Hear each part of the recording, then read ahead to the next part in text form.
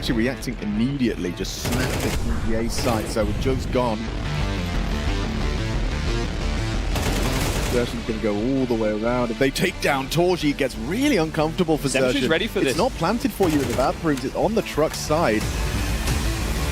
It's going to be provided, the defuse comes through, and FUT will pull it off.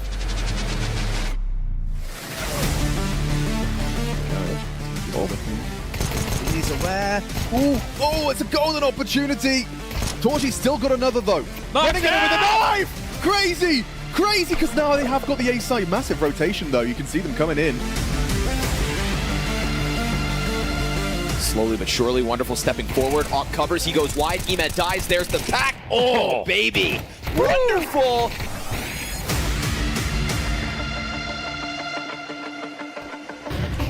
Then the Berettas go for the rip. Ooh, Techno gets stuck on the windowsill, eats the frag grenade, headshots out for 2. Blitz has got the answer back as he gushes one, but Mikaze's last bullet kills Enzinho. And then off the reload, he'll find himself a quad kill. Techno bails out of the apartments, ready for the jump down onto him. Op is now on the line, and it hits its first shot. Cobra not gonna waste the chance, but it's back. Oh, 180! Whips it over to the cat. Oh, triple for Cobra! CT's trying to move it up. Belchanok, good headshot. Trying to roll forward with that momentum. They will catch another one on Yakinder. So MongolZ's response starts to come through. Yuri's cleared off of Goose, and now Nota into the jump over top of the smoke to try and spot Quesorado. The Berettas pull through. Oh, wait.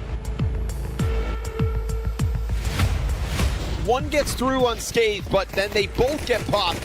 Nice headshots coming out from the defense. Here's the answer back, though. It is all MongolZ. Sees both. What? Okay, Jame is this close to death already. MongolZ, all 5 call kills, straight up ace. Pop on Falcons set up by 3, but they lose their arch play, and so they'll lose the chance at continuing forward with any round wins for the time being. The bomb's having to rotate in a little late now. It looks like Brokey might miss this timing after all. Noise made, gonna catch.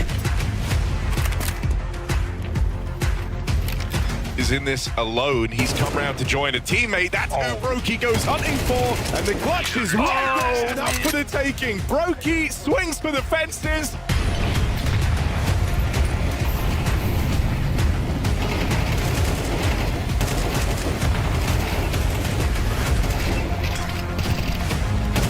Okay, 1 HP, Twist gets that trade. Bomb is loose, Twist just trying to survive right now. 3 kills deep, there's a 4. Twist looks for the ace, and he keeps FaZe in it.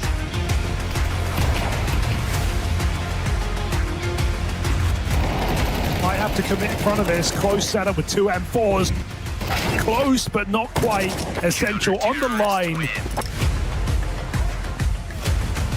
Did they clear the corner? Even if they don't, this Glock might not be the gun for the job, but the knife will. Team kill came in there. Kenz has all got a nice lineup. Really proper util though for it. The smoke and flash already gone. Beautiful. And the retake now. Wakadia will remedy it. Line up. Oh no. Awkward TK in the mix. Knife now pulled as Tizzy tries to stick this defuse. Final shot for Wakadia. Just gets him off in time.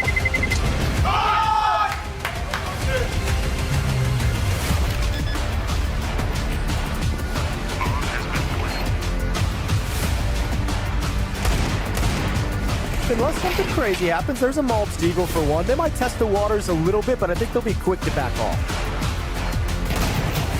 Get off to a good start. You get a strong buffer, but the problem is MongolZ is melting them on the Deagle. MongolZ making money on the MAC-10. It's got a connector as well.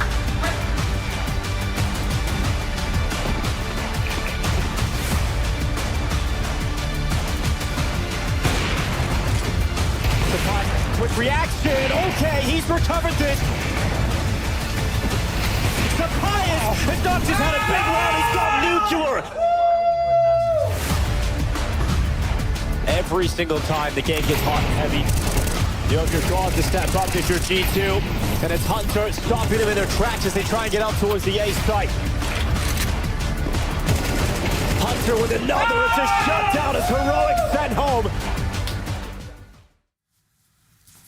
Welcome to PGL Cluj-Napoca, the final day of group stages. 3 spots remain in playoffs, and by the end of today, we will know which teams are heading to the arena. Na'Vi is going to be stressing out. They're going to be playing later because this is Emma's hometown advantage. This is where you want to see the Romanian on the big stage. I'm sure that's playing in the back of their minds. We'll get into exactly what happened yesterday. Dust, Pimp are with me. Na'Vi going down to the MongolZ, a team that we had a lot of question marks around because of that Cobra Zero pickup. Turns out, Mara did it again.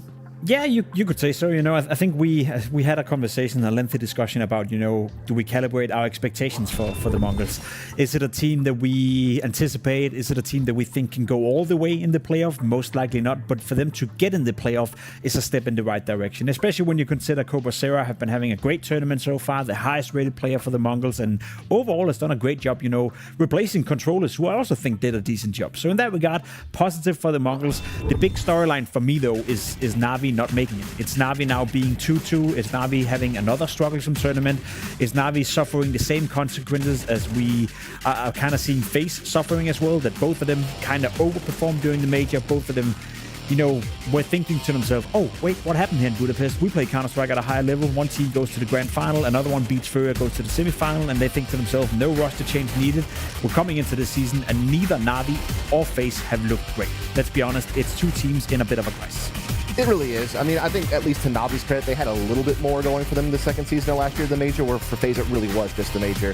But you're right. I mean, so far at the beginning of this year, things have not gone according to plan. As you said, they had potentially the opportunity to maybe make a roster change here or there if you felt like you didn't have the right squad to get you to become consistent title contenders, which is obviously the goal of organizations like Na'Vi and FaZe who have been around Counter-Strike for a very, very long time. The expectations are always so high for them.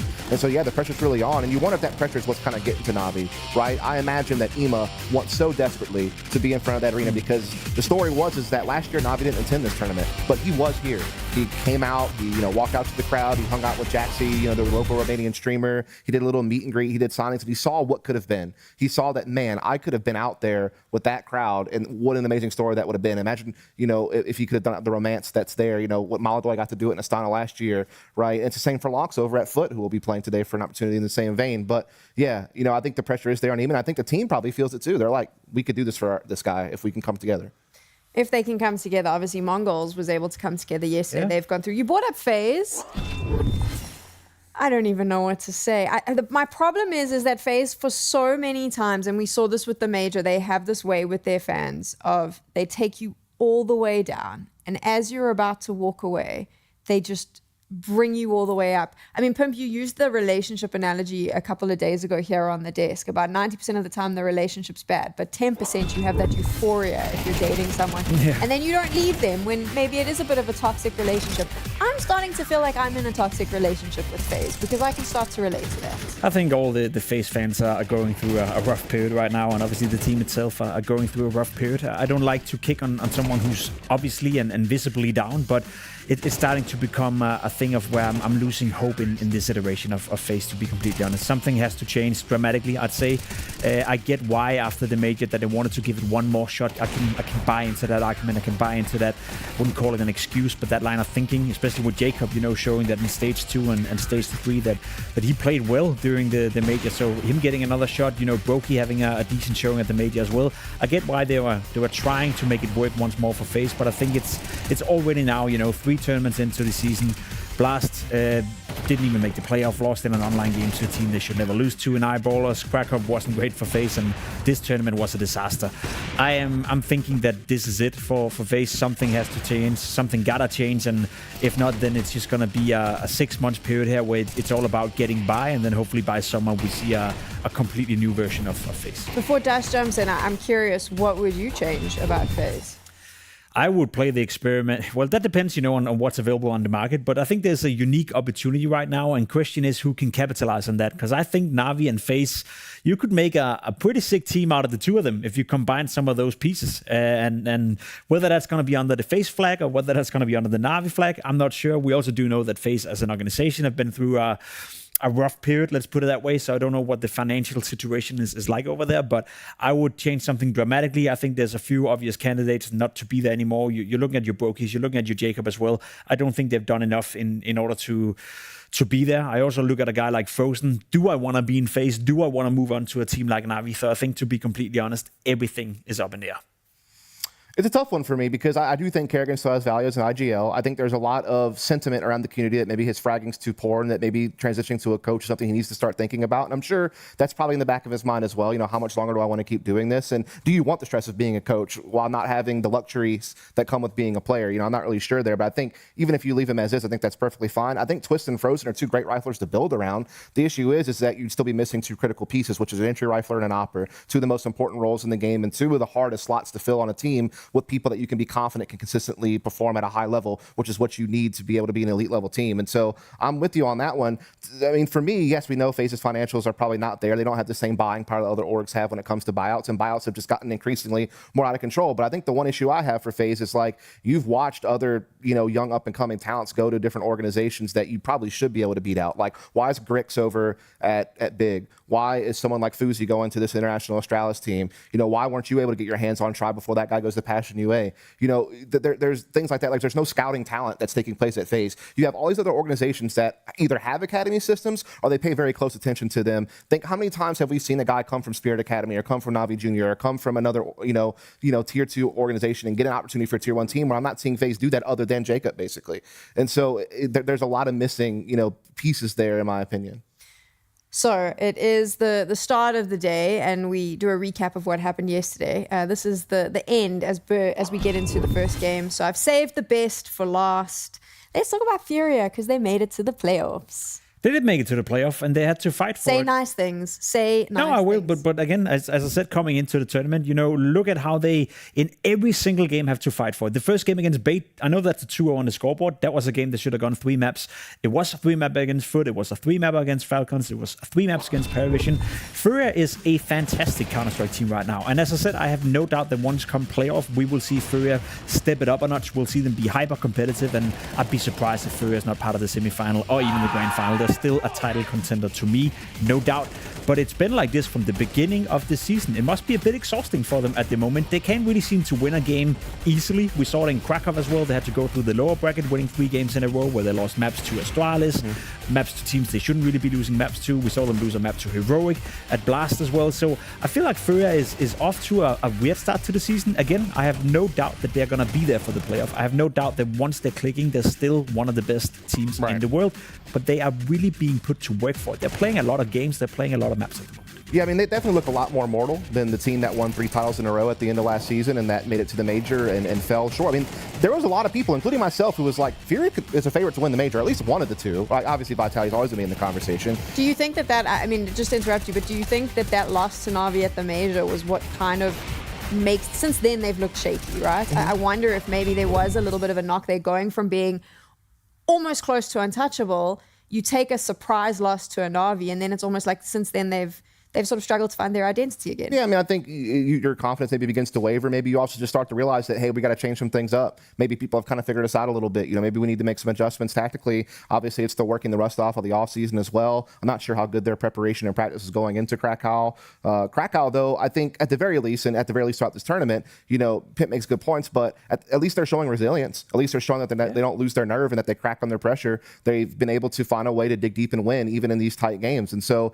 yeah, they finally lost the Falcons. That one probably hurts a little bit, but at the end of the day, whenever we look back, the bigger picture is they went 3-1 in groups and they're in the playoffs, and that's exactly where we expect them to be, and they're still going to be a dangerous threat throughout. I mean, I think outside of Vitality, who clearly is the best team in the world, and MOUZ, who consistently always makes semifinals for the most part, FURIA is that other team that you feel like is a consistent title contender every time that they step onto the server.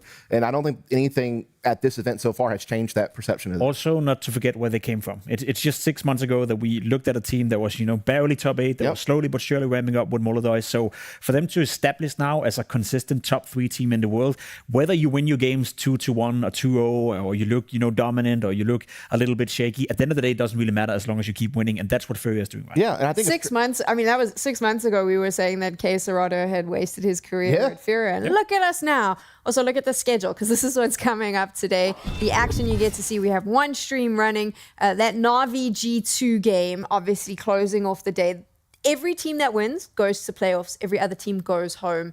It's kind of insane when you think about the situation Na'Vi and G2 have got themselves into. It'll be a disaster for both teams. That's a must-win game, both for Na'Vi and for G2. And obviously, kept on hindsight, only one team can win. So that's going to be interesting, to say it at least, especially for G2, who is in a VRS scenario right now where they need some points. They need to climb the rankings. So I'd even say it like this. Yeah, it would be a massive disaster for Na'Vi, and it would definitely give me some wrinkles, so to speak, if they were to lose this one. But I think it's more important for G2 in terms of the VRS standings of getting some points and getting to the playoff.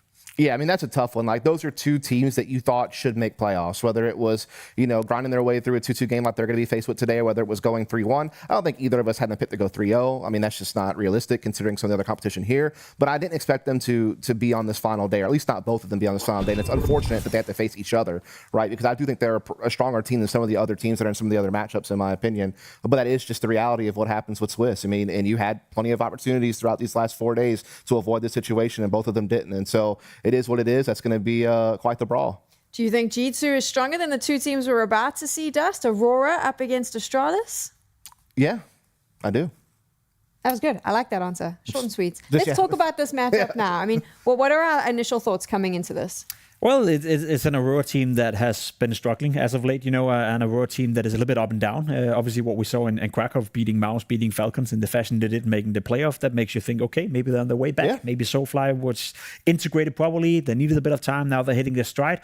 I think having watched them play at this tournament quite a lot, it's very inconsistent what we get from Aurora right now. There's definitely good portions. There's definitely bad games where it doesn't really click for them. But at the end of the day, I think there's a lot of quality within the lineup still in Santaris, and in the fact that it's a team that has been quite consistently, getting into playoff when you look at the past year. Now, as of late, Aurora, it's been rough, I'll be honest. So they're not coming into the best shape right here. They're not coming in as what I would describe as a clear-cut favorite, given the opposition is Astralis, but they're still the firm favorites in my head. Yeah, I echo what Pimp says. I mean, this is a team that didn't even make it past stage 2 of the last major. That is abysmal. But then, as you said, they came to Krakow. They beat some elite level teams. They had a very deep run with the debut of SoFly. And SoFly, I thought, made a really good showing of himself, right? I mean, I think that when we saw this roster move happen, a lot of us out in the community were looking at it and be like, does this really address the problems that you have? Because when we watch Aurora play, it wasn't that they didn't, have firepower. It's that they just didn't play together very well. They lacked some of their key sides, and they just didn't look like a unit. But I will say, SoFly, so far, so good. Has he been amazing every game he's played? No, but I don't think you expect him to. Like, you realize there's going to be an adjustment period, but he's had pop-off maps, pop-off series. He played well, just generally speaking, throughout the entirety of Krakow. And so, yeah, I mean, I think that this pickup actually has worked out, even if it wasn't the one we thought they needed. You mentioned there some of the problems that Aurora had and whether or not this lineup change would address them. What are those problems, in your opinion? I just think the leadership is still an issue on this team, whether you want to say it's major as an IGL, whether you want to say it's coaching, whatever the case may be. I think their map pool is extremely limited overall, and I think their T sides, generally speaking, are a little bit weaker. They're effective because they have really good entry power, so when they played like this gather and go style, this very one-note pacey play style, it can work just because Xantares is one of the best entries in the world, and you got some good traders behind them. So yeah, you can load up the box and make some things happen, but when the going gets tough, and you got to make an adjustment in the mid-round, or you have to try to, do a mid-half adjustment to try to change things up, I think they lack that ability. They're very one note, they're very predictable, and that's what holds them back, in my opinion, from being a more diverse squad that can do big things. I think that's a fair point. It's a team that's having a tough time, reinnovating the strat book, reinnovating the way they play Counter-Strike to be a bit more unpredictable. I think a lot of teams would probably agree with the sentiment that they're quite easy to read comparatively to other teams on their level.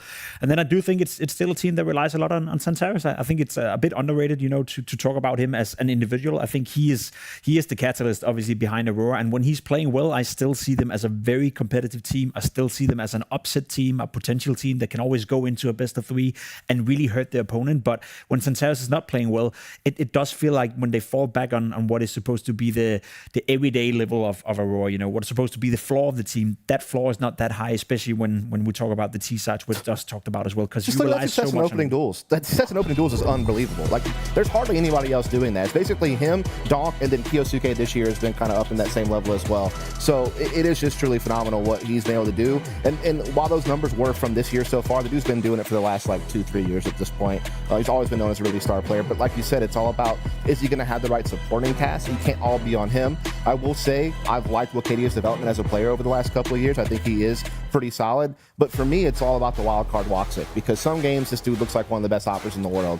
You see the flashes of the guy that we've known for years to be a very talented operator, but then he'll have the games where he goes completely missing, or maybe a whole series where he's not there. And that really hurts a team who, with some of the other discrepancies that we've kind of talked about that they're struggling with, you need everything to kind of, you know, be on point to have a chance to be a competitive team. I think that's a fair point, but I slightly disagree with the Voxic point, because that's my issue with him. He used to do that. He used to have those flashes where he would be, you know, okay, popping off, and you're like, oh, that's the old Voxic, you know, occasionally. But I feel as of late, yeah, he's having decent games from time to time, but he doesn't have that massive impact where he's taking over the games, where he's the one that is the catalyst behind the team. That's always left to Santaris, I feel. So there's less and less of these Voxic popping off and less of his impact. And I think that's something that's been hurting Aurora as well, because they have to rely on their floor a lot more often than they used to. And that floor have proven not to be that great. Let's move over to Astralis. Obviously, they're still fighting for their life in this competition. What do we think of Hooksy and the boys? I mean, so far, it's been a weird mixed bag, because I've seen them dominate some of their opposition, like 3D Max and FaZe, and I think the FaZe one was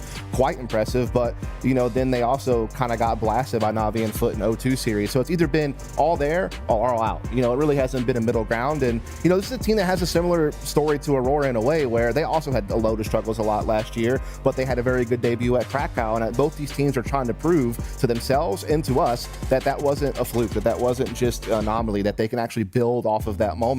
And, you know, I think that so far, at least they're still in the playoff race, but there's definitely been some shaky moments. Yeah, I'd agree with that. I think it's hard to quantify what Astralis is at the moment, and it'll be interesting to see how that team is going to develop.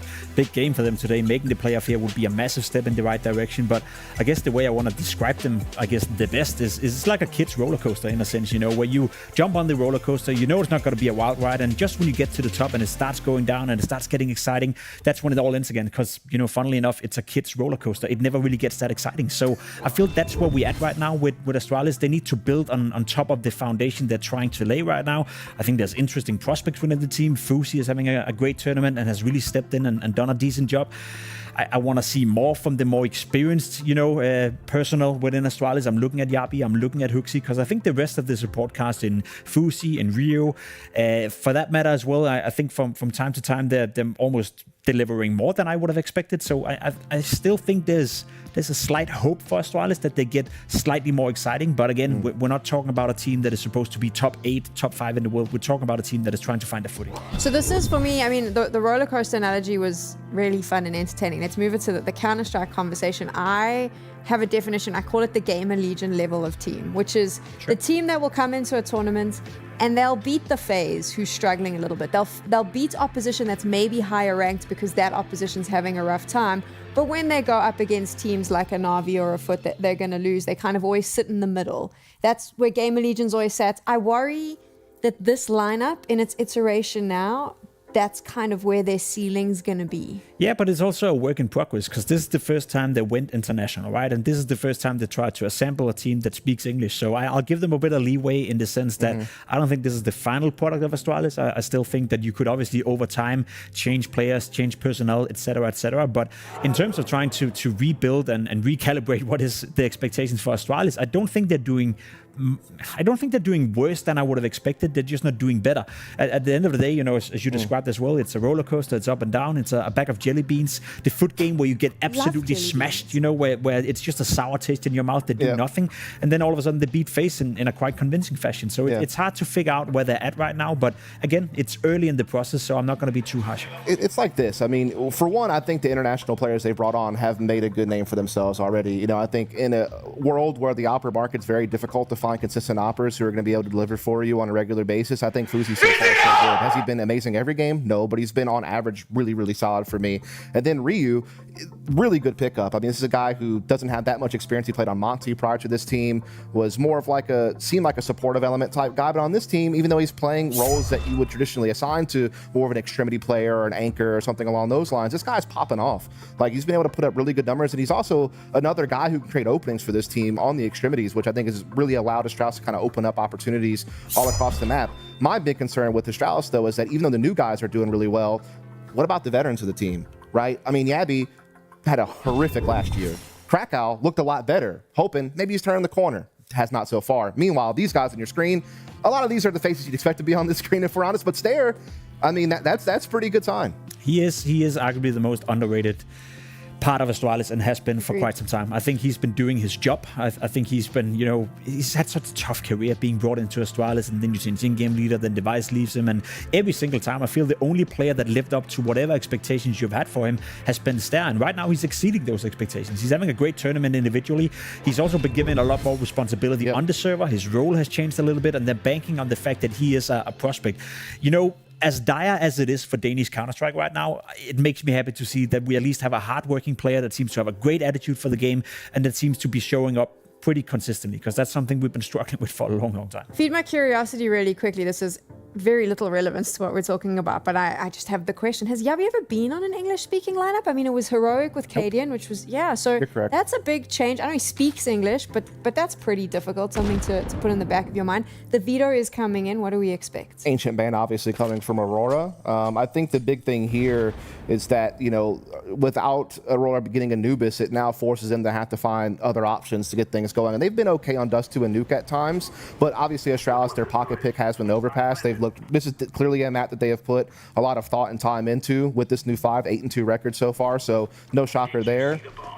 No shocker here with this one really either. Without Anubis on the board, it was either going to be this or Nuke, I think, for Aurora. Yeah, I think Dust 2 makes an awful lot of sense for Aurora to bring that into the mix. Also a map that Astralis are struggling a bit on. Let's be honest, historically speaking, a map Astralis haven't played for a long time either. Something they're trying to integrate. No Nuke, no Mirage gives us Inferno. Big surprise, you know, the handshake. I think that's a decent map pool for both teams, but it is quite interesting when you have a matchup like this where Anubis goes out, Ancient goes out. It's two clear, you know, favorite maps played for both teams and the two permabans. So we are getting a very middle in the pack kind of veto right here. I think Astralis has a big edge on Overpass. I'll give them that. I think Dust 2 is a little bit up for grabs. I don't really know much about Astralis's Dust 2. They haven't played it that much, and what we've seen, it's been not so great. So, I mean, I think the teams got what they wanted out of the picks. I think when it comes to map 3, though, it's really up for grabs on Inferno. I think both teams are kind of in a similar boat there. So how do we think this first map plays out? I mean, what does Aurora bring to the table here? I mean, here's the thing. Like, Aurora isn't necessarily bad on Overpass. It's just they're not necessarily excellent on it. You know, they're kind of a 50-50 team. They're not bad, but they're not good. Yeah, they're kind of just an average team. And it's kind of the same story for a lot of other maps where it's just sometimes their T-sides really lack. Sometimes it's a little bit one note. And sometimes they really struggle to get things going. But what they can do is they can play really good defensively. And it's because of the talent they're able to spread across the map. Xantares is probably one of the best A-riflers in the world in Overpass. I mean, this is a guy who just dominates his position. He's very aggressive. He's very confident. He can deny a lot of space. He can make teams work a little bit harder for that initial layer of territory that you want to be able to play out your defaults.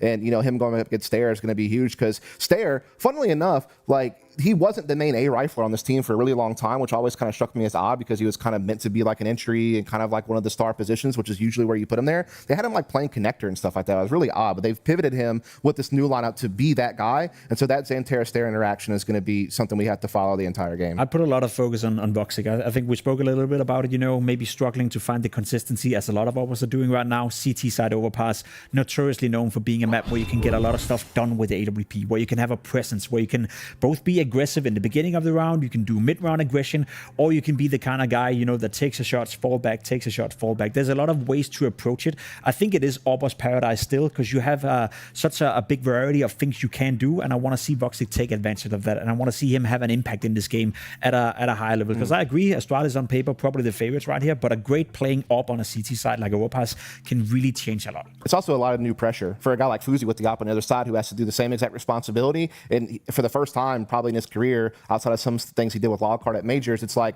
this is for an opportunity at a Tier 1 playoff. This is a different ball game for someone like him who hasn't necessarily played at this Tier 1 level for a long time. So Sponge and Machine are ready to take us into game. I have a quick question for you, gents. Do you like roller coasters? Yes. Love them. Me too. But kids roller coasters, they're kind of boring, no? Real roller coasters. Yeah, like, there was my favorite the one. ones that go upside down. Like a caterpillar. It was like a caterpillar. Went around in a circle. That's not the roller coasters I like. I like the ones that go fast, they go upside down, you're doing the flips. I do like roller coasters, Sam. I like that mentality. If you had to choose a team that's still in the competition, who is the team that is most like a crazy roller coaster? Falcons. Still in it, yeah, Falcons. Actually, that is a good one. Yeah. They made me happy. They made me sad. Bit they of made me hold both. my breath. Yeah. Yeah. And scream. Yeah. All those things at once. Here we go. Deep thoughts coming to you this morning. Let's get into Roller the game. coasters. All right, I didn't think we'd be starting there, especially not on overpass. Yeah. Which is more like a merry-go-round. It is a merry-go-round, and occasionally, you know, the merry-go-round speeds up at the very end of the run. Well, hopefully this one starts off the hinges. We've got two teams right now who are trying to determine their place in Counter-Strike's pecking order in 2026. Roster changes for both, one more drastic than the other. And home turf, as Dust pointing out, for Astralis, 8-2 record on this in 2026 alone, so most played map. This is their comfort. Saw the interview just talking about where that comfort comes from. I think that was the question. The answer being, well, it's very comfortable for the individuals, and Yabi in particular gets a lot of work done on his own beat. Lovely start for First Woxic. shot. First bullet out of his P2000, and he's removed Stare. Well, it's very forward position from him. The question is like, he's not going to be alone, right? He wouldn't have taken this position solo. He is getting the round done solo, though. Another headshot onto Hooks. He might even have FaZe here. Yo, nice, important find back. You've got long occupied by Madja. You're taking the A bomb site, so retake time? Yeah, look, the round had to change because Hooksy had the belt of util alongside of FaZe, but the bomb will get planted. And FaZe does have util. I'm not sure how useful it will be. Wow, this timing from Madja. Yeah, I think knows he he's may not have found noted, knows it was missed. You hear Soulfly advancing. Lots of bodies going to try and clear out FaZe. And no Kevlar versus Jill Berettas. He has to be precise, and precise he is. Love that. FaZe's down comfortable for an Astralis pistol. Wow. Some wicked shots there from the Swede. That one fell done and dusted after Woxic gets the first two. Truly. Because the whole round has to change. Because Stare's meant to make the space so that the U2 of Hooksy and FaZe can get in position for the execute. But the round changes and some smiles on the faces. That'll be the pistol their way. First bullet of the game, bang. They are both tidy shots, but FaZe, he is looking even sharper. So both AWPs on the pistol round, delivering some output. Yeah, you really can't mess with that. That's an incredible clawback. I thought Woxic had done it enough. Getting the bomb down felt like a consolation prize, but instead, Astralis will get that T-side and T-side overpass pistol. Just makes it even better. Ooh, is this going to be a Stare spray down? Do they actually keep pushing, or are they just going to punish on the round of the corner? I think wait for something as a reaction. It's a bit of a terrifying prospect as you round that corner. The Gatling guns of USPs. Now that we're locked in. A little bit of sauce on that one, so need to just quickly erupt off the information into B. And you can have that, Galil. Stare said it's okay. Chance to do a bit of stat padding there, Stare. They just highlighting just how highly rated he is in the tournament so far, which is crazy considering we're finding ourselves in a 2-2 game. Yeah, and you see the company he's with in that stat. You're normally expecting teams to have had I don't want to say an easier road in terms of opponents, but one in terms of amount of matches. Hello. Open the door, Soulfly. $600. Kill. Ooh, damn. Well, that Galil will be back in his hands.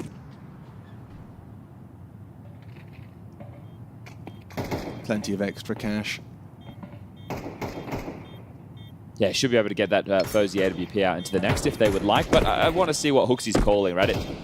It's nice to see Hooksy happy, which is a strange thing to say, but towards the tail end of last year with Device and Magus on the roster, clearly something wasn't right. It did seem tense. Yeah, and I asked Hooksy just a couple of weeks ago when we were in Krakow, I said, you know, essentially it was a dead team, and yeah, he agreed to that sentiment, right? So they were just seeing out the year. Now he gets some more young, hungry individuals who are looking to ply their trade on the big stage. And this year we'll get them there to Friday, right? This is what, and for Aurora on the other side of things, they're looking to return to the successes. Last year, the most successful year for Turkish Counter-Strike. Yes. Making all the playoffs they did, being threatening against some of the big names. Sure, you can talk about the lack of that once we got into the arena games, but regardless, they were there.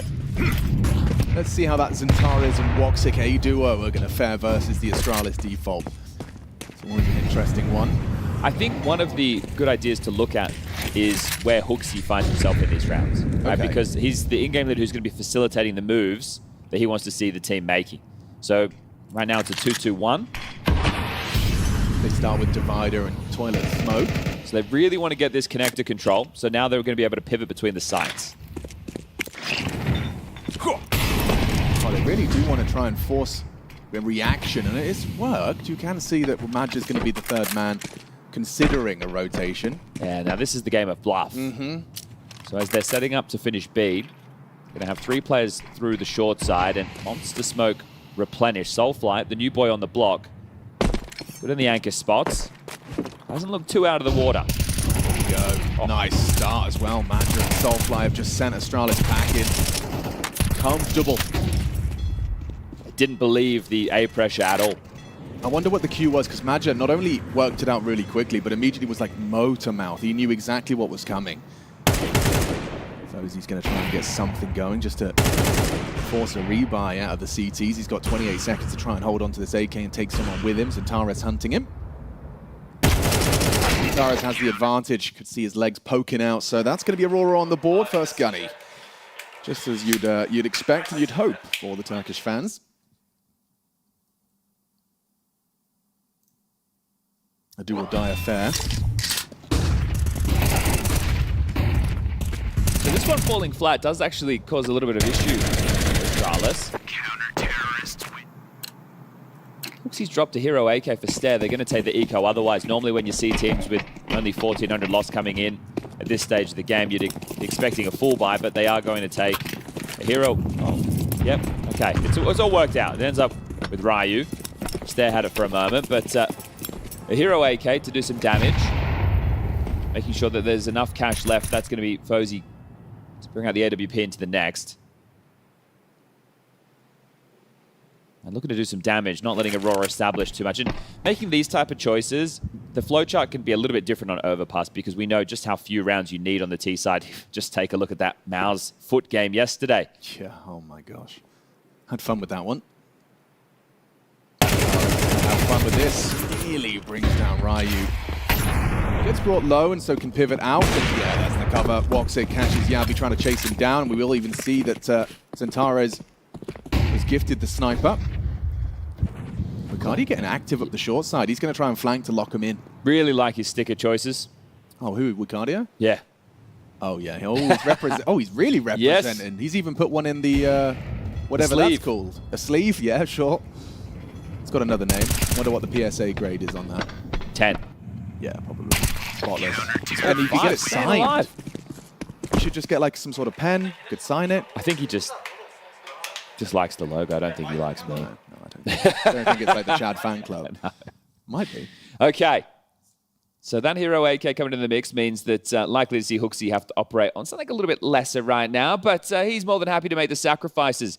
Taking the timeout, conversation to be had. So it's going to be 3 AKs, the FaZe AWP, and then Hooksy with a Galil or just a MAC-10. Now they've given them a couple of easier rounds. That's 2 consecutive where the cash is now building for the CT side. Not a single casualty to note.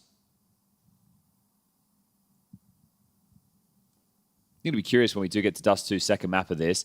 There's a couple of results in there for Astralis. The last 2 back in Krakow where they were both overtime losses. 16-13 to Spirit, 16-13 to PARIVISION. Right. And those are 2 teams who are pretty damn good on Dust 2. So, you know, I think that's maybe showing a bit of the weakness in Aurora's map pool not picking Mirage, which is what most people would pick against Astralis to punish.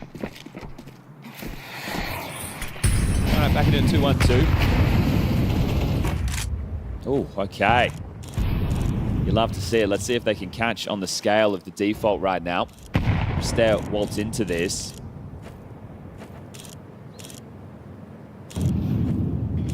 Yeah, X-ray off makes it even spicier until he does slip off his head.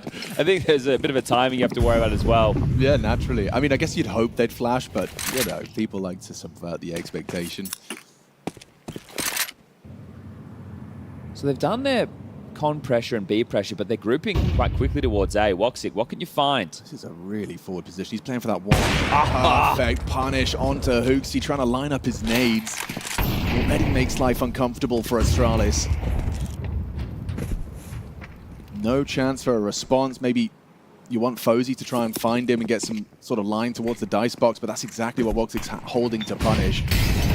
This is a strong smoke. You can see how it obscures Woxic's view. They're going to advance. He'll break, and just like that, he finds number 2.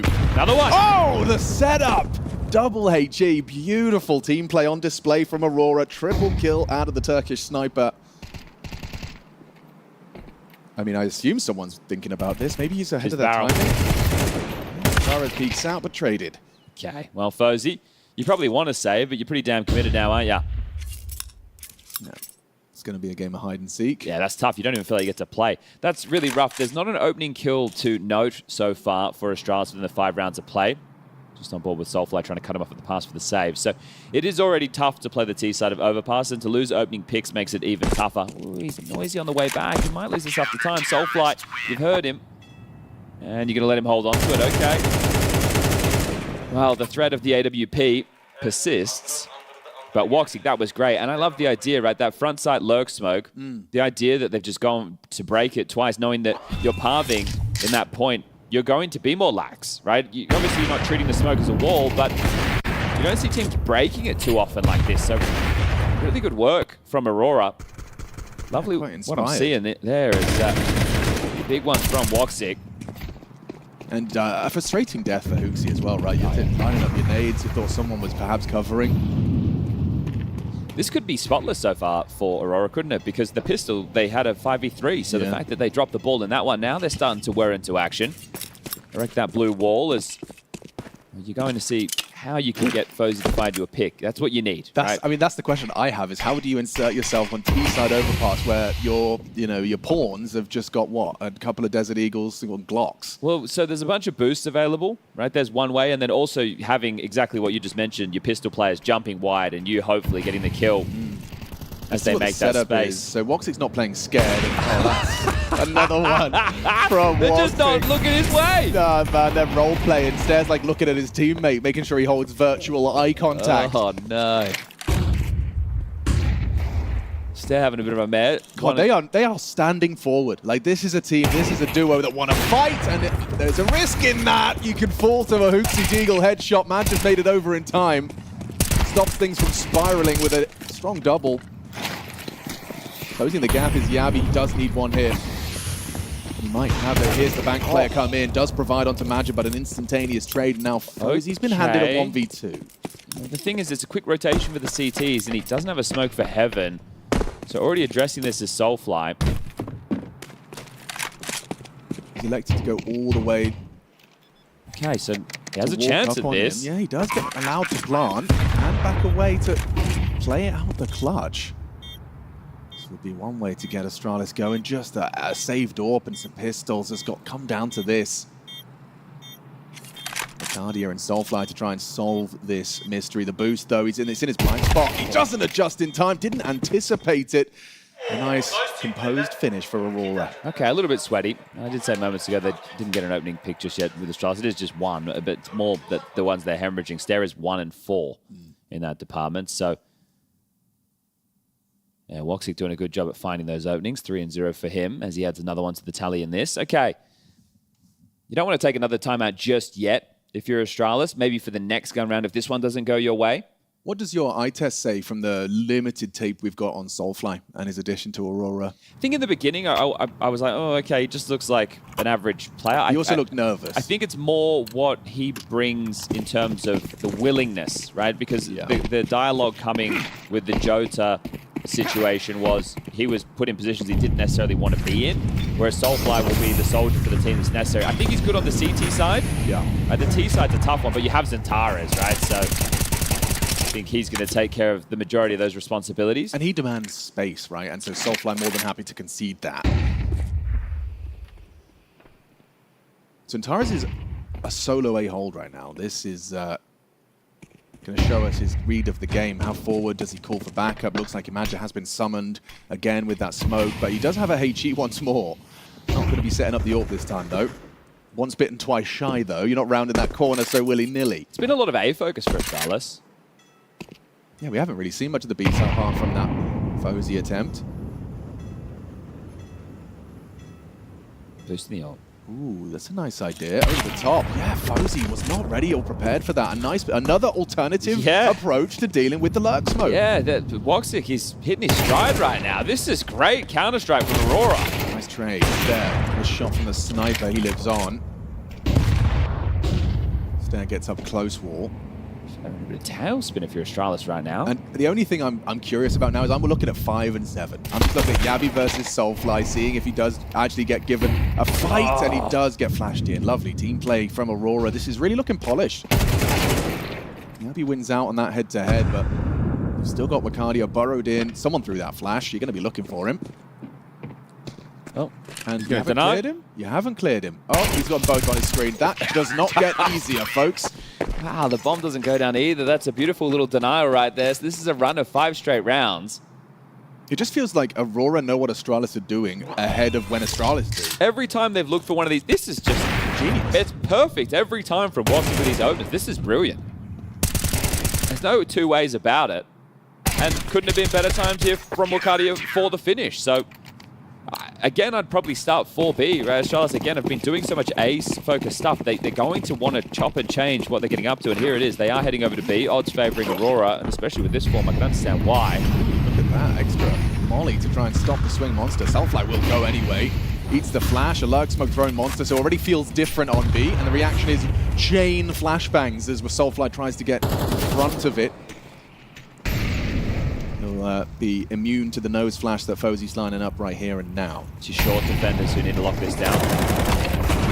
Fire on the fade, it's all perfect. Solid defense. Last man arrives, it's HooXi. They won't get anything. It's 5 alive, that's going to be great cash in the coffers as well. 6 kills in the last 6 rounds. Woxic has got, wait, I'm waiting for it, nearly 14,000 in the bank account. It's going to be hard for you have to win gun rounds on gun rounds if you want to see any sort of economical. I mean, how many rounds was it without even a casualty? That's their 3rd now with 5 alive.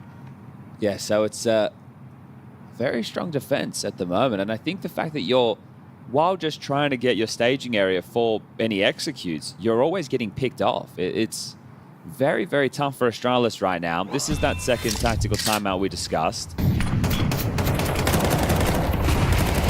Soulfly makes that look easy.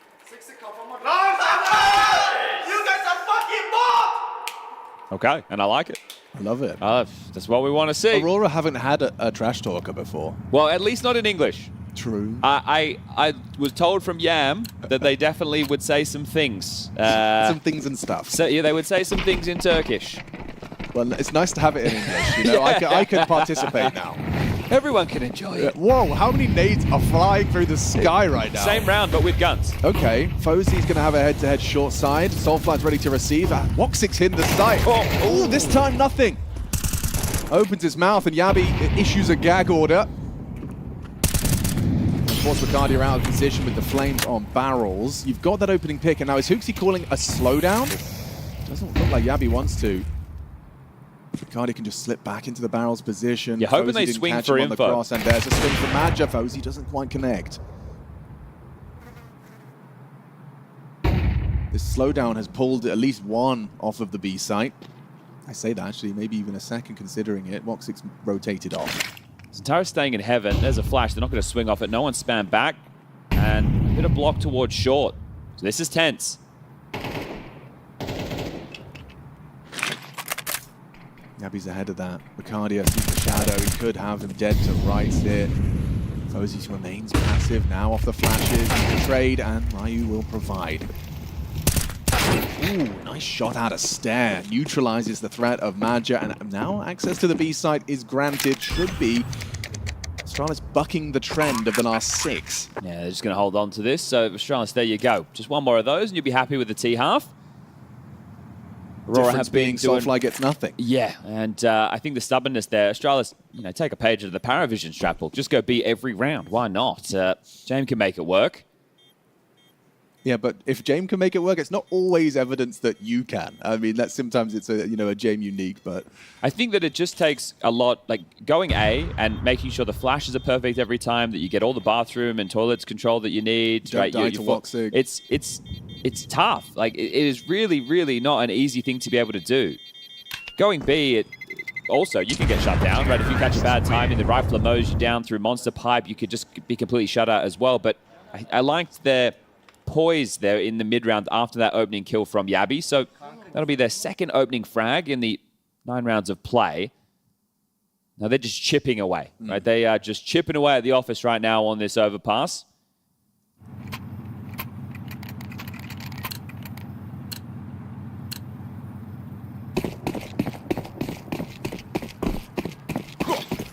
be the same again. It ain't broke.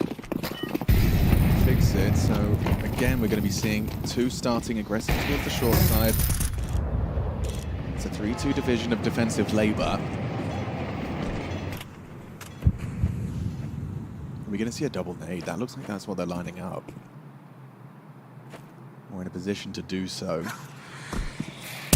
Oh, perfect timing for the Magic Retail. Response actually finds more connection. Counter nade, love that. This would be good. Lucadia, oh, he's just moved Just away. left, and Soulfly's not going to catch it either, so yeah, all for naught. Hooksy just walks on through to his demise. It's a Soulfly opener this time.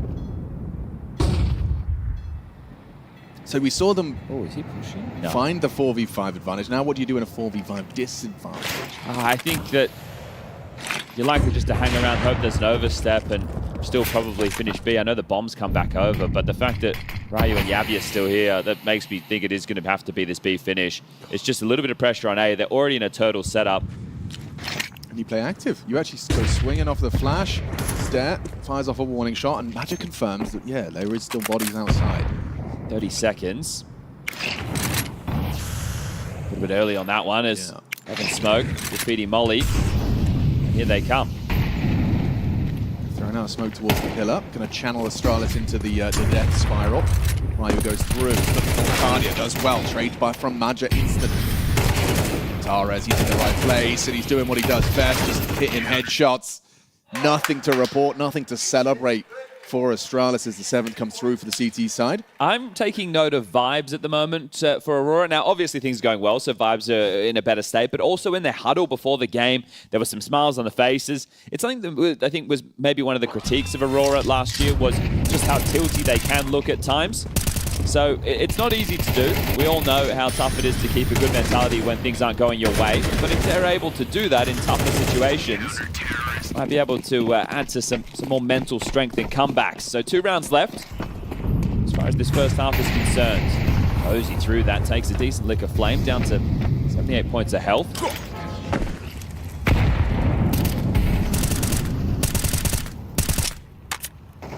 And, well, back to A. It's been hard to get Woxic off of his perch. We're going to see some AWP-on-AWP action here off the flashbang. He'll drop off and not caught. I think he saw the change there when FaZe was switching between guns. The barrel just poked out, so he had a premonition this was coming.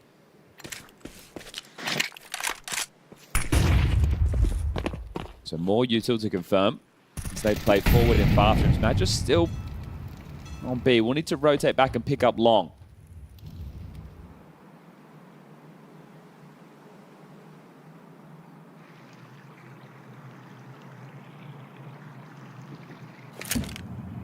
Oh, that's a lot of info. That's a lot of info. I've spotted the bomb, and he's not alone on long. Centaurus will flash, try and delay them further on this exec. Woxic going to be in 2 minds. He wants to lend a hand, but with Maja finding that frag, he stay active towards Divider. Falls apart. FaZe has managed to remove Maja, but at what cost? It's 2-on-3. Woxic's position was noted. Yabi concerned about that, but could be exposed. Yeah, good adjustment. Knows where both are. He does. Soulfly on truck. Woxic in the bathroom somewhere. 18 seconds though. The time pressure is going to be what gets him. And never mind, it's the AWP actually bringing the fight. The Southpaw sniper strikes once more.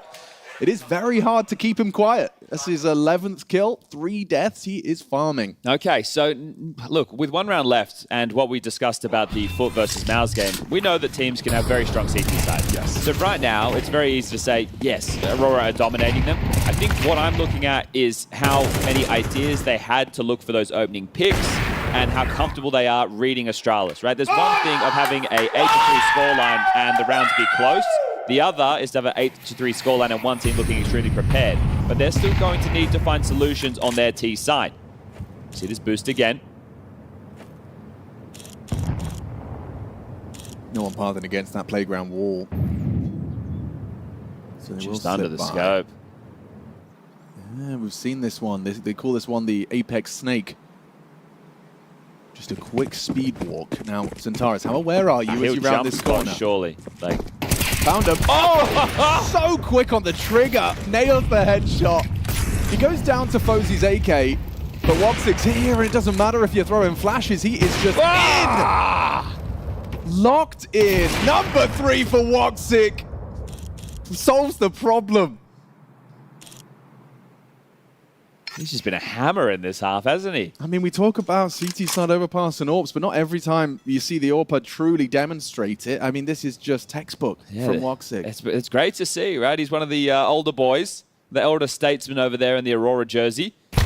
We always talk about him from his MOUZ days, but good to see a bit of that flair, as that is a great half played. You lose the pistol. Whoa, Faber is actually smiling. You want to This talk is about, what I'm saying. You want to talk about vibes? I don't know why they haven't... Well, I do. They're winning 9-3, but they've really come in today.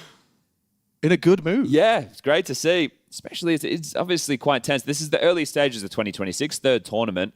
You would love to continue to make the playoffs. They were just doing that over in Krakow. Now they've had one of those runs where they lose to FUT in the opening game. Well, we're respecting FUT, and I think Aurora were too. They have to take on Pain. Pain are in a tough spot right now. That team is continuing to go down the drain.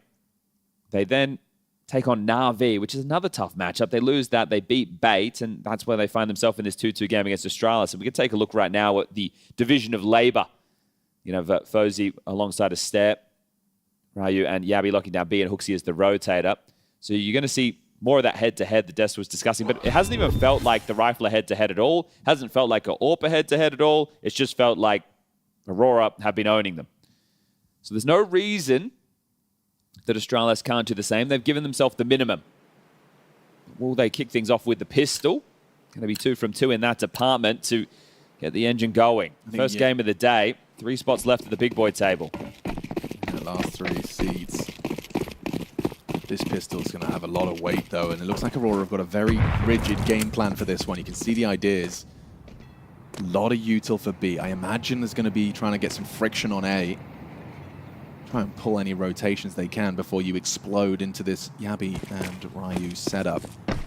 Well, FOZY went aggressive early, and now he's kind of parked back in second, a little bit more passive, so they don't actually have all the information. Yabi searching. Hasn't caught a glimpse just yet. So in the relative blind spot right now, here they come. Oh, yep, he's going to have to turn away.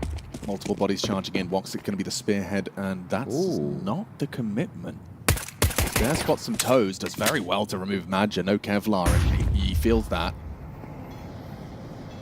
So that's an efficient way to provide Astralis with an opener and a necessary pistol round. This is not going to get easy for Yabi. Oh, never mind. It's actually going to be easy for Astralis. Everyone's hit their shots there. Ryu's dual Beretta's activated.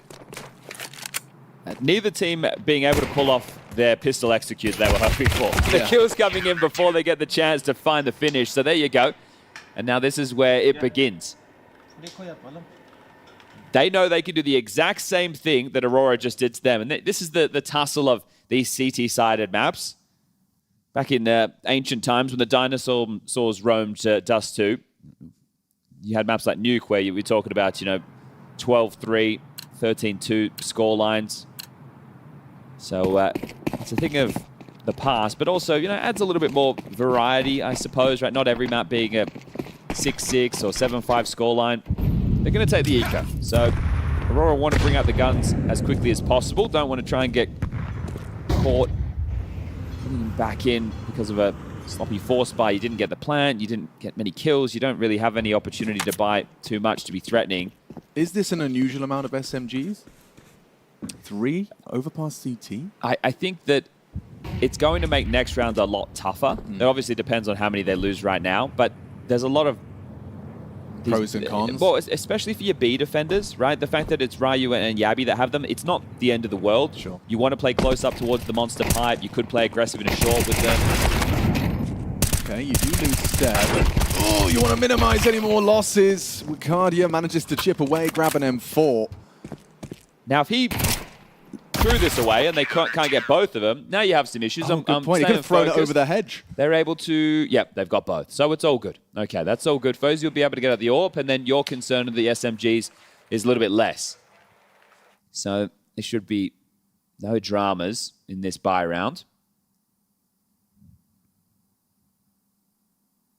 How long will Aurora go without a round? Then the longer it takes, the harder it's going to be to get 2 consecutive. You want to get it done in the early stages when the finances aren't brimming. You want to take care of this early if you can, but easier said than done. 3-1-1. Stairs over to get some early damage, and it does land close to Woxic. Softened up for an M4 headshot. Turning very quickly with essentially all 5 towards A after the opening util. If they go long, they'll have to get past this AWP. He's dismounted.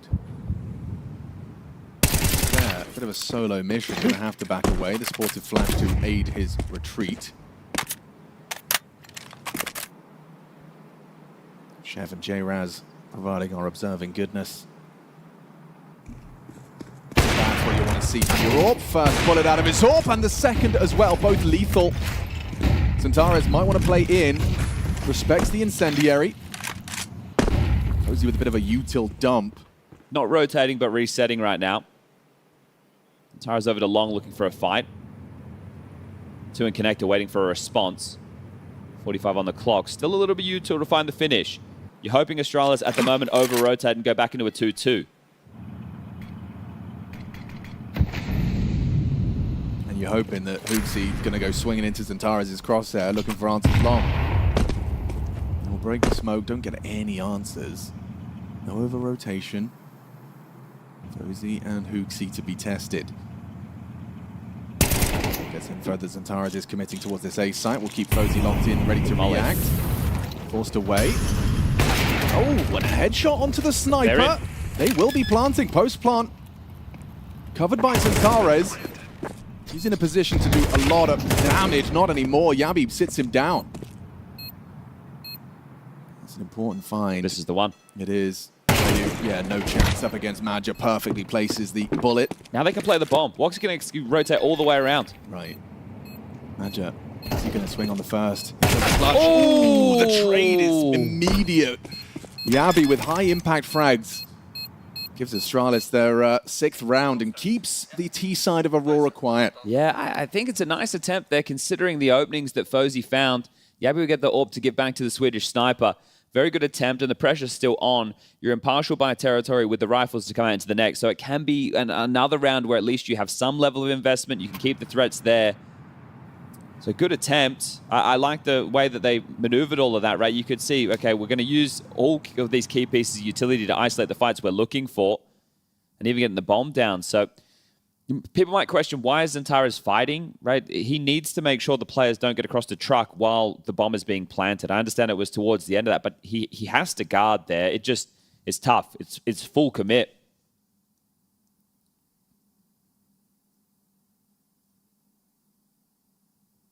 So 3-round gap now. And as mentioned, it is going to be partial investment. This is a bunch of MAC-10s in the mix. Now, there are 2 players without head armor. That's Step and MongolZ.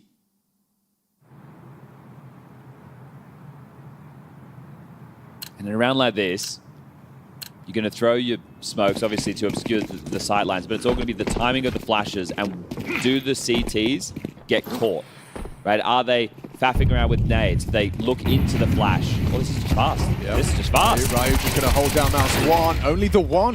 Important from Centaurus. Soulfly breaks in with that low HP, trying to take some space, and does pay the ultimate price. MongolZ's good for that. Oh, messy from Yabi. This is hectic. This is threatening. You get low HP, but you've resetting. Kind of had access to the site there. They're not to know. Full resetting. Look at this. It's a long rotation back. Around the world for Madja is insane. He's going to try and make the play. But now it's the A rotator as well as the AWPer. Oof. And for Astralis, do you just kind of want to hedge your bets and play for the retake? That feels uncomfortable. Well, we don't even, like, Madja might not even full commit. I know that seems crazy because he is just darting around the world, but he's not connected with Woxic at all. Look at Woxic, he's still playing over towards water.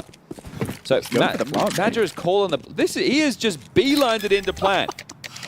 All right, well, where's Woxic? But they have some issues. FaZe has a smoke for the bomb. MongolZ has the, oh, Woxic's gonna play the flank. Oh, this could work out. So they have to clear everything right now, and they are likely going to wait for that smoke to fade before they play. MongolZ kind of aware. Considered it for a second. Woxic's going to catch the flag. This is an inspired solution to the 2-on-2. Woxic's got your back turned. Now FaZe, he's in between two minds. What am I supposed to do here? Get out and save. That's the best option. What a way to get yourself around. There's just so much certainty in Maja that there will be no one tending to the A site whatsoever. Come on. I mean, Zentaros is smiling. Faber's smiling. Well, wow. Maja.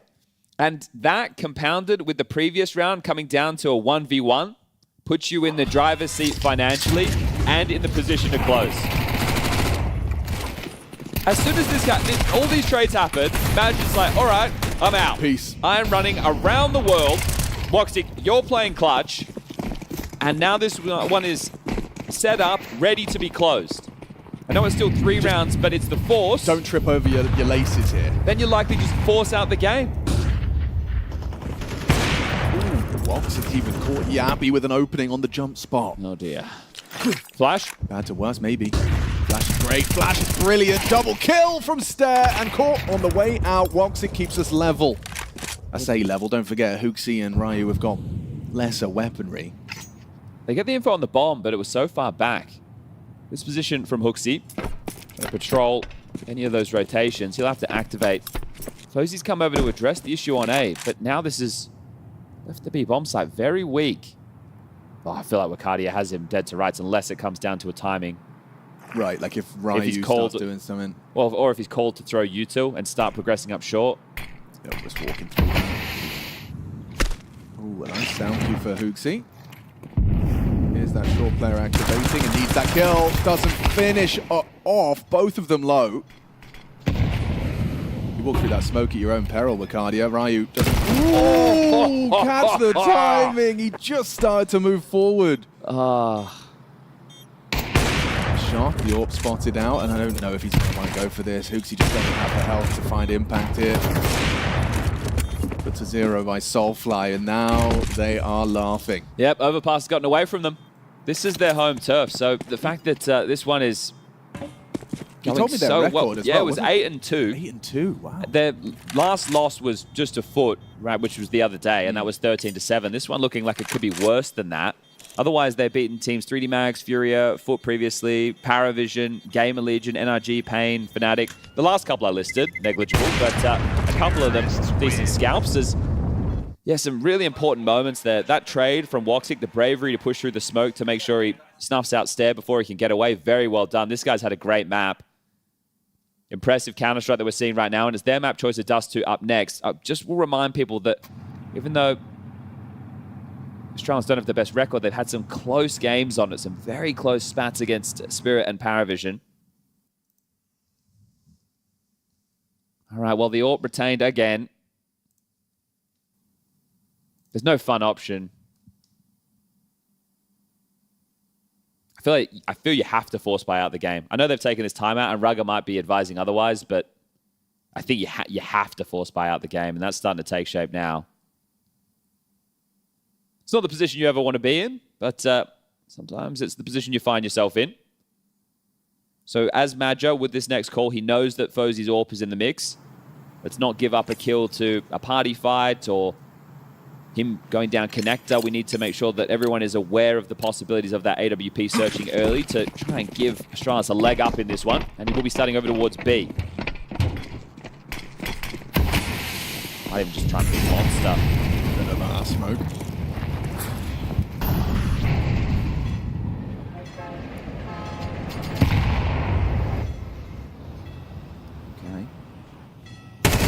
Double denied. Stare stands strong. Absorb has been noted, and they've got full short control. They've even got sketchy. A second Messi from Maja. You just heard him unloading his mag, and it's going to be Stare that leaves with a second kill at AK-47 and full connector control. I say connector control. He has abandoned ship. Look where Stare's gone off to. Well, they know that's the A defender, right? Someone needs to tend to it, so they can reset. And at this point, Aurora don't know that, so they're going to have to spend that time having to clear it out or worry about it. But they're just going to return to B. It's a good call right now. This is where just the pistols lie. I'm surprised Stare didn't give that AK to a healthy member. He's focused on his timing and ensuring he gets deep towards the long side. Oh no, Yabi's leaving too. They're convinced. A gamble. Ryu's got a lot of work to do upon the fade of that smoke. And it's fading soon. Stare playing forward like this can... Yes, so Yabi's back in time, and actually FaZe should join them now as well. They can have 3 here. Good info gathering. Ryu has the shadow advantage. Zentaris has got the precision. Still removes the 5-7 without any problems. Not ready for Yabi. Fine, dancing around the pillar. He's done a lot with the pistols. Okay, Astralis. It was a must-win, an ugly force. Stare with some proactive info gathering and an impactful double. Yeah, you see just the understanding of timings, right? So we block Monster. If they are going to play through, we have made sure that we're playing for info elsewhere. So there's always something happening. It's not just a block, sit, and wait. They're being active. It's a little bit unfortunate Magic doesn't win this fight because he's had some moments where he's hit some nice shots in this map so far. So that one, you know, this is where the micromanaging of Magic probably comes into play. And him looking at the radar, maybe calming something in that moment within the mid-rounds, and then him getting caught, not completely focused. Zentaris is looking for a fight. Yeah, he does want to try and find something. And we'll have to do it with Ichi already softening him up for the headshot. Ryu's ready for this fight. Oh, but the flashing is perfect. He just gets booked. Entry provided. Access to the site granted. Zentaris flattens another. With Yabi gone already. Things spiraling for the Astralis defense. Bomb ticking. Must win retake, surely. It was just the AK. They're unarmored around it. Zentaris has just done what Zentaris is designed to do. Oh, the boost. It finds him. They removed the main threat. Now they start to flood in. Huxi has provided a way back in for Astralis, but time-sensitive mission, and now P250s be hitting.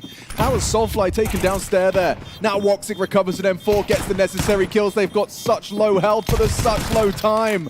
Nothing for him here. He just has to hope and pray he gets a kill on the way out, and he can't even get that. That's the beauty of putting an AK in Zentaris' hands. You win rounds you shouldn't. The entry work you want to see, right? Set up beautifully with the flash, but I just love the crosshair placement. As soon as he comes out for that Ryu fight, his crosshair is in the perfect position. That's Counter-Strike at its highest level there. So beautiful work, and I think the Huxi kill onto Zentaris, that's where they've gone looking. They get that kill. It's like, well, we'll give this a go now. I understand saving, not a fun scenario when you're giving over 12, but now they're going to come into this final round, or potentially round number 20, with absolutely nothing. It'll just be down to those pistols again. There's an M4, a FAMAS, but all in all, it's pretty hodgepodge.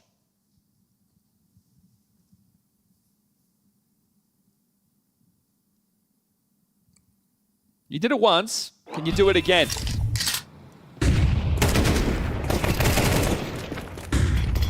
It's so nice to watch. The kill on Yabi is just spectacular. Okay, yeah, Soulfly's P250 kill as well. Really confirming it. Okay, here we go. Heavy A-lean. So you're going to want to try and fight. You need to get something going towards party and, playground, excuse me. Will it be that same flash play? Yeah, it will. They fell foul to it once. This time, Zentaris is anti-flash, but still can't get his crosshair back. It's again Stare with an impactful double kill to start. Twice now we've seen that exact play work out with the exact same result. Just sitting duck, booked by the flashbang. Lucario pulls one back. I think there was a miscomm there, right? Did they want to fight? They knew the bomb was loose. Soulfly. Oh. Understanding of that angle with the sign in play. So Stare pinned for now. They don't have a molly to flush him out, but he's committed. Yeah, he is stuck. Drapes on out. Lucario will get his second. Stare just feeling a lot of pressure because they knew he was there. So it feels like he has to go for the swing, otherwise he's going to get timed on. But it's not the case. They were just sitting and waiting. Magic's got a plan. Look how much space he's just hoovered up, and it's wide open for the taking. He's going to be calling toilets, A-site, all dead silent. These are some in-game leader calls. He's had a couple of them this game, but that's where you're not hard clearing every corner. You're making assumptions. You're taking the gamble, and right now, the runway open. He's going to cut them off with the pass and the rotation back up. This looks like Magic's just won the round. I mean, sure, Bacardia got him here. But a double kill, not enough for Astralis. He's got a flank perfect. I say that. He got a bit weird. He doesn't get the drop on them, Just needs to value. Dips away.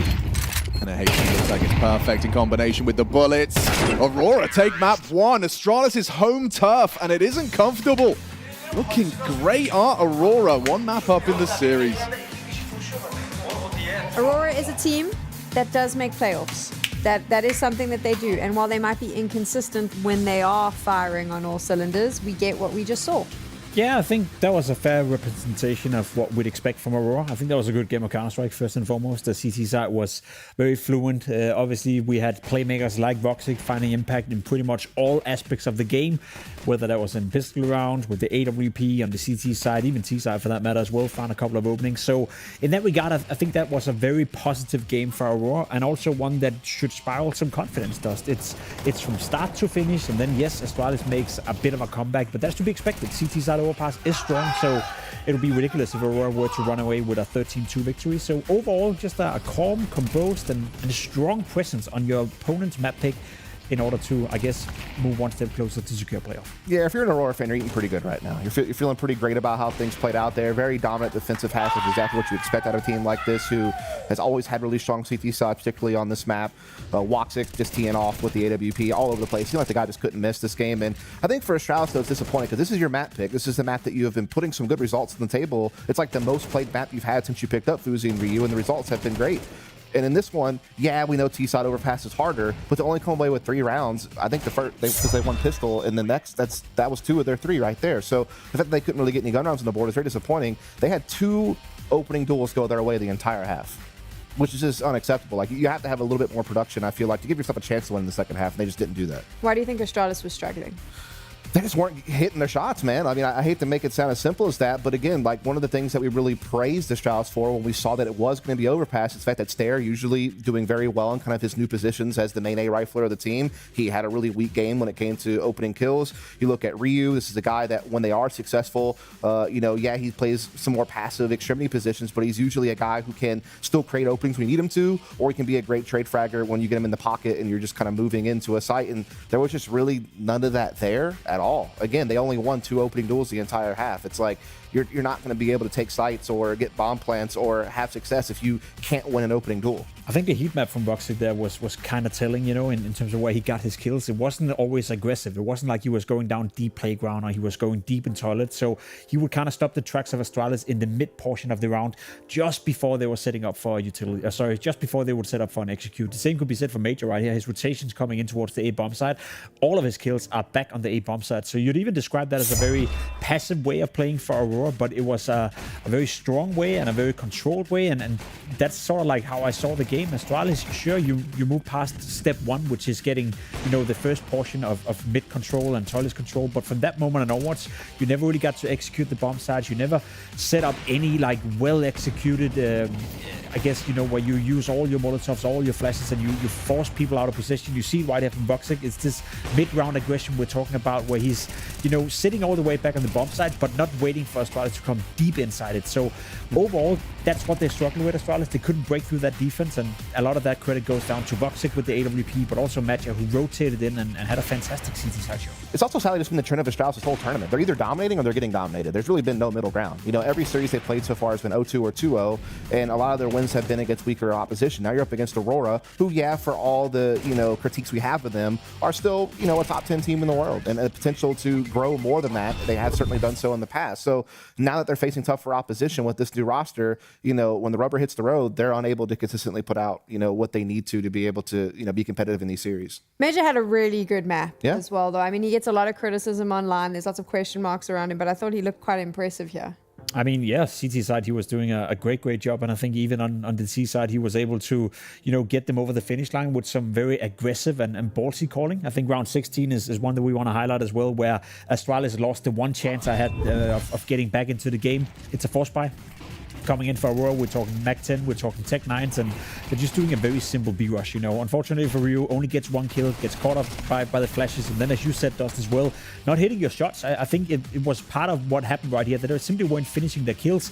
Matcha makes this massive rotation, gets the bomb down, buys enough time for Voxy to come in with the flank right here, and all of a sudden, at a very crucial moment in the game where Astralis is slowly but surely mounting a comeback, Aurora wins this round and they start to win out the rest of the half. Unfortunately for Astralis, you could not afford to lose this round, but there's it again. I want to give Matcha credit for the call. It's a ballsy call, it's a fast-paced call, and he's also the one taking the decision to make the fast rotation all the way around, get the bomb down, and then stay alive long enough for Voxy to make that flank. So overall, great by Matcha, and yeah, you know, he does get a lot of critique from time to time. I think some of it is warranted as well, but you also have those games where he's popping off, and I think this was one of them. Yeah, I don't know if I'm like mistaken or if I'm just have a horrible memory, but I just feel like I didn't see that a lot from them last year. Usually whenever they would just bulldoze a site, they would just keep going. They were very stubborn. They would just keep, I would rarely see them throw a true fake or like a really big feint and rotate to the entire other side of the map. It was mostly just like gather and go. And let's just trade and bang and see if we can get things going. So it just seems like in their repertoire, it's nothing amazing. It's not they're innovating, but at least they're taking the willingness to go for more bold calls, as you're mentioning, as well as being willing to kind of say, hey, maybe this isn't working. We need to kind of settle down a little bit and mid-round our way out of this and rotate to the other side of the map. It's nice to see Xantares laughing and joking versus what we've seen earlier in the week where he was banging the desk. So obviously the feelings within the team are positive. They should be. They've just taken Astralis' map. On the other side, you've got Astralis now on the back foot because we're moving to Dust 2. It is Aurora's pick. They could close this out 2-0, and that would mean Astralis is flying home. Yeah, and I think Aurora are massive favorites now in this matchup. They're massive favorites on Dust 2 in isolation. As we spoke about, Astralis have recently tried to integrate that map into their map pool.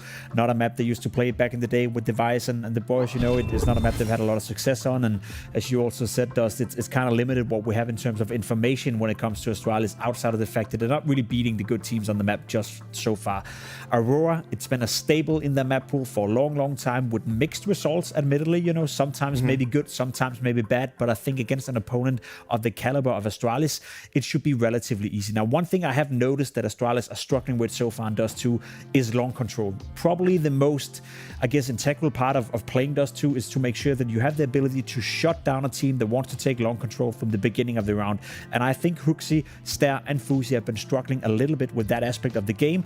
And if I'm Aurora, I'm going to check that out. I'm going to contest long. If I have the spawns for it, if I have the confidence for it, I'm going to try to take away that portion of the map from Astralis, or at least force the fights, because more often than not, Astralis will end up losing. Yeah, I mean, Aurora, as you said, so far so good on Dust 2 this year for the most part. Like you said, they're a very brawly team. They're just going to death ball, whether it's long A, whether it's a B pop, whether it's mid B. They're just going to hit you rapidly and force you to respect that. And Astralis is going to have to be able to stand up to it. And Astralis, they're just so hard to read on this map because when you look at them at the surface, the record's not been good. But then you look at the loss and it's like overtime loss to Spirit, overtime loss to PARIVISION. They've been very competitive on this map in the losses that they've had, but they just haven't really been able to get the W's. And they need one now more than ever before they get on that plane and fly home with a disappointing finish after, you know, having a great crack alley. To follow up on that, not making playoffs here would definitely be a damning one. I think for me, it's got to be Ryu. I need to see this guy step up. Like, he's been such a force for this guy, for this team rather, on that B side of the map on both sides. He just provides a whole lot of value. I just need to see him like get in there and trade and give this team a little bit of firepower to work with. I felt like there was a bit of a Freudian slip there, Dust. You started referring to Astralis flying home and then quickly fixed it because they do still have that map in hand. So we'll have to see how it goes. But it's very clear where you're leaning in terms of this matchup and who you think is going to be able to close it out. I would do anything in my power if I was Astralis to avoid flying home. We just had in Denmark at the very least the coldest January in 18 years or something like that. So stay away from that. The weather here in Cluj is much better. You don't want to go back to Denmark. You don't want to board that plane. And let's be completely honest, it's a big task for Astralis on a map like Dust 2. And to me, the key to victory is Fuzi. I think he's the one player that can change the tide of the game with the AWP presence, both in terms of shutting down long, but in general, just shutting down Aurora and the fast pace they're going to come out with. You've been to Singapore, so you mentioned the Danish weather. What's the weather like in Singapore? It's absolutely fantastic. I'm not gonna lie, Singapore was one of my favorite travels I probably have ever done with Counter-Strike and esports. So the fact that we're returning with PGL, the major in Singapore, is something that was music to my ears. And in all honesty, the weather can only be better than Denmark. So there you go. And if you want to make sure that you enjoy that weather, that you can register for the pre-sale for the tickets. You'll get a heads up when they go live, and you can secure your spot at the major. We're going to take a break. When we return, we're moving to Dust 2. She said she loves you, but she can't love me. But I love you. Yeah. Look, I love my man going crazy. I gotta break on myself, I amaze me.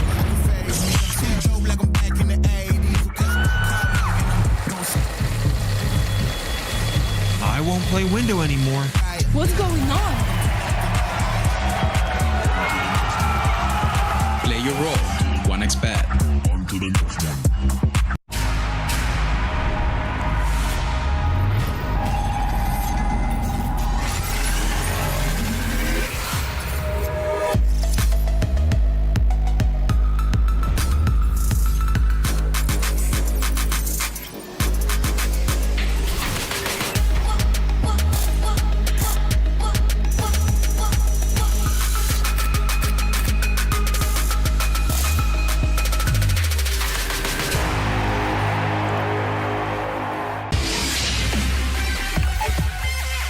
The human body was built to move.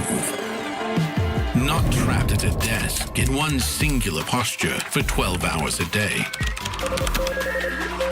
It's time your chair evolved. This is Secret Lab Titan Evo. Ergonomically engineered for you, gamers, hybrid workers, artists, backing your every move.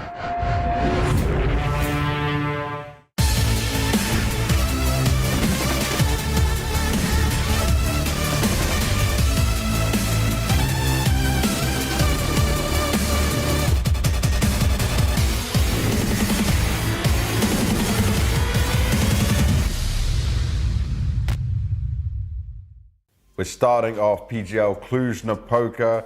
We've got Hooksy with me here from Astralis, who right now has a smile on his face ahead of this interview. So what's going on in Hooksy's world? How are things right now? Oh, they're good. I think, we come off a tournament where we almost made it to playoff as the first big tournament for the team. And I think we played decent, gave a good run for their money against some top teams. So overall, I'm pretty happy with how it's going, but you obviously have to keep progressing in the same way. And looking at you, I know mentally it was a tough hit for you across 2025, even though you came back, I guess, in a positive way when we first saw you join the team. How did you just handle everything like that, and how is your refreshed energy, your mindset coming into 2026 with this international Astralis? Yeah, I mean, I feel like my career has been a lot of up and downs in the last few years, but I mean, yeah, it started really good with obviously no pressure, and I thought it was like a stable lineup and everything, but then a lot of things came in the way, both things out of our control and some in our control. But yeah, I'm losing motivation fast when I know it's not a long-term project, and I know that what I'm putting my energy into is not something that will last. So that obviously took a little bit of a hit, but yeah, now obviously I'm super happy. We are like international now, and it seems to be the right players we found, so I think this will be a lineup that can be together for some time. You mentioned this already in another interview, right? You just said the same words again, long-term lineup, right? This is obviously a big focus point for you because it's how you can build and develop the team, but what are the actual things that like make that such an important factor for you when you keep saying this? Because that's not now it's twice you've mentioned it, so it's in the back of your mind, bro. Trust me, you don't see all this, it's way more than twice. But yeah, no, it just means a lot that you know that all the hours you put into it is not wasted, and that at some point hopefully it will pay off. Where I feel like if you know it's like a 2-month project, you just try to do the best you can in the moment, and you don't really get to like actually improve. You just constantly try and like put in whatever the best is in the moment. So yeah, and that can be tough, right, when you're having to go through those moments and just like you're not sure what's going to happen next. But you got these two players coming in, Ryu and FUZI. FUZI does have a bit of experience, but would still be considered, I guess, kind of young to tier 1. Ryu, obviously, this is a big step up for him. What have you just made of them coming into the team, what it's done, what it's brought for you guys? I mean, Lova's career is some of the weirdest things. Every region possible. It's undescribable how crazy his time has been in CS, but yeah, obviously that also brings some experience for sure. But I still think it's still a new world in a way for him. I also think as we hopefully improve, there will be some pressure that he's not used to. So I think I should definitely still give him some leeway, because I think it's also new for him. And yeah, Ryu, obviously, as you said, a big step up. I think he's handling it very well. I don't see him. I don't see him as a guy who takes pressure badly in any way, and he's just he's just enjoying the game and he's grinding. So all good. What are your expectations for Cluj? Yeah, I'm not really too good with result-based expectations, but I hope that we will keep going from what we did in Krakow, and I hope that we will not make the same mistakes that we did there. And as long as we don't really make those mistakes again, then I think I'll be happy, because then we learn something new, and that's what it's about right now. So yeah, I think if I have to give like an answer in terms of result, I think we would be super happy if we made it through to playoffs. That would also be super important for us in the ranking and all that. So, but that's a long story. Thank you very much, Hooksy. Good luck going into the matches, mate. Thank you.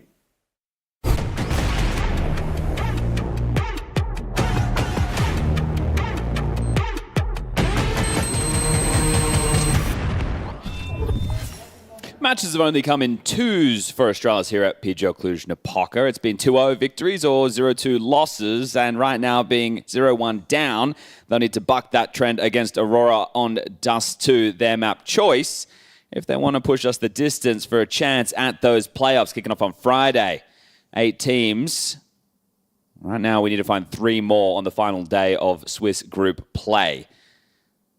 It'd be easy to think that with Aurora winning the overpass, which has been such a winning map for Astralis, the hard work's been done, right? That's what that would be one way. In fact, maybe even Aurora have started to think that. Let's see if Astralis' Dust 2 can start on a better foot. Playing for a pretty quick rotation on B right now. So 2 players essentially short, 1 spotting middle and 2 on B. They have this block util at the ready here for FaZe.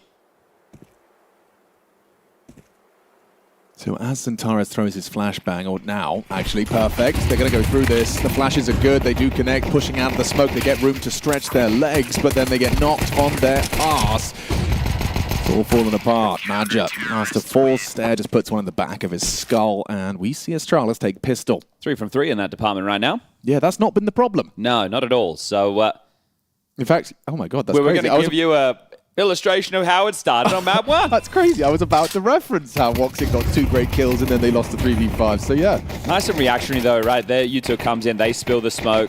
The flashes are there, but Yabi with that response time because they had this mid-centric defense. Well handled. Scout with a pick. Oh, and now you're forced. Now you're forced. Okay, all right. That's exactly how this one goes down. Geeky. Love this. Thank you very much, Woxic. You've made a winnable round. It's just brilliant. And even if he doesn't, you just get scout tags and use the Glocks. But right now you're going to collapse onto B again. This time it's just Ryu back a plat. His support network is Yabi, close doors here, and Stair rotating over. Look at that from the Elbs team. 10 points. It does feel like, Ryu cannot afford to get scouted here. If he goes down immediately, then the rotation's just going to be late.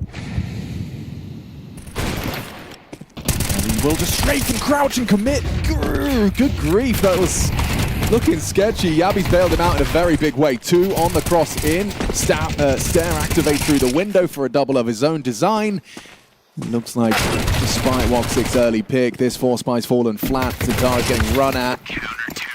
Okay, well, bailed out by the doubles of Stair and Yabi. I guess it's fine. If Ryu goes down with nothing, I was wrong. Yeah, I think that it seems somewhat obvious to Astralis there that it's likely to be that mid to B or B hit after the opening scout pick. We'll see if the good mood can continue for Aurora if they go up against a little bit more resistance, which they will. Now they have to take an eco. Everybody in with a deagle besides Woxic. And just give me the Tech 9 for FaZe, who'll aim to bring out the AWP into the next. So, how much damage can they do? The desk highlighting a bit of an issue for Astralis has been winning this long control. So, it's also going to depend upon the spawns if Aurora can call it fast. I like the ideas that Aurora were flowing with on the CT side of Overpass, and even a couple of the calls that Madja had to win them the game. Opening picks was a bit of a problem for the Danish core as well. Stair was giving away a few, Pooksy too. Ooh. And they're just going to punt these ones in, aren't they? FaZe doesn't get anything done with the Tech-9 up close, so Xantares will get himself a kill, and Soulfly now has a gap on long. Had a gap on long. Okay, just one casualty. No issues here. Other than perhaps FaZe feeling a bit hard done by. HooXi definitely had something to say at the end of that one. I hope it was something of a positive note, because they're rolling now, 3-0. An interview with James saying, we need to keep going from the strengths they had in Krakow. Now, playoffs would be a goal for a lot of teams, but just making sure you're not making the same mistakes is what HooXi's looking for. Boost up, right side. Two crossed. Toxic relays the info. Soulfly lines up for the hinge, and ahead of the expectation. There'll be nobody here. Mids. Is that going to inform rotations, or will he assume long? I don't know. Well, they have HooXi at long, so they know nobody's out. Setup it's very Mirage-esque, isn't it? Really, yeah, it is. And if you're Yabi, you feel like you're going to be set up to succeed. FaZe can peek off the reaction from Yabi's contact. Peeks in. Doesn't get the kill he was hoping for. FaZe will, though. Removes Bacardi as Xantares still forced into the fight. He's going to win out. That's rough. Yeah, it's not a great feeling for Yabi. Versus Soulfly through the smoke. Still have Stair, though. Yeah, I do think Stair may have sealed the deal here. If you try and get up Xbox, you will have your back turned. And Stair controls the spray.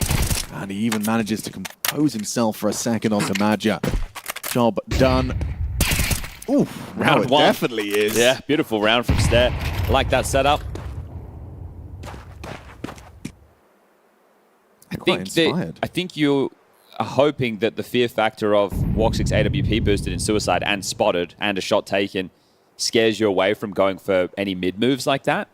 But Astralis, 4 straight rounds now as Soulfly left in this 1v4. And the round could have been even better if Yabi was able to connect the dots on that shot. But Stair makes good. And they just give him all the space he could possibly desire. They're not looking to be picked apart here. He scoops up the bomb and just keeps on moving. Looks like Ryu's going to get himself his first kill. I'm surprised he keeps going. I think at that point you might as well save. There's, 15 seconds left as you're picking up the bomb. It's very tough to be able to win that one. So doesn't even retain the AK and a tactical timeout called. So again, we'll be on demeanor watch. Yeah, we'll see. It was all sunshine and rainbows and smiles over on Overpass. An early timeout called by Aurora to try and right the ship.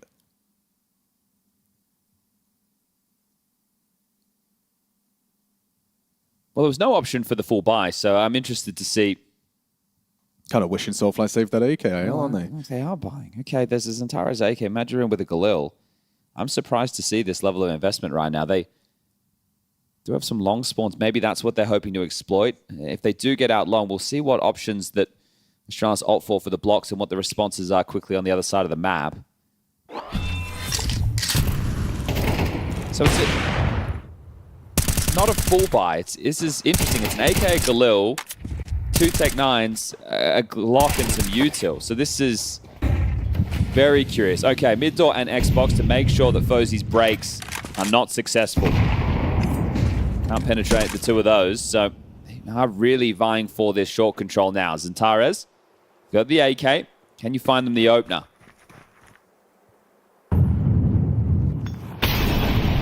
Still delay your progress, and actually Xantares caught by the spread.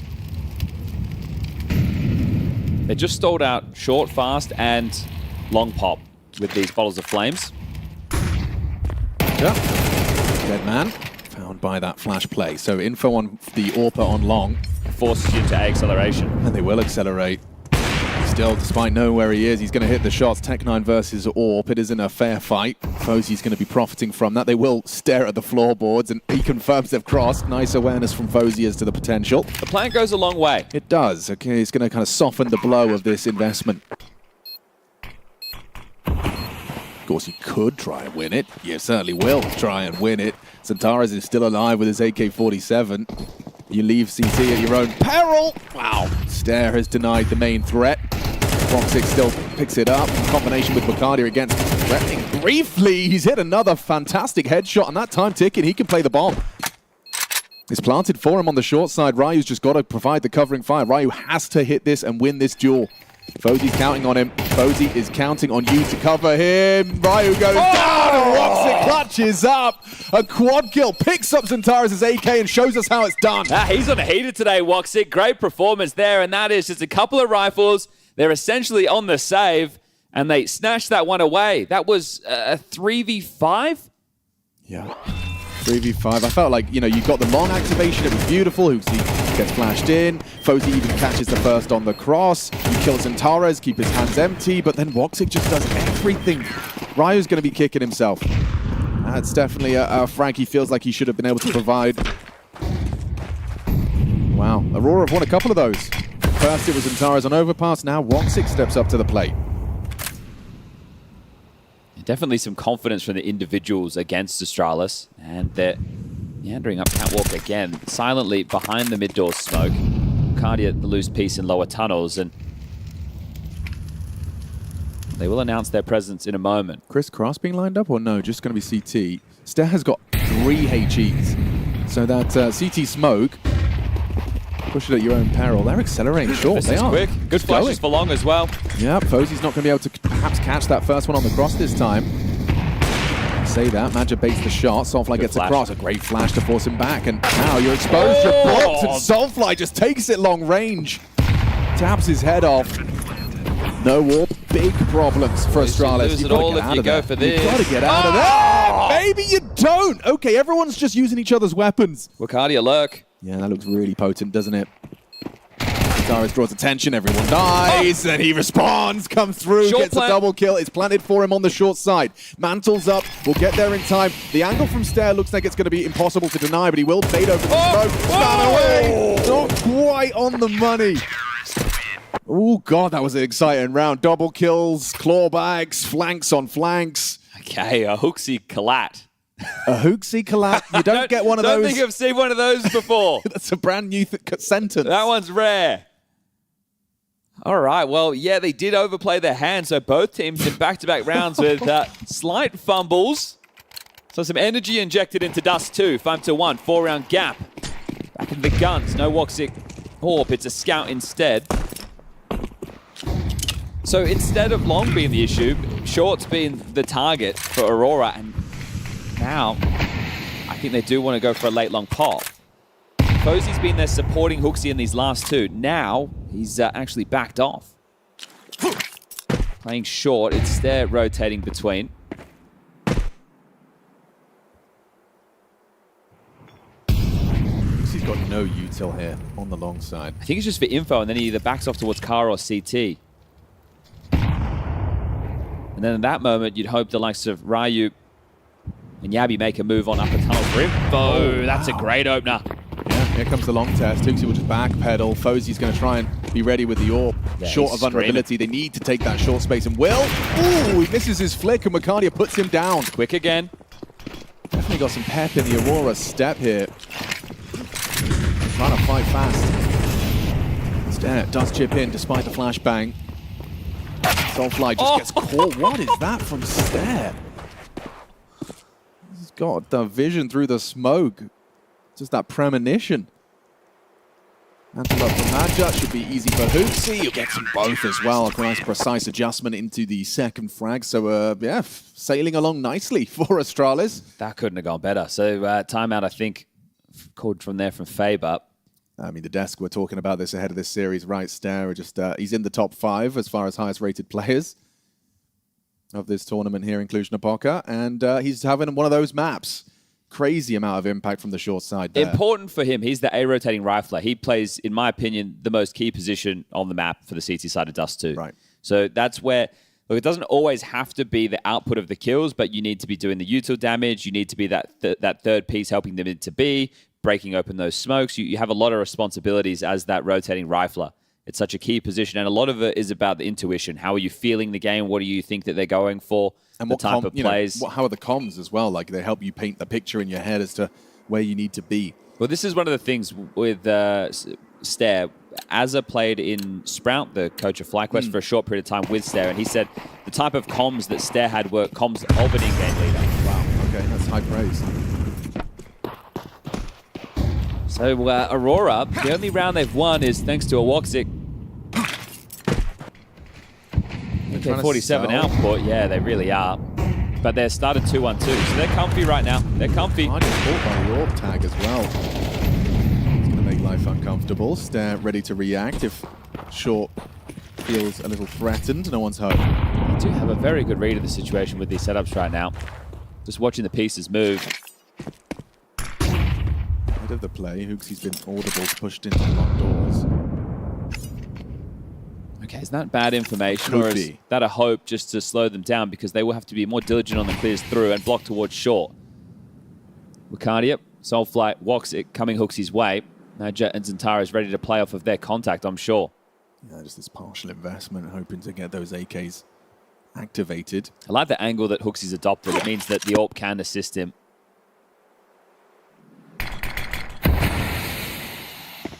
Here they come. Hooksy's going to be calling for the help of FOZE.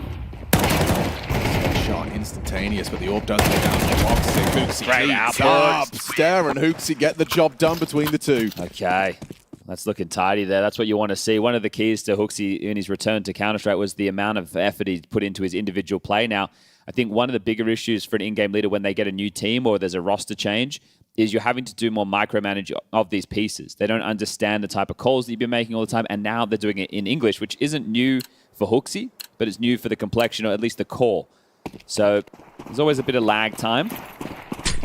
Good to see him finding some output. He's 11-1 right now. Ready to extinguish, but it's blue bin. Here they go. And again, Hooksy was in the right place. Wrong result. FOZE's committed to the car. They can molly him. Here it comes. Yeah, they will. He doesn't have an extinguish himself, so he's going to hope he doesn't get caught on the swing, gets away with it. Smokes in the air for the cross as well. Run boosting Zentara with an AWP and removes the rival sniper. Yeah, he's doing it all. Nearly caught another on the cross there. Abby's got his work cut out for him here. A flash from Ryu, doesn't want to peek off of it, hoping just to delay and stare as well. Throw it in through the smoke. Good trade from Soulfly. Ryu doesn't elect to spam through the smoke. Wicardia going to find it. Second combination, just stare here. Already brought low. Good for Aurora's second, and Woxic ensures it. All right, nice round from Zentara's there. They're able to salvage the AWP out of all of that, and they can drop 2 guns to Zentara's Imagine to make sure they're full ball, and the same with the money for Astralis with this run. 7-2, it is a big gap, but can it be caught? I love this. So they're waiting to see, do they go doors molly? I'm ready with the extinguish, the run boost so wide, FOZE not ready on the timing, and then an important trade here from Soulfly to make sure it doesn't get out of control.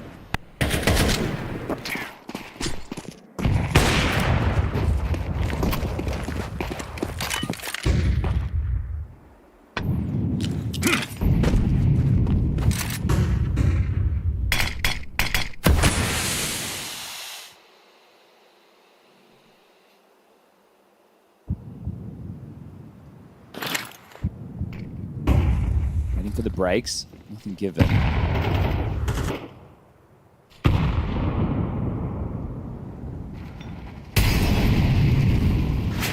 Astralis feel like they've done enough over towards long to at least allow them to play a setup like this.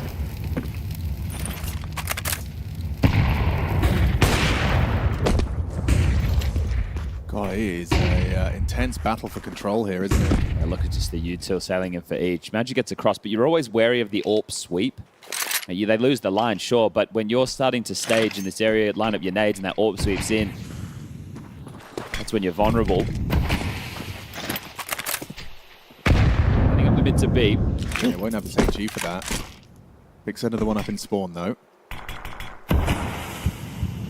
Could be well timed if Stare gets this right. Waits for Yabi's call. Off the flash. Breaks it open. So many bats turn. He's got an opportunity to feast, and he does. Farms up the double kill. Madja not looking.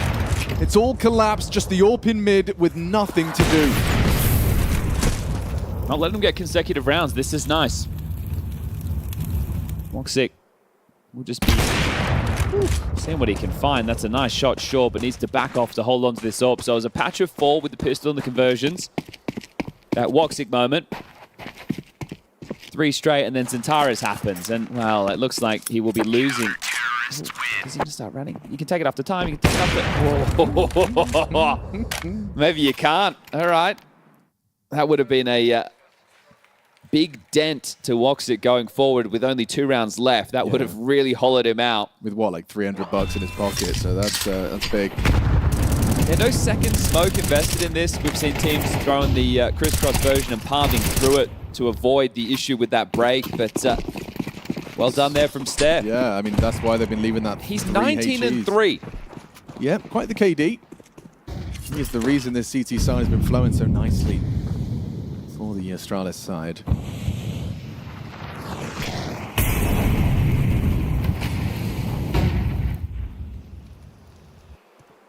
So long again. I mean, Hooksy, he's done well before.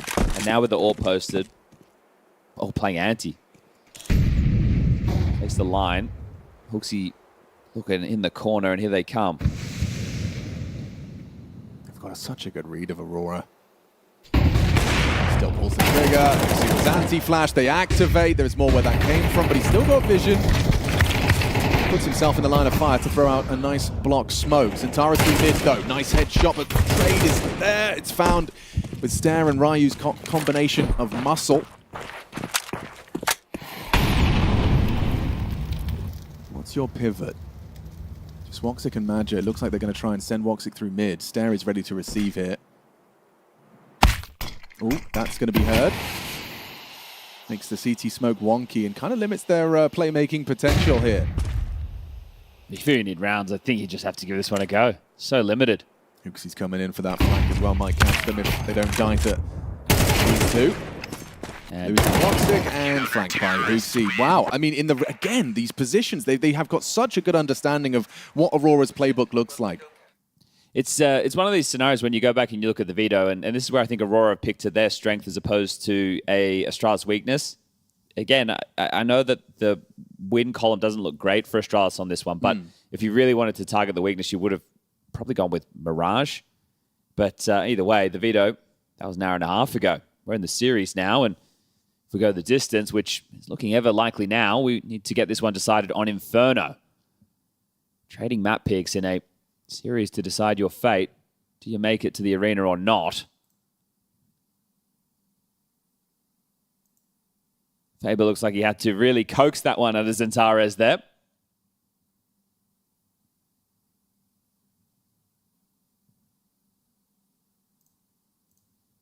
Can they salvage what's left on the table? One more round to stop Astralis going 10-2 on the half.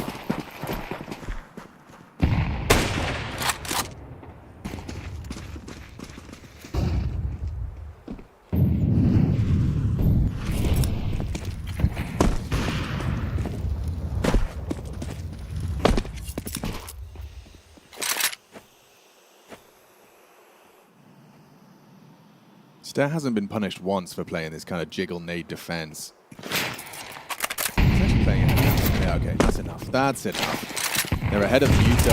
Oh, and they are not ahead of the bullets. Stare plays it well, catches Madja. They did lose Hooksy in the meantime. I think this is good though. Now you know that Stare should stay focused towards ramp. Right, you need to have 2 on A. Someone has to be watching long. You can try and split this defense 2-2, which is exactly how we see the pieces fall.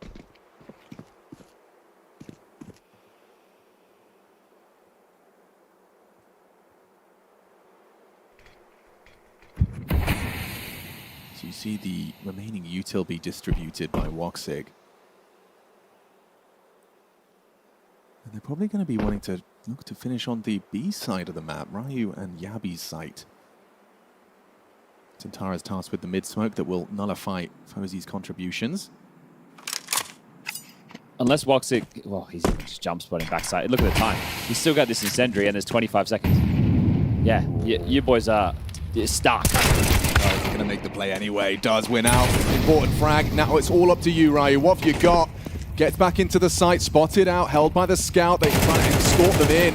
He's delaying as best he can, and more than delay, he gets another onto Soulfly. 8, 7, you got a plant. FOZY's going to deny it. He runs on in and wins the round. Astralis 10. Well, Dust2 looking comfortable. Now, this is quite the contrast from Overpass, isn't it? So both teams putting up a very strong performance, on their opponent's map pick. This one I don't think you're coming back from 10-2 first half on dust to Evolve Maps. Stare with 21. Hooksy with a bit of a game as well. 13 kills for him and everyone else chipping in when required. Yeah, he's got a KDA of, what, 5 right now? 21 and 4. Absolutely mad. It's been some pretty dominant halves of play right now. Overpass first half, a little bit more par for the course. 9-3 in favor of Aurora. Just a casual 140 ADR on the half. And you contrast that with Ryu, who probably had his most impactful rounds right now. Yes.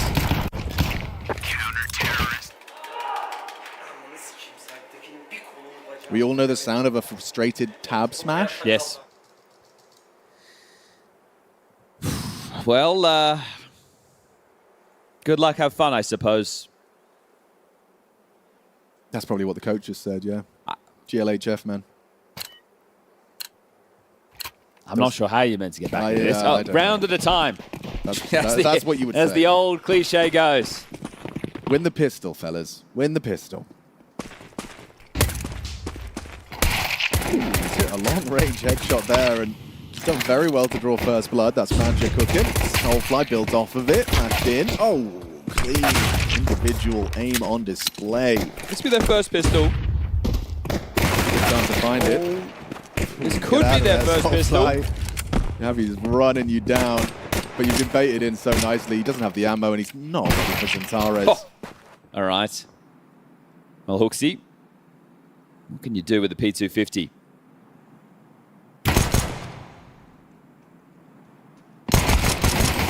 Nada. Nothing. Zilch.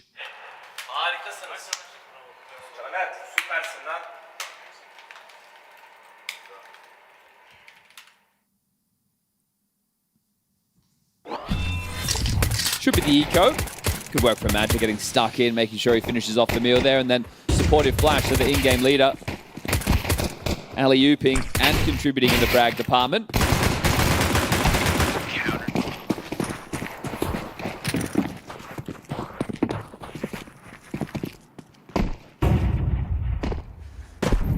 Okay, Centares getting some hops in and lower tunnels again. So this one will just be a farm fest. They want to make it quick. Dead within the few seconds, but light resistance.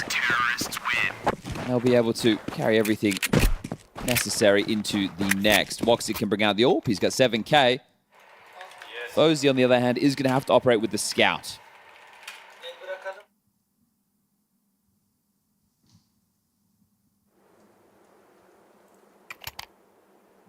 He's keeping the second Orbis Lucadia, okay. Interesting to pull it out so early, but look, if you can get it working and it's not costly, you don't fight. Right now, if you lose the B bomb site, essentially, and the AWP is one of the players, both AWPs are retaking, you're stuffed. Stair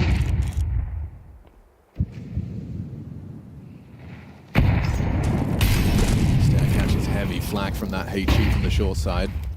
Lucadia's AWP revealed immediately. Blood is drawn in favor of Aurora. Hooksy has to get that upgrade, and will. I suppose you want to keep operating with the Scout. Apparently, oh, no, where's that Galil? Where did the Galil go? Does he want it? Does he not want it? Can he get it? He's looking at it. It's a conversation right now. Ryu, it could be really caught out by Wakadi's reposition. Okay. You guys can have it if you want it. Ryu relaying the block utility. Soulfly burrows in close towards it. Lucadia now plays from window for the mid to B. This feels problematic. Especially with Bacardi's position, he can actually just punish the walk-up. You're going to operate under the assumption. Ooh, the spread last second. He puts him right in the line of fire. Gets vision in time. Shut out of the round. Astralis with empty hands. Full 5 alive. Well handled. Very well done. Okay.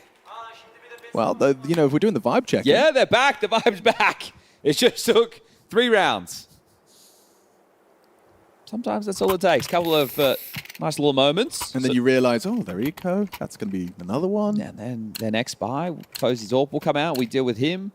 So we'll monitor Stair because he had a great first half. We'll see how long it takes for him to announce his presence here in the second. They've thrown a fast B-door smoke. This will draw the rotation and hopefully create a bit of a gap they can work with. It's just one of those annoying smokes that you can throw fast, right? It's the same as like long corner. Throw a long corner smoke, throw a flash. The CTs go, okay, well, we either have to contest it or give it over, and it forces you into a different setup. Same as this B smoke. Look at what it's done. There's 3 players in B. It gets you up short, like stress-free. Look how worried they are about a B play. There ain't nothing here. I will say it's not easy to get past a Woxic's sniper on the A side of the map, but it doesn't even seem like that's the plan. So what, lurk smoke, Wicardia ahead of it. Vision for a moment. Tara tapping ahead, commits to the spray and is punished for that. Stair, keeping us interested. Gabby, just a smoke spam. Now Soulfly, solely responsible for this site, and he's making it look comfortable. All of them down.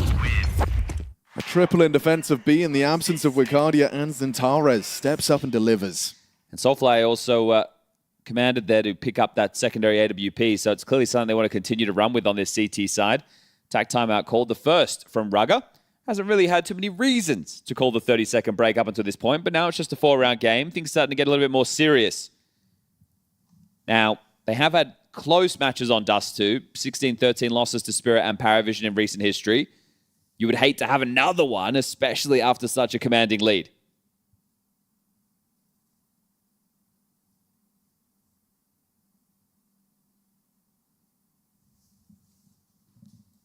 Who do you think is the chief vibe architect on Aurora? Oh, like who's? I think it has to be a combination of Wicardia and Woxic. Yeah, that's the combo. Like when they're in a good mood, they can kind of it can permeate around the ranks. They can try. They can try. They can try. They're using the long spawns. Yeah, they are. Madger and Zintares and Woxic flashing. Uxie turns it, they're swinging through, head-on collision, and it's Astralis that prevail. That's a dream start, right? You've just got yourself an early 2-man advantage, and you've taken down Zintares. Might see Woxic put in a shift here. Waiting for that corner smoke, gonna peek on a timing. Very passive though, it looks like they have fully called the slowdown. I think it's important just to take note at the moment of the amount of smokes remaining. So it's just one more on Yabi, unless there's some on the ground. So they have to go now. They have to cross on this one. And they will. Orbs defending this though. Surely that's supposed to be difficult. Yeah, Uxie will find Woxic, and there goes Wicardia. They lost track of it. I don't think they completely understood their cross right there. Woxic gets blindsided with the pathing up A, and Soulfly lit his CT spawn at the moment. He's hitting the steps in the site. Right, he dips back to pit. Hooksy and Yabi say side, while Stair is actually on a bit of a hunt. Now, he does have a smoke, and he does have a kit. Uxie doesn't want a double orb, does he? He just wants to move it away from the retrieval.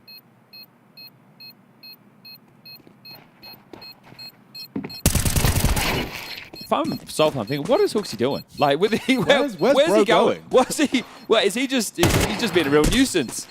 If I wanted to go for a smoke defuse in this situation, that'll be taken away from me. Bomb goes off, and there you go. Astralis, they take the timeout, and they break the spree of 4. It all came with the long spawns being utilized. Never a guarantee in the playbook, is it? Right, and that's what's so tough is, like, you finally get your T round, but it was off of something you don't have control over.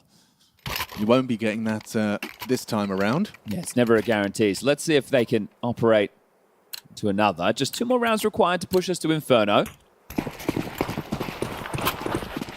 And you'll feel this one does it. The money will spill open for Aurora if they lose it. And Astralis should be able to close from there. Double orb still. Risks being taken. Late long pop this time. 6 AWP on the line as Madja not up close assisting him. Bacardi is so brave.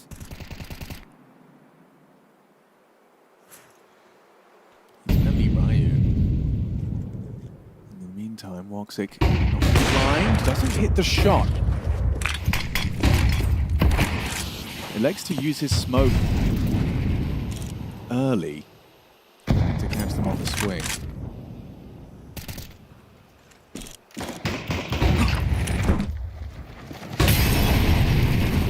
Have a safe corner and they're backpedaling. They're backpedaling because Ryu hasn't felt an upper tunnels push, and I think Wakadia thought it was clear.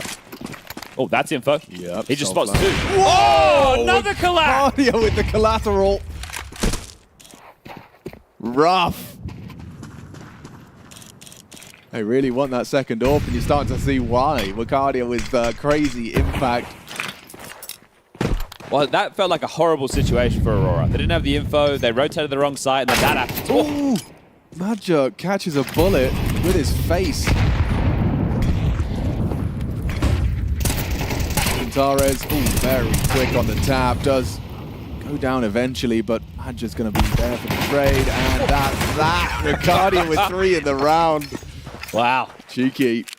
What a turnaround. You're right. It did feel like it was like set for Astralis up until the moment it wasn't, the double kill. So they knew that they hadn't pushed up a tunnel, so the info wasn't with Aurora at all. I can't believe that. The fortunate nature of that timing is insane. Ricardia pulls off a miracle.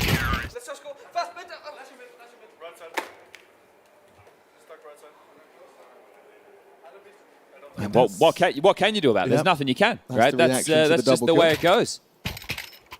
Right, well, Yabi's got the best long spawn right now, but nobody else really connected with him. They took this time out, number 2. They're having a conversation to get the finances where they need to be. What does that mean regarding the buy? So guns are being dropped across. Yabi with an AK, Galil for Stare, Deagle for Hooksy, AK for Ryu, and the AWP for FOZY.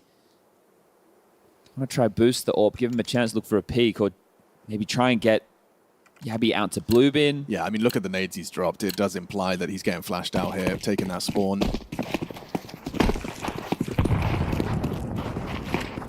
Got a lot to contend with if he has a go. FOZY does catch one on the cross, so Bacardia's AWP with nothing, and already long space gain. Will they be quicker to react this time? Yeah, they're looking like they're dropping back. Yabi can stay and get this info. Hooksy has a reflash ready. Wow, the reaction from Madja bests Yabi and pulls us back into a 4-on-4. Yeah, you see Yabi's frustrated there. You can see that in the cam. I think 2 things. That was a missed corner smoke. Yeah. So that's created a different angle than Yabi wants to deal with. So that's a horrible way to go. Your teammate's thrown that and flubbed the line.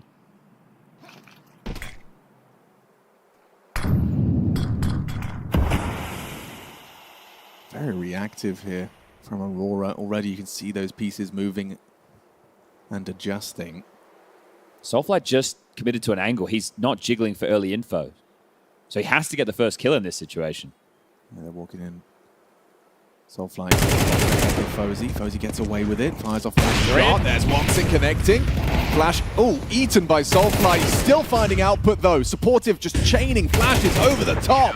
Madja and Centares make it easy for the B side. All right, they're back in it now. Yes, sir.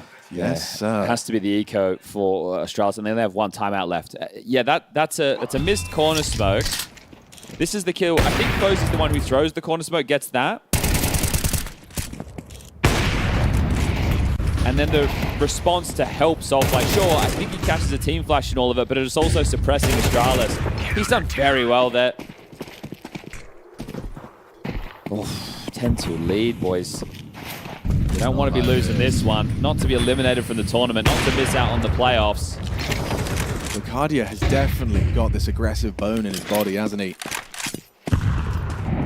Second AWP just immediately destabilizes, knocks the advantage into their court. I feel we've seen more of it since the change, because he always had it in it. Go back to Vertigo. Oh, mid-flash, turn, pressure. Torres, he's got a multi here. If he can hit that first headshot, and you know he will. No fun allowed. for Astralis. You thought a 10-2 half guaranteed a third? I don't blame you, because so did I. Yeah, me too. I didn't think there would be any way back in. Crazy. But just like, I mean, the amount of rounds Aurora have had none, if not one, casualty. Yeah, that's the last 3. So they're showing just their proficiency now on the CT side as well. 2-round game, guns come back in. FOZE's AWP reinvested. This time, there's actually full guns. It's not Deagles and Tech 9s or Galils. It's going to be AKs across the board. And Raga, looking cool, I can tell you. That's going to be a bit of a front. And the only round they won was with the long spawns.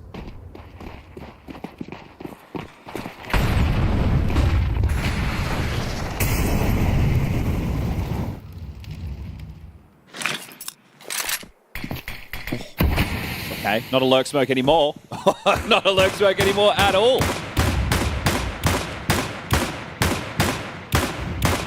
No longer as threatening as that smoke normally is, so that little forced error is huge. But Zentares gravitates over to play for the B/mid to be, and look at this amount of nades. So Woxic will take long with the orb, and then Magic just gets to play Grenade Simulator. Yeah. Chrissy Cross. It's the right call with 3B.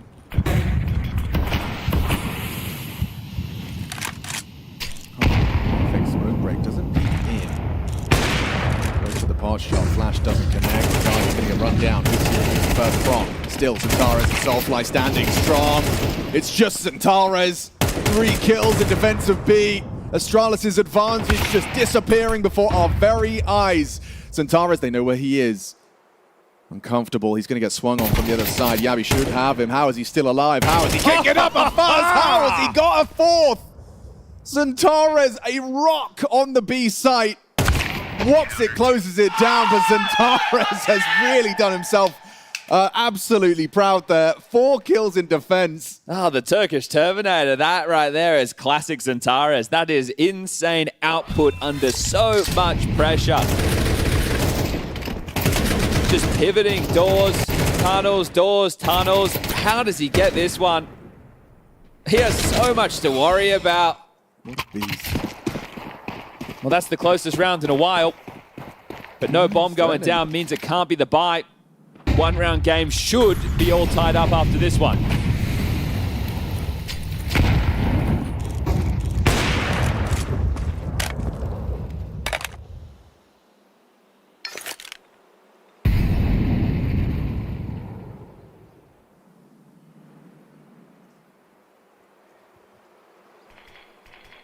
This flash won't get Madja. Oh, second one will. Oh, he's blind. They caught a whiff of him, but there's the counter flash. Madja, perfect. Set up to succeed. Woxic's flashbang connects. Madja's bullet 2-2. He even tracks one while blind for the double.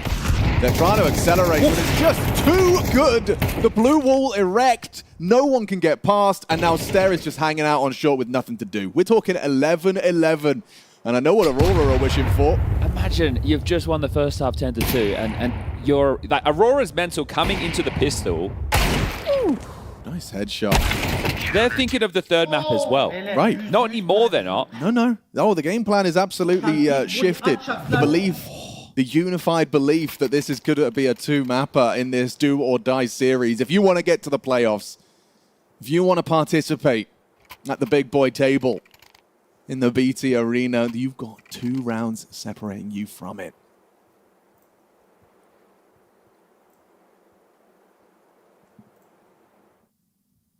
Insane contrast between the halves for Stare as well. Like, it's not... He's had 4 kills in the second half. Yes, sir. The last timeout used right now. So, Raga, hold on to the seat of your pants, mate. This one. He got 21 kills in 12 rounds and has got 4 kills in 10 rounds. Obviously, can't be pointing fingers at the guy at the top of the scoreboard that got you 10 rounds in your first half. Very true.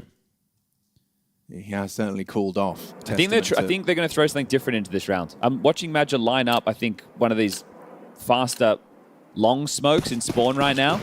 The no cries, if it were.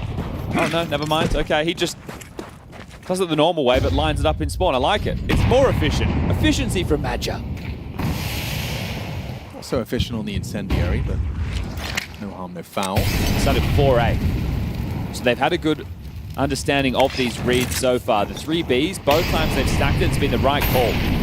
So right now they started 4A. Wakadia has time to rotate back. He's not running the double orb anymore.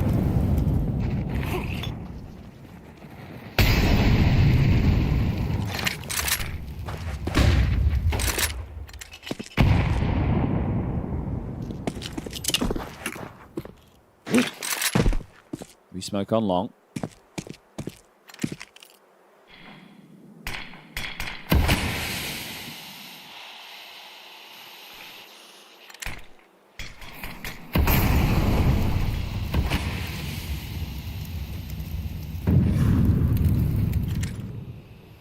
You've got to get past Centaurus here.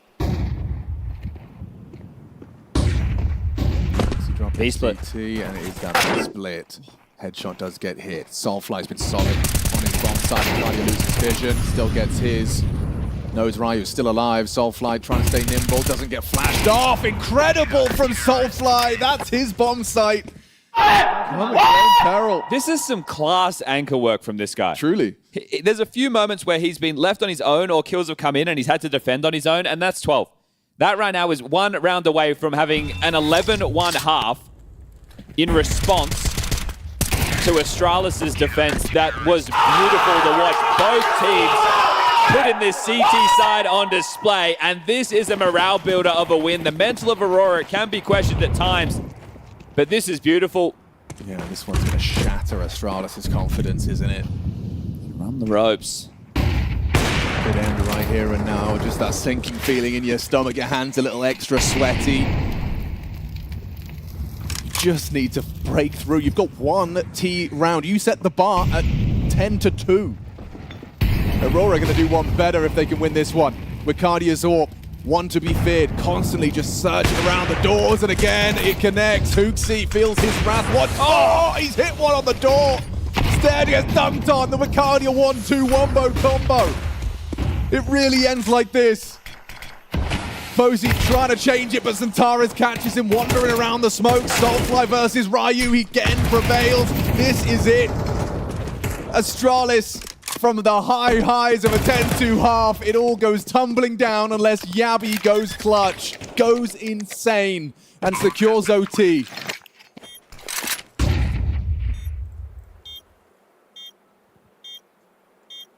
Single flash from Magic to get him in, but he's coming in from the tunnel side.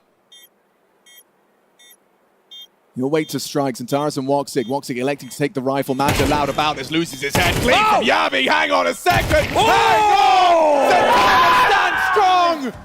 Astralis crumble. Double digits in the first half of play, but Aurora securing the playoffs in 2. I feel like this series is such a good example of why you love to hate Aurora sometimes, because that first half looked so uninspiring from them, and then they bring it back. I mean, I think at the half it was 10-2 to Astralis, and then look at this. Now they've gone and won the whole series. I mean, that's the thing with Aurora, you know, as much as we kind of critique them for having poor T sides and not really knowing when to pound, when to back off, when to basically not do what they did in the first ride here against Astralis, equally good is their CT side. I think Chad said it, you know, at the later stages of the cast, some fantastic anchoring coming in from some of the individuals, where it's like high quality, it's insanely well played and well structured how some of those individuals are able to get the double kill, get the multi-kill, get the backup, get the flash support. So I understand why you want to be, you know, annoyed with Aurora, and so am I. I don't understand why that T-side had to be that abysmal. They had plenty of opportunity in a lot of those rounds to drag out the pace, you know, go back and play the 3v3 or play the 4v3s and the 3v2s they had available, but they kept pounding and pounding and pounding and made it easy for Astralis. But equally impressed I am with their CT side. I think there was some almost world-class anchoring coming in from some of those individuals. Yeah, I mean, it's really tough to have a worse inspiring T-side than Aurora, but Astralis found the way, you know? I mean, you got to really feel they were able to, you know, clutch defeat from the jaws of victory there. I mean, that's really the best way I can put it. You know what the most underrated thing about this CT side is for Aurora, and something I want other teams and other, you know, I guess fans of the game to watch out for, is the double AWP setup CT side on Dust 2. It is so powerful. It's one of the reasons why Vitality are the best team in the world on Dust 2 when Robs is picking up the double AWP. We saw it here with Vicadia as well. He has that ability. He did a tremendous job with the AWP of shutting down Astralis, getting some important kills. When you have two players on the CT side of Dust 2 that knows how to play the AWP, it is mega powerful, and I'm surprised not other teams are trying to integrate that a bit more into the CT side. They actually did it immediately as well. Like, literally, I think it was maybe like by round 6 of the half, I think they had a double AWP set up. I mean, it was immediately, as soon as they could afford it, they had it. And as you said, they had crazy impact with it. You got Woxic floating on the A side of that majority of the time, doing his job with AWP. Vicadia had a collat at one point at double doors, but just was consistently finding kills at double doors and really making it hard for Strauss to feel comfortable taking mid, getting into some type of threatening mid-B split position, or even confidently getting up catwalk. Like, they were unable to really feel comfortable taking space because of the ops. And as you said, just really good anchoring across the board as well on both sides of the map. You know, Soulfly coming in, doing his job on the B side. Major was even winning some really big duels over at long.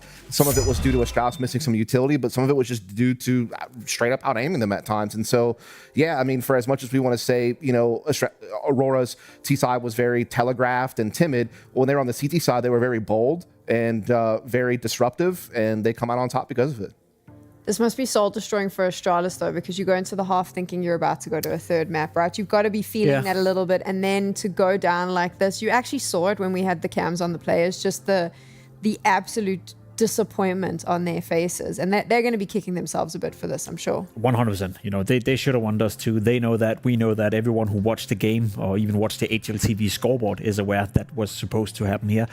I'll be completely honest as well. It's the fashion they lose in that's going to hurt the most for Astralis here. I think had we gone to a third map, I'd still say Aurora were most likely going to win this matchup. I still think Aurora is a better team, but for Astralis as a team we described as being in this progress of getting better at integrating a new international lineup, it's the fashion they lose in right now that's soul-destroying, as you want to put it. We'll focus in on Astralis in a bit, but I do believe Soulfly, the new addition to Aurora, is with James. Let's hear how he's feeling about making playoffs. You are correct, Sam. I do have Soulfly here, as it did look like we were going to a third map, but somehow, some way, this Aurora makes it through, and you make your second career playoffs as well. This was a tough ride, though, for you guys, right? Just talk me through it. Yeah, like the first game, it was what we expected. Like, we know what they're gonna do. Like, we had all the reads. But Dust 2, I cannot say the same thing, because T-side rough, really rough, because we had a plan and they basically destroy our plan because we want to play slow and they were really aggressive. They punished us. But CT side, I want to point my finger to Woxic. He really step up us, because I was kind of a down, you know, like I had no fights at all on T side. And then he said, guys, still, whoever, if someone gonna do this comeback, it's gonna be us. Nice. And then we did it. I'm really proud with my team. And we saw this, right? Because I would say going into the second half, you guys looked down and out. The mood was destroyed. Round by round, you were starting to believe again. How important is it that Woxic was able to say these words and put that belief into you guys? I mean, it's a lot, but sometimes when it games goes bad, you're not listening that much to your teammates. You know, you are not getting that much. But when he screams a lot, I said, okay, we won the first round. Okay, we won second. And when we won the first round, I said, okay, we're really coming back. And then I started believing. I was always believing, but you know, after this, like 10-2, you sometimes struggle. But end of the day, he really stepped to us. And how important is it now that you've made it to playoffs for you guys to not just end it in the first game, right? Show a better face when you get to playoffs. Is this something you guys have discussed already? Honestly not, but I know what I did mistakes on the last previous stage, and the rest of them also their experience. But I think we will have some plan. I need to also feel comfortable on the stage, because it's my first time, and then playing the Krakow Arena, it was incredible. Like I can hear all the voices and stuff. But I think this time I'm a little bit more experienced, and I think I can do better. And as a team, I feel like we're going to do better this time. Well, hopefully it does that way. Soulfly, thank you very much for your time. Sam, back to you. Thanks so much, James. Well, there you go. Woxic screaming, win condition guaranteed. Yeah, I mean, that's a win condition, I guess. I like how honest Soulfly is, you know, saying that Krakow was a big experience for him, and that's something you need to settle into. I also do think that they will, you know, gain from that experience. My issue with Aurora is that it highly depends on who they play in that quarterfinal. Obviously, we don't know the matchups yet, but there's no way the current Aurora is going to beat a Vitality or beat a FURIA or beat a Falcons for that matter. Yes, you beat Astralis right here. You had to make an insane comeback on the CT side, and that was very impressive, but we still revert back to the conversation we had before, which is the T sides, and it's still not looking great to me. If they play Dust 2 in the playoffs and they play a T side like the one that we just saw, they will lose. There's just no form or fashion. Like the fact that they were able to craft what was a very skillful, a very, you know, motivating comeback on the CT side. Again, I want to give them their flowers. They had the resilience to come back from down 2-10 and pull it into a victory in 2-0 the series and make playoffs is great. And the fact that they were able to place 5-6 at Krakow, that's great. The fact that Soulfly, the guy we got to hear from a lot, you know, is a rookie who doesn't have a lot of stage experience. He actually has been really solid so far since he's joined this team. Like, I think he's probably performed above expectations, in all honesty, considering that, you know, he was coming from relative obscurity, so to speak. So, yeah, there's a lot of positives there for this team, but it is a situation where these T-sides are going to get exploited by better teams. So we do have an opportunity now to say goodbye to Astralis. Obviously, they've put up a strong fight here in the group stages, but they are going home. HooXi is with James for some final words. The journey at Cluj-Napoca does end here for Astralis. I've got HooXi with me, kindly to talk about some words. First of all, mate, sorry for the loss. I know it's going to be a tough one, and it's now both Krakow and Cluj one game away from playoffs. How disappointing is that for you? It's obviously a tough day at the office. We hope to take another step this tournament, and feel like we had the situations to do it. Obviously, like losing at 10-2.5 is, I mean, yeah, I don't really know what happened honestly right now. So yeah, it's tough. Can you maybe just talk about some of what happened starting on Overpass? Because I'd say coming into this event, your Overpass was looking really good. Then you stomached the losses to both FUT and Aurora. What was the problems you were seeing there, and what caught you off guard?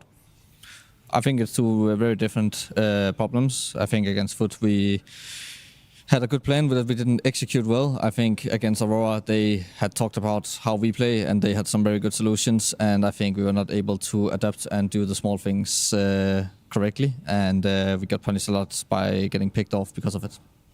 What would you say is the most important thing that you're learning from this event that you need to continue to work on? Because you're still a new team, right, going through this international experience. Yeah, I mean, there's a bunch of game-specific things to take away, obviously, how to adapt and how to do the small things. But as I said, I think we have to still continue working on not losing to ourselves as well. I think that we need to keep ourselves to a higher standard. I think there was a lot of frustration today from that we were not really able to reset from. And yeah, I think it's not one thing that makes us lose in this way. So a bunch of things. And yes, as you said, it's still quite new. So yeah, it sucks now, but we'll just have to learn from it. That's the important part of it all. And lastly, anything you want to say to the Astralis fans out there, everyone supporting back home?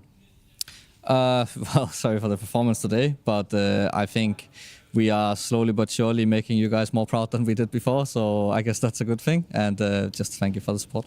I'd agree with that. That's a positive for sure. Sam, back to you. I just want to jump off the back of what HooXi said. So he won't be feeling this way right now, and the rest of the team won't. They're going to need a couple of days probably. But Krakow now, here in Cluj, one game away from playoffs. That is far better than what we saw from Astralis last year for most of the year, to be fair. I mean, like, I do think that it's exciting if you're an Astralis fan looking at this international lineup to go, okay, maybe they're on the cusp of kind of breaking through. I think for me, the Krakow performance, I agree with you 100%. I think that they, you know, being able to finish like in the top 8, being very close to playoffs, beating some pretty good teams to get that position, that's a pretty good debut, you know, for Ryu and FUZI when you're moving from fully Danish to international. You're bringing in two guys with not a lot of experience. That was good. But I think that this result is going to sting a little bit more, not only because they didn't make playoffs, but the fashion in which it happened. Again, the 2 losses they had before today weren't even really competitive. They just got blanked 2-0. And then today, you had chances to pull this one off, and you got 0-2 again, and you lost a 10-2 half. Like, this one's going to hurt a little bit more than Krakow did, but I agree. At least I'm seeing some good talent out of Ryu and FUZI. Like, it seems like they have been good additions for the roles that they play as far as being able to perform at a high level. But here's the issue: is before that series started, we talked about how Stair was one of the top 5, ranked players in the tournament so far. We talked about how FUZI and Ryu have been performing really well, but Stair is supposed to be your star, and he went missing in this game. And then secondly, the other problem is that HooXi and Jabby were in the bottom 5 of the tournament. So that kind of weighs out maybe some of the success that some of your other players are having, and that's something they're going to have to address. Yeah, I think it's possible for Astralis. I think it's within the realm of our expectations. It's not that they're surpassing. It's not they're coming in and acing the exam, so to speak. But it's the fashion they lose in, that's going to hurt, and that's the biggest problem for me as well. And just to keep it in the amusement park theme, I think they're still, stuck in the kids' playground where they're slowly but surely getting more interesting, maybe attracting some bigger kids, and then we'll see whether or not they can take the step and become a full fun roller coaster. For now, though, I agree with you. I think Krakow gave me a little bit more positivity in regards to Astralis, whereas this loss and the fashion they lose in, it makes me think that maybe they're not ready yet. But, we'll give them more time and we'll see the next couple of months. A little bit more time, and the next few months, maybe Astralis will be making those playoffs. We'll have to see. Coming up, 2 of the most exciting prospects, I think, for 2026. Young teams under the leadership of James. We have PARIVISION. On the other side, we have FUT, who has excited everyone here in Cluj. They are facing off, and one of these teams are going to the playoffs. Who is it going to be? We'll find out very soon. She said she loves you, but she can't love me. But I love you. I gotta break on myself, I amaze me. Like I'm back in the 80s. I won't play window anymore. What's going on? Play your role. 1xBet. On to the next one.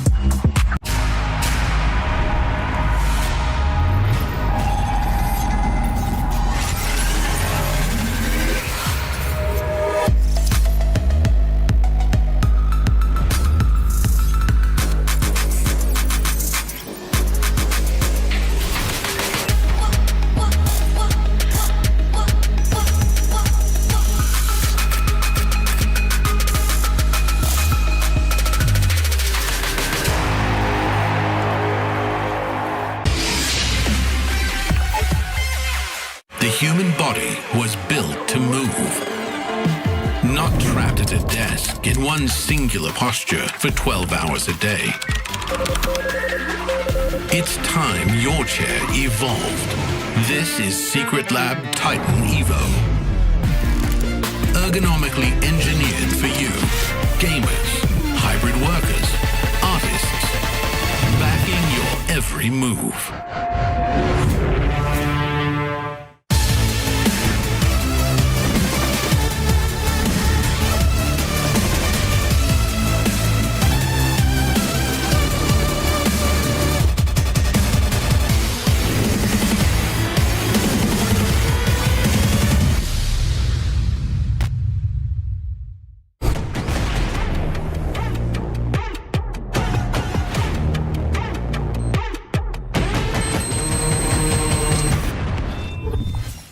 PGL Cluj-Napoca, it is the final day of group stages. We've already seen Aurora confirm themselves a spot in the playoffs. Who will join them? It's either FUT or PARIVISION up next. Dust and Pimp are here to talk us through this. Out of these 2 lineups, a lot of young, new players in the mix. Who are you most excited about?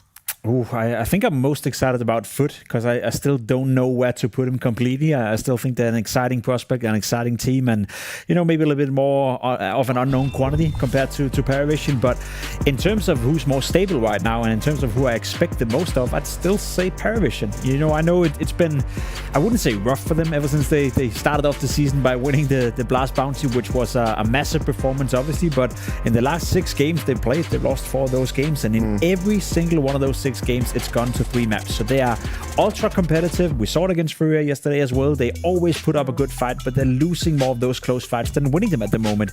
But that's against the best teams in the world. Now, playing a team like FUT, who's still emerging, I'd expect PARIVISION to edge it out, obviously, in a 2-1 fashion. Yeah, I mean, PARIVISION, this event for them is an opportunity to prove that they're not one-hit wonders, because I think a lot of people kind of wonder where they really stand after that one at Bounty, because they did beat some elite level teams. Yeah, there was a couple of caveats with like a stand-in for Falcons and this and that, but still, they beat quality opposition and took home a trophy. That's something to be ashamed of, especially, and then they built themselves up to that point really well. But obviously, things didn't go right. Krakow, and at this event, they've had one of the tougher schedules of any team in the tournament. Like, they've played MOUZ, G2, FaZe, and FURIA. Like, that's a pretty rough run of it when you think of all the squads that are here, and they've been very competitive in all those games, and find themselves at this point now. Now it's just about digging deep and making these playoffs, because that would go a long way to proving that they have staying power and that they weren't just a flash in the pan at Bounty. On the other side, you have FUT, who has excited everyone here in Cluj. Lots of conversation around them. Obviously, they have a Romanian player as well, so there is a little bit of excitement if they make playoffs because of who the home crowd is. What do we think about this team so far? I mean, they're exciting. They're fun to watch. They're young. They play with a lot of powers. They play with a lot of energy as well. I know some people at home maybe dislike when players are yelling and screaming. I love it. I love the passion coming out from them. I love the energy they're playing with. I love the poise they're playing with. And their style on the server as well is entertaining. And if anything, sure, you may not be fully ready and you may not be the full version of FUT that is to come for the future. Again, we're talking about a team where the average age of the team is 19.2. So in that regard, I think there's more to come. But in terms of what they deliver on the server, I think they're doing a good job. In terms of where you'd expect them to be at the moment, they're probably ahead of the curve. And in terms of the entertainment they're giving us in their games, definitely up there. So anything and every time I can watch FUT, I'm having a good time. Whether they're winning or losing, besides the point for me right now. But as a fan of Counter-Strike, I like to watch them. Yeah, I mean, a very similar trajectory to a team like PARIVISION, where they made a name for themselves, kind of online CS first, won a smaller land, and then worked their way into the international scene. This is a team that wasn't even meant to be here initially, but they've really seized the opportunity. They were a team that actually did impress at Krakow. They beat FURIA there in the main stage, and that caught everyone's attention, I feel like, when that happened. And they've come here, and they've been very good. They beat Aurora. They were very competitive against FURIA. They almost won that series 2-0. They beat Astralis very clean, and then they had a good competition against MOUZ Sports. And really, I think the big story, though, for this team is this right here that you see on your screen. This is Lonx's last chance to try to get in front of that home crowd. We talked about it with Ema and Navi. It's the same situation for this guy. What it would mean to him, a guy who hasn't really had a lot of big opportunities. This would be the biggest of all if he's able to step onto that stage tomorrow. Is it fair to say that these two teams are quite evenly matched up in terms of skill level and experience? I think in terms of raw skill on the server, we heard it from Major, even saying that FUT shoot as hard as anyone out there, So I'd even give the edge to FUT in terms of experience, in terms of know-how, in terms of having Jame and Dastan behind them. I'd edge the experience towards PARIVISION. So I think that they each have qualities and each have qualifications that one outweighs the other. But overall, for a matchup, yeah, I expect it to be a close one. Yeah, I mean, I agree. I think FUT has more well-rounded talent. Like, I definitely see flashes out of PARIVISION. Like, Zelo does look like a very interesting, aggressive rifler at times. The same could be said at times for Noda. But when I look over on the other side, Demon and Jugs are just so consistently good. You very rarely see them not have impact. And, Lonx has had a pretty good performance here on home soil thus far as the entry of this team. So they're looking really, really good. They are sometimes maybe a little bit reliant on faster-paced play, and you kind of wonder how they handle the mid-round. But to be fair, PARIVISION sometimes gets stuck in that same situation. So I just love the fact that we had Dust 2, Mirage, and Ancient. Like, it couldn't be more explosive. It couldn't be more in your face. It couldn't be better, I'd say, for both teams. Two teams that like to play aggressive Counter-Strike. I know Jame has a repetition for being, a slow-paced guy, but I think it's changed slightly with the style in PARIVISION. Again, they still play some of the slowest T-sides overall, but there's moments of explosivity, and all those maps that you see right there, Dust 2, Mirage, and Ancient, it is the ultimate in-your-face heads-up Counter-Strike map pool you could possibly want. Well, let's be clear. Jame is still really passive, but he does let the other four guys go and be a lot more explosive. Like, you definitely have seen him as a leader of this team because he has guys like Noda and Zelo who are very comfortable aggressive riflers. They do go for a lot more faster, pacey plays, but they're the same old identity for Jame when it gets defensively. They gamble stack. They're going to save if they're not in the right position. So they have some of those things that annoy you about Jame. But here, let's just say this. Jame's still here, though. He's still making playoff appearances. He's still doing big things. He'll get his numbers with the op, too. He's never going to be a burden on your team. Maybe his impact won't be what you want, but he's never going to be the problem. And so far, they've had an interesting run. I always like to put a bit of pressure on certain players, a certain storyline setting into a game. And one for me is Sway. I think the fact that he came obviously from Spirit, got booted for that team, instantly picked up by PARIVISION. I think he started off very, very well, as we saw in the beginning. Now, lately, he's been struggling a little here in Cluj. He's not up to the same pass. So I think if you're Sway, you have a bit of experience from Spirit. You have a bit of experience compared to your opponents. This is a game where Sway needs to step up and show us he's the real deal, that it wasn't just a honeymoon period when he got into PARIVISION in the beginning, because he has been quite lackluster so far in Cluj. We don't know who's going to win, but we do know that both of these teams are going to frag out. It is going to be a fun battle for that spot in playoffs. Let's get into it. Hell yeah, let's get into it. I am excited. It's going to be a lot of fun to see how these two teams boil out. It doesn't. I kind of feel remiss that only one of them is going to make the playoffs. I think both have got very exciting players and bring an exciting brand of Counter-Strike. Yeah, both teams trying to put themselves on the map in 2026. I think PARIVISION already has, and that's why, for me, I would have them ever so slightly over FUT in this one. Obviously, the history when they were ex-Na'Vi Junior or even Na'Vi Junior, right? Both of these teams having to grow to even get to this level, grinding the online and tier 2 realms. But both very exciting. A decoy grenade. Okay, well, back a plat. Yeah, we've got Jugs holding on for that one-tap potential. They start to test him. Door smoke in the air. Chaining flashes, Molotov, and Krabeni's just mag dumped. Doesn't find the finish. Longs will do what he couldn't, though. Strafes on out for number 2. Krabeni, low HP, needing to get further and deeper into that site, but pays the ultimate price. Jug's still at the back, just trying to chip away. It's all of his teammates that are doing the killing. Resetting now, the P250 in the hands of James. Belchinok fast through lower tunnels. This is going to be heard, so Demon trying to beat them and cut them off at the pass. He'll be towards A in time, but it's not a great angle from CT. He might need to let them pass. Elect to take a cheeky attempt, so now triangulates the position of Demon and should be able to plant. Bomb has been planted. They're a bit slow to move here. Worried about where James got off to. Belcher not playing the ramp, and James going to be able to get that first contact. That's bringing the fight to them and gets away. Problems, big problems for FUT here. Symmetry trying to bail them out. Missed shot from Belchinok. That was going to make it a 1v1. He can't get his boots back on the ground. I want to see that from Jug's POV. He probably had one frame to hit that headshot. Damn, I thought PARIVISION had really dug themselves out of trouble. When I saw that bomb go down, I thought that's a guarantee. Okay, well, we'll see a bit more of a threatening force spike coming off the back of that. Thankful to get that plant done, but the fact that Jugs stays alive is back a plat. The molly not landing, so a couple of issues there as they do try that B take. Like, he couldn't hit a bullet for like the first 12, and then the most important one, he hits it to rumble the 1v2 clutch.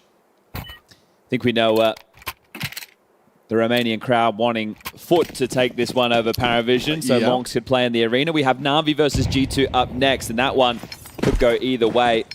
Looks like PARIVISION will be opting in with just an eco, so some light investments. Love the confidence you're seeing from Belchinok. He knows he can take some risks. It is just the partial. And he's already quite quick to this. Gets an opportunity onto the Goose player. Lucky he was jumping there, Mr. Symmetry. So U2 will come out. They'll dissuade that maybe on an earlier timing they were hoping for, but looking to pip the gap mid to B. Zello, we know this U2 set very well, but he's going to get out the doors first. So scuttles it forward. Monks blocks the doors. This will channel them window. I like the reaction, especially when you've got Jugs just immediately catching Belchinok and staying active. Someone has to be responsible for that sway lurk. We were just here, right? CT side Dust 2. That's where all the rounds have been won in the last hour worth of Counter-Strike if people were tuning into the Astralis versus Aurora game.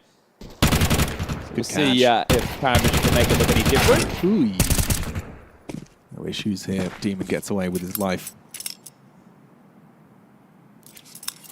Someone's laughing. Someone's cracking jokes on the PARIVISION side of things. Ooh. Out of timing. Not anymore. Still gets the dink, but down. All 5 staying alive. Beautiful work from FUT as the guns now come out. There's certainly a unique flavor to PARIVISION's T-side approach on Dust 2, right? I think it's no secret that James has his own philosophies for the map. Yeah, there's some of the moves that they go for that start to get countered now. There's some of these scenarios where Nota goes for just these catwalks without the same U2 you'd see other teams throw to push players back on short. Nota was just this like headshot magnet. He wasn't a magnet to headshots. His headshots were magnetized. It sounded like he was just finding instant headshots all the time. So Nota's actually dropped the ult for James. Means that Nota won't have any head armor in this one. And with only M4s and Famis's in the mix, that could be pretty costly. So keep your eyes on that. Belchinok will be setting up the mid to B. They've actually got this boost, so they're hoping for a break. Looks like an easier lineup if you want to be throwing the fancy door smoke. Write that one down. don't think they're going to get the break they're looking for, especially with the setup we see right now. Double Goose. Ooh. Oh, that is smart and annoying, isn't it? Unless they go B. Yep. So, but it's just cool to see, you know, the new ideas. Sure. It's just refreshing. If this works early, you've got a bit of a read on what James up to, and that will play into the future calls of Krebeni and Coolio, the coach.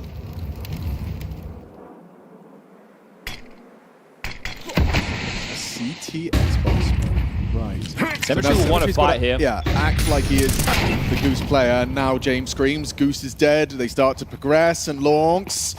Oh, he gets the double he needed. It could have been so much more. Now Long arrives. Sway wins out. It's an important duel to win, and it all falls into place for the first gun round. All right, well, it feels opposite of the good it could have been, right? You had the stack, it was the right place, the setup was there, and now you might not get anything for your troubles. Look at the health of 3 members.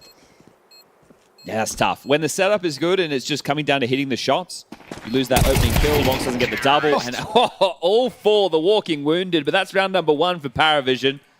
All right, they get started early. And also, notice Flamesy's a trendsetter. We've got the double clip. Nota also wants to keep his hair out of his eyes. Makes sense. Now we just need to see the RGB edition. You know? Maybe this is one for the headphone companies. They could come up with inbuilt hair clips. Okay, now we're really thinking. Right? Yeah, love that. You can't wear the headband and create a gap Tournament in the seal. legal clips. Exactly. Need to be approved.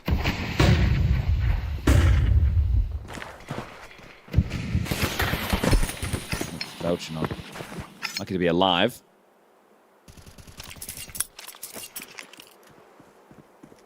Symmetry on the jiggles. Flash out mid.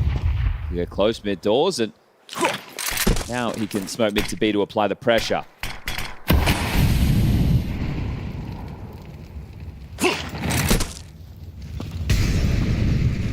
Through their protocols. Yeah, it is beautiful to watch.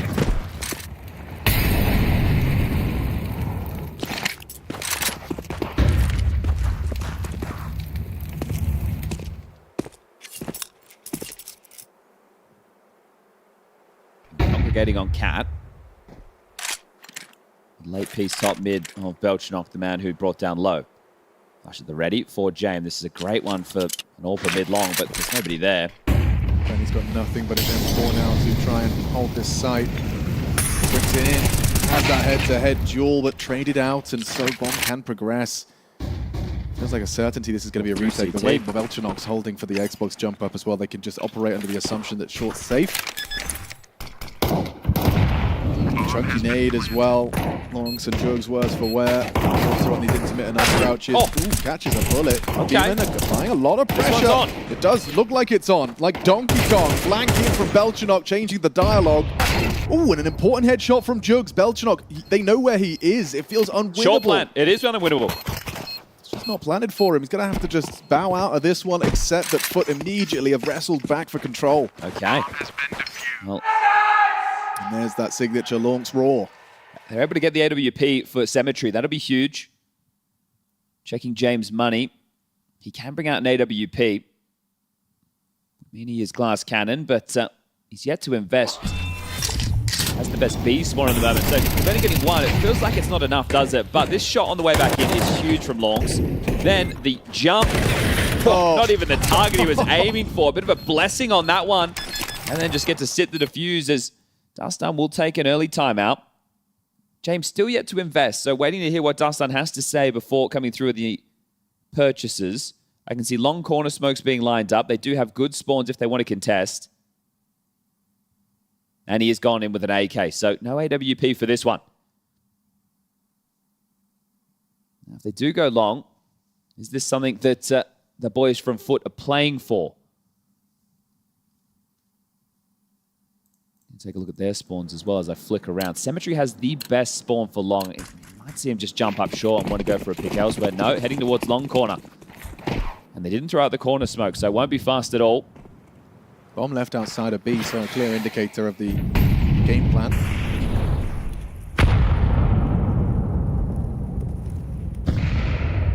Starting with that heavy B lead. Natus trying to act like they're going through the same motions.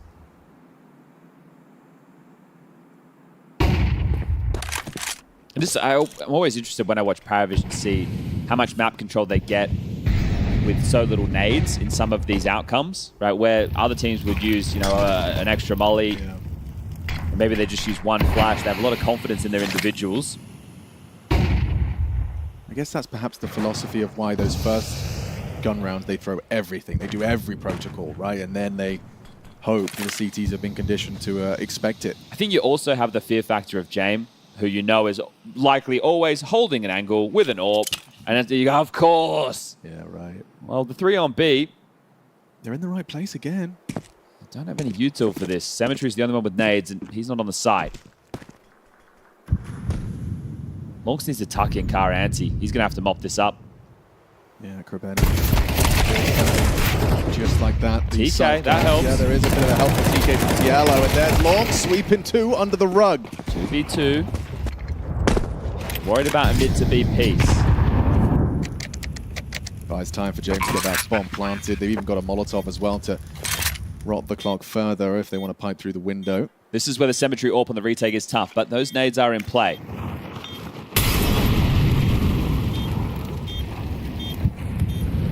Symmetry, does he clear out James?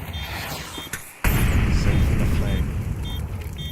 Demon flashed in, James reads it. Perfect headshot, nails it, and down goes Symmetry. Nota with a clean headshot. The AWP will be retrieved. A nice freebie.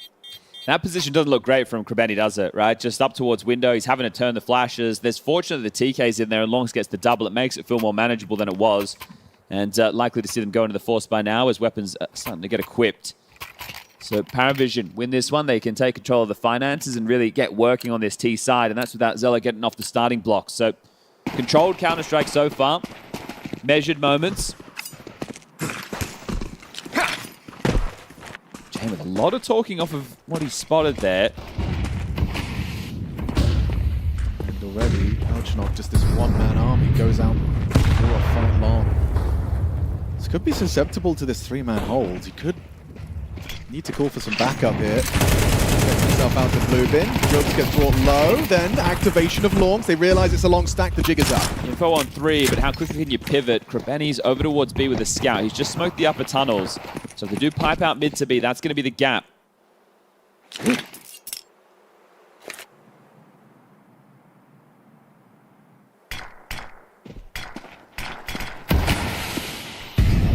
Huge block. It's going to slow things right down. If you still feel a bit tense, right? You're on the ladder by sure, but you also don't have a lot of info, so you are gambling. We've seen them do a lot of these 4-1 gamble splits.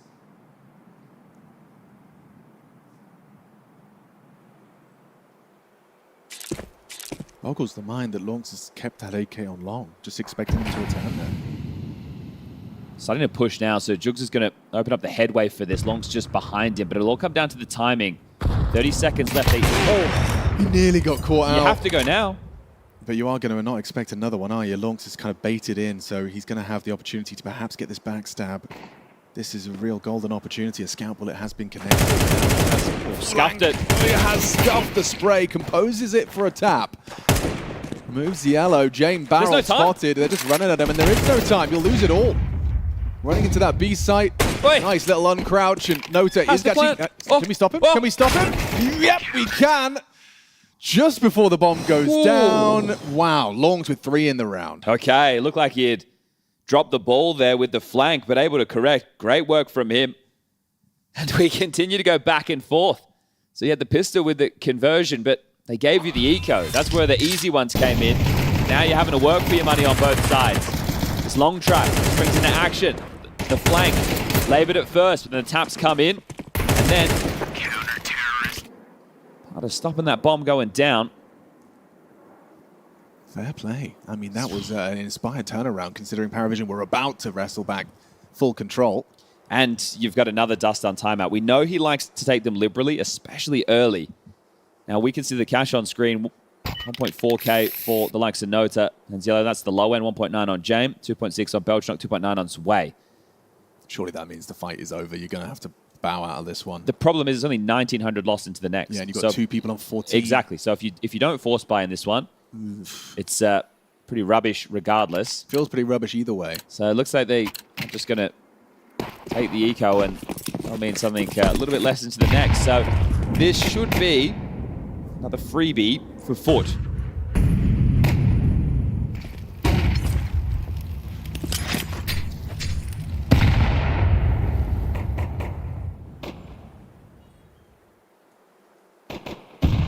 Joker's still got his incendiary as well. Should just be able to shred them here. Oh, hold up. Hang on a second. That was a massive mistake. Now caught out, and Jugs is running out of ammo. Just cowering the back of the site, trying to make it as hard as possible for them to call the site clear. Now Krabeni's been caught crouching. Belgian up P250. A $300 investment, and suddenly the round actually up for debate. You've got to clear him out. Cemetery confirms the AK's been picked up. Not easy by any stretch, especially as Yellow wants to try and find some output on low HP with just a Glock. Oh, this one's already feeling a bit uncomfortable, isn't it? Fake plant. Smoke is so tempting to try and take the fight, but Yellow has an opportunity to just shoot you in the back of the head. Now they throw Glock smoke. Even confirms the position. Bullets do fall. Belchnock down to just 6 HP. It's just on a knife's edge right now. He's going to want to go. Bullets demon. Straight in, and he hits another one. Belchnock doing it all. Cemetery in the clutch. Spots the head out. Jane playing it safe. Wants the delay. Now pushes in. Can't connect. And PARIVISION steal it. Belchnock the hero. You can always afford a P250. Yeah. The way that that's being played right there by the B defense, Jugs especially, is I think they've assumed it's a force buy and expecting another B pop. Because he is waiting for the util to be in the sky to lob out the incendiary. But instead, they've just contacted. And if they had known it was an eco, right, there was the decoy Glock thrown mid, right? Is that to be like, haha, right? We're actually buying, right? Like, that was all they threw. A decoy mid doors, and then they walked Glocks into B. Well, and a P250. Can't forget about that. Yeah, please don't. That's an eco snatched away. We are still They had struggling. 1,400 in the bank, and they eco insane. and they win? That is insane. Ooh, I'll FUT the kind of team that kind of gets under your skin. What about this? You are just dry walking into A. You were not ready for that. Krabeni was just trying to cross site. They're not letting you play like a smoke molly defense. They're not announcing their presence, and now you're saving. Now you are 100% saving. This is, it's that PARIVISION flavor. You love to see something a little bit different, don't you? Okay, Slade, you do want to try and keep your AK. Hawks is reluctant to try and chase him, understandably, given the circumstances.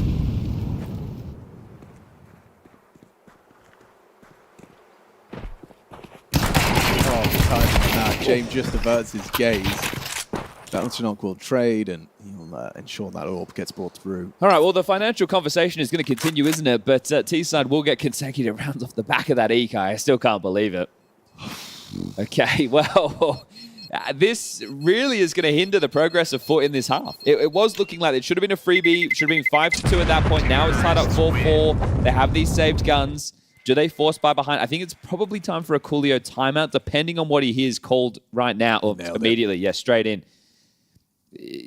Because if you force buy against this, you are digging yourself a deeper hole, or you take the eco behind these saves, you get 2,400 going into the next, and you have a buy, still going to be relatively lacking. So I also think it's a good opportunity to get in and try and levy the mental, because it can go really bad really quickly.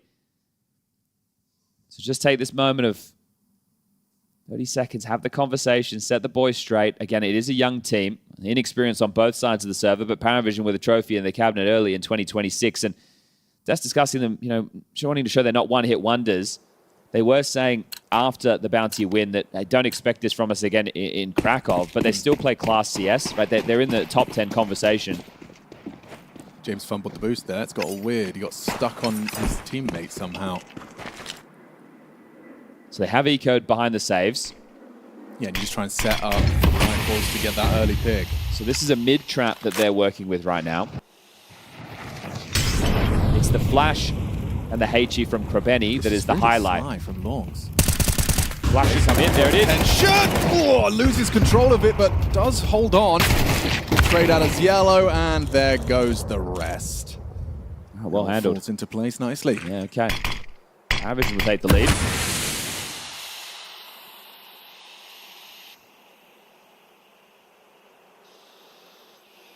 Oh, okay. You don't see this at all these days. For good reason. It's an oldie, but a goldie. NOA stack. Haven't had to say that in a good couple of years. We'll say the knife looks really cool in this. It does. Cinematic we have right now, Jay. Ah, boys. It's a 4v2 and you're doing them like that. Well, they knew it was the mid trap and they'll take everything with them. Don't get anything gained there, do you, FUT? All right, CT side. Bianca Jugs. Good spawn for B. It's been really fun to kind of track the adaptations James had to make, you know, moving into not only a new game, but MR12. Like, it is a different game as far as James' philosophy. Wow. Certainly still got the same fingerprints all over it, but it's cool to see the evolution. I think it's a good word for it. It's a bit of a misconception that James teams have only ever played slow. When they won the major, they had it all. They had a good idea of the pacing. James, as a player, is always going to be in the backlines with this AWP, holding on to rotations. It's just James before and after that major win, it was mainly just slow Counter-Strike, right? But when he's been his best, it's actually been that mixture. So with a team of soldiers that'll listen, his trusty coach Dustin back on his side, they are looking to find success.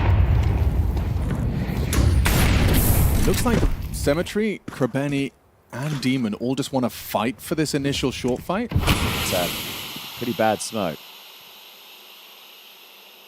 But I mean, I guess, are you tempted to try and flash through it, or you just wait it out?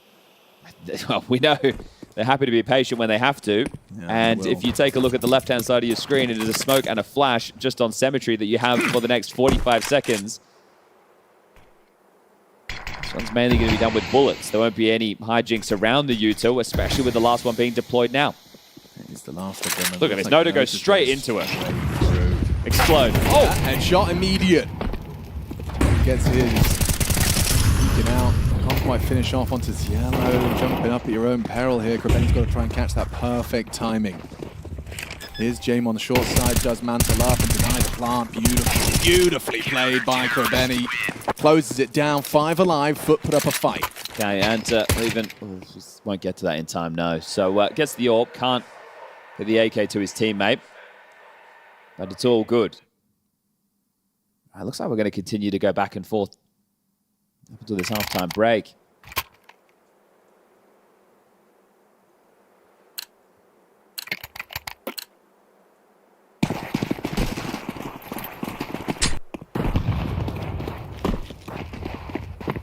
One.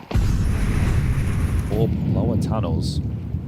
Cemetery looking at the timing to pull the trigger there. That jump spot in suicide. Longs will be fighting this. It's Yellow, and it's a rough half for him. Longs hands him his 9th death. That's the opening kill in favor of FUT. Can he get out? That's the question he's asking, but it looks like he's got no resistance top mid. So reset the round right now. You don't need to hang around and linger short or close mid doors. The man advantage. You've got Demon burrowed in on long. Got Lonks who is going to join Krabeni on A. So the AWP from Cemetery playing B right now. This will make a catwalk a little bit easier for PARIVISION. What's Lonks got to work with? He does have block utility. He's just thrown out one of them. Another smoke where that came from.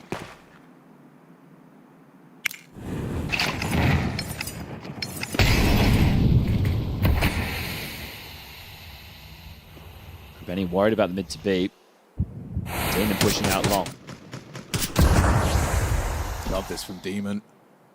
Could catch a fantastic opportunity here. James already has slipped through the doors, though. Action's still on longs.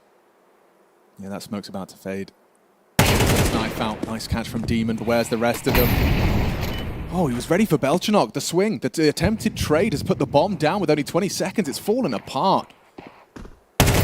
Demon ripped it apart. Stills, wait. Gets a couple, but there's just nothing for him here. 13 seconds, he's got to somehow get to sight. Lonks is not going to allow that to happen. That's why he's just trying to play for his life. He's sharp, isn't he? Gets himself another one and actually might leave with the AK-47. Denied by Lonks. 6-5. This is some good punch from FUT right now. I thought that the mental would be in question after the eco loss. So the fact that they've held on to this and now they've posted consecutive themselves and put themselves in a strong position to close the half with the lead, this is a really good look. That's one of the big things we're going to talk about with this team. It's not about their approach, right? It's not about can they shoot. It's about how do they handle the bigger situations. Wow. That second one is brilliant there from Demon. Action didn't have to be on Lonks. Demon played early. And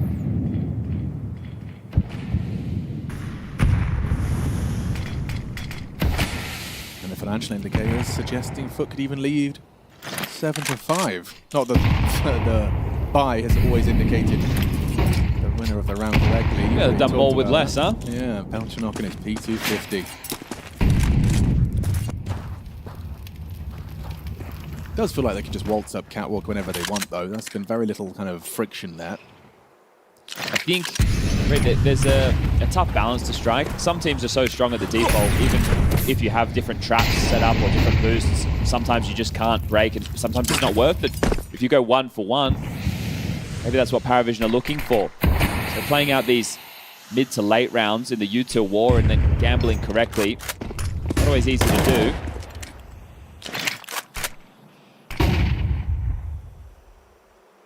And this is one of those exact situations. Grabeni, third man, will get across to B. Symmetry's AWP back up plat. It's a good way to try and slow the execute. If there's too much arm shown when one of these nades are thrown, he might be able to pip them, but it'll be 3 through mid to B, 2 through the upper tunnels.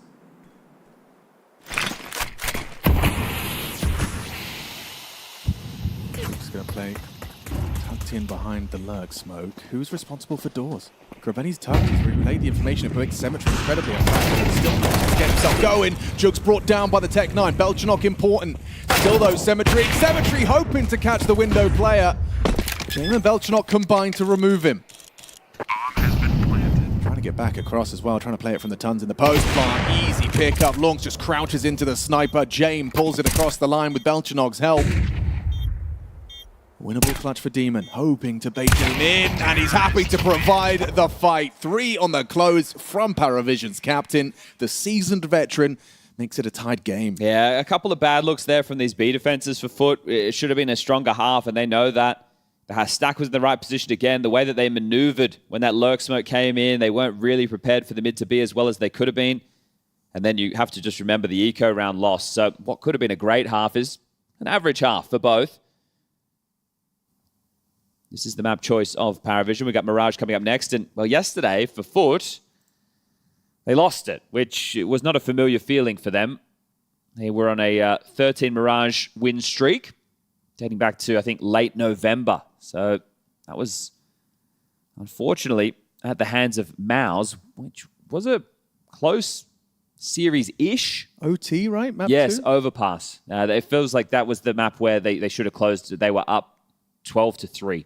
Yeah. And then we've had a couple of crazy comebacks in consecutive days now. People should go and check out the Aurora match on Dust 2 against Astralis that just unfolded if you missed it. A bit more of the climbing back up the CT side, but here we go. Pistol round did fall in the favor of FUT. Can PARIVISION pick up their CT side pistol?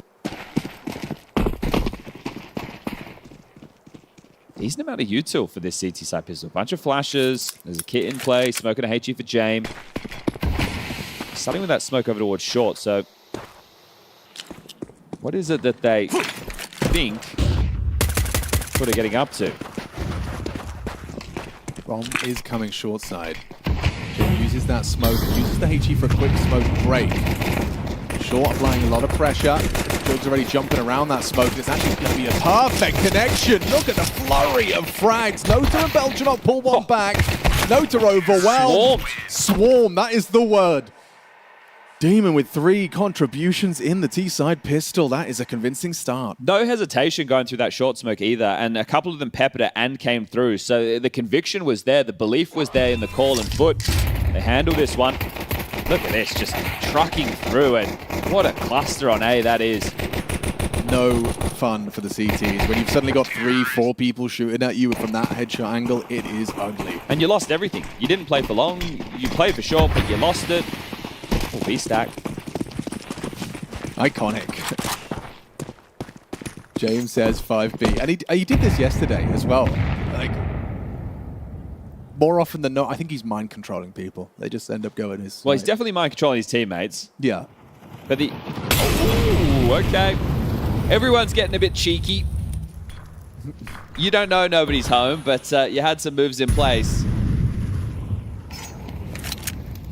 As you walk out, you can see the premise vacated. Long is the only concern. I'm immediately looking for longs. Like, as someone with the MAC-10, your boys have said the A site's clear in Kraveni. He's got CT on lock, so does that channel them to a MAC-10 hunt? That's one. And two. $1,200 added to his bank balance. James Scout didn't get anything going, and a leaking MAC-10 secures the denial. Yeah, Lonks, 19 and 8. A man playing like he wants to play in front of a home crowd, that's for sure. We've seen him determined, we've seen him making some noise, and we've seen him having the output required where maybe it's time for Zello, this man right here, to step up on the other side. We've seen the output this kid can have. Currently 2 and 12, but not too late to get started. We're just getting underway. Aim in with an MP9 while the rest will equip the rifles.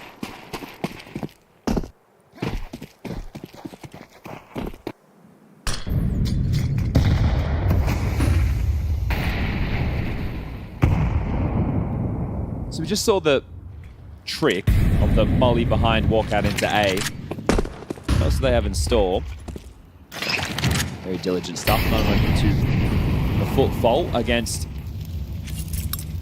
CT aggressions and playing for B split. PARIVISION right now.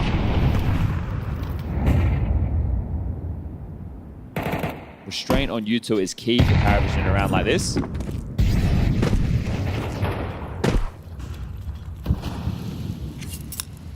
And they are looking to operate with a mid to B.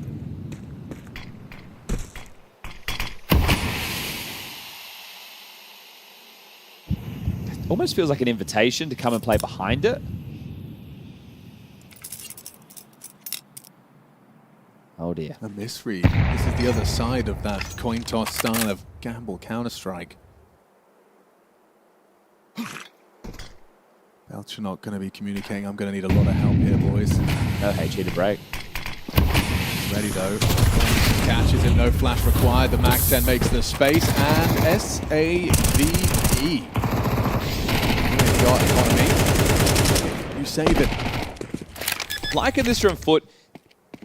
I want to highlight it early like we did yesterday in the MOUZ game. When they're on the cusp of the conversion, whether it's map or series, that's where the cracks might start to form. That's where you second guess running through without a flash. That's where you second guess your opening pathing. But this is the stress we talk about, right? The stress is essentially creating a tension, and that tension creates a fatigue. And that fatigue makes you make mistakes that you wouldn't make, whether it's a practice or an environment where you're not under the same pressure. Yeah. Pressure, of course, gets more real the closer you get to actually doing the thing. The thing. Terrorists win. This is a nice start, though, in this T-half, though, isn't it?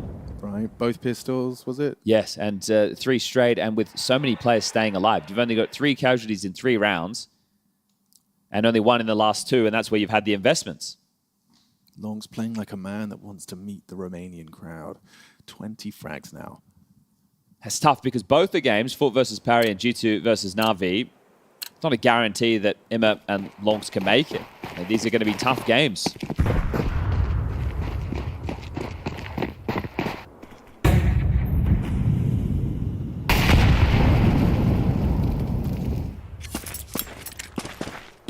More of the same in terms of FUT opener. Slow, methodical, this time with less utility. Less worried about the lower tunnel's presence. And I'm almost positive I saw Cemetery bring in an AWP. Oh, that one's gone. And then sail back, so wanting to keep it rifle-centric. As that one's gone over the fence, you'll have to ask Mama if you can go get it. Knock on the neighbor's door.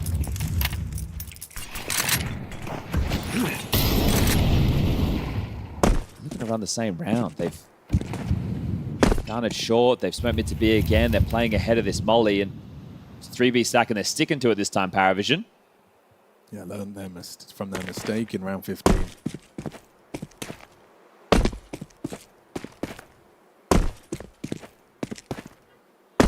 It's your last piece of util on B, though, so Yellow's going to be very precious with it. Same strap. Could be the same result. Flash connects. Belchnok spotted out. Executed by Kravenis. Yellow kept one, and the trade for Nota is found. Demon clears out the site. Jamin's away. Miles away. Okay, not lingering around. I like this, right? They could have stuck and held on to a little bit more assertive map control there, FUT, but I am happy to see them back off and play the bomb. You don't want to give away back in.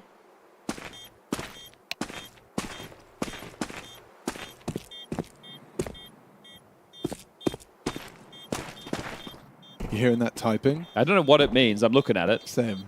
I'm not going to say it out loud. No, it could be a bad word. Could be. But it might not be. It might not be. I'm not going to just take be that friendly. risk. Yeah.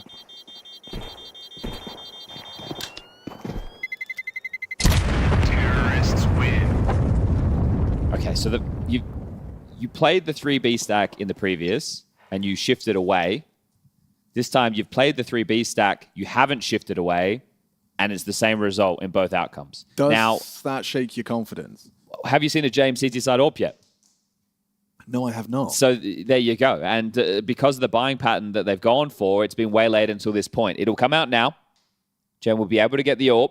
And finally, with the scoreline at 10-6, 4 rounds played on the T half, we'll get to see them fully equipped. So this is where they can work back into the game. PARIVISION are well aware that this is not how quick you get to 13, just who gets to 13 first. So plenty of time to still walk this one back. Double AWPs. Yeah, it's the Yellow fancies. I mean, to be fair... Maybe because they have a tough game. I think it's just a tough game. Or he watched Wakadia. Yeah. And he's gone, I want a bit of that. What I think is exceptionally cool about that is that Wakadia was the one taking the doors fights. Yes, you know, like, he was the one, yeah. Ooh, Cemetery already puts Belchnok on notice. You threw a long corner smoke. Do you really want to brave the doors smoke? You do. You stroll on out. You still get flash. He's in trouble. Overlooks Sway completely, and that's a convincing one. Sway with a double kill. Nota and Sway combined to completely shut that down.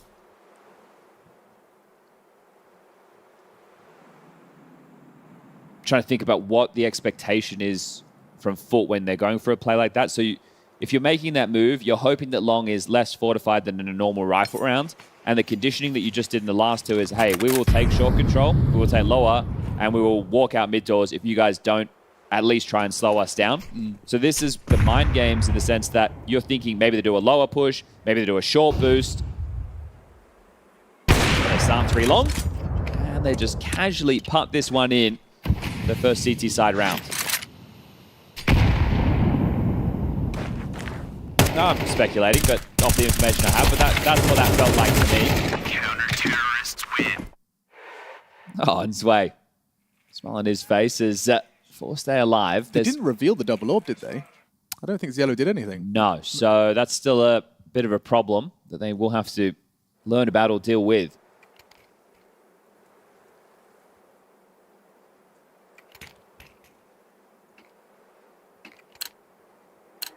Surprised to not see a Coolio timeout now, just to get in before money does become a bit of a problem. That's what we see a lot of coaches do, like Dustin, for example. So here's that short boost. And now they've returned to the 3 tunnels play.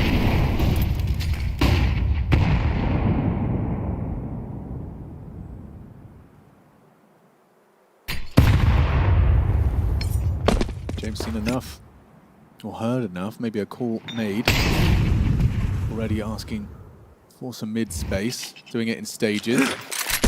They're in that same smoke for CT. And that same response mode. I see what you're saying. It's so tempting to just be like, oh, I can just be behind this and play with FaZe. Yeah. And have one guy on either side, one guy in the doors playing anti, so if they sweep, you're ready. But Yellow can peek over it. Perhaps that's the philosophy. Yeah, that's the fight he was hoping to catch. And a miss that could come back to haunt them. That was an opportunity to immediately seize control. I think, though, you don't know it's double AWP. So there might be the case where you think, that's James, let's go short. James still at A. Now, he is playing long at the moment, but still will pivot in, and you only have one smoke available. 0 flashbangs. Oh no, Symmetry's got some. They pushed upper tunnels. They know it's A. Okay. High alert. Sway's got that first flash just to try and slow them down as they set up their U-tilt. All 5 through short. Yeah, Belchnok's over. James never going to miss that. He moves the first. Sway will swing on out. It's just textbook PARIVISION. Set foot backing. Nota with a controlled spray to close it clean. And that's PARIVISION 2 consecutive. Yeah, I see what you're saying about that timeout. Now, if Coolio was to call it, it would feel a little too late. Yeah, and he has. So they're going to discuss the money. 5.6 on Jugs, 4.9 on Demon. Krabeni, he loves to go Kevlar AK so he can get one in as well. But this is a tough spot they found themselves in, with it being a 2-round game. And right there, you hear that AWP sound off. They immediately take tunnels. You execute. James, they're waiting. Hits the first kill, right? Because you're going to be a little bit, I don't want to say lazier, but if you expected the AWP to be A and you were executing into it, you're going to make sure your flashes are on point and your timing. And you should always, but it's the little details that come into the mix. Yeah, you're under the impression that you don't have to worry about that AWP. So yeah, if it works out, Yellow's missed. If anything, sends them into game. So they're not actually going to force fight. They are going to get what upgrades to this second one. Wicked little transfer there from Nota. It's just going to be partial investment. We'll buy into the next with the 2400. Krabeni sounds off the scout. Starting short again, looking for a fight. Nota's ready to bear, ready to brawl. Get out of there. Yeah, he can't believe he almost crouched and committed to that. And now Zway's got the double AWP. Everyone gets to go. That's nice. The village AWP. Yeah, sharing the responsibilities of this one. It is a bit of a problem. Well, maybe it's not a problem. You could run one AWP long corner like Zway and one Fifi line on short, and then you can fall back. They've lost the idea of short early, so I think James wants to take that risk, and understandably so.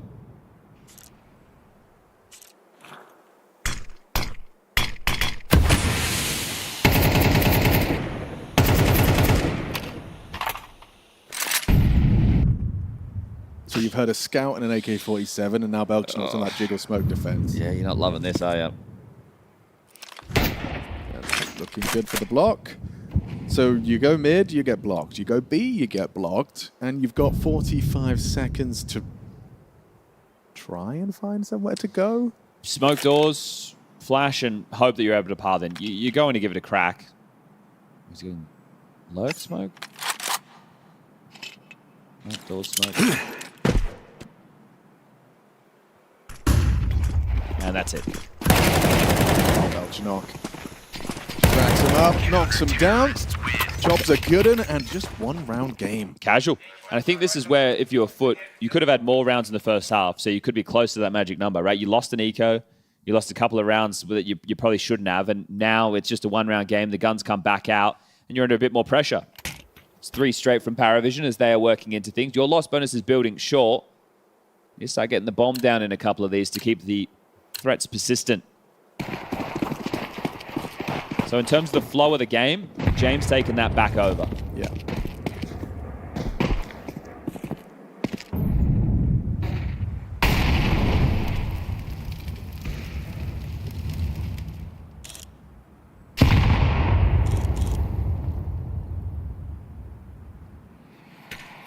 Belchnok's been really restrained and well drilled. Hasn't given any of these searches from Cemetery away.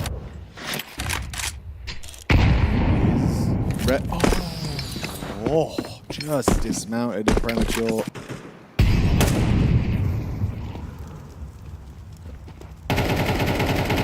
Sweeping through mid, still smoked for a moment. Finds one Cemetery. What a catches nuisance. his counterpart for the opening. That's a big thing.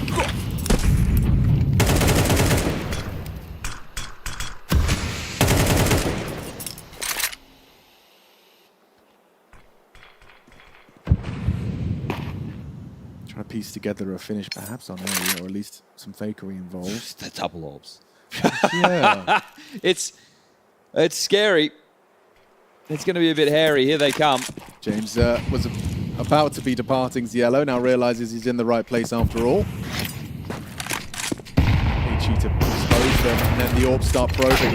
Nice one back to Benny, or rather Jugas has got one. Hang on, his way. He's got a freebie on the backside. Krabeni caught and now overwhelmed. He wanted the bomb plancher. They ain't going to get that. Then they overrun! Just as easy as that. Okay, well, they definitely are in full control now. 4 on the trot for the CT side. They are laughing. Yeah, I think this is where you start playing heavy long into the next gun round if you're PARIVISION, just to make sure that that option is at least accounted for. He's going to be partial with some Tech 9s, Mac 10 coming into this. But yeah, another position where it felt like footwork, strongholds, now slipping away quickly. Slipping rapidly, yeah. I mean, what? 2 kills in 2 rounds. B-rush. Rushing into Belchanok. Good flash, though. It connects. Okay, the layers work. Yellow, it's his moment. A very quiet time. Trying to lock down the site. Just 2. Hang on. Awkward retake. How does Jane want to approach this? Krabeni spots him out. Doesn't find that instant headshot he needed. Damage from the nade.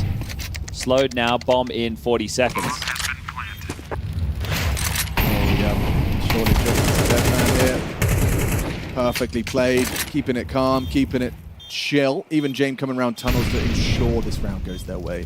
Big box is a powerful position, and that's why James coming. Okay, well handled. Look, a little bit stressful, short, but they don't just run in.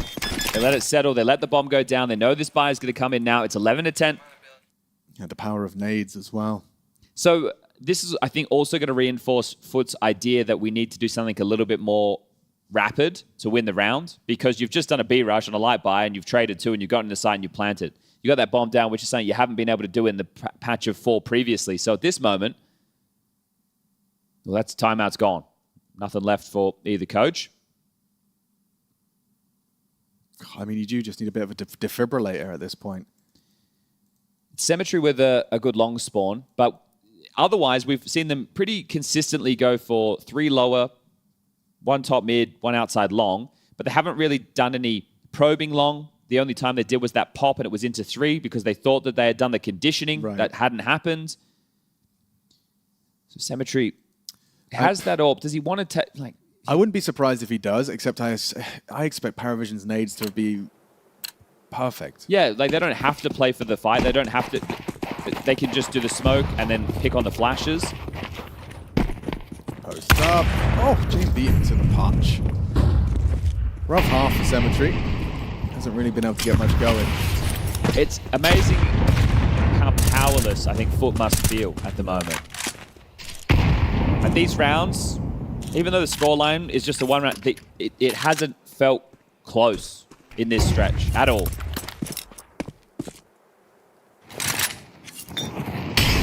The players understanding their responsibilities, but very rarely overstepping the mark on PARIVISION. Yeah. The fundamentals looking great. And for Krabeni to have to call this many rounds with a 4v5 disadvantage, it's so tough. It's that you don't have any space. Again, you don't have any long pressure. Zway's thinking, am I playing Counter-Strike at this part of the map at all? Right? No, he's just holding on, calling nothing here. James gets to post up. That's the security net for this. Your flashes have got to be perfect. They've dropped some extras. Jugs is going to be throwing them.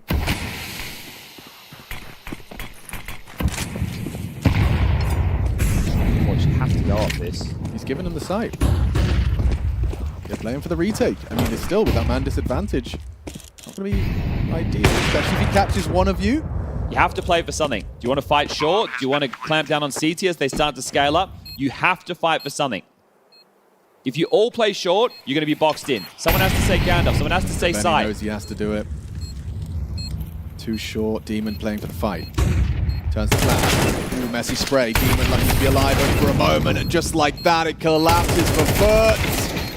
Just the one. Not enough. PARIVISION. I mean, it does just look like they flicked a switch. Well, it all started once they got a full buy. Yeah, right. Oh, As you've soon got as it everything was like, you need? oh, we have the AWP, we have all the rifles, we have all the U2, now we haven't dropped a single round. Right? That situation, the fact that they get in and get the bomb down, you know that PARIVISION are playing retake. They are letting you have that. And you're going to play for the space you have, which can't be Sight or Goose because there's an AWP long. You drop down to CT early. This is where you need Krebeni to be like, boys, we're going to do something crazy. We're just going to drop in and fight Everyone CT and drop, hope we can cause some... Because look how comfortable that retake was. I think PARIVISION, they're like a boa constrictor. Yes, that's a great analogy. Just, it's not a quick kill. It's a slow, drawn out, and you feel helpless the entire time. Yeah, and that's what this has felt like.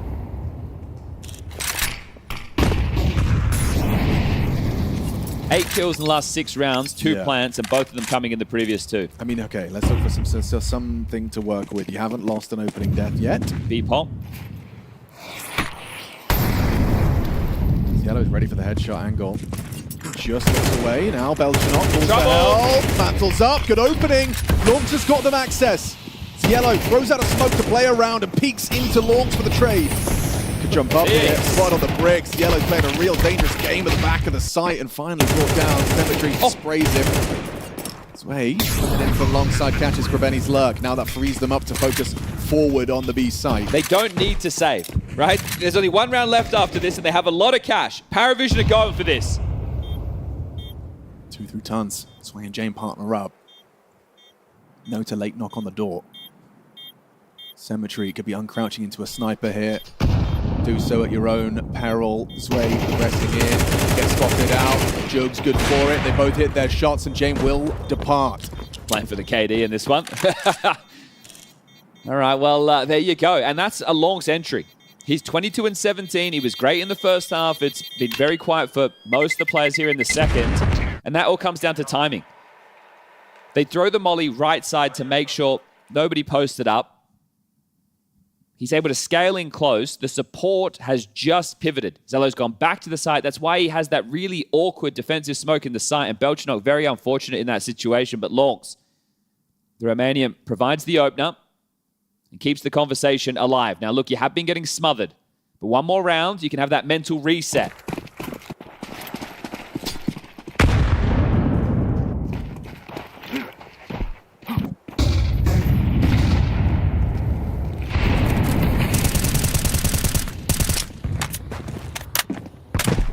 This is probably the most standard round we've seen in a while for both teams.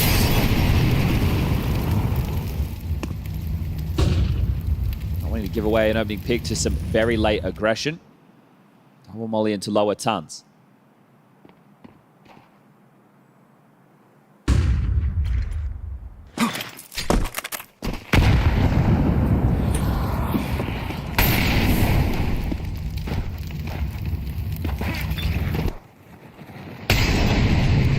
Garnered.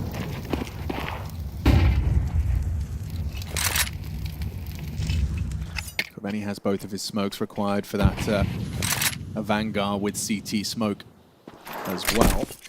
Catch that one. Big damage. Last time he threw this out, he dropped for scaling against the AWP. This time it could be drop into spawn and play for the mid to B. So they plume downwards. It looks like he wants to drop into spawn. Oh! What? Instant flick into Sway. 3 on B. Despite the broken leg, there are 3 bodies here. PARIVISION, 30 seconds. You just got to defend your site. Belchinok picks up a fast demon on the drive-bys. Yellow's gone. It's access granted. Now you can plant. Now you can secure overtime. Bomb has been planted.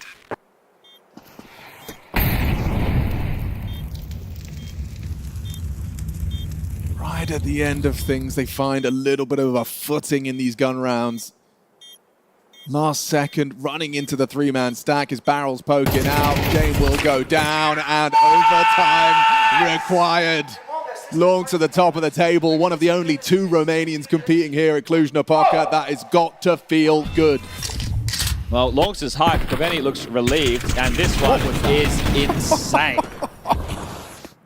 That is nuts. Okay, you've given yourself an opportunity to get back into this, but again, when these games get late, against class opponents like a FURIA, like a MOUZ, FUT gets smothered. Now PARIVISION, are you of that elk? Are you able? Well, here we go. Oh, gear shift. Long's trying to handle this. Gotta give it up, surely. I think so. Corner is smoked. Sway wants to fight. What is that? Jumps into his demise. Launch removes him. Another one from Launch. This man is determined. He is vicious. He is precise. Hits the headshot on the fallback of Nota. PARIVISION off kilter. This is where you drop one of those code words, right? You need to freeze in this moment. You need to pause. You need to wait for the aggression, and you just need to let the next 20 seconds simmer. You know the CTs are going to react. You can't get... Not clearing car. Not clearing car. Clearing car. No immediate second follow-up. No trade either. Yellow trying to dip away. Cost him his life. Krabeni will find the belated trade. And Belchinok's going to let Jane play. Up on the flank. Nota now. That's a huge amount of info. Krabeni gets that safely. Jane undetermined. It's going to peek on in. Narrow miss. Nearly hit the ankle of Demon. Belchinok in the 1v4. Two of them are pretty low here. He'd have to get some crazy spray lineup. He's already used 10 of his bullets. Eating the kitchen sink thrown at him. And we'll just have to back away. Maybe go and try and find James AWP if you're feeling brave. Okay. So Lonks, there you go. His entry work gets them another round. Beautiful stuff from him, and perfect time for the gear shift. I'm glad they went into something that was spawn-based, right? Again, you never know when you're going to get them on Dust 2, but the fact that they've had them there, they've used them, and they've exploited that timing. Zway's going to probably get a little slap on the wrist, but I do like the idea. Well, they were told to fight, right? The cluster of CTs all stayed on the corner. So in that situation, we are fighting, right? So Zway's just trying to have a creative way to get a kill back. Depends on the flashes that are thrown by the CTs. I think it is tough, right? There's a set one that if you don't throw it correctly, you're playing towards the blue bin, the overhang will cover it, and in that situation, just coming through the gray screen, hoping to force a fight, just doesn't go his way. But this man, 24 and 19 now, continuing to add to that tally. An immediate timeout going to be called. You get one extra bonus timeout. Dastan, 1 round in, will elect to use his. Coolio will take the opportunity, understandably. Just looking at the spawns again, Jugs has a very good run for long, and so does Demon. I think I would like to see them. I would like to see it, right? Because think about how hard it was for them to navigate in a lot of those mid rounds when they were slow. They were getting picked apart. They were in 4v5s a lot. And PARIVISION tend to have a read on where they were finishing. They're coming through. That's 2 rounds in a row. Sway's just been flicked into by an AK.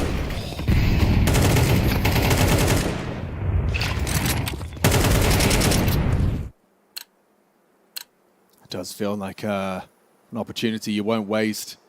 2 long spawns in back-to-back opening rounds here on the team side. Here comes Demon, here comes Jugs. Oh, wow! Again! Another one of these ridiculous first bullet headshots. First Krabeni, now Demon.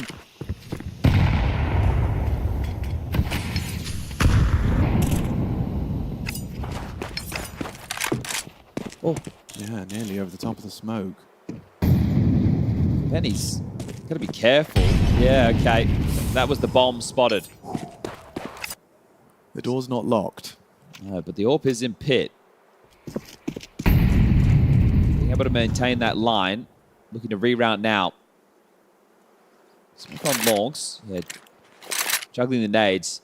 You definitely want to smoke the mid doors. You don't want to just walk into... Jane relays that the AWP is likely pit. There's that mid door smoke from Krabeni. The block smoke for the CT's long.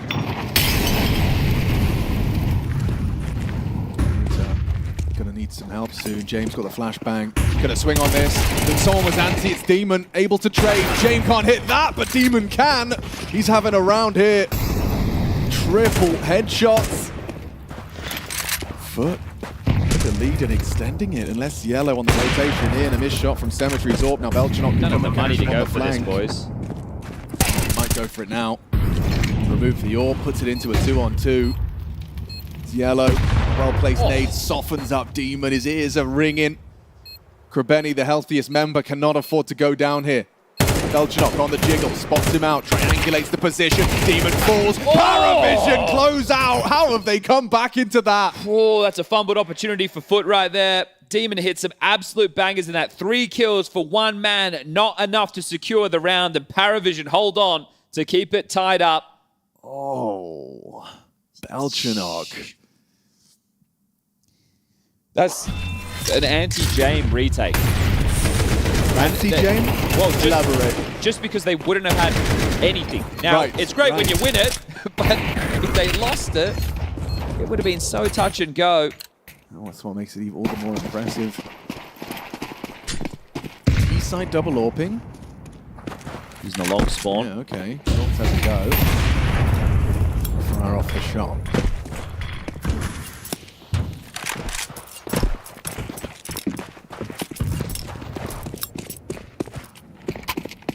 Doesn't need that anymore. Now they reset. Going to join Jugs over towards the tunnels. Krabetti has been able to find this open path down middle. Given the room, how do they use it?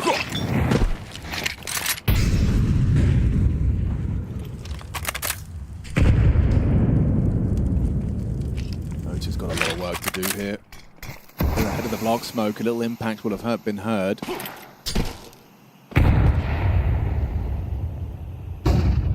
Backing off. Back. All right, well, it's going to be another one of these 3-man B stacks.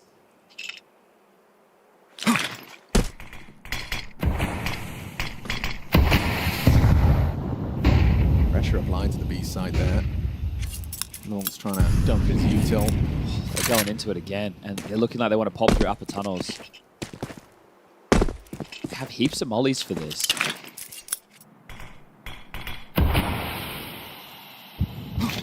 Those Molotovs, Belchinok reaction, just have to spam catch as they accelerate. He's got no ammo, but no one's clearing their corners. Yellow profits. It's just a shutdown. FUT with nothing to celebrate upon the arrival. Benny late. Held by Nota. Nice headshot again. Oh! How hard they hit! No time.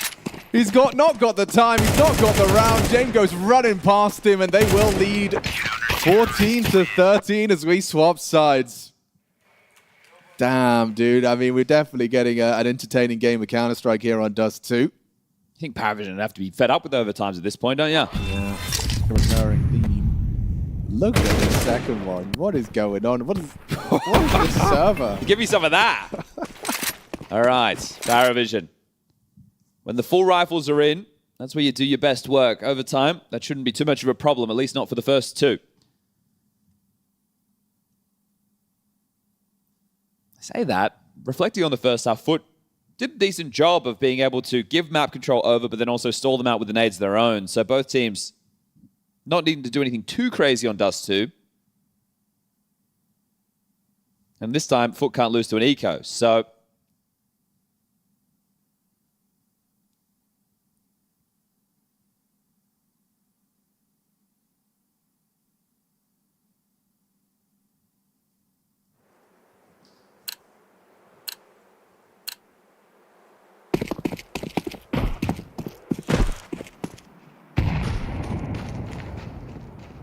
Safely across. Cemetery starting his AWP here alone. It's quite unorthodox.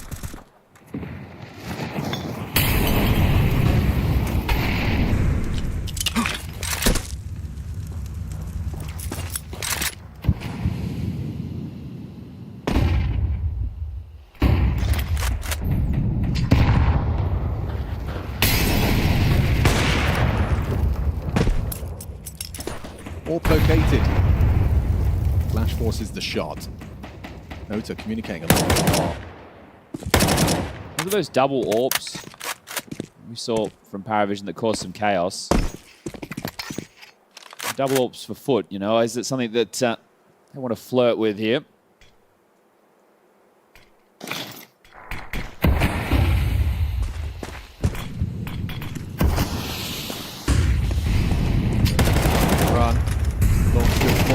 Belchinok. Oh no! Double kill out of Belchinok. Cemetery puts him down, but the site's been evacuated. Smoked off. Sway's getting aggressive on the window side. Confirms numbers. Relays that there were 2 outside the doors. You extend the clock, extend play. Cemetery is a flash. And Demon's got a head-to-head with James. Played it so well. Peeks on in, catches Demon as he's lining it up. Cielo removing another. Just Cemetery on the AK.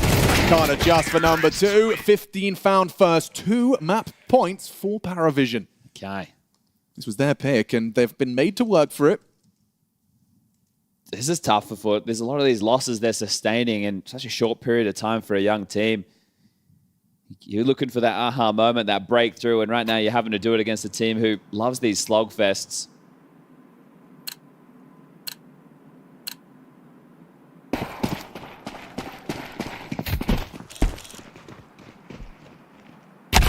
Cemetery's out all James.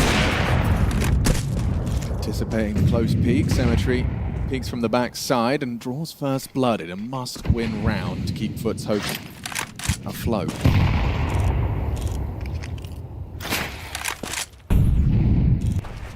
Couple of rounds where just the timing on this util feels slightly early and pressured. Same as that mid to B. You want to talk early? How about pushing long doors at 120 on What if the you clock? get caught by Zwei? Oh, Zwei's... Let's go and see. He has no idea. No? He has absolutely no idea. This is such audacious counter-strike. Krabeni gets the bomb down. You don't have to overplay now. Demon drops off a short. You've taken down the AWP. You've taken down the bomb. Now look at Nota. I mean, what a horrible, compromising position to be in. You're worried about spawn. Giving it to him. So it's been picked up. Ooh. That doesn't matter anymore, does it? Dink dead. Zelo down.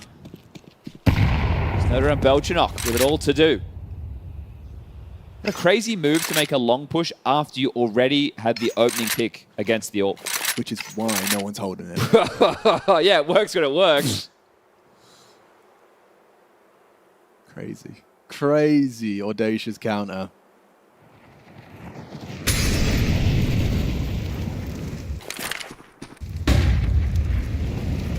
Benny's on the flank. Demon on the ramp. Not only that, great round from Krabeni. Gotta be happy with that one. All right, one more, then we go into double OT. And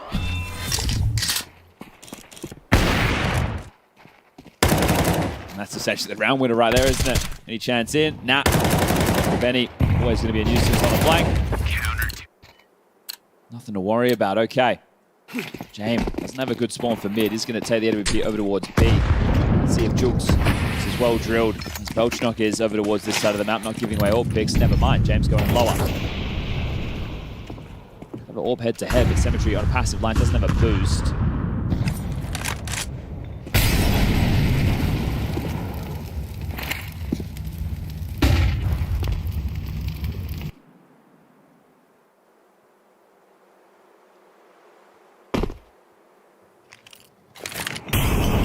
MongolZ at long. You know, we talk about these Joker plays. He's traditionally a mid-speed player. So right now it's a 4-1. I don't think it's going to be beat. They're expecting something late long, and looks like a good call. I do kind of like that longs might bait this, you know. Right. With Demon as the anchor there. It's going to work out real, like, it's a high likelihood that Demon's good for one here. Desperately trying to have a fight here, and he's going to bring the play to them. Yellow goes down! Oh, double from Demon! Bringing the fight to them as they're setting up for the fight. Surely that's it. That's got to be double OT. That's got to be James going for some Call of Duty moves. Yeah, not sure what that was, but all right. Another tough situation. Zwei, walk on in at your peril. A bit of room, but Krabeni, I think he'll seal the deal on this one. Bomb down mid-doors, 20 seconds. They know where Zwei is, and that's round. We're going into double OT, ladies and gentlemen. Step on out. You see two of them, and we've reset once more. First to 19.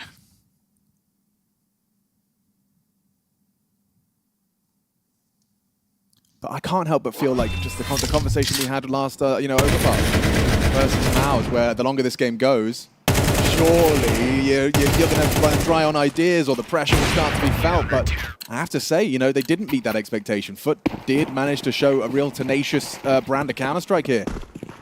And a leg shot. Wow. Not ideal. Jug's limping into the B site.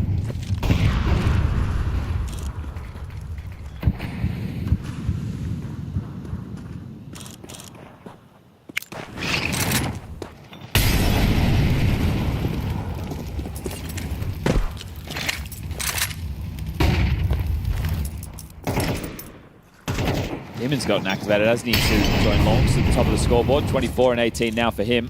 Krebeni with some impactful moments too. I think Longs' entry kills on the T side kept them in it late.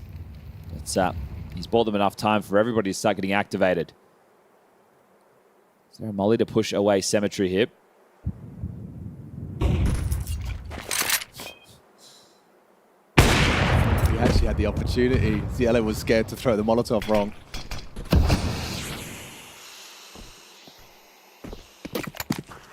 Committed heavily to this B-stack. Both teams just going with these three-man gambles.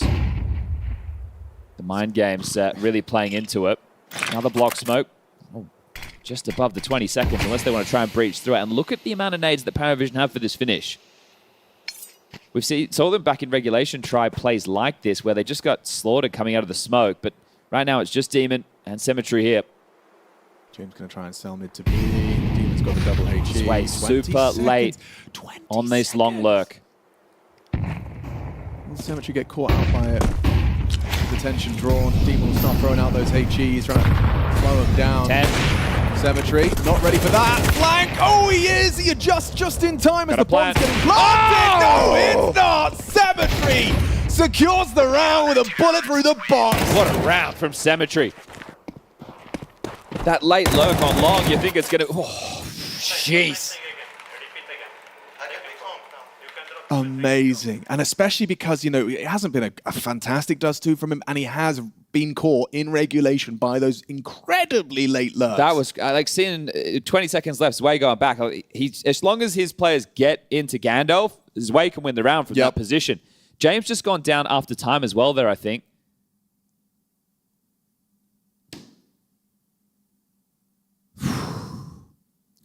Ooh, that bomb goes down. Maybe a completely different conversation being had. Okay.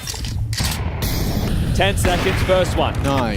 Not ready. Oh, Way doesn't hit the headshot. Comes back around. Instant flick and a cheeky wink. God, they are dialed in right now. Sounded like they just said the same thing. So, Symmetry start. Close short with Yorp. They gamble for B play again. Do you get tagged on the cross? Oh, the jump. Why is he jumping? Why are we jumping? Well, let's see if it costs him.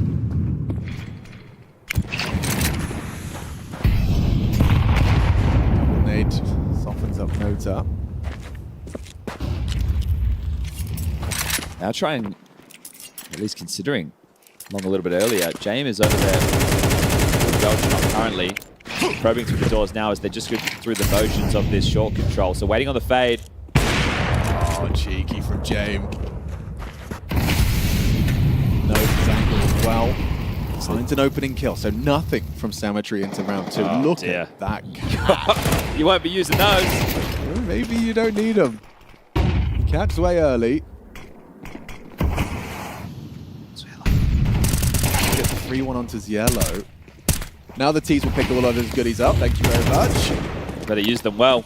You better, because you're a man disadvantaged. That James pick may not very well work out for you. Long's going to get baited. Swings one out, exposed. Falcons collides with the sight. Leaves nothing in his wake. Jug's overlooked on Gandalf. Doesn't reveal his position just yet. Yeah, you get the info now safely. More nades where that came from. No care. Just got to try and run at him. So just trading blows, and Belchanok gets an extra gold star. Yeah, trading blows in two absolutely spectacular fashions. A Symmetry crazy 3K into Belchanok doing the same. That was nuts. It goes from this is looking really awkward to sights clear. The clear happens. Long. Oh, the second is in. Oh, They're all good. You know what? I don't want to pick a favorite. Yeah, what a patch of frags that was. Okay, let's go again. Damn, this is modern Counter-Strike.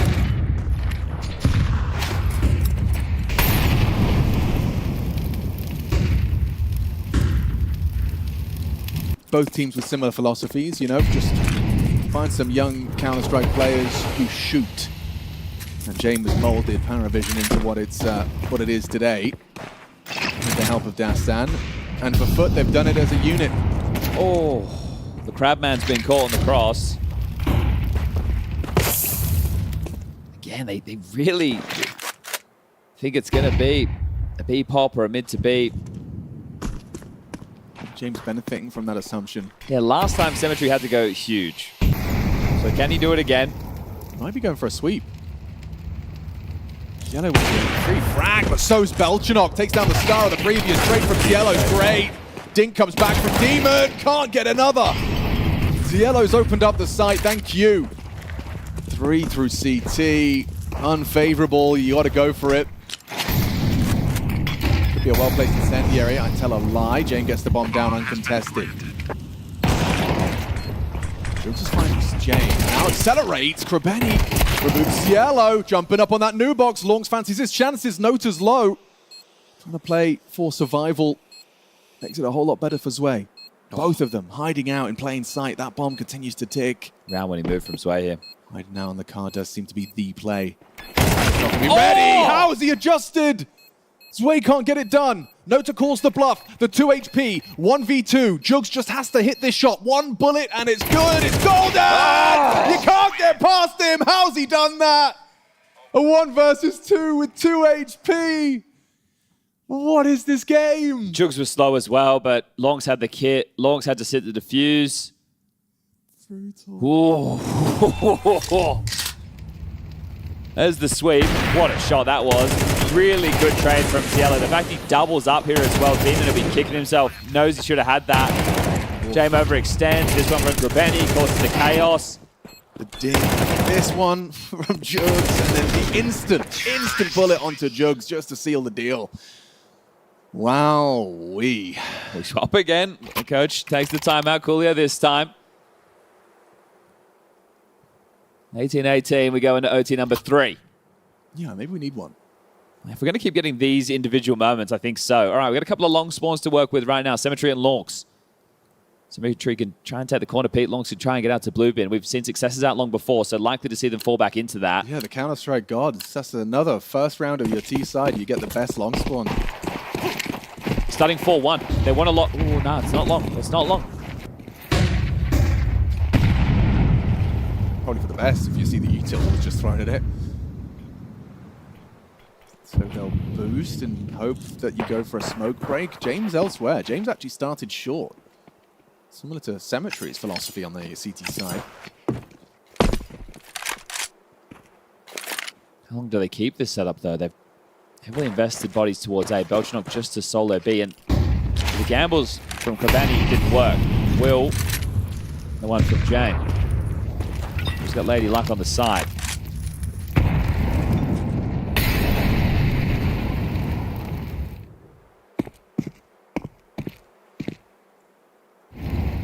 It's going to be hard to get into the A site. It's an unusual position from Zwei. Going to have the advantage with the light and the shadow. And he gets the perfect deletion onto D. Oh, how's he got another long-range headshot? Look at Krabeni, that's his corpse. Zwei could see mere pixels. Well, they're going to try and turn this into a B split now. It's a good call considering it is just one man here. It's Belchanok to deal with. Smoke's fading. Easy player, only the one.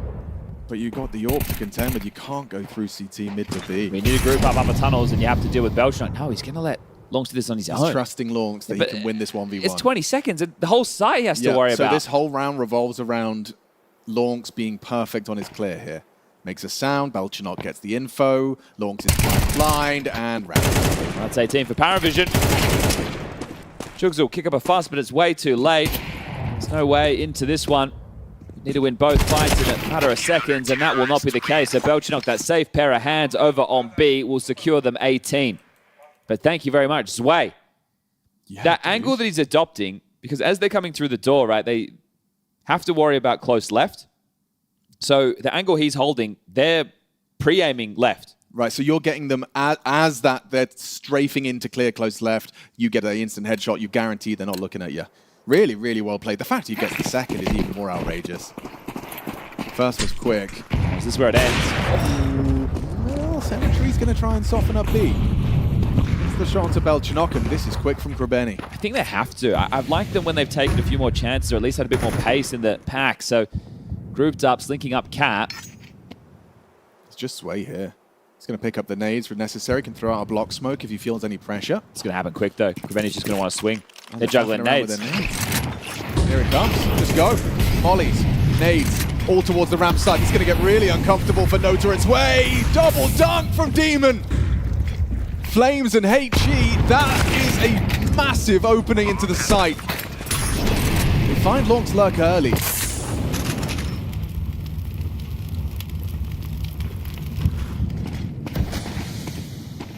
Save the AKs. Oh, see ya. Oh. You're not coming for this, but you're making it look like you are. It's an achievement for FUT when you see that you've caught PARIVISION off guard. I mean, that was straight up Cat. Ramp, double nade Molotov. And yeah, you saw how quickly that went from, oh yeah, can I have a smoke? Yeah, no, yeah, you want a molly? Oh, Yeah, we're both sure, dead. man. Oh, wait, we've lost the sight. I really like that call from Grabeni. Right, this is he's showing himself as an in-game leader who will call off script and just with his intuition. Right, that's what that is to me. Right, that type of a call to completely gamble, no sound cues, that nobody's close short. You're literally contact up. If there's a two-man setup short or the AWP's there, you're not flashing them off the line, you're dead. You give away the number advantage, and then you end up losing the map, but you take that risk, you capitalize on it, and that's when it feels oh so good. Will another overtime be required to separate these two in just the first map of play?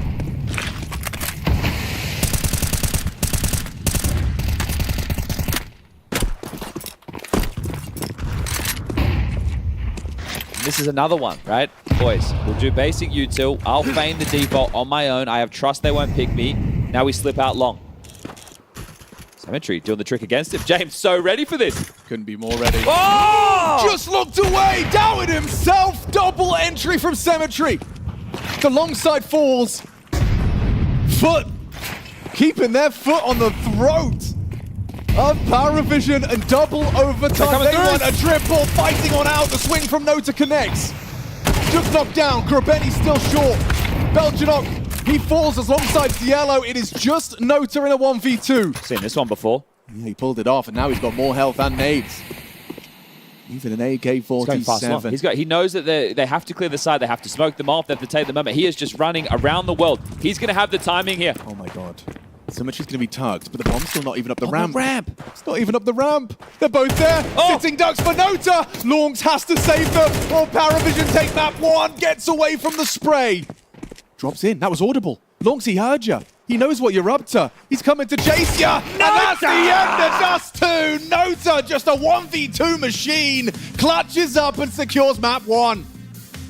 Beautifully done at Nota at the end there to close us off. I thought we were going to a third overtime, I'm not going to lie. Yeah, what a game. What a game. Two teams who are evenly matched on a lot of different parameters, and two teams who really put up a great fight against each other, and what a way to end it for Nota. Loved the play, loved the flanking going towards long, loved the aggressiveness coming out from PARIVISION. It felt like it was a game that was, I wouldn't say static, you know, but it had moments where both teams would just burst out and show their true colors, and then it had moments where it felt like both teams were sort of like playing not to lose in a way, so it got crammed up a little bit, but overall, you know, an hour and a half of fun and entertaining Counter-Strike. Yeah, to kind of just quickly, like, you know, condense what we saw there. I mean, the first part of the game was very scrappy. I think through the first, like, 8 or 9 rounds, no one won more than 2 in a row. It was very chaotic stuff. But The big thing for FUT is they won both pistols in both halves, and they also had a really good start in the second half of regulation where you thought, okay, they can control this game now. Like they can set the pace, they can set the tempo. We know that they're a very fiery team, but for whatever reason, it just felt like it's every round passed and PARIVISION started to come back. It's just like they got deflated. They weren't themselves anymore. Something that we were praising them for earlier in this tournament was they didn't shy away from being their true selves. You know, even when the pressure got tough on them, they'd still play that explosive style of CS that they're so well known for. And I feel like throughout this game, they really kind of halted that once the comeback started from PARIVISION. But then right at the end, Lonks hits a couple of crazy aggressive plays to get them back into overtime. Even in the first round of OT, he does it again, and they get the lead in the OT. But then after that, it was just, I don't know, man. It was just a very chaotic game from that point forward, it felt like.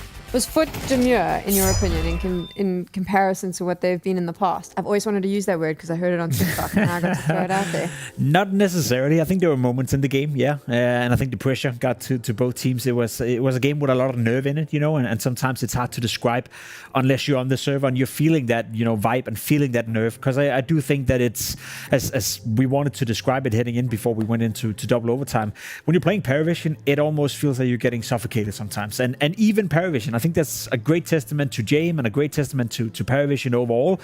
To suffocate a team like FUT, who is so willing to play aggressive, in-your-face, dual-based Counter-Strike, it really tells you the full story about what PARIVISION is. A team that can take the tempo out of any game, a team that gets to dictate a lot of the games they're part of, with the very, I guess, annoying playstyle that most people would describe Jame and his teams are currently conducting. So in that regard, I feel like it was both teams getting on full display. It was FUT maybe lacking a bit of that experience in terms of how do we deal with that? How do we stay true to our own identity when you're playing a guy like Jame? Whereas for PARIVISION, the deeper we got into these overtimes, the more it was starting to feel like, okay, they're going to win. They're going to stabilize. They're going to use some of the experience. We saw Jame as well throughout the entirety of the game have an awful lot of impact. I know we make fun of his, you know, defensive way of warping and sometimes maybe saving a bit too much, yada, yada, yada. There were moments in this game as well where you'd like, dude, you have 11k in the bank on one of your players. Just go for it, you know. But the amount of raw impact he got, the amount of I guess, stabilization he's giving to his team by being the back anchor, it really showcased throughout the vast majority of this game. I think Jame really served two big roles for his team to help him get the victory in this game. One, it was the fact that when FUT got on a roll in the second half of regulation, I think they were going to take the game away. The amount of opening picks that Jame got with the op kind of in the middle of that second half was crucial to keeping PARIVISION in the game. And ultimately, his impact with the AWP was just felt way more. I feel like Symmetry only had maybe 2 rounds the entire game where I felt like he had impact with the op, whereas Jame, it was happening time and time again. And I think the second thing that Jame provided for this is in a game like this where things are so nervy and there's so many inexperienced players on the server, James is the most seasoned veteran in that server right now. And he's a guy who's been through it all. He's had a major, you know, he's been through a lot of big tournaments against a lot of top teams, and he's dealt with many of these scenarios. And I feel like he was maybe the calming force that was probably able to help kind of keep his team in it more. Did you expect him to shut FUT down sooner than what he did? No, I don't think so. In fact, I thought FUT was going to win this game. I was really convinced that they were. Whenever they had that hot start in the second half on the T side and I saw them get rolling and I know the type of team that they can be, I really felt like this was their moment. But, you know, again, credit where credit's due. James did a great job with the AWP. CeeLo finally woke up. He had such a quiet game in the first half. He finally really got, you know, teeing off, and good anchoring and good opping was really what drove them into the extra rounds. I will say, you know, if there's a player to highlight outside of Jame, I think BTarena, you know, on the scoreboard didn't really seem to stand out, but he had a couple of moments in this game where he single-handedly won rounds. I believe in the first half with the P250 4 kills he gave to PARIVISION as well.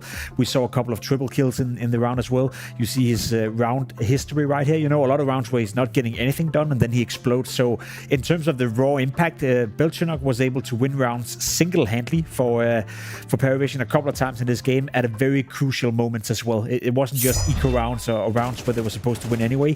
He really stepped up to the occasion. It is very evenly matched on Dust 2, as we've just seen. We spoke about these two teams coming in. Obviously, both of them sort of, other than Jame, this young group of players that are all trying to sort of prove themselves, right? They've all come in here. They've grinded against each other so many times. Thanks, Dust. Don't laugh at me. They've played each other a lot online as well, so they're familiar with those sort of styles. I mean, does this now translate into the next map, or do you think it is where FUT will be able to equalize the series?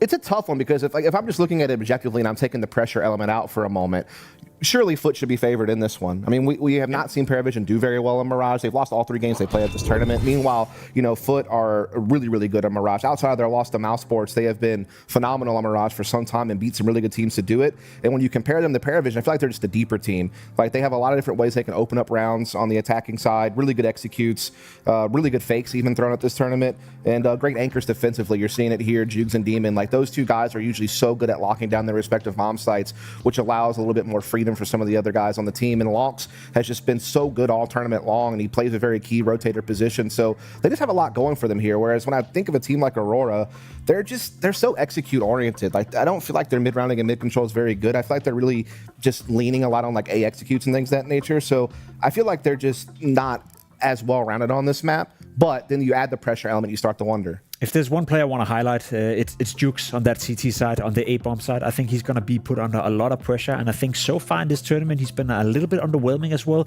Had a struggle some time on Dust 2 as well.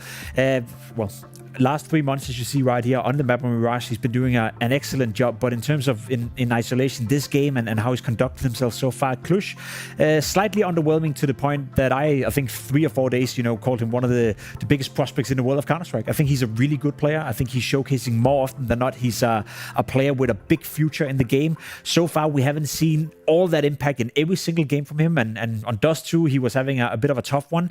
I think Jugs right here is a player that you want to test. And I think that's also a bit of a trap in the sense that I think PARIVISION are localizing him as maybe or maybe not being a weakness today.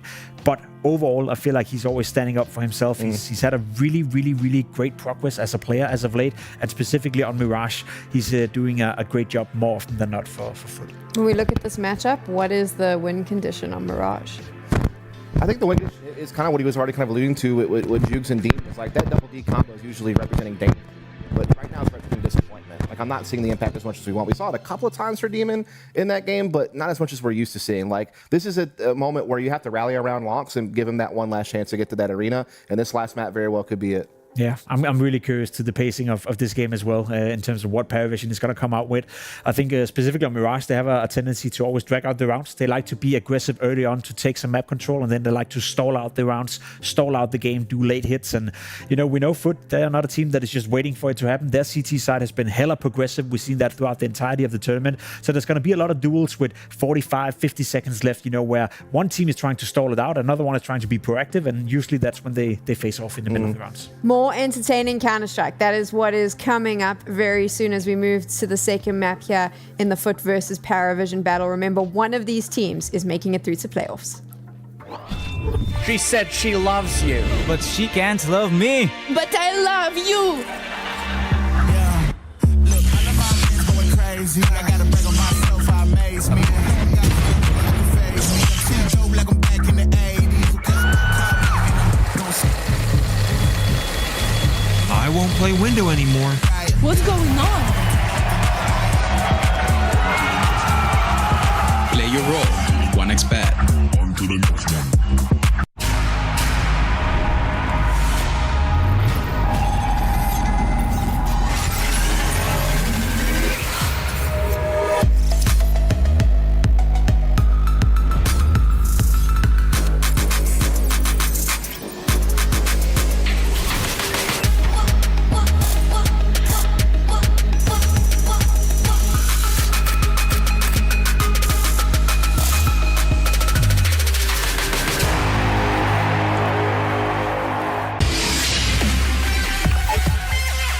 The human body was built to move, not trapped at a desk in one singular posture for 12 hours a day.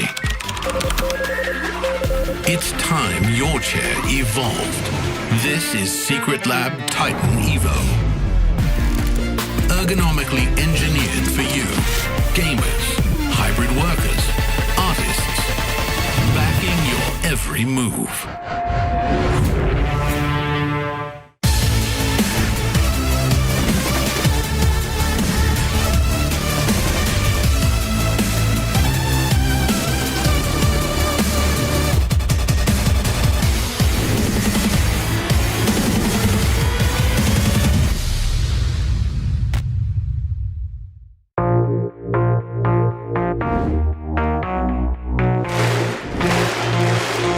Astana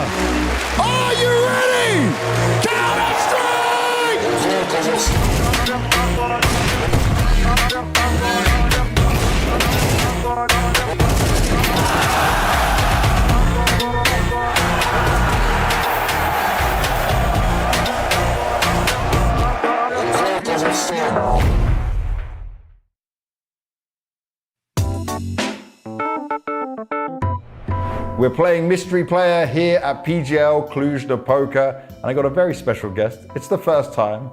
It's the MongolZ Vincere. I've got FUZI with me from Astralis. I've got MOUZ's Yimfat with me, Payne's NQZ. What we're gonna do within this game for you is we're gonna show you some team logos, and you need to guess which player we are talking about. Some of it's going back a little bit in time, but let's test how well your CS knowledge is across the years.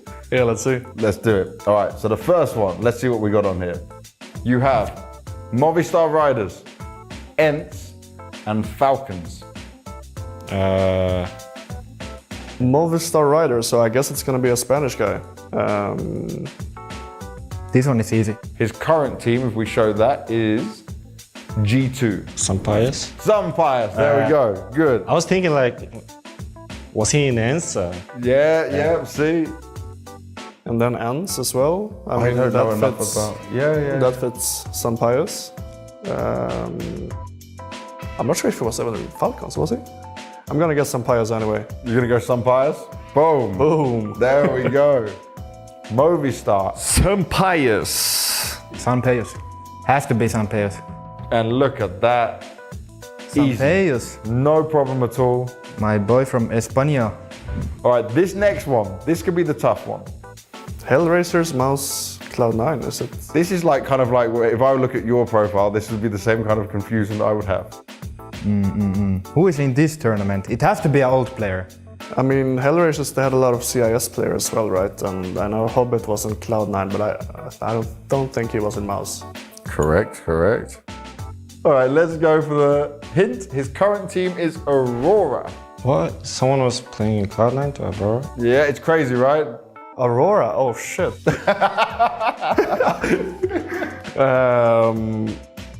Oh, so it's Voxic. Yes, it's Voxic. It's Voxic. Is it Voxic? Yes. Yeah. Voxic? Voxic, yeah, correct. There we go. Okay, this is Voxic. I hope it's Voxic, but I think... yeah, it's Voxic. What made you get Voxic straight away? How did you understand this? Because Cloud9, some people could think Americas, you know, Hellraisers. As I said to you, I'm a nerd. Yeah, you're a real nerd in this album. Yeah, because Hellraisers, I remember the lineup like with Issa. Yeah. Who's the other guy? Something with Dead Fox. Dead Fox, yeah. Yeah, I remember Voxic from there. Okay. Then he went straight to MOUZ Sports, and I think he played his best CS there. Yeah, like top 100%. 12 in the world or something like that. Then we have the famous, can I call it Dream Team Cloud9? Colossus is what I wanted to be. Yeah. Alex was there? Alex, Voxic. Who was? Essetag. Who's and maybe the last one was Kiyoshima, if I'm not mistaken. I can't remember. I don't remember the fifth one. Yeah, but I'm gonna trust you because your knowledge seems really good. So you're killing it. The final one for you. You've done pretty damn well so far. SK, Team Liquid, and Imperial. Can I have a hint? Let's do it. Oh, you love these hints. Okay, I like you, Vincere, so you can have another hint. He's on FURIA. Is this Fallen? Did he ever play in Imperial? Is this Fallen? Fallen? Yeah, there we go. I think I know this one. Yeah. Is it Fallen? Boom. Okay. I think maybe this is simple. No, I'm just kidding. It's Fallen. Boom. Yeah. Boom. And Professor. it is Fallen. Yeah.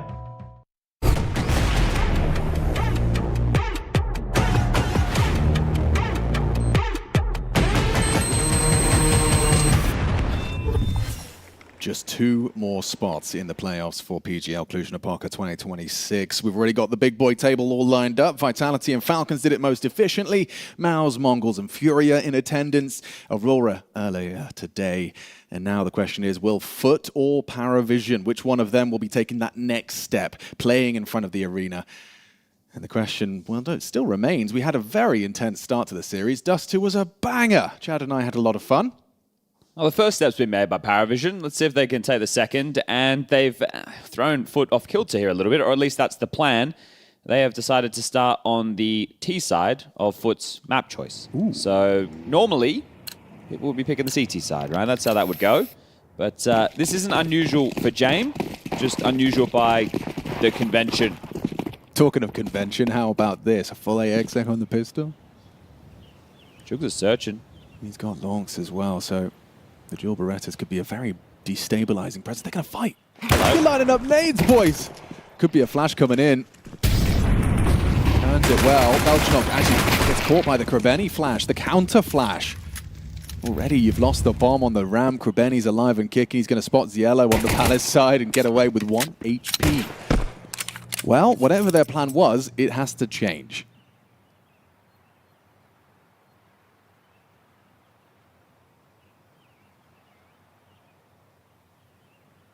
You've already got your advantage, so no reason to overextend. I say that, and actually Demon is trying to at least be able to give them a full sense of security that it will be an A finish. Could have been a hell of a flash his way. Cool lineup. Oh, Pose, spotted. Launce in trouble. Flash, perfect. Launce, a dead man. Hard to track, though. Hard to track, though. And Cemetery closes it down with 3 quick clicks. Okay. Well done there on the pistol round. It's cool to see those kind of ideas. I mean, I don't know whether or not they were expecting to have the whole squad lining up an exec, but the fact that you're going for an info play like that and James frustrated right out of the gates. Yeah, look, it's going to be tough here if you end up losing the series if you're FUT and you go flawless in pistols. That makes you 3 from 3.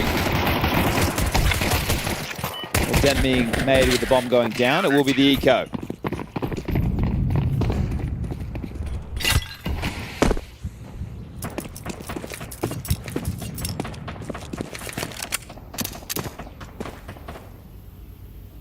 I think as long as this FUT team don't start getting overly frustrated at the closeness of the matches they're having against some of the best teams in the world, they continue on this trajectory. They keep learning from these experiences. No matter what happens to the outcome right now, it's still a huge step in the right direction to be considered a top-tier team. I think that the worry becomes, because they are a young group, what happens if they keep losing games like this? Do they turn inward with the blame, or do they turn inward with the work and continue to build upon that? And that's something that I guess we'll never really know, not really being inside the team with the dynamics. So PARIVISION whittling down the clock, letting all that util be siphoned through, and now they're going to try and finish on A and get the bomb down. Cemetery's parked back on ticket. If he goes down, they might get the plant. But maybe no. Well done, all 5 staying alive. Beautiful patch of rounds as we do get into the guns coming out next. Both these teams losing Mirage yesterday. It was 13-8 against FURIA for PARIVISION, and it was 13-8 against MOUZ for FUT. But for FUT, that one probably stung a little bit more, just returning to the fact they were 13 straight on that one before yesterday's match. It would have been 14. It would have been a big one to take. And then if they'd gone into overpass, maybe they could have closed it.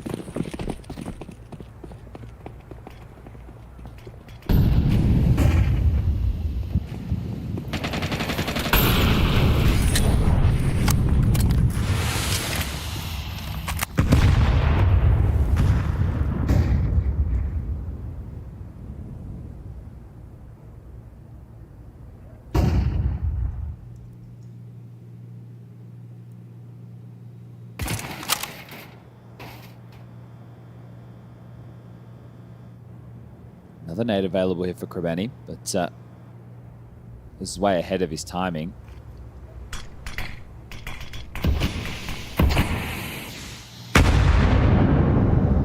Yes, he is. Lawrence is going to get flashed off. Perfect. Absolutely perfect as way. Provides the opening kill. Cemetery has immediately clawed them back into an advantage. That's a lovely find. And I think they caught wind of the presence of Ziello ramp as well. I think Jugs worked that out. They are probably going to be caught off by this forward position of James all the way up short into the B site. Feels like it's a guarantee he's going to have Demon on the alpha here. Was checking, but not as diligently as he needed to be. Yeah, and now Krebeni's probably going to get caught out by Ziello. Spots him, jumps out the window. Ooh, actually gets to isolate. Important fight from Krebeni. Cemetery not going to be getting the frag, but baits in for Krebeni. Oh, the clutch is on. Belchenok not rushing things, 12 seconds. He's not feeling that time pressure. He knows the bomb is retrievable, so even a fake plant here, hoping Jugs overextends. Oh, he's missed it. He's actually fumbled. Oh, crikey. That one looks a little bit silly, doesn't it? So, Cemetery, Jugs going to run him down. Jugs going to run him down. Can get him after time. That gets worse for Belchenok. That is a massive round. Didn't think it could get worse. Yeah, he's fumbled that one, overplayed the hand. Cemetery's double was beautiful. Krabeni, his stubbornness, being in their face, jumping out of market when he was potentially under a lot of pressure. Dustin doesn't like what he's seeing there. That flash was great to catch off launch this one. Right? He's made sure that you will not get this site safely. And I think the kill that's coming against Demon, Jane has assumed that no one else is close by. So 3 rounds go against your PARIVISION. Dustin takes the timeout. And, well, you're not really going to have the money to work with, are you? But you also have the problem of Belchenok not having loss bonus. So do you want to buy because of that? I can see investment starting to take shape. It's been an AK dropped. Maybe it's the Belchenok P250, Alex. Yeah, I was about to bring that up. I mean, we've definitely seen their capacity to do it with $300 weaponry. Come on, Belchenok, treat yourself, man. Why has he not bought a P250? I guess he wants to get his smoke right first, you know? Maybe maybe they said, listen, mate, you're not allowed to buy anything. He's not allowed to buy anything. He's not allowed to buy anything. Okay, well, Dustin's a strict man. Yeah, quick maths.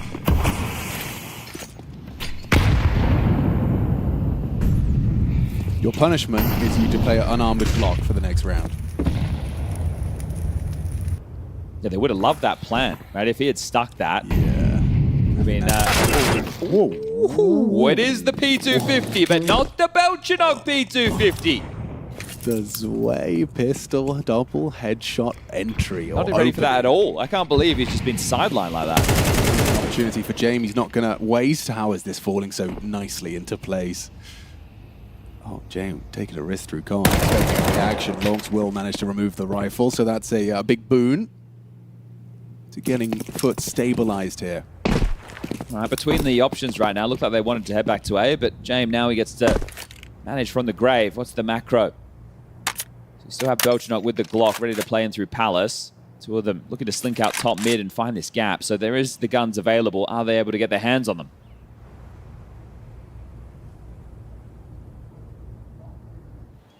No to retrieves. Oh, Demon. He's going to catch the tail of this. Zwei. P250. Symmetry's going to get walked on. Knows it's a possibility. You can hear all of this. He's not going to miss. Good find. Hot potato with James AK. Yellow picks it up. Belchenok's Glock fires off a couple of warning shots, but it looks like it's been recovered nicely. All right, well, 4-0, and that's how it should have gone. Didn't want another eco situation from Dust 2 to start unraveling early for FUT.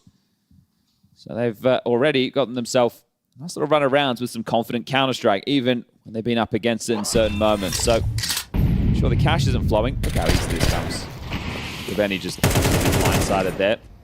So, look, it doesn't look the easiest round to win, but once they piece this together, beautifully done under pressure. Need to see more of that from these young lads. Symmetry searching.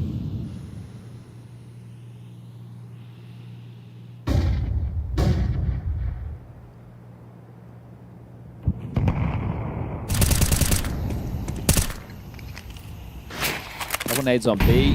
Bomb's hitting Palace. Somebody just fell out, so not going to get any info on that. It's Yellow will. He'll have heard the dismount.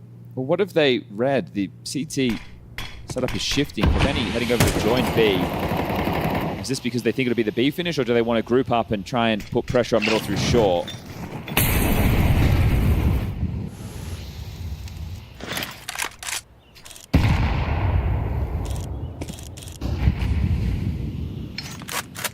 Be fake. They're hoping to open up a gap. The gap's already there. Huge gap now. Ooh, yeah. Look how skittish they are. They are all scattered. Oh, fumbled the move. It's okay. It's not the end of the world at all. Cemetery Gonna have a peek into Con, gonna have another opportunity to get a pick here, and yes, he will connect. Removes James. Now Belchinok will activate, but a quick adjustment from the AWP. This one looked like a fifth is a certainty.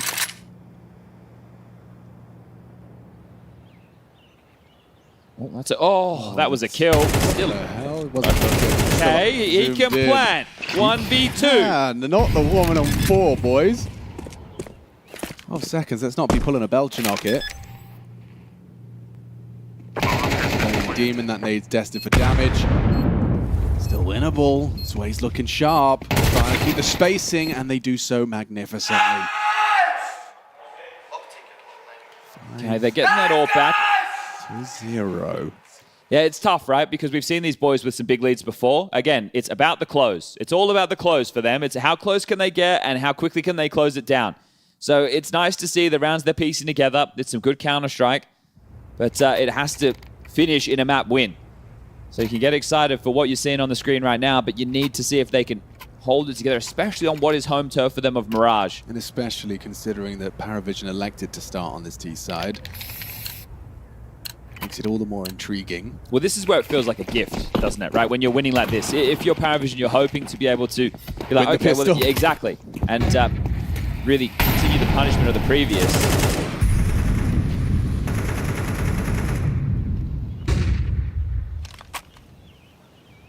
Belchinok surely removes him. Nice response. Good tracking from the AWPer.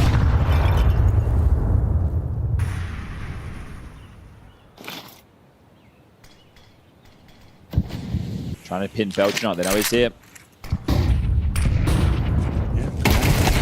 Belchinok will receive him. Cemetery, one slipped already through Tetris. Still gets the tail end. Nota goes down. Belchinok advancing. Cemetery hears that. Jump up from Belchinok. Oh, he nearly got the finger on the trigger. Advantage PARIVISION. Is this where the tides shift? Messy spray. Belchinok finds another one in combination with Zwei. Just Longs. Frag adjustment to James! Massive from Long, makes it a reality! Outstanding in the clutch! Don't give up. And it's going to be hard to when you're already 6-0 up on that second map of this do or die series. They knew that Belchinok was stuck on this side. Chemistry's done a good job on the AWP. I don't think he tracked this. Belchinok up close. Demon. Too many targets for him, but Lonks, that transfer on the A4, and the third is a thing of beauty. He's going to get close regardless, right? Still, 6-0, there's been some touch-and-go moments. Nice start. You've already got yourself a nice opening. Nota's gone, maybe James ahead of their expectations, further deeper than they're expecting, but it does look like they want to test the B side. Might have buy with the loss bonus again. Sure, this AK is in the mix. Demon and Krebeni on B. So with the smoke and the flashes at the ready, so it's going to be up to Ziello and Belchinok to find the entries here. Demon still has the smoke and drops that in. That hits. Yeah, that's info. Someone was hoping to explode B. Strong longs over. Krebeni can stay around middle. James is still the piece that's the most concerning. FUT have already shown that they can get a little bit skittish when the nades are thrown, so he might be able to catch them in rotation. Not anymore. Throw some util. Keep the options open. Ooh, fumble from Krebeni. Now they come B. Track nails it, removing another. Down, nice little hop to get into the side safely. Belchinok trying to keep his attention drawn, but running out of ammo. He's got teammates' help. Lonks is there. Game brought low. That's another FUT. Round 7 on the trot. We need to avoid another Krebeni moment where he just jumps out the window, right? Remember that one? It seemed a little bit odd, but regardless, again, the winning ways continue. Oh, yeah, and he was supposed to be winning that one onto James there as well. Just didn't quite get that first bullet accuracy and lost control of it. Zello's had really rough starts to these two maps. He's 1-7 right now, and Noda 0-7. So the two of them relatively quiet in all of this. puts AWP in the mix. Takes it over towards A Ram. Cemetery throwing some aggressive AWP into the mix. Goes looking Palace. I was going to say there's a timer on that, but not with a nice block smoke ramp. You can sit and hope for a late arrival. Nota, will he get off the 0?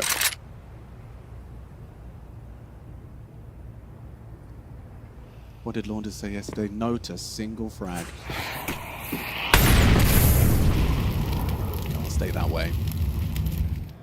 They just need a couple to work with, don't they, PARIVISION? Always going to be scary.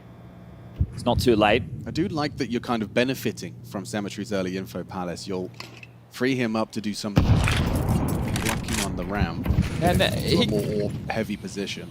He can just stay sight, right? I've spoken about how powerful the default box is with the AWP.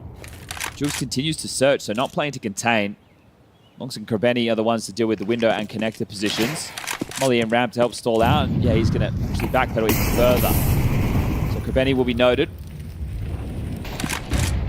And here comes Jules. Oh, wow, he's gone all the way around. Just takes it, why not? Remove Jame, pulls Belchanok's attention, falls back. Krebeni catches Nota, so keeping it down. Yellow nearly finds himself the impact he needed. It's Sway that's consistently, you know, winning these duels. It's just the rest of them unable to keep up. And Sway caught, trying to get tricky with it. They just keep on running, making PARIVISION regret electing to start on that T side. A flawless CT run. We have seen this as well from them before, right? When they do get the runarounds, they start to take a couple more of these risks. Same thing on Overpass against MOUZ. They're going to push more. Krebeni up in towards Playground for those who remember. And it allows you with the buffer of rounds and the finances to take more chances. And those chances are going to continue to turn the screws onto PARIVISION. So this is beautiful work. If you just take a look, sure, there's been some rounds that have come down to 1vx situations. You had the Longs clutch. Belchanok in that 1v1 that kind of ended up a little bit wonky with him going down after time. But there's a lack of plans. And that is really stifling the operations of Dastan and James. So when they can get that bomb down, they need to be prioritizing it, but it could already be too late. 8-0. It's not too late in terms of to get enough rounds. They can still walk away with 4. You're holding out for PARIVISION here. Ancient is the third and decider if we need to get there, and it's a fun map pool. Let's do Mirage Ancient, very brawly. This one-way trap, or close ramp against Tech9s. Yeah, very easily can go wrong if you miss that first bullet. She has. He's got the cover of Jugs. Still, you're worried about the leak out Palace and getting crunched right now. Krebeni's covering your Palace side from the staircase. Always going to be on it. Timed, beautifully timed. On the block until late. Well, there's your smoke's all gone, isn't it? You went for the A execute. By the time you have to go now. Yep, they're going to try and make use of them. Great, you two. Right, the incendiary. Just this, they know what's up. They know they've got the rock, paper, scissors. They've got the response every time. So the reset right now with just one flash and a molly. They are just going to linger around. Longs is closing the door.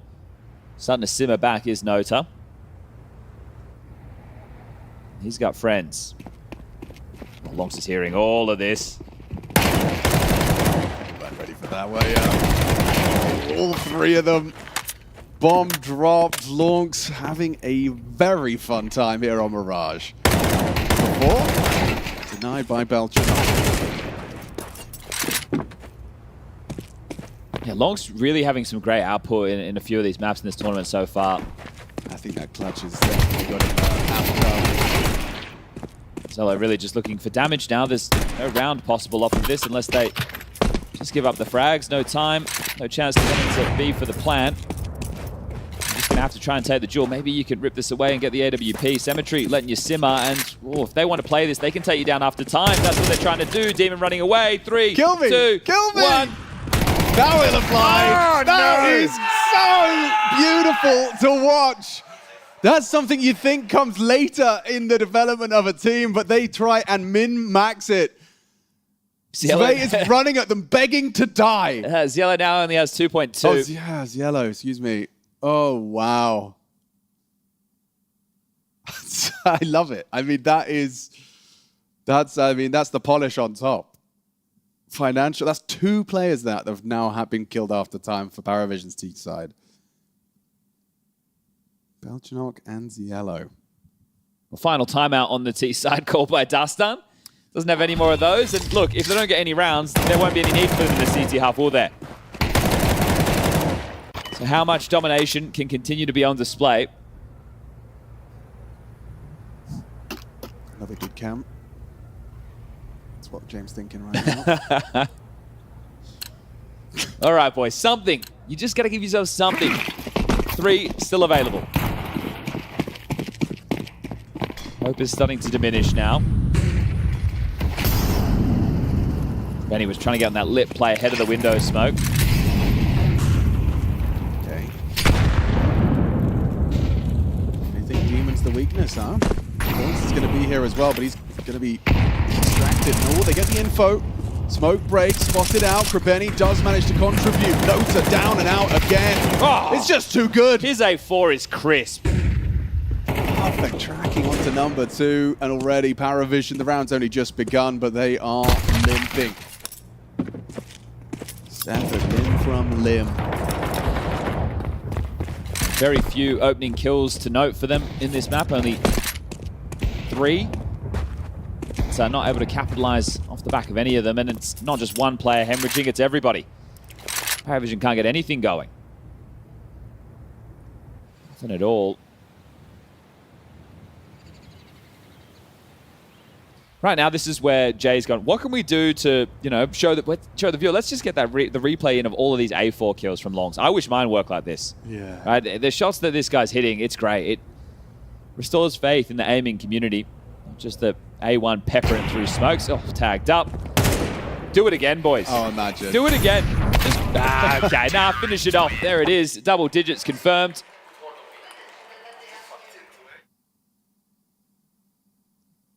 And they're having a good time right now. Coolio, I wonder how he's sitting. Is he having as much fun? He's probably thinking, oh, we should have won Dust 2. Well, that'll be the feeling if you end up winning this and losing Ancient. All right, more of the same. Partial buy. Full guns into the next and last round for PARIVISION.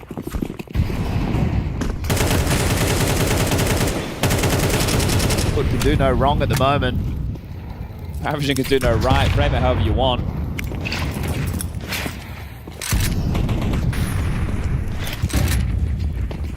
What? An opening kick. It's enough to distract, so to get himself on the board. Okay. Here we go. B-side, double kill from Nota. There's a difference. Now, in case everyone missed Astralis versus Aurora. Astralis dominated the first half, won it 10-2, ended up losing the map.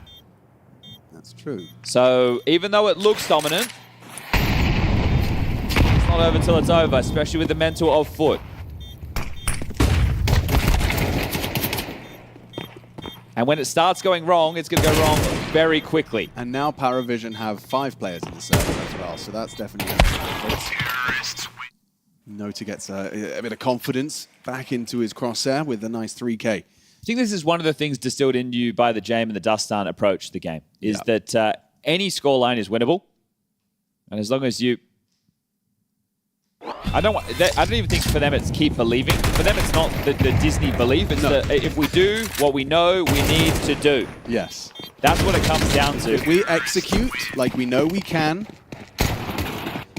it's not over till it's over. Well, this is better. Longs has got the A4 back. I want to see more of that. Will we get that second round then? Doing the same play. Good rifle. Hello! Oh dear! The yellow's here. Double spray onto the B site. It's open for business now, and look at him go. Straight in for the fight on Krebeni. Pace. Solution. It's way. Here. No, nice good awareness of forward position. So he'll remove one of the 2 on 4. That spread costs him greatly, down to 37. We've got nades. We've got another molly where that came from. Kitchen sink coming their way. Yeah, you got nothing. And with the bomb. It's about to blow. Jane through the smoke, and that is 2. Well then, I'm so curious to see if FUT can just, win the pistol and take us to Ancient, or if PARIVISION have got that ability to shake that half off and make a game out of this. Well, FUT are currently 3 from 3 in the pistols. Yeah, so that would be the first for PARIVISION. So right, that is going to be tough to see that bucked. You saw the way that the T-pistol, this one, went down for PARIVISION. They just got completely antied at ramp. They walk in, there's dual Berettas, the flash work, the counter flash work. It was all beautiful. But some pace at the spurt towards the tail end of that half. And if they win the pistol, they likely just close. Right? This is likely it's just over. But if they don't, I think we have to keep the door of the comeback firmly open. It's because of some of the results for poor FUT in recent time. 12-3 yesterday against MOUZ. So overpass Mirage. I understand, but it's partially a mind game too.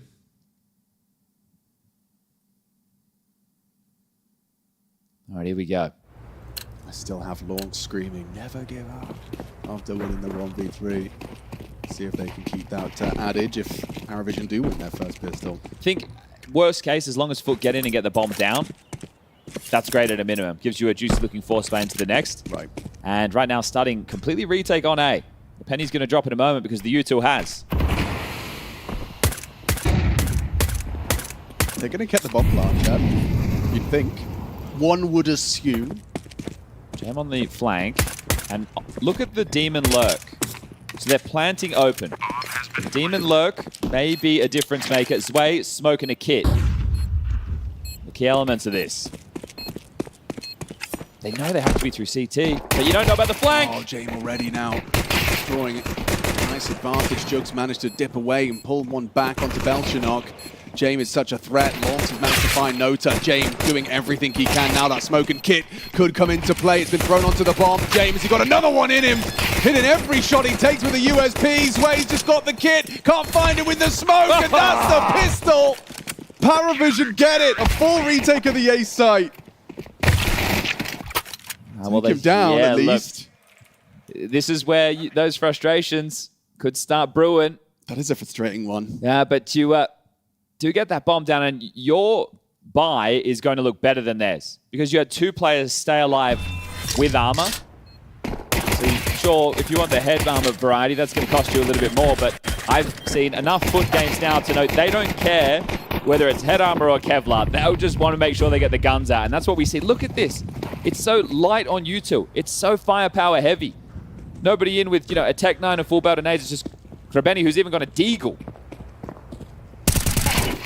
Nota will open up the account. Stalled out in underpass with the molly. And now they're ready for the second of where that came from. Incendiary thrown out. Hell of a HE here from Nota. Solid connection, Lawson Demon. Catching the brunt of the damage. Now you get blocked and they hold on to their advantage.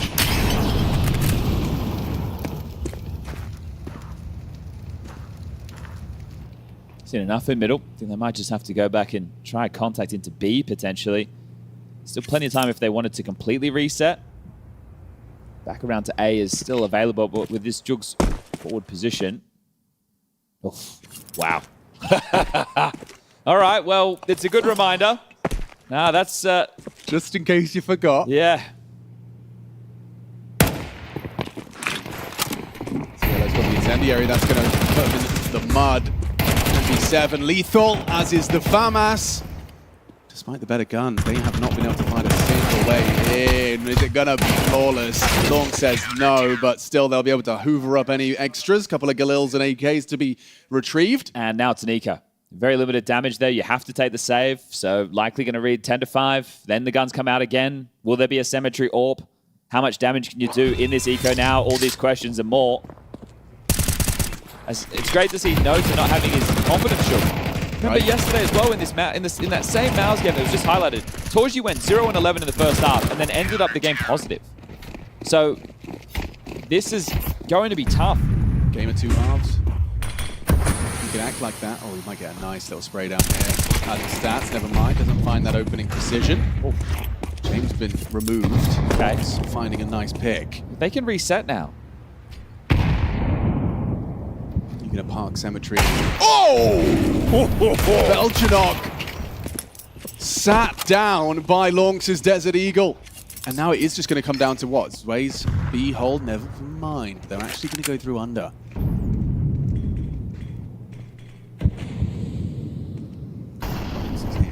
Incredible stride, isn't he? Only 11 bullets in the FAMAS right now, and if they... Okay, well, the upgrade away, either way, there's still going to be some problems. In through con and window. Setup looks like a good adaptation. It's going to be backing their aim, backing their advantage. Yellow's leaving, just as they slip into the wide open A site. I say wide open, no to ramp. Yeah, but they'll let them give the plant here, and then Noda will activate. Yellow ends away on B. Want to clear out ticket, make sure no one's here to rumble them. Noda doesn't see anything. Yeah, but there's, what scares me is that Lonks has his Desert Eagle on stairs. It could be another one. Bomb goes down, no contest. Jugs thinking about ramp. Yellow catches him with their back turn. Jugs falls first. 3-on-3. Now they start to clamp it shut. Spotted out towards CT. There's that Lonks Deeg. Has it done enough? Is there another one? Yes, there is. It's this from Krebeni. Nice opportunity. Demon catches Yellow in the side of the head. Sway in the clutch. Bomb is ticking a little too fast for his liking. Krebeni matches the output, and it's just a couple of Deegs. That's what I'm saying. That's what Longs wants. Yeah. And that's what Longs took a big step in the right direction of getting. That's meant to be PARIVISION's round, the way to start crawling back into things, and this happens. James completely off guard. The set, both of them just not ready at all. It looks horrible from a PARIVISION perspective, but beautiful for FUT. That is something special. All right, just 2 more rounds.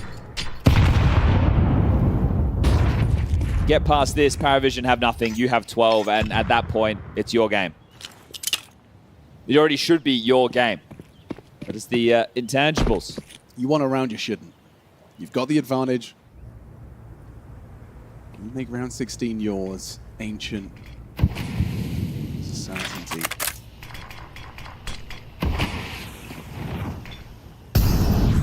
Sure to be in true PARIVISION fashion, they've got a third man already on the site. James visiting. He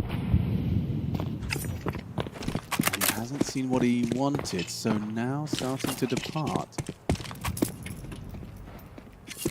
So he's going to be tasked with getting info and blocking. James wants to go and clear out the window. Okay, ladder is occupied. That's info. Now Faze really needs to win this. Trade immediate. It's Yellow on the bench position. Short of going to be coming in hot as well. Nice find from James. It's Yellow. They remove him. It's all fallen into place. They get there just in time.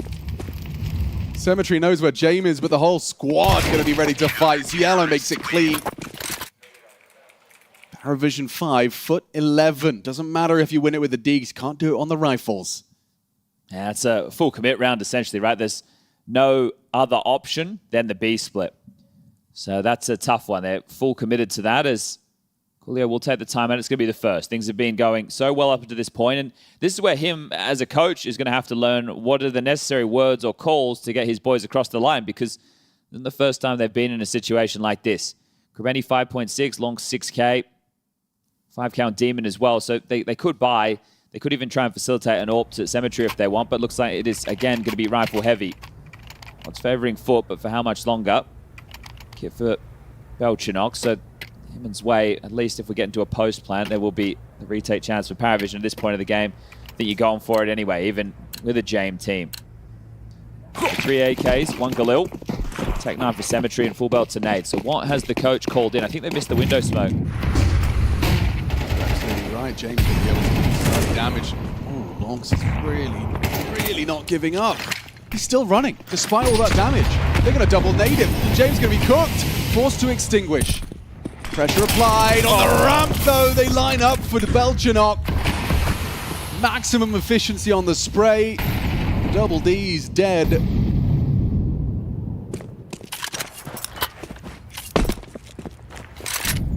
gets himself a gun at least. Long so low, and a two-man advantage. He might just have to walk through that smoke. Yeah, he's not afraid to take a risk, his longs. Oh, the timing is insane. Hello. He's poking his nose No, out. there's one more. And now he knows where Zwei is. Gets himself with a one. Zwei catches his back turn. Great reposition. So now Symmetry's going to be trying to walk on in, maintain that B apartment space. Here's Zwei. And what a shot! All right, Zwei. Okay, mate! That is some hard shooting from Zwei. Okay. Whew. Well, here we are again. Just when we thought I thought they were out of the woods. I thought the Deagle round from this man. It ain't enough.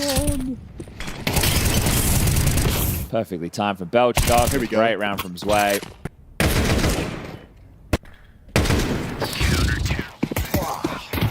All right, hold up. Deagles again. Oh yeah, okay. They've got the Deagles. Did it once. Let's do it again.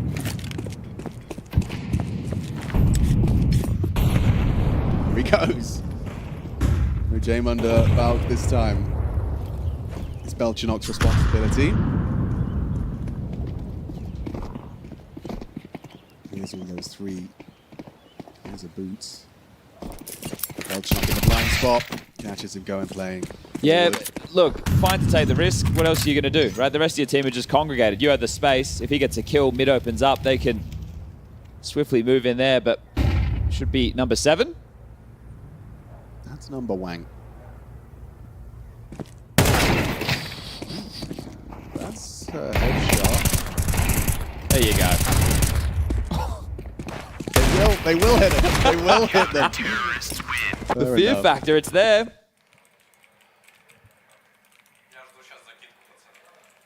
Oh, I don't want to see FUT if they lose this map. I don't want them on the cams. I don't want the emotion. Chad, you were saying it was like you were kind of already planting that seed when they were 10-0 up. Yeah, but that's because we've seen what's happened. We know but this is for elimination. Yeah. Yeah, and that's where, you know, you do perhaps turn inwards as you put it.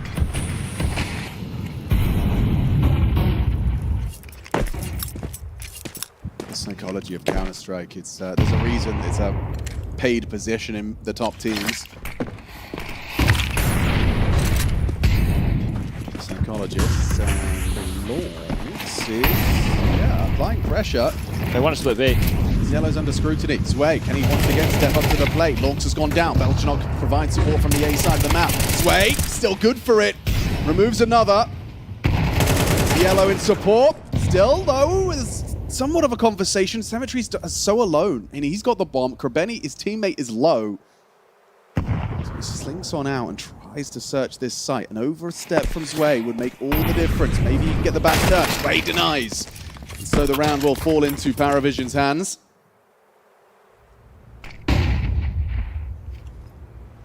This is where you do start feeling just a little bit shaky. He's going to save this. So we're going to have 40 seconds of him holding onto this AK, which is fine. Obviously, max loss bonus.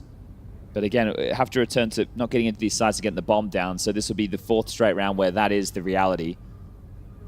And I love that move from Ziello, right? So the initial is to block. The second is because Zwei needs help. And he's so lucky that Belchinok with the spam through Con is able to take down Lonks. Yeah, because I mean, Lonks was in a vulnerable position, but a committed forward position. But that smoke, then Ziello plays through it, and that way he can set up the standard crossfire with Zwei on B and just stunts them at the door before they can get in. So add another one to the tally. It's like, I mean, had a lot on their head-to-head because they were kind of coming out at the same time. Back in their days. Maybe you just need to send FUT to Dagestan. 2 months in Dagestan, they'll come back different men. I think it's just, these are, the learned experience of this is a hard one. And it's one that some teams at certain levels never get past. I saw a tweet from Cyclone comparing the story of this FUT team to that of the MOUZ NXT guys on the come up, right? And they obviously play exciting Counter-Strike. They have players who can hit very hard, but you're in a LAN environment first. That's going to be the foreign feeling. They were getting a few of those in the dying stages of last year, and now they're at the big boy table with all the players that they want to be contending against and still delivering, right? They don't play scared. They play good. I like the intuition calling from Krabeni. It's just some of these moments where they need to make these right plays to get across the line. Someone needs to stand up and do something crazy. And Lonks already did, right? Lonks with the dig run, he already did. So how many of those hero moments do you need to get there? At some point, you need to rely on your fundamentals to get you across the line. I mean, if that was a genuine question, I'd say two. 2 more hero moments is all you need. This is a more potent pistol round. It would have been in the open there. Avoiding more shrapnel damage. And the more PARIVISION. Krabeni catches Belchanov with the boost. Find themselves the opening, but far from a certainty that this goes their way. You've got the first lead. Now what's the hop, the skip, and the jump? Last time they found the opening, that was the long Steagle. And that was converted. James spotted out. Covered nicely. Cielo with the setup. To the 4-on-4, and then he puts another 2 on the floor, just sprays them down. Nothing for you here. And more as PARIVISION convert these rounds, you start to see that James' decision, it was less about them wanting to start on that T side. It was more wanting FUT to have to finish and close on that T side. Yeah, that's a nice framing.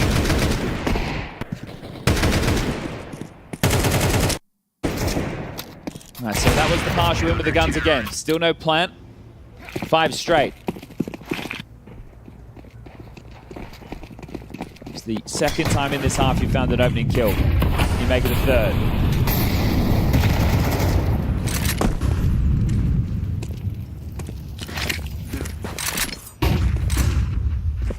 James. Missed shot though from the sniper, and he's punished for it. There's your third opener. That's, yeah, another opportunity. Let's see how this one goes. Knocked down! He's doing it! Another hero moment. It's the Lonks moment. Time after time, he's the one that steps up to the plate. When hope starts to wane, Lonks puts 2 in the feed, takes down James, follows up through the smoke onto Belchanok. Yeah, that's why he's flirting with this. Oh, just backs away as they return to the apartments. Will he drop fully into the site? Yes, he will. Conceding all of this space. And at the same moment, it looks like Lonks is the one that's going to be searching for it on apps. So they've got plenty of youth to finish on A right now. It's the good gamble. It's the really good gamble. Will they have the time to, will Lonks search enough for them to pull the ripcord on this? Or will it just be a 4-on-3 on A? Having a look now. It's a 4-on-3 on A. He's not seeing anything. They're rotating back. The bomb now heading back. They're waiting for the confirmation, the call for the boss man. There's the A fake. Oh, so he's not only got the opening kills, he's got them the info that informs them of the open site. This dude really wants to meet the home crowd. This is outstanding. Okay, enough time to plant. The gamble comes up, Snake Eyes for PARIVISION. Yeah, so you'd have to disconnect for that to go wrong. It's got to be a little nervous. Well, they can't buy the AKs into the next, but they can buy. So I'm surprised to see them looking for the save here. Jugs is also containing them. He's not looking the right way at the moment. He might get blindsided. Starts to peer back in, but worried about ramp push to the Palace wrap. And whoa! What is that? Springing into action. Dude is hitting every shot he takes. He's really not letting him have a thing. Crazy from him. He leads with the majority of the kills, but Lonks is the one that really should be getting a firm pat on the back. At least he gets a touch of the knuckles with Coach Coolio. He has brought them their 2 T-side rounds. Yes. Him alone, right? The fact that he's... This one, okay, James misses a shot. That is nuts. What is that? What is that? We know they can shoot, and that round is a firm reminder. Double ops. Maybe that is a difference maker. Maybe you can be a bit of a disruptive force on the default. Can Longs find you 2 entries again? Yeah. Is that really what it takes every round to get it done? Can you do it? One more time. Longs, hero of FUT.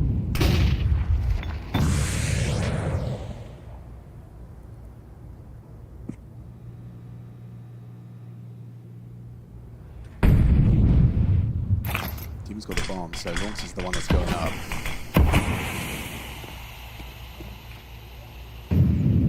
Gets boosted in. Oh, no, to just spams away, gets a freebie, but wait, their backs are turned. Longs is going to have them. Completely books him. No, Nota jiggles out, gets on the reload, double swing, can't adjust for 2. Back turn, Belchanok thrives, Demon's dot gone, and Cemetery misses his shot. Belchanok's going to go down the second time, but just that second miss buys time for Zwei to find him from the flank.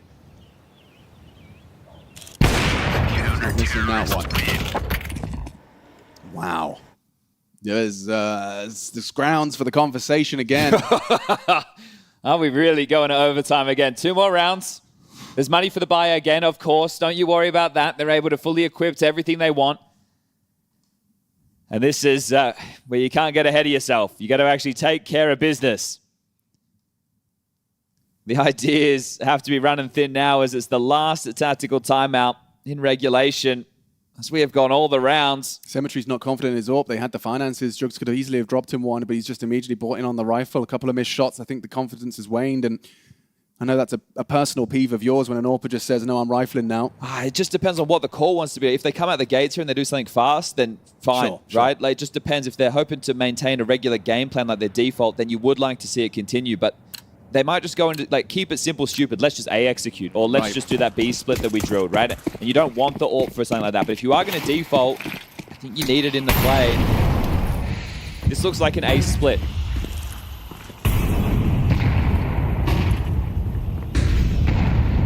Keeping that smoke blown open, but James doesn't get anything. They don't give him an inch.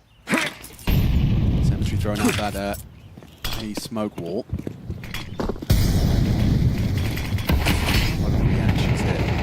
Yellow's also not going to be able to find a thing. Longs has opened up.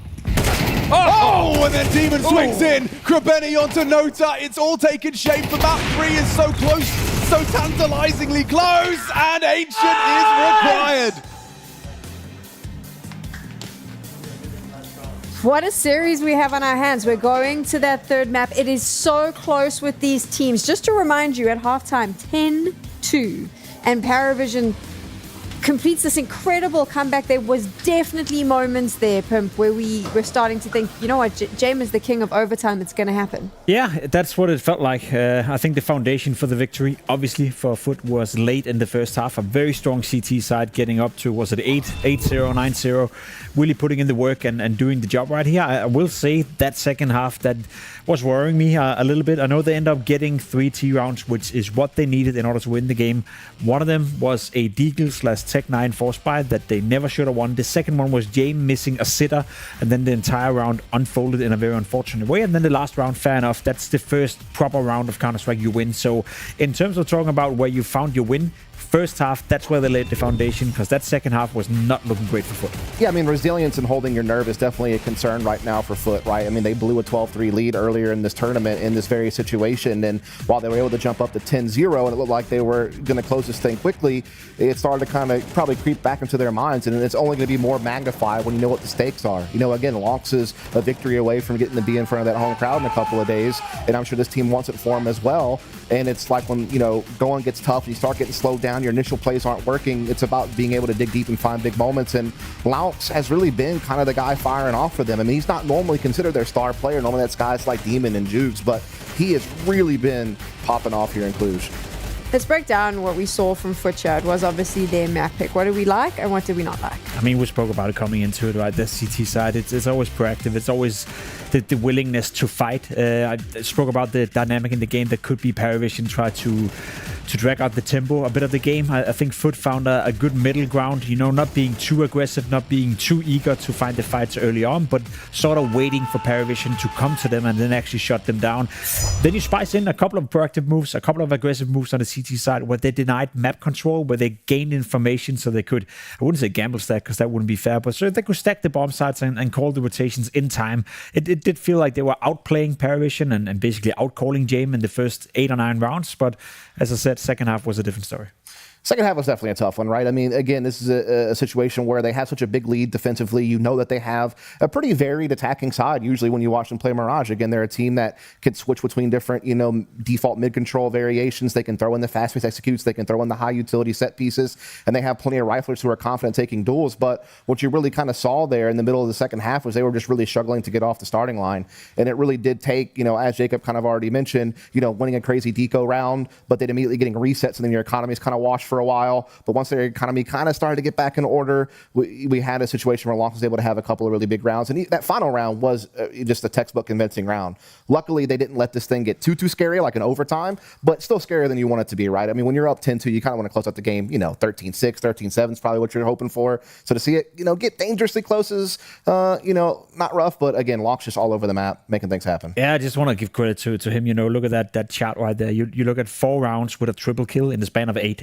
If that's not raw impact, then again, got to be careful with the wording of it. It's not that he's single-handedly winning the rounds, but almost single-handedly winning the rounds. So we can talk about a player that is definitely playing with a focus right now and playing with a poise to make the arena. It's a big game for him, arguably one of the biggest games in his career. So he's zoned in, he's honed in, and he's ready to give it another fight. And he was playing absolutely beautiful well here in the first half, all over the place as well, willing to fight, willing to do the job. And together with Symmetry, those two really shut down PARIVISION in that first half. That's something you got to keep an eye on, though, is Symmetry. It's just such a wild card, man, because he has games like this one where you're like, okay, I see it. Like, I get, his place on this team. He's so effective. He's hitting these really cool shots. He looks so deadly accurate. But then I see him go quiet in some really big games at times. And I think it's just about him finding, like, a nice idling speed that he can be at and just kind of raise his floor up just a little bit. But in this game, he was fantastic. Key takeaways for PARIVISION from this map? Lackluster first half. They didn't get enough away from the first half to stand a fair chance and stand a chance of making the comeback happen. Obviously, they remained competitive in the game in the second half, but it was a little bit disappointing to see that they didn't find any solutions in the first half. But then again, we kind of painted the picture. Mirage has been troublesome for PARIVISION. I believe that's 4 losses in a row now for them, so definitely something to work for, either for the playoff or for when they go home in an hour or two with a plane. So for PARIVISION right now, forget about Mirage, focus on the third map. This was not supposed to be their win anyway, but they came dangerously close, there, say it, in the second half. I always hate to frame rounds as mistakes from other teams, but you did mention it. I mean, we do have a round that kind of showcases where PARIVISION sometimes lacks, because FUT by right should never have got this. I mean, it's just the moment and the gravitas of this round. You think at this point, 10-4 for FUT, that it's going to be a win for them, and then they win this Deagle round, they win the Tech 9 round, they kind of make a fool out of PARIVISION, go up 11-4 at this moment in the game. You feel like that's the game-defining round. That's it, they're done and dusted for. Then obviously we know now that PARIVISION came back and they had a strong presence on the CT side as well. So one makes you think, what would have happened if you didn't lose this round? What would have happened if you didn't have James standing in underground with an AWP and missing a shot that he's going to hit 9 out of 10 times as well? I'm almost willing to say that I think PARIVISION could have won this game, or at least pushed it into overtime, had it not been for these 2 moments in the game. And that's always a what-if game, but it really did feel like FUT once again let the pressure get to them in that second half. Yeah, they really did. But, I mean, give credit where credit's due that someone made a big play when they needed to, right? And Lonks, I mean, yeah, you can always, point out, man, PARIVISION shouldn't be losing rounds like that. But the Deagle shots that Lonks hit to open that round were incredible. It's almost like I can't even blame PARIVISION for losing those 2 guys like that, especially the mid-air shot he hit on the guy on stage. Just come on, you can't anticipate that. So it's kind of a mixed bag, right? It's like the resilience of, going down a map and then, having the struggles happen against you here, but then still closing out and forcing a map 3, which is nice. But we've also seen the other end of it where they sometimes aren't able to make the bounce back, and that's whenever they wind up having a close series where they could have an impressive result against a big name team, but instead it's just another close loss, like a lot of potential, but still haven't really discovered it yet. So we'll have to see how it finishes out here. It's been so close on both of these maps. This series is so close. We now go to Ancient, the decider. And what are we expecting from both of these teams in terms of how they play this map? But one thing that has been kind of a thing for PARIVISION is that they like to hone in on the same bomb site over and over again. We saw it during the Blast Bounty, where they ended up winning the entire tournament, highly surprisingly. When James finds a weakness, or when he finds somewhere that he likes to hone in on, he has a habit of doing that over and over and over again. And I remember it was a B-side simulator in most of the games on Ancient. They were constantly executing towards the B bomb side, constantly going up there, sometimes fast, sometimes slow, but they would always end up on the B bomb side, which obviously puts a lot of focus and a lot of pressure on Demon and Krabeni. Can those two combine for a lot of kills, and can they combine for a stronghold on the B bomb side? I think FUT is a long way in order to win this game and secure a spot for the playoff, because that has been the tendency for PARIVISION. They do seem to get hyper-focused on one portion of the map, and credit where credit is due. Some of the executes and the way they take map control, the way they take the B bomb side is so good that even though if you place 3 players over there, and even though if you know it's coming, they've still found success with it. So I look forward to that duel between Demon in particular, Krabeni, and then obviously whatever PARIVISION is going to send to the B bomb side. Yeah, I mean, I think it's going to be firecrackers in a lot of these rounds because both these teams love to take aggressive mid control early on both sides of the map. So I expect a lot of early skirmishes that'll probably dictate the pace of the game and probably determine how a lot of rounds go. Like if you're able to shut down the control, or you're able to get a couple of trades going your way there, that's probably going to mean the world. And for me, this is kind of common ground. Like both teams have shown some strength on this map, but similarly to Mirage, I just feel like FUT are a little bit more well-rounded. You were kind of hammering on the point that sometimes PARIVISION get a little bit fixated. Yeah, they can throw in some heavy mid control here and there, but they like to hammer sites. Meanwhile, when I watch FUT play, like they really love mid control almost every time, but they can throw in the pacey changes to catch you off guard with some good set pieces. And so I just think they're a little bit deeper. I think their talent's a little bit more well-rounded. The big question though is this, like this is all the pressure on the line now. Now you're on map 3 and you're either, 30 minutes away or so of booking your ticket to the arena or booking a ticket back home. And, again, we talk about PARIVISION. They have a veteran James who's been through a lot of these situations before, who can be a little bit more of a calming force. Whereas on the other side of things, it's not quite the same. It's a young upcoming team and they've done some cool things, but this would be the biggest of all if they can, make a tier 1 playoff like this. They were nearly there at Krakow, didn't quite make it happen. This could be them progressing to that next step if they can figure it out in this game. Can't see why it shouldn't be a close game. I think the entire series have shown us that so far. I think the two teams match up, in their each respective ways. I will say the longer the game gets, the more likely it is that PARIVISION will win the game. I think the deeper you go into it, the deeper the playbook is going to have to be explored. Then PARIVISION have more experience. They've been there before. So I think if you're FUT, you're going to be focused on, obviously, as you are all the time, to get off to a good start. And then it's this classic thing of when you're watching a game of football, basketball, you name it. If you have the opponent down, you better step on their throat and make sure they stay down throughout the entirety of the game. Because if you allow PARIVISION back into it, we've seen what they're able to do. I feel like that is really going to be the gist of it, right? Is if FUT can control the pace of this game from the get-go and not allow PARIVISION to take over, because the moment that experience comes into play, it can potentially beat the raw firepower we've seen from FUT. That is obviously something to keep an eye out for. But then again, it's just a different way of winning Counter-Strike games. On one side, you have, dare I say, maybe the better individuals on FUT, but the less experience, and vice versa with the side of PARIVISION. It's why I think it's a great matchup. It's why I think it's been entertaining, and it's why I think Ancient is going to deliver as well to a high degree.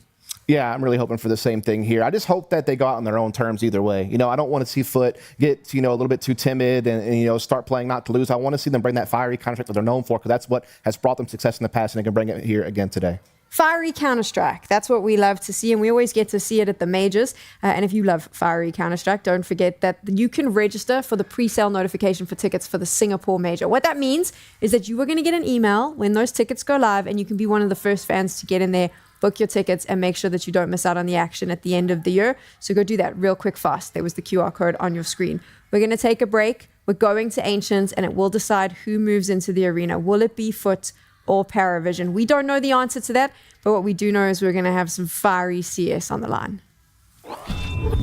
She said she loves you, but she can't love me. But I love you. Yeah. Look, I love my man's going crazy. I gotta break on myself, I amaze me. Like I'm back in the 80s. I won't play window anymore. What's going on? Play your role. 1xBet. On to the next one.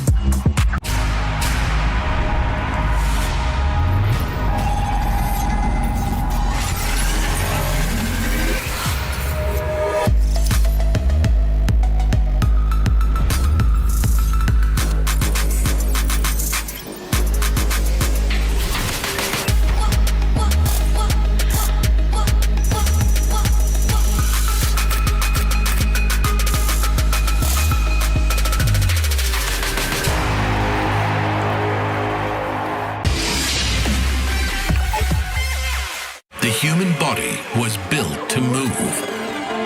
Not trapped at a desk in one singular posture for 12 hours a day. It's time your chair evolved. This is Secret Lab Titan Evo. Ergonomically engineered for you, gamers, hybrid workers, artists, backing your every move.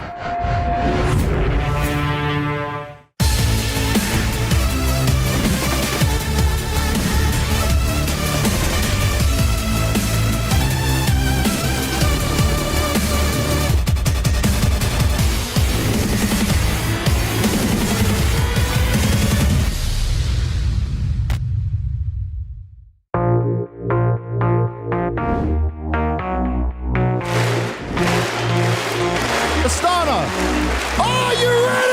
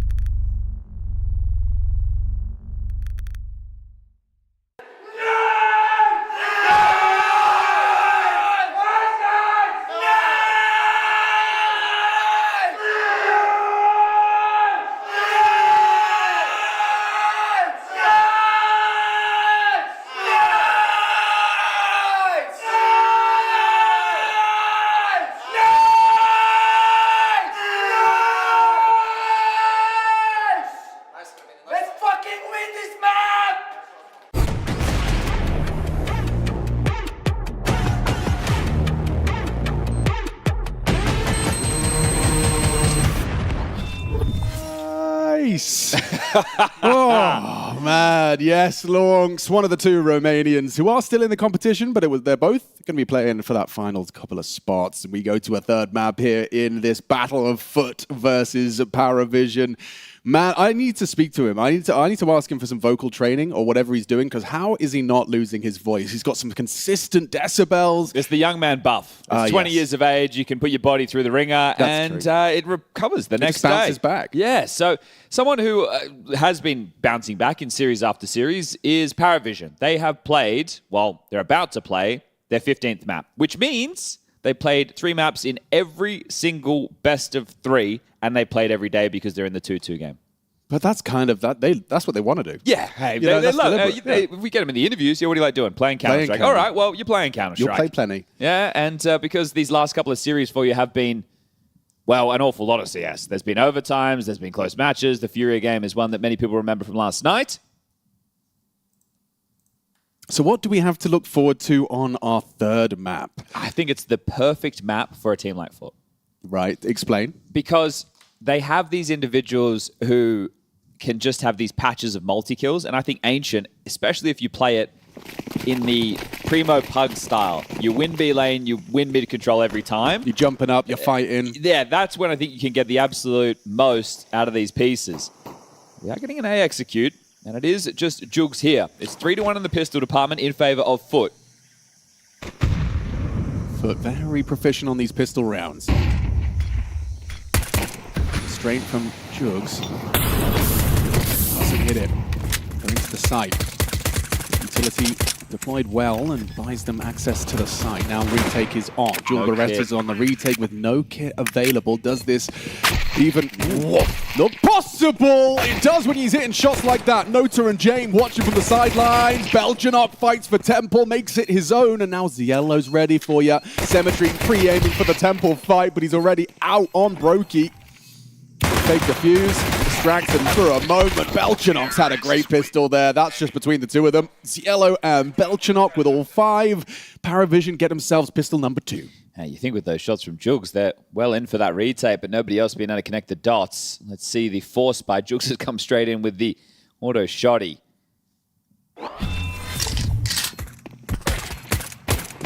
Yeah, they come too easy, don't they? Then Belchanox with an important double running down Temple, giving them the space. Zillow defends from the other side. And that'll be that. The auto shotgun, of course. Yes. And mid-control already. That's a very nice feeling for any T side. Well, quickly over to what looks like it will be a B play. They get the mid-control, they mantle up, and now they start working. Oh! Surely, yeah. Belchanox's job is done. They both shot at the same time, didn't they? Yeah, both got the headshot. But then he does not want to give up Cave that easy. Trying to remain nimble.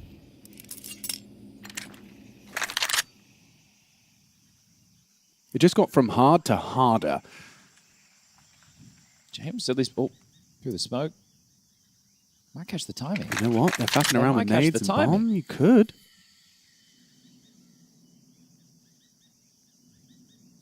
Belchanox's got the low HP. You'd want him to get the answer, right? You'd want him to go down to the Deagle body shot, then Cielo can just clean up. Or is he going to go for like a running boost? I don't know. James in A, I think yep. Safety has been found, but do they get a little bit peaky on the ramp? No? Okay, they're safe. This will be round done. And secure, don't you worry about that, okay. Well, there was a moment of threat. Now they'll start to work in. Worst case, yeah, you give it all away. You would love to hold on to this to go again into the next, but Zwei had different plans. Demon will take him down.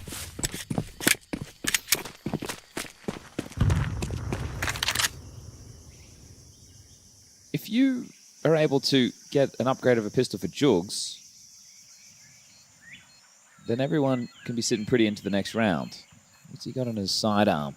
Let me go and investigate. He's already picked it up. Oh, never mind. Jugs, you're ahead of me.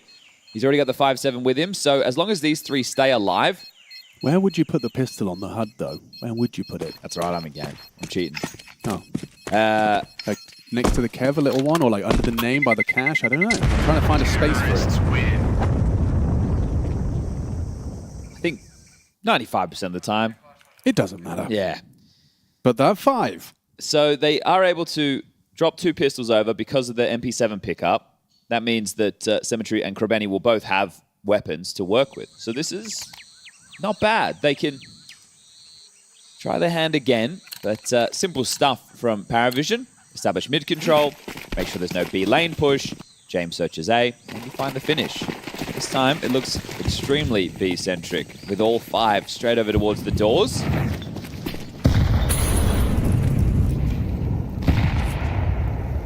Lining up to go. This is going to be a lot of util. Look at that. Miss Molly. Miss Molly long side, but no one's there, and you smoked off Cave. So, bombs for certainty. It's going to be planted now by Jane.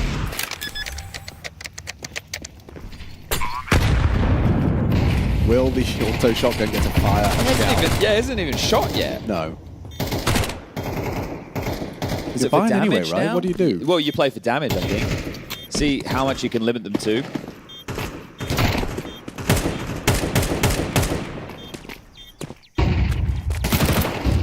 Hey.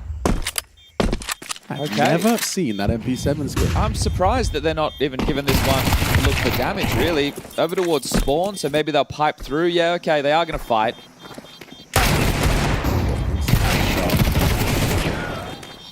Well, that looked a little bit silly. 3-0 for PARIVISION. Starting as they mean to go on. I don't know what this means, though, if PARIVISION starts strong. Yeah, true. What does this mean? Are FUT capable of similar comebacks? Yeah. Haven't heard it nice in a couple of rounds. Could be about time. It might be time. I don't know. I feel like Lonks has had his hero moments for the series. Yeah, how already. many more can he have? Like, can we, you know, where's that demon? Where's the cemetery?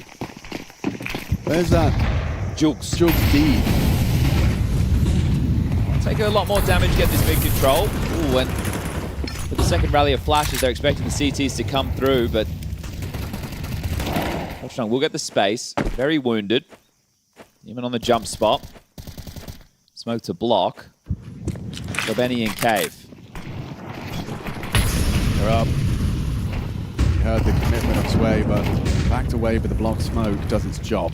I like the pressure. You've just got them to use an awful lot of util right there. Ooh, whoa, Belchenok is not afraid, is he, at all? Krabeni the same.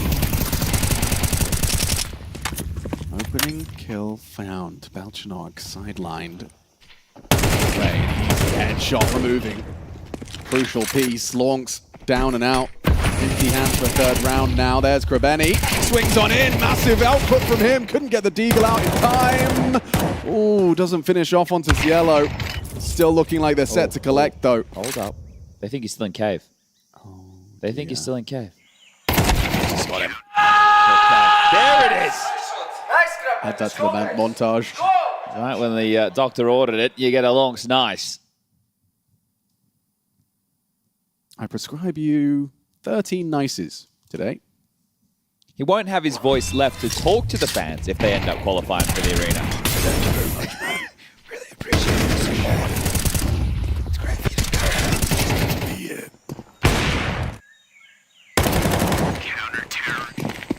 All right, well, AWP in for James. Ancient is the least played map of the tournament so far. Feels like it, yeah. I don't think we've seen much of the green map. No, it's been played 7 times along with Anubis. So right now it'll elevate and not become the least played, but point still stands. Mirage has been played 22 times. All right, Cemetery. Reaction seems solid. Rotation's on its way. Flick onto the boost. Have that elevation now, and Lonks has got 2 sprayed down. They line up for him. Cielo, can he flick around? Yes, he can, but not before Lonks found another. Then the York comes in to finish the job. Lonks really wants to win. That's, believe it or not. All of it is coming together for Lonks really wants to win.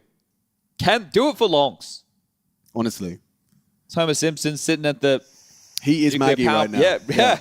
Lonks is Maggie, come on, he's kind of Maggie and Homer at the same time. Yeah, because he's doing it. Well, that would be a weird blend of Simpsons. Yeah, that's a Boomer reference too. Sorry, everybody. Oh, true, yeah. All right, timeout called. Dustin on the mic. Money situation. 5.3 on Zello. 3.6 on Nota. Those are the two who are in rifle buy range. You've got James Belchenok and Zwei just under the 3K mark. So James could go in as well with a Galil if you really wanted. We'll have to see what Dustin has in store. Very liberal with his timeouts, Mr. Dustin. Used all 3 in the first half of Mirage, and understandably so. Did lose 10 consecutive rounds. And you can see the score in the top left there. It got close.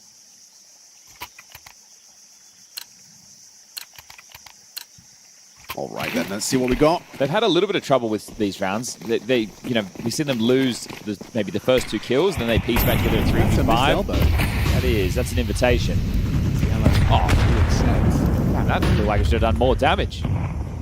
2 nades. Oh, you get so much room. Hang on, though. You've got to get past Longs. He's playing the safest possible way to play this Pixel. Doesn't immediately block. He could regret that. They're already going to be ahead of it. Still fine. Holds down mouse 1. Finds himself 15 extra bullets in the form of a Tech 9 from his adversary. And the job is done, you'd think. James going to mantle up. Krabeni spots it. Removes the bomb. And Yellow's head has been spotted and removed. Well done. All right. Mop and bucket out. Oh, everyone's joining in now. Jugs is doing it too. Jugs is doing it too. He's it's converting contagious. them. Who's next? That's what you want to see. Once we get Krabeni going, then we know we've got the whole team. Yeah, that's it. You got to get the captain on your side. Okay, well, that was a partial. This is the full. Oh, he's nervous. Oh, he is yeah. nervous. Yeah. Better than the fingernails. 100% better than the fingernails. So they really want to fight for this mid control, right? They're doing red smoke and donut smoke. That tells you they really want this space. Distinguish. Yeah, forced to do so. Wanting to spray. So blind. That is a full white screen. Oh. Perfect flash connection and perfect bullets from the Nota Kalash. Beautiful double. He's done very well. He can dip. Why not? Seize that advantage. You've already got kind of spiraling. Bomb maneuvers back towards the yellow outside B doors, but the team are a little slower behind him. That's the 50-50 nature of Ancient, right? You know that the T's really want that control, especially if they're smoking donut as well. Wait, he's going. He is going through the block smoke. Jug should have him. He's waiting for the... Yep, bomb. Okay. Jugs is left. Nota slips into the wide open A site. Bomb maneuvers back. Doesn't get the kill onto Jame. That could be a problem. Ah. Did he... Yeah, Noda's heard this. Yeah, he knows what's up. Careful with the shadow now, Noda. There's another pirate spawn that you're not aware of. I mean, it's a free kill onto Jugs if he comes back. Going for Cemetery. Yeah, I mean, this is great. This is going to work wonderfully. Down goes the AWPer. Just got to get past this 20 HP player, and now you pulled his attention away as they flood into the site. It all falls into place. 5 alive. PARIVISION have got Nota to thank for that one. He did everything. Not only did he get the kills, he got the info, the space, kind of reminiscent of that launch round where he comes out through mid and searches B to avert disaster. Yeah, so that right there, it's a decision made by FUT to fight for mid control. Yeah.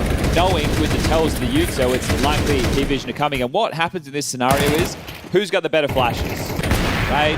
That's what that comes down to at the end of the day. What we saw from Lawrence's POV, he got the answer full-on flash. 2.5 seconds of just no vision, holding down your mouse, hoping. So you can see he's taking the safer option this time, and his teammates are even... He just flirts with some ramp aggression, and Cielo gets away with it. Light peppering through the smoke, but they are across to red. They'll have to be addressed by one of these B defenders, likely Cemetery with the orb. Looking to boost up, and while they're doing this, the smoke to go mid to A's just come in. This is a naughty call. Jug's got a lot of work to do. They say, okay, well, you can have spawn. We're going to try and take Donut. It's a good answer. Nice response. I don't know. This is so tough now for FUT. I don't know. The smoke break, you know, you're going to be worried about someone holding your rotation, aren't you? You're 5v5 post plan of A, and they have CT spawn. Yeah, I agree. It does sound, when you put it like that.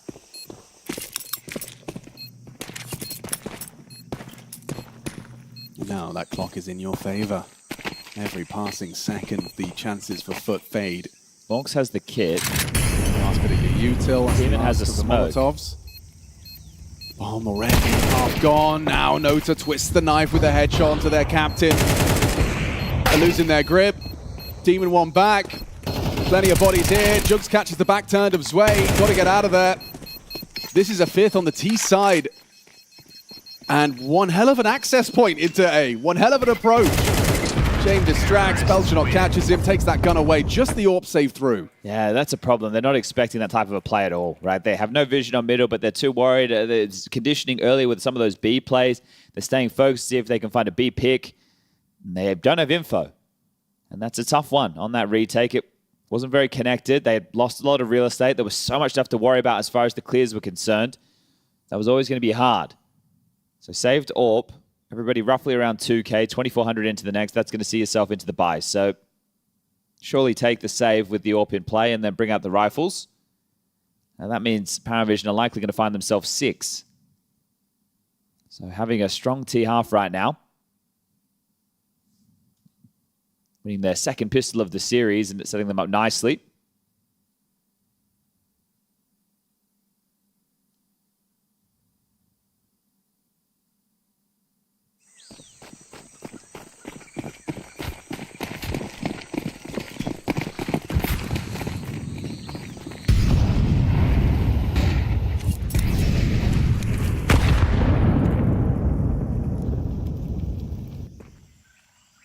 Mid for free, looking to keep their presence undetected. Oh, they're going to channel themselves into the orb. Yeah, and he's going to have vision. It's a weird angle. Oh, he's done very well. Hans Way, a quick free haircut. Well, you can't go red anymore. or window.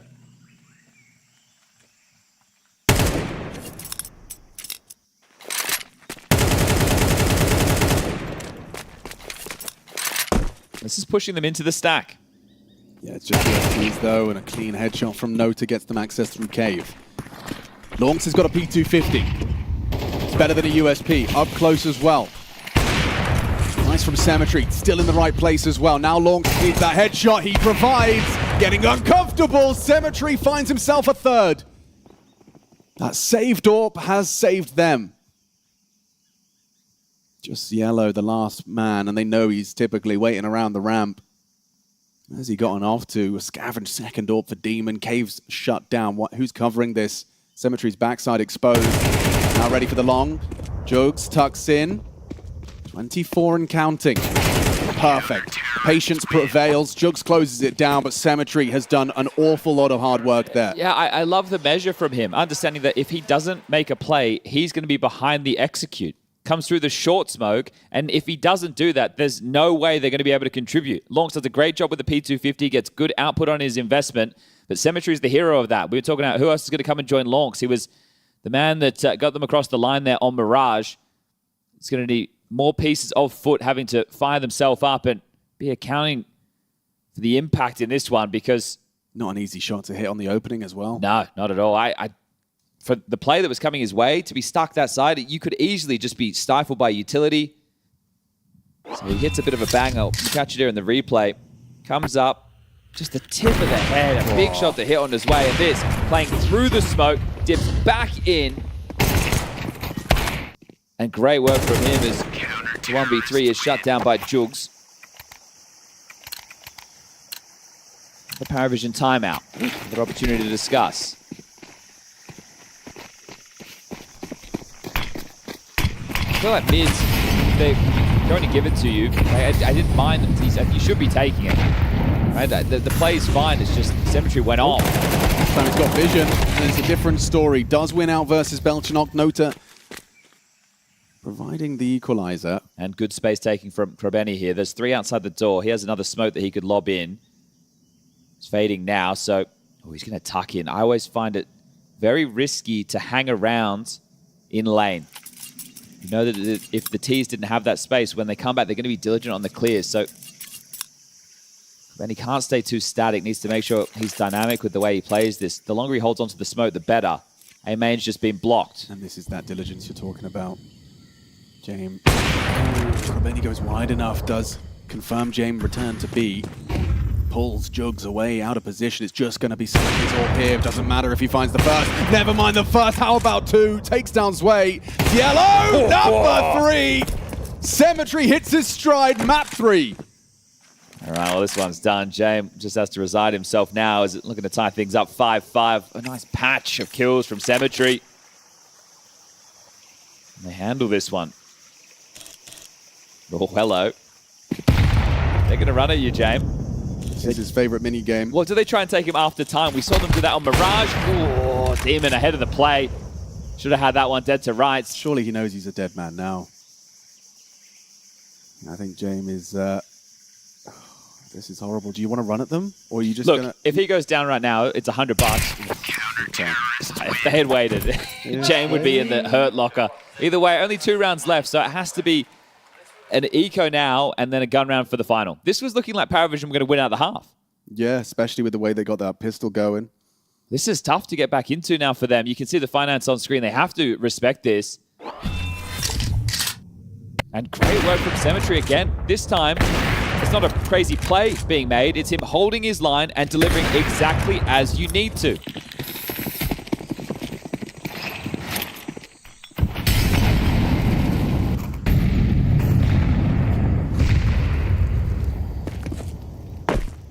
Is there a P250? Good question. There is a Deagle. Not in the hands of Belchenok. Jump again, Demon. There's that. Unable to hit that. There is so much space in mid, right? Like, I mean, it's been this case throughout, and it hasn't always been a problem at all, but Belchenok has just got all the way to red with just a Glog. Can't plan in mid. a wise man once said. No, and I think that against the pistols, it's somewhere you don't want to get spiraled over with early kills. So they are just knowing that they have the finances in the mud right now. Noda versus Symmetry. Symmetry wins. That was the only investment. Now it's just about getting rid of these Glocks. So they will have to die. 47 seconds left as... Oh, Jane wants the deagle. Thank you very much. Waste not, want not. Yeah. One man's trash, another man's treasure. Grabeni's been really solid in his cave hold as well, so looks like they're going to be going through the ramp side. He's got a lot of help here. You think after playing what is now your 15th map, you'd play one eco fast, wouldn't you? You'd go, all right, boys, we played every map possible. We've played every series possible. Let's use every second. Oh, the flank works. Double. Counter-terrorists win. Double kill for Belchinok. Just a couple of seconds to spare. Okay, so will this be another? I mean, I feel I don't have the stat, but I feel like I see so many 6-6 halves from PARIVISION. It just is like straight down the middle. Ooh, obviously not Mirage. No, not Mirage. I bet they wished it was 6-6 on Mirage. All right. You got your guns out. It does feel like mid's a bit of a freebie. On the odd occasion, you have seen Launx taking that early fight. It's going to be a 3 mid start. Nota's going to try it again. Only allowed to get to his box, has the cover of the smoke, and Launx removes him. Been great on the openers. Been a real force. Do you speed up? Symmetry's Orbs here. He can't seem to miss right now, and he's not going to start in the final round of this half. Hits it onto Yellow, spots out the side player. Zwei is there. Zwei announces his presence with a headshot. How about 2? Catches the swing of Launx. Playing through the flames. That was risky. Yeah, 3v3. he's stabilized for his squad. Safe plant. Belchinok, good for a frag. Jugs is coming in from the side. Belchinok? Yeah, can't handle the AWP. But Zwei is in a winnable situation here. Position noted. Wants to try and isolate these fights. Knows there's an AWP in play. Smoke for the bomb. Oh, that makes his life so much worse. Because on the edge. Bullets to connect. Hits him low. Looking to catch him. Looking to deny the defuse. Would he stick it? Good covering fire and FUT prevail. A 7-5 half. Yeah, I think with the plan, when you don't plan either default or on that safe side of the pillar, that's a bit more in the open. When they go for the defuse, they can be in so many more places, right? So it is going to be tough in that situation to be able to track him through the smoke. So what was a strong start to the half is now just going to be a 7-5 scoreline that PARIVISION felt like they probably could have done a whole lot better on. It's that saved AWP from Symmetry and then a run to close of 4 straight. So huge stuff. But it's always going to be harder for them to close on this T side. We know that the mental, again, is what's likely to creep up. Now, they're a little bit more familiar with a team like PARIVISION than they are with some of the bigger names. So could that be what changes the conversation? Taking a look right now at the division of labor for this CT side. Belchinok will be dealing with A, Note up and middle. Jane floating around with the AWP. Yellow Cave and Zwei as the B anchor. We've seen a whole bunch of different complexions of how that really looks, but PARIVISION, they could be going 2-2 on the pistol rounds right now as they start to equip themselves. I see Util for Jugs and Demon, both of which currently have some smokes. There's a molly that's been dropped to Launx. Yeah, and Zwei's smoke kit. Is it smoke? No, just a kit? The smoke's on Jame. Yeah, okay. Window smoke to start. Okay, so red will be obscured. Second of Jugs. He's lining that for CT on A. So they're going to come through. They're going to go donut to A. And that is the path of least resistance. Yellow playing in main, though. That's a big problem. That's a ruse. They're going through. They're going to hear this. Yep, okay. No twin player here. This is going to be a head-to-head brawl. You got to back off. You can't commit to that. No, not with the bomb. He's lost his teammates. Well, now B's Demons open. Does take all of that B space. But the bomb's in donut. Oh, this gets weird. Krabeni's got a lot of info. Too many on his screen. 3 players. Belchinok walking up close as well. That's going to catch him eventually on the uncrouch. Doesn't hit his shots. Finds it. Stabilizes. Quick double. Pistol goes PARIVISION. Damn, Belchinok. They were must hits. Tough duel. Pops him right there, and now just makes it a one-round game. That's both pistols. That is massive. There was so much misdirection there. That was so bizarre. And they ended up just running into the rotation. Bomb Krabeni's stuck in donut. Jugs his donut with the bomb. Oh. Try to take that space. This is, as soon as you see that, you've seen 4 CTs in the blink of an eye, and wow. Belchinok, massive work. Eco for FUT.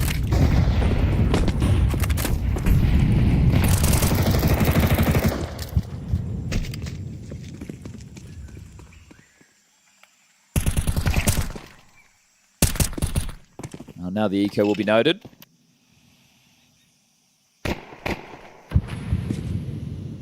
Natus not going to be playing too scared up against the Glocks.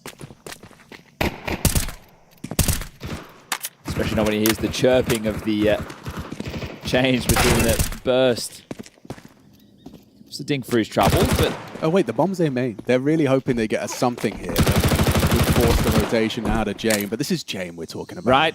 If you're gonna, he will wait until they say bomb spotted, and now bomb spotted. So trying to be cheeky with it.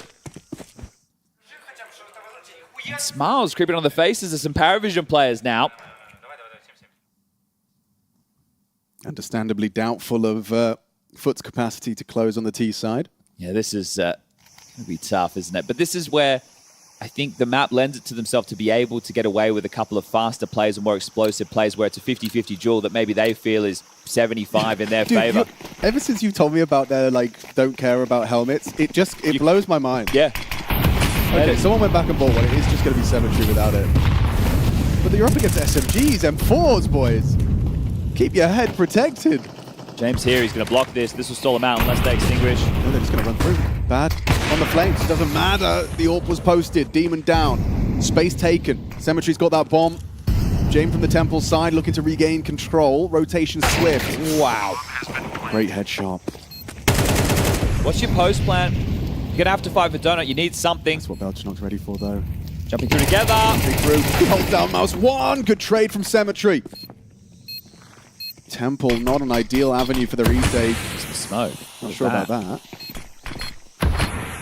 Jugs is set for success. Power of that big box. Yellow gets the freebie. There's the trade. Quick one from CT. Adjusts. Controls the spray. Miraculous. And Zway's not got the time. He's got his captain's AWP. Gonna try and back away out of there. And Symmetry would like that for himself. It's ancient though. Yeah, everyone goes down with a ship. So it's a big old bomb. Wow. Okay. Huge round from Jules.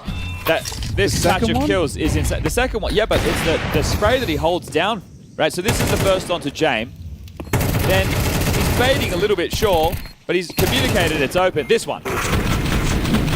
Whiplash into Noda. And immediately, on their T side, they demonstrate they can convert with the guns. Yeah, curiously, they're going to be going for something with Mac 10s. Could be B heavy. That's where the stack has started. Yellow cooked, absolutely cooked by Krabeni. They're just running at him. Look at this from Demon. Flushed in. Sprays down 2, spots the retreat of Jame with his sniper rifle. Save again, mate. Gotta get out of there. Wanted to give it a go in the last. You have to give it a go this time. Krabeni already on the hunt. Yeah, and that's lovely from Belchinok. He's going to find himself an upgrade. It's not the upgrade he would have liked. Lonks will be going for this. Lonks will be going for this. Oh, just thinking about it. He's been called off. All right. Well, the fact that everybody went down, let's get himself an M4. Start putting a bit of cash on this T side. But now you're going to have to navigate against a saved AWP. And Jame will have to do his best Symmetry impression from that first half. Can he be as impactful as Symmetry was to resuscitate hope on the CT side? FUT now 9-7.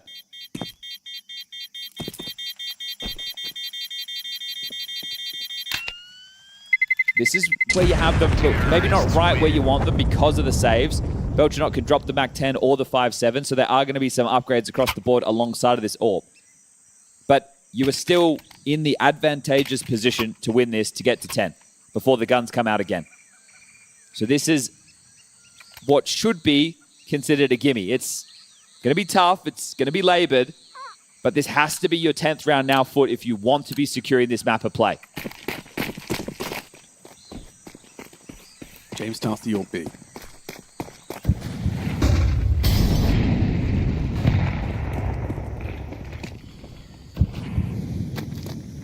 Oh, you heard that smoke in cave. He's trying to preemptively extinguish the bomb and still going to have to go back. The flash good enough. They're executing again. Okay, still not going to be easy for James to find output. Smoked off, he's going to break. Smoke break. Molly backside, that's going to force a fight. James down, first blood drawn. Still though the pistols, they've done well. Pivoting. They have to. They have to pivot. Everyone's there. Everyone's there. They're hoping for the over-rotation right now. Krabeni's just going to walk through on a timing, playing in the fade. They're grouping up. Oh, Nota uses the AWP. Does what James couldn't. Confirms they're still coming towards this B site.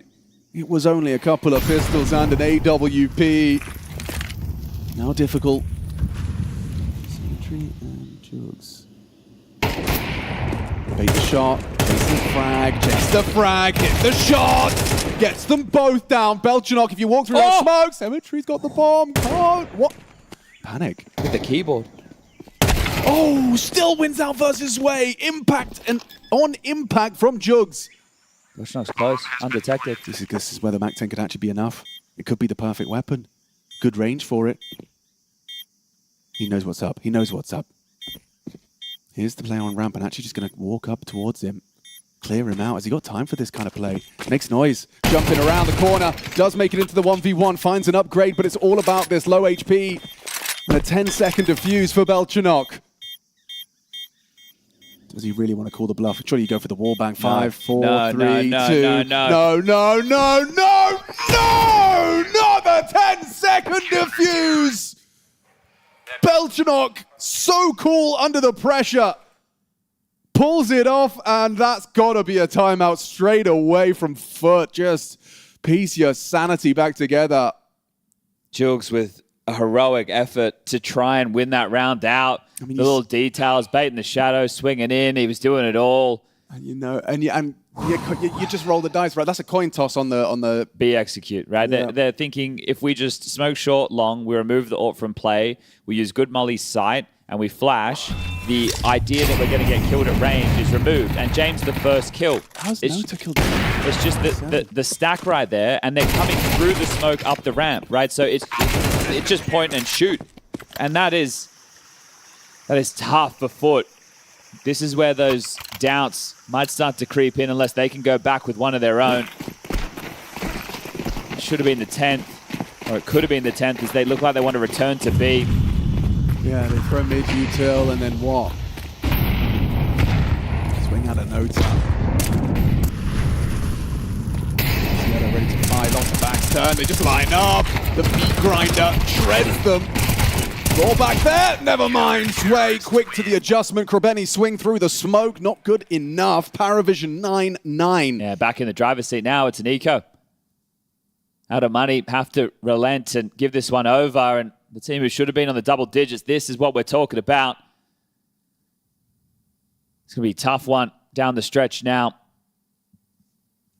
You did the hard work. You won the consecutive rounds. You take the AWP away, and they still win it without it. PARIVISION. Look at this from Krabeni, though. He actually hit a good couple of bullets onto Nota. Doesn't find the kill he needed. Looks like likely Ziello and Sway can have their way with this. They will. Yeah, the Krabeni investment was the only thing they brought into that round. So if he gets a kill, maybe there's a convo. But not going to get past that B defense. Ironclad.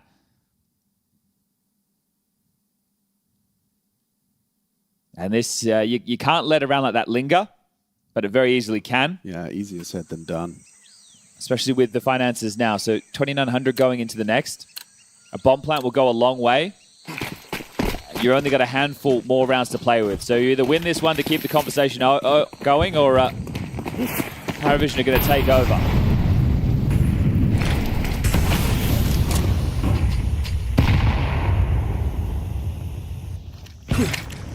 They mid, second timing, flashes out from Demon.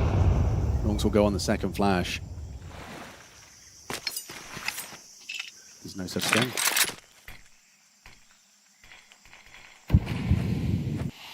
Flash for a Still pipe. can break.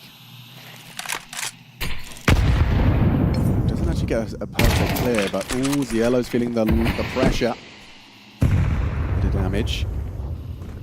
Lane occupado. See, the fact that it's 3 on B and one of them's not the AWP, this site feels very secure. For the execute, you've got a couple of mollies, a couple of flashes, and a smoke. This is tough. And they're ready to fight. You're just going to have to count on the individuals again.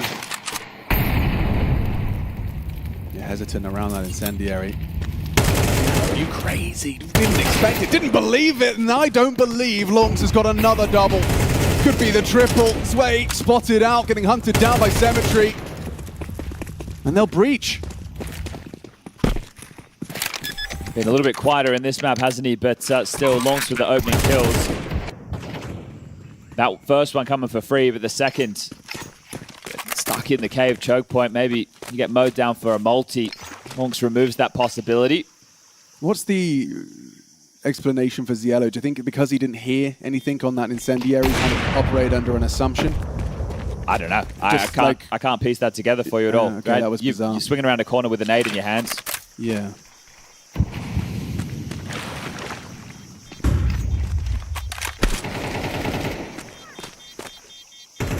An unforced error. The tied scoreline. Plenty of money for PARIVISION. Terrorists win.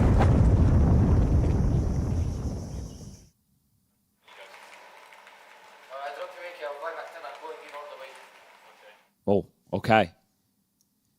Well, let's take a look. Where's he got the spawn for? Could be fast cave right now or a B rush from Longs, right? He's talking about using the MAC-10. Unfortunately for him, he's up against it. They really could make this work so he could have an AK.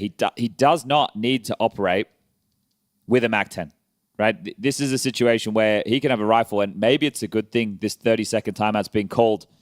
Maybe Coolio can have cooler heads prevail, but the bias doesn't look like it's changing. He hasn't even got the best spawn for cave. Well, right now as well, there's just everybody has head armor on the PARIVISION side. Now, they're not, well, they should know that, right? You're dealing with a patch of 3 rounds. They're stacked for cash, maybe just assuming that they wouldn't be buying that because they don't think they're up against SMGs.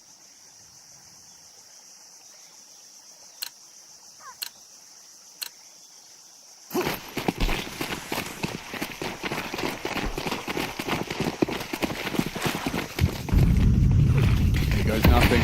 B-rush. Straight up the ramp. Not letting go of W. Quicker than they're ready for. Sway, he handles it with class. A quick random bullet finding the head of Demon. Nice punish though. Natus gone. And there's Yellow still in cave. Blocking each other, gets clunky. Oh, very clunky. Oh. Belchanok rounds the corner, does not respect your util. Kerbeni in the clutch. Belchanok keeps on out, gets that info safely. Jane would be proud. Closing that gap, plenty of util, kits are plenty. This gets more and more difficult. Rounding the corner, will swing on in. Zielo's good for it. PARIVISION will find 11 first. A pacey B. Everything seems very B focused right now. They can buy again. Longs is the only one who's going to be lacking a little. That was a stray bullet from Zwei. I mean, he was always going to get one, but the second came so easy. No matter what happens from this point, PARIVISION will be fine financially until the end. The conversation's not the same for them. Yeah, everyone was in a hurry. They were throwing the nades and just blocking each other, not in the best positions.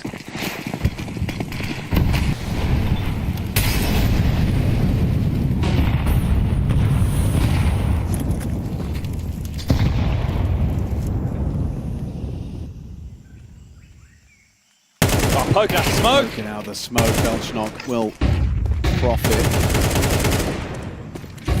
No longs. Kerbeni coming late from heaven's side. Corpus watching swap into his nades. A lot of bodies here, and Belchanok and Nota are making it look all too easy. Another convincing PARIVISION round, and this is to the business end of the best of 3. Foot collapsing. Effortless for PARIVISION as they are just 1 round away from the playoffs. And that should be that. Last time out called. So both teams making sure they take full use of this, but you can see what the buy looks like. 5 Tech 9s. You know their loss bonus coming into that round was only the 2,400, so you have a very good understanding of exactly what they're going to be bringing into it. They've tried plenty of B plays. The story of the near miss.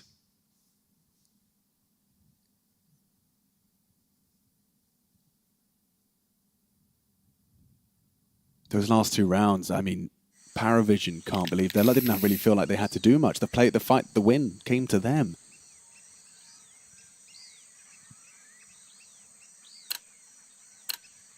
And so it will be the hopes and dreams of FUT making playoffs hinging off of a well-structured pistol round. They want to find it. Run boost for Nota. Belchinok supported by the Jame Flash. Second wave, they're in the right place. Nota sprays them down already. Hope wanes, not looking good. Still, Symmetry does not relent. Sticks out, delivers the double. Smoke faded. Smoke fades, and James right there for the receive. Nails it onto Demon. He'll be blocked. Just Krabeni and Symmetry with it all to do, and Zielo's there. He's primed and ready on the jump up. Scavenged rifles and a head-to-head with your major hopes up for debate. Oh no, not looking good. Not looking good. The playoffs for FUT relying on Krabeni. Zielo gives him room.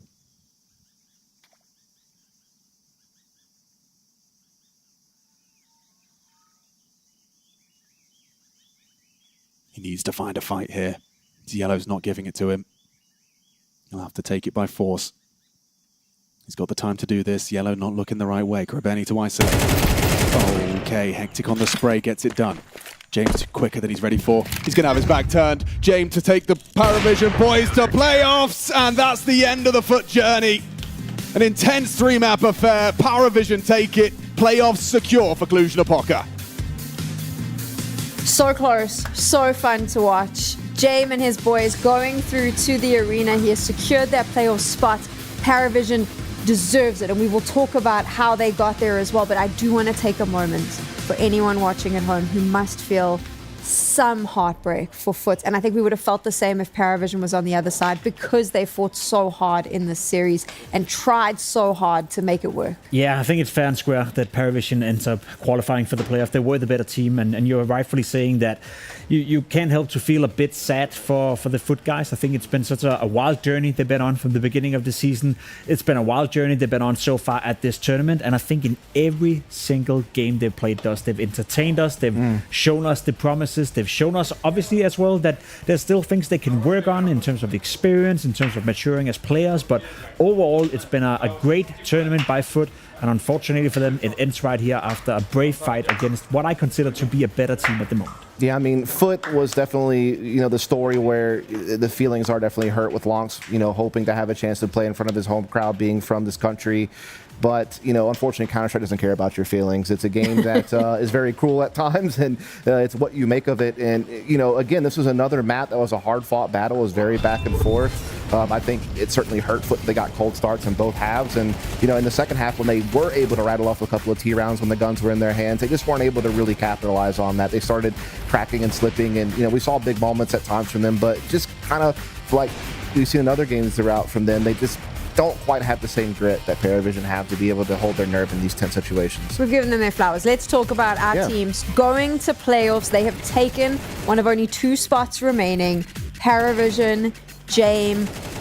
I'm sure there are some teams that are a little bit scared, because there are just moments where Jame does the impossible with this young group of players. Yeah, I bet you they're going to play for pretty much any team out there. If you forgot, just, 3 weeks ago, they won a tournament and beat, some quite cool teams in the process. Spirit going down, FURIA going down, and also Falcons in the grand final. So they've shown that they can beat the top dogs. And if anything, they've also shown that they always stays in the game. This is the 7th series in a row where they play all 3 maps. That's 21 maps in 7 games of Counter-Strike.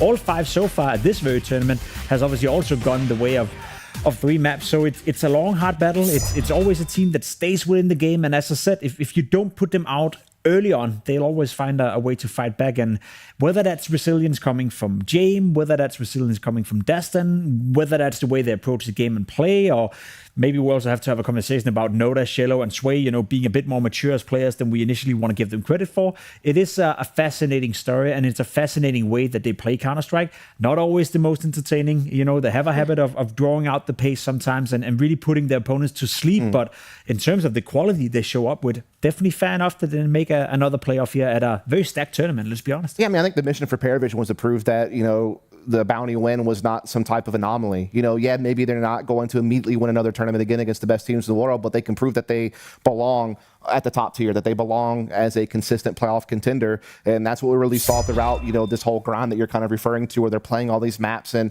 you know, at times they look like they're behind, but then they fight back. It's just, that's the thing with Jane teams, man. They have resilience and always lingering around, and they were able to make it happen here. We do know that Zway is with Banks right now, I'm sure celebrating as his team makes it through to playoffs. Thank you, Sam. I've got Zway with me here after another long, drawn-out match coming into this. Zway, when I first spoke to Jame at the beginning of the tournament, he said after Krakow, the team had low energy, you guys were feeling a bit more tired. Every game here, you've gone 3 maps. In all them series, you had 3 overtimes. How have you managed to do this, considering how the team is feeling? I don't know, to be honest, I'm so tired. I know I didn't really feel this tired like for my whole career. Wow. Like we are on boot camp from like 2nd of January, and we had like only 1 off day of all these days. Like 2 months we play non-stop, and now we're in playoffs, and I'm so happy about it. It's good, right, when the work you put in pays off. But tell me, like, when you're grinding this much, when you're going on all these boot camps, how much are you noticing, like, the improvements? What development are you seeing? Because you started the year lifting a trophy, then Krakow was top 16. Now you're back in playoffs. What do you think of it all? I guess it's normal result for us. Like playoffs is already good, but we are not stopping. We should show our best in playoffs, and I guess the play we showed in Krakow was just like not unusual. Like we played not the worst. Like it was not the worst result of our gameplay. So now we are in playoffs, and it's cool. It's cool, you're smiling, and that's good to see, but you're not going to have too much time to relax. Just 1 day off and then straight into playoffs. Does this team, 1 day's a lot? Of course. Okay, you'll take the 1 day, but is that 1 day enough to see this team get back into it, take to the stage, and do well here? Do you feel like this team now has what it takes to lift another trophy? I hope to, because as we showed in Blood Bounty, we are showing even better result versus like higher ranking teams, you know, against tier 1 teams, and I hope we're gonna show it here in playoffs. Let's see if you do. Thank you very much, Sway. Sam, we'll go back to you. He's joking about having a day off tomorrow. I've met Jame and his coach that they're going to make them play the whole of tomorrow. They're going to be practicing and getting ready for the next day. Zway ain't getting a break. No days off yet. I feel for him, man. I think they should take a break off. You know, I think it's, as he said, you know, it's been a long grind from the beginning of the season of PARIVISION. And he also, you know, became very adamant to the fact that this is a good result for them. Getting to the playoff is a great result for PARIVISION. Just because they won that trophy on Malta at Blast, you know, doesn't really dictate what the expectations should be for the rest of the season. If they can establish themselves as a top 8 team, I think that in itself is absolutely fantastic. And with a result like this, that's kind of what they're doing. Another thing I noted as well, you know, the fact that he's saying that it probably feel more comfortable against tier 1 opposition, you know, playing against the likes of Falcons, FURIA, Spirit for that matter as well, is probably, you know, more like a Jame thing. He can count on their opponents. It's probably easier to read, prepare for them compared to a team like FUT. So I think if you were to take the 2 teams who's progressed so far today in Aurora and PARIVISION, I think most teams right now are like, I would rather play Aurora than PARIVISION. You know, it's a scary team to go up against. Yeah, it's fun to watch, you know, PARIVISION be able to kind of shake off what happened at Krakow and be able to understand that they still were capable of doing good things. And it's one of those situations where when you have a team like this that comes up very quickly after like some roster changes or, you know, after they just finally got their first opportunity at Tier 1, sometimes a crazy thing does just kind of come together with the stars line. You have a bigger result than you anticipated. It kind of happened to G2 last year at London, right? They never expected to win that whole tournament whenever they had a brand new lineup.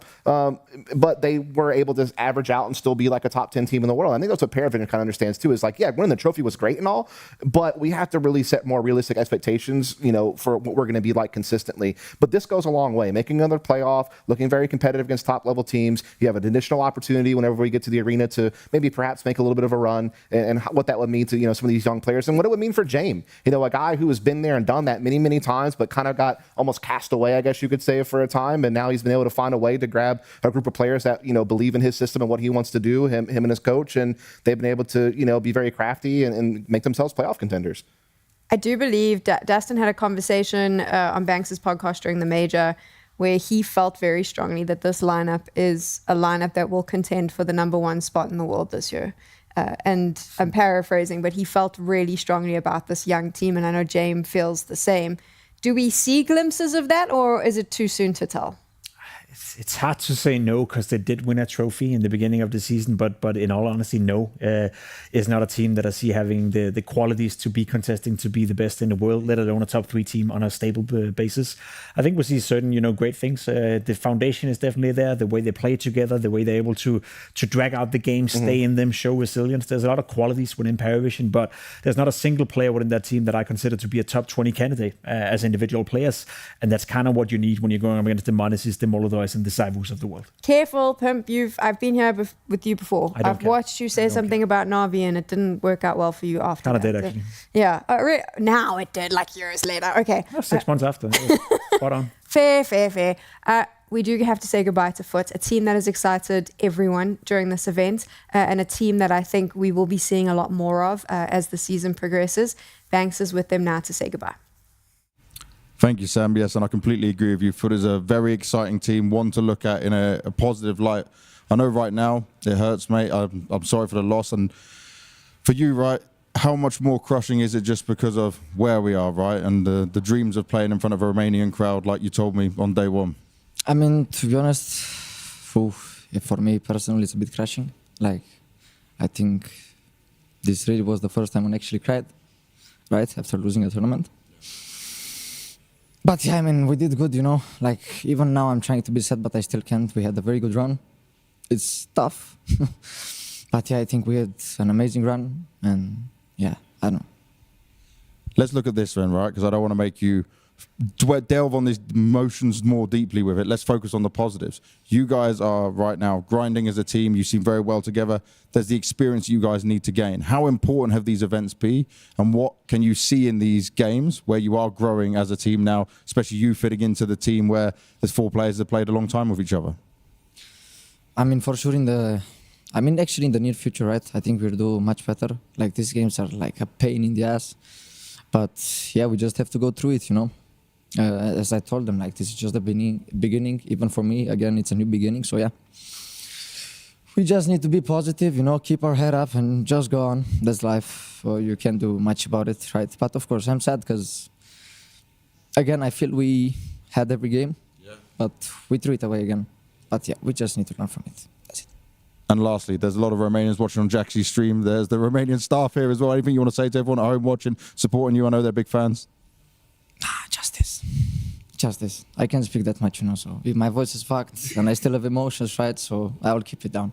Well, I do love the shouting, so keep that. Save your voice for next events, because there's plenty more good moments to come, and that's for sure what we'll see from you guys and the whole team. Sam, we'll go back to you. He is 20 years old. The composure that he had there, the emotion that he was able to show and express while still keeping it under control is extremely impressive, because I don't know at 20 if I had been there, if I would have been able to handle that as well as he's just done.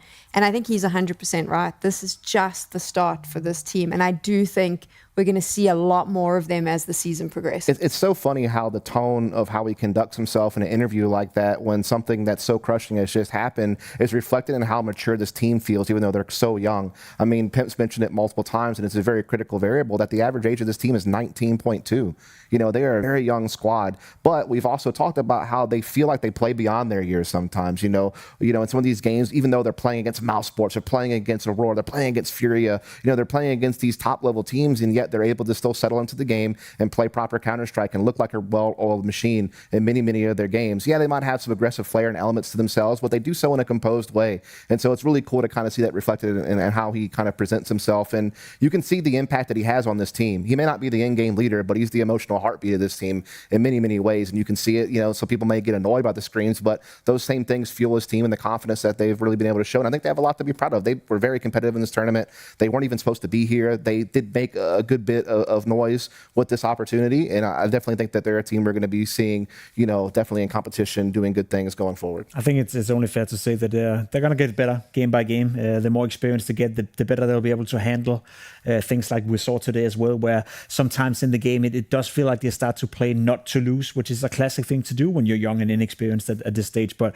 as he said as well, and as we agree on, I guess all of us, it's been a great joy to watch them play. It's a young team. It's a team with a lot of promise. And if you do want a bit of a hot take to go out on as well, I don't see it to be too unrealistic that PARIVISION and FUT will probably be in 6 months from time now would be equal. If not, FUT will be a better team than PARIVISION. I think there's so much potential within this lineup. I think there's so much development that can be done with certain other players that have vital roles within the team, in Jukes, in Symmetry for that matter as well.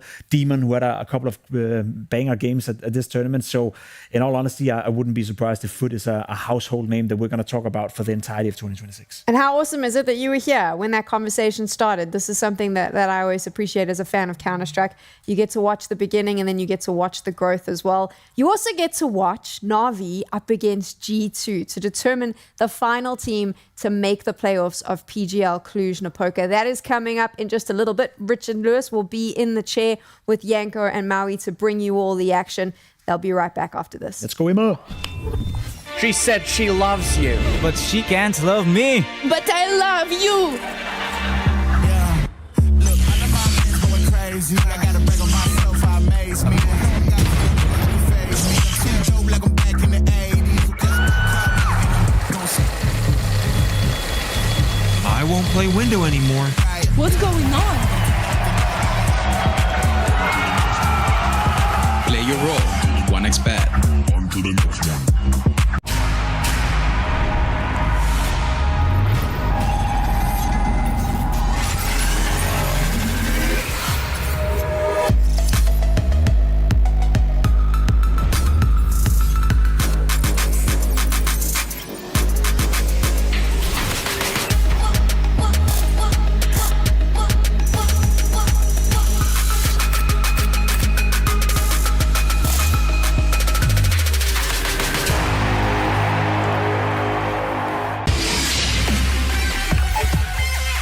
The human body was built to move, not trapped at a desk in one singular posture for 12 hours a day.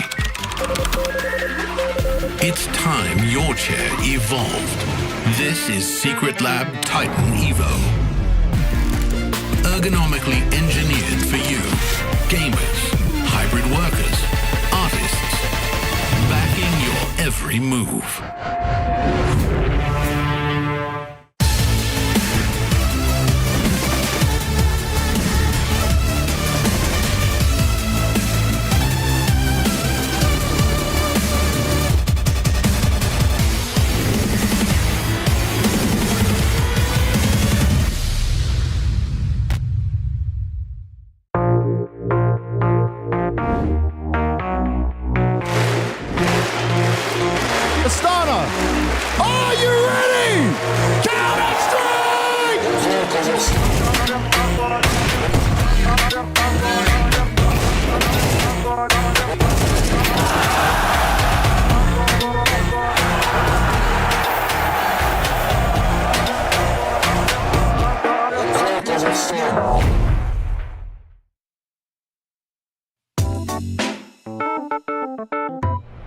We're playing Mystery Player here at PGL Cluj-Napoca, and I got a very special guest. It's the first time. It's the MongolZ Vincere. I've got FUZI with me from Astralis. I've got MOUZ's Yimfat with me, Payne's NQZ. What we're gonna do within this game for you is we're gonna show you some team logos, and you need to guess which player we are talking about. Some of it's going back a little bit in time, but let's test how well your CS knowledge is across the years. Yeah, let's see. Let's do it. All right, so the first one, let's see what we got on here. Oof. LDLC, Envious, and G2. I mean, it gotta be a French guy. Cool, okay. I guess. He's clearly French, right? Or maybe Belgium, but I don't know if Scream or... French player. Mm-hmm. Yeah.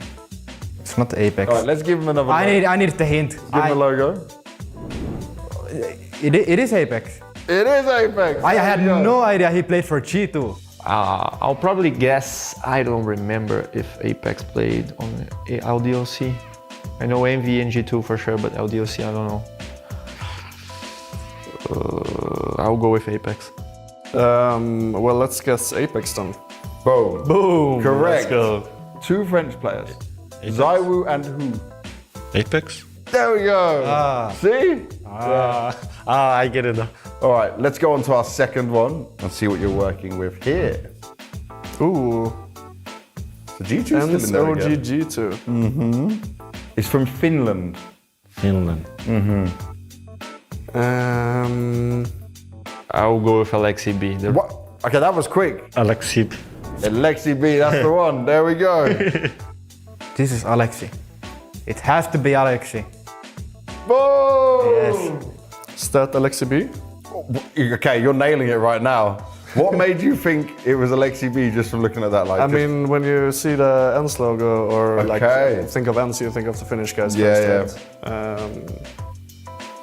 So that's how I guess. Let's see if you can keep the streak going. Let's go. Let's go on to our third player. TSM Astralis MOUZ. Different MOUZ logo, so not your version of MOUZ. I think I know this regardless. Okay. Do I? This one is a bit more tough. I think I need hint. You need hint? Straight away. I don't even know MOUZ Esports actually. Okay, let's give you the current team is FaZe Clan. Is it Kerrigan? It is. There it is. Yeah. Kerrigan? Yes, Kerrigan. There we go. This is Kerrigan. Was it Kerrigan then? I don't think he played for Astralis, really? Did he? Yeah. People forget it was a very short amount of time when TSM went to Astralis. You can see the FaZe Clan logo come up, and then we can reveal Kerrigan.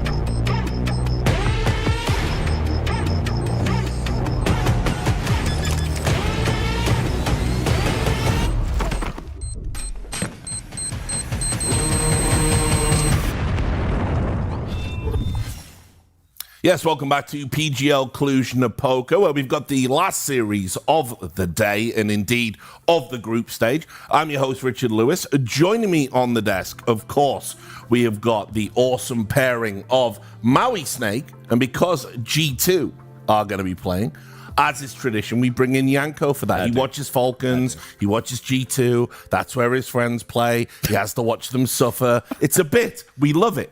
Yeah, so suffered a lot with the Falcons this group stage. sure, For sure, easy 3-0, but a bit of a more difficult road for the side of G2. Had some tough opposition first 2 games, losing to Vitality and PVision, but from that point on, they managed to bounce back, as you would expect against the likes of Pain and Heroic.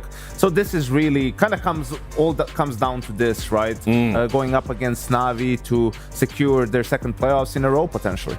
I will say, guys, it's not an easy job to assess this. I was doing my research and do that on occasion. And, you know, they haven't played since Austin. And it was just 2 totally different lineups. It was Snacks and Hades on G2. And obviously it was the JL lineup for Navi. He's an analyst now. That's how far we've come. So all bets are off. We'll see if that continues. We're obviously getting these teams in very different positions. I would say that G2 trying to recapture any of the magic that they found in the middle of the last season with their victory at London, more or less, that just came out of nowhere. And I feel like the winter break did this team very well. They've improved their T sides a dramatic amount. I mean, for the last 3 months of last year, they were in the bottom 5 of all top 20 teams when it came to their offensive win percentage. But now this year, they're already in the top 3. So it's paying dividends to have this guy behind Hunter because he's already making them look so much more well-versed and well-rounded on those T sides. Yeah, and also it was a slightly controversial decision to skip Bounty, right? Because they needed some of those wins, some of those points. They're not going to be in Rotterdam because of it. So there's a lot on the line for them in this tournament, just like there was in Krakow, to accrue those points, to get those land wins. And they did great in Krakow, making the playoffs. That's the first big event playoffs they made since Fisher in September.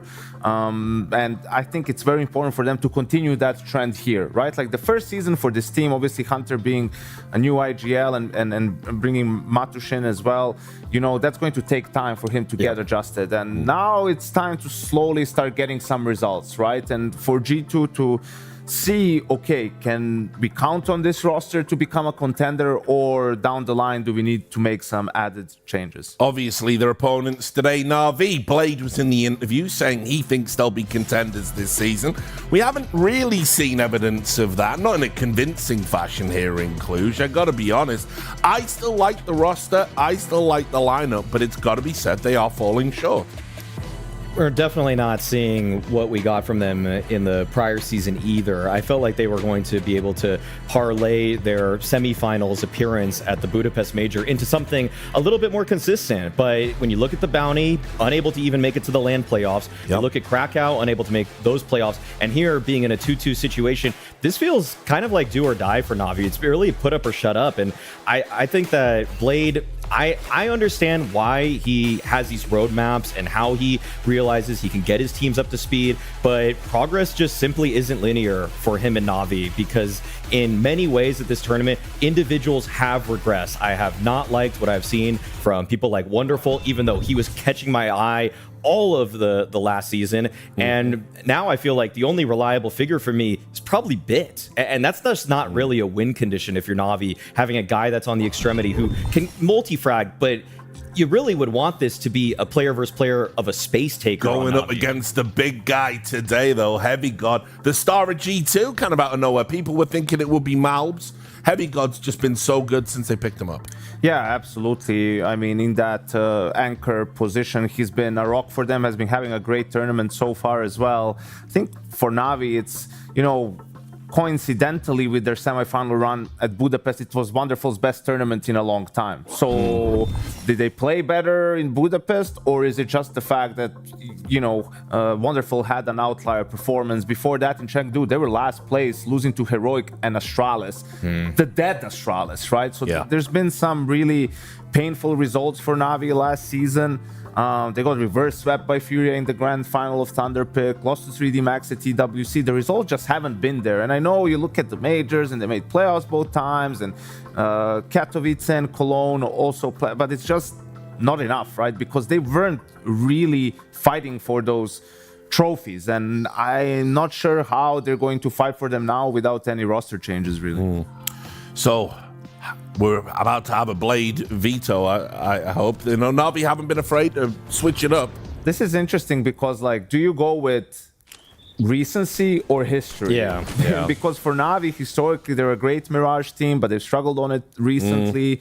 G2 has been good on it. They also have Dust 2 as an option to them, and that's where they're going to take it. I think for Navi, it becomes more problematic. You could go for something like Inferno, but that's sort of the map that put G2 on the world stage, and they do go with Ancient. I thought Ancient could be a decider. I thought Ancient would be a decider also. I didn't think either team would be taking that one in the first round because both of them like to play it. You could see G2 are trying to move away from, or actually no, Navi banned Mirage in the second phase. I mean, they just did not like how that's been playing out for them this season thus far.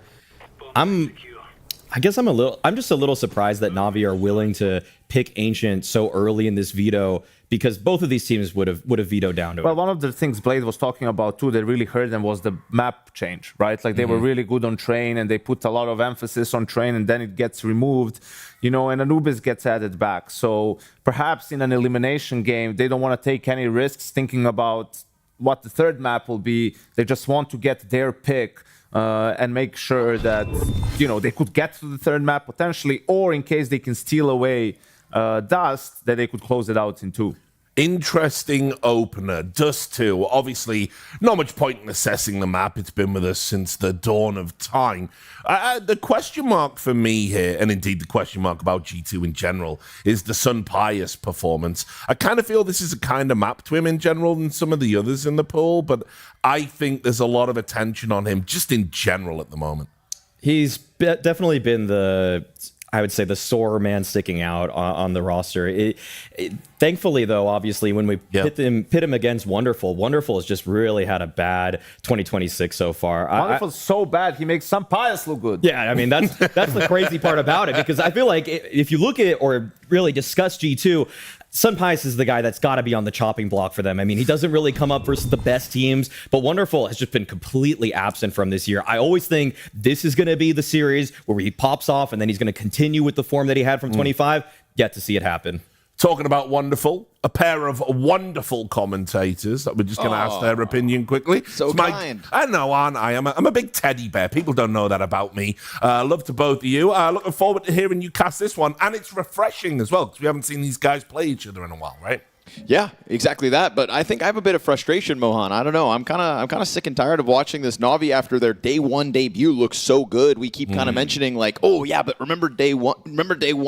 This is it. Do or die. 2-2 now, and I just really hope we get that version of them, because if not, like Yanko said. All right, do or die. Take it away. Thank you. Yeah, without Blancs in the playoffs and Ima being the only Romanian left, I mean, it does add the stakes to this matchup. I mean, for Ima, he's just thinking about him and his team. But obviously, this one's not free. You know, Bookmakers got this dead even. Form is a question on both ends, whether it's the G2 players, the Navi players. They have one last chance, essentially, to show that they're as good as we remember. And if not, they will miss one of the biggest playoffs of the year. And the one that means more than anything to Ima. So it's a rough go of it since day one, and you know, Yanko's joke about Sun Pius looking so good in contrast, that's wild when we had you know, at least some solid maps from Wonderful at this event, but it's just been so inconsistent, Mohan. Consistency is the key, and it's the key that right now has Navi locked out of success.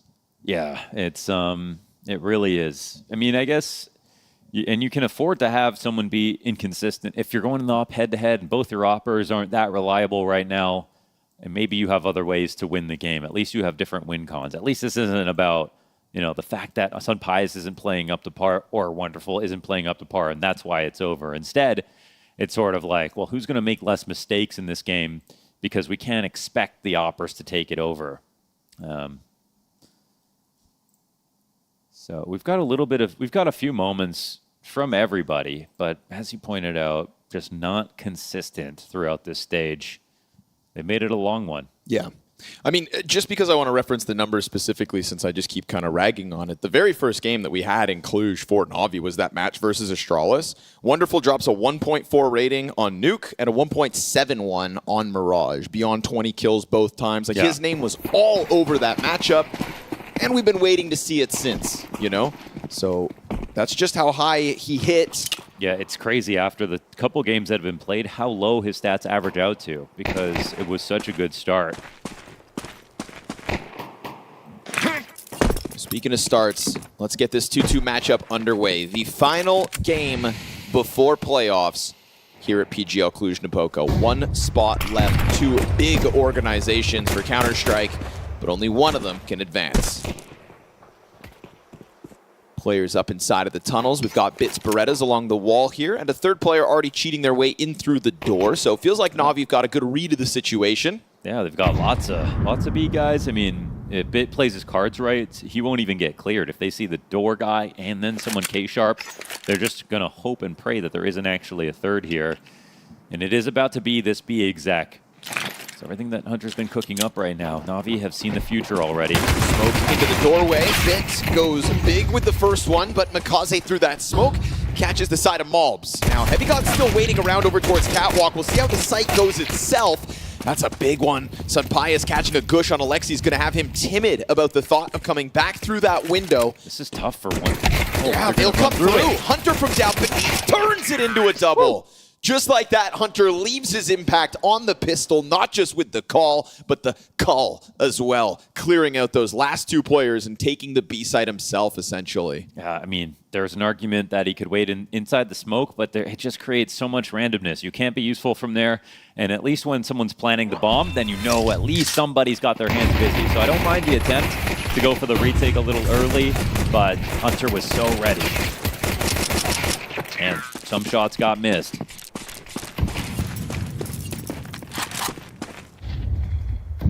Double scout comes through for Na'Vi. It's kind of like a win for Blade to be like, yeah, we'll stack B this round, but also a win for G2 that they could just, through brute force, win anyways. Such a slippery move by Hunter to just tuck down underneath the window. And if he goes for a bomb plant a little sooner, then those players coming in are going to obviously know about him, consider his position.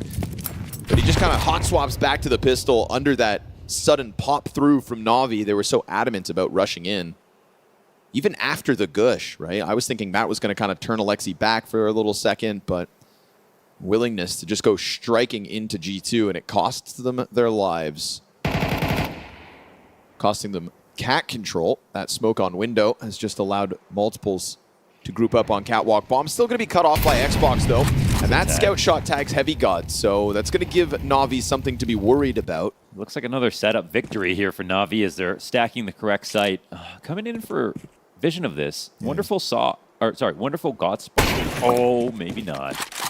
I thought Hunter backed off and saw something. The last thing Na'Vi want, though, is that this influences them to go B.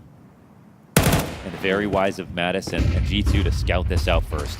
Try to get the CT control, taking a lot of damage. Oh, clean shots from the MP9 of Emet.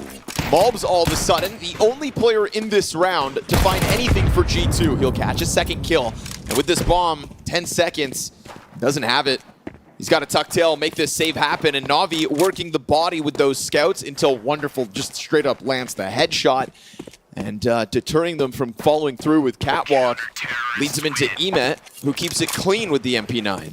Once Mattis got into B, it felt like a mid-B was going to win the round, even though they were down a player. But Imma didn't even strafe with his MP9. He stood there, stood his ground in CT, and got his 2 MP9 kills. But, yeah, it helped out a lot to make it an instant 3v5.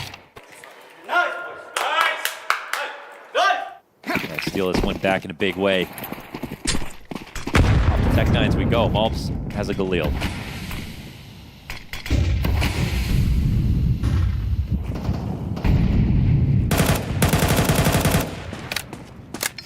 Gonna close the distance to Cat off that reload.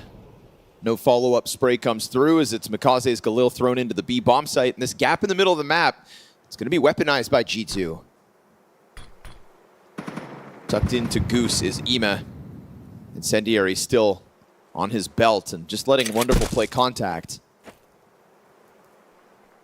Mid to be smoked to maybe make that bomb site worried, but it's with no hesitation that G2 round the cat corner, and Scout doesn't find any targets, so Ima's gonna have to be the playmaker this time, and he gets cleared out after just the one.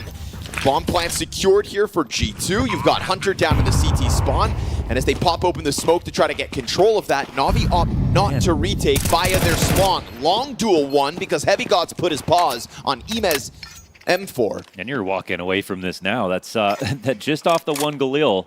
The rest of their guns coalesce for 2 frags at once, and they run over the site. There was a couple of chances for Wonderful to try to find a peek with his scout on the ramp, but they did a good job of flashing him. And just like that, we go back.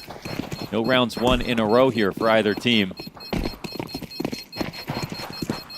I like the timing on the commitment there from G2. Throw out the CT smoke from middle, but then didn't even really give it time as if there was somebody walking up behind through the doors, right? Just instant into the cap play. I feel like that 2-second kind of jump in could have caught Wonderful in an awkward one. There's no criticism for here on Na'Vi when it comes to setups. 3 for 3 in terms of reading the site hits correctly. But they've lost 2 of those rounds now. Yeah, they 3 for 3 in the opening kill as well as Na'Vi. Right, and they give over a couple M4s, which is a funny upgrade for the Ts. Yeah, we got CTs with Galils. We've got Ts with M4s. Wonders, who are the good guys? Yeah, right. No ops on the map. Some pious scouting. That might be overkill for a situation like this.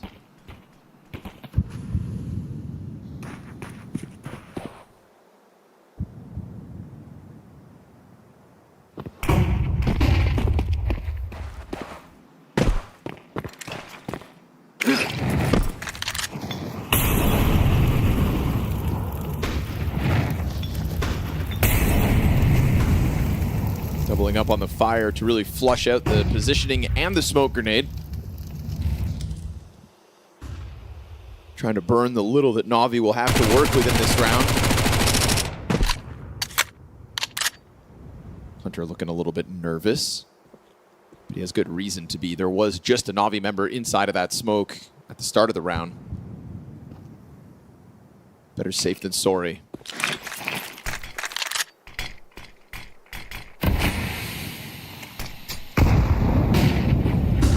Bit of a chip on Hunter. Won't matter too much. Takes it down, but tough duel with the MAC-10. He'll be able to finish off MongolZ, but he loses half his health. They fully established the split, though. I mean, Bit's not getting help anytime soon. Nicely done. Hunter and Heavy God combined for another one. M4 upgrade. Hunter goes huge this round with the triple. Alexi's been whittled down to half HP.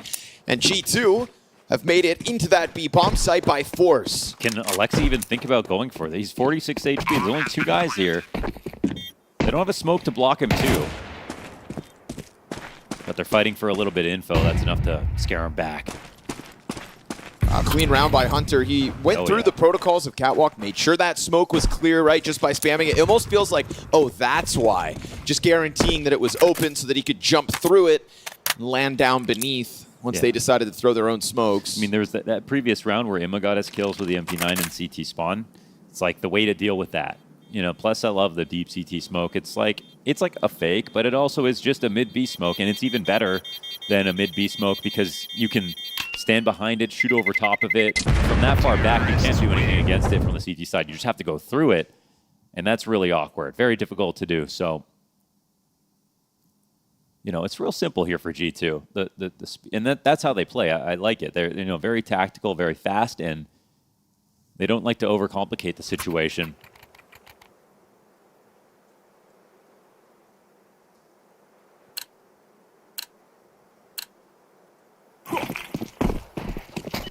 It's always impressive to me when teams play slowly and they really milk every second of every round. But also I feel like they're always playing with fire. You're giving the other team more time to think. Just as I say that, it's a quick duel lost here from Hunter on long. In a round where Na'Vi are going to want to go grab that gun. That's a big upgrade.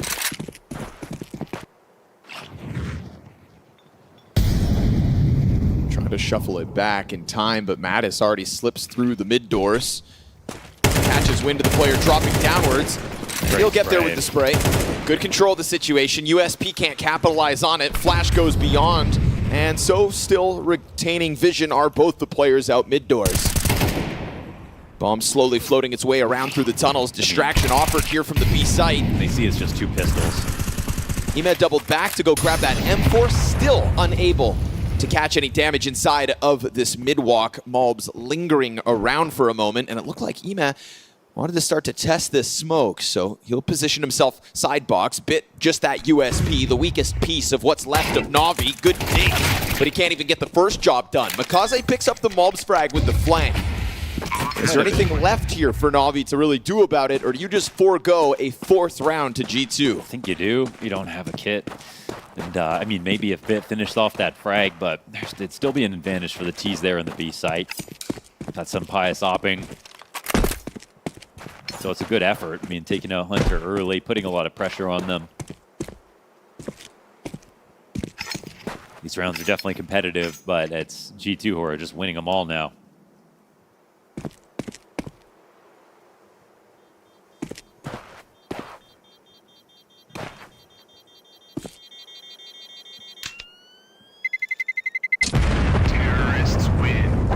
G2 of a lot of the top teams have made a really impressive comeback. They could have easily fallen into obscurity. They had to be really creative when finding new players, especially when replacing who they had before. And they look well established now in the way of, you know, Hunter as an IGL. It feels like he's bringing something unique that works to the scene at a high level. He's got a lot of individual talent on his team.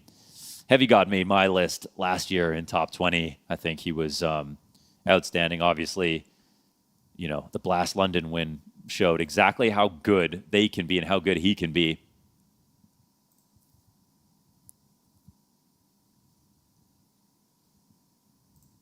Problem with that Blast London win is that it also set these expectations sky high. You know, Saw even immediately saying, like, well, didn't expect us to kind of find our groove that quickly. Seems like everybody win their first tournament. Right. The coach is like the most surprised. Because he sees it day in, day out. He sees all the mistakes, you know what I mean? No, it's for real. Coaches, and isn't that the coach's job, right? To fine tune all those problems. So maybe you get a little burdened by them at times. But I think the Mattis pickup was so key in showing that they know ball. You know, like they picked up a guy that a lot of people could see was very underrated.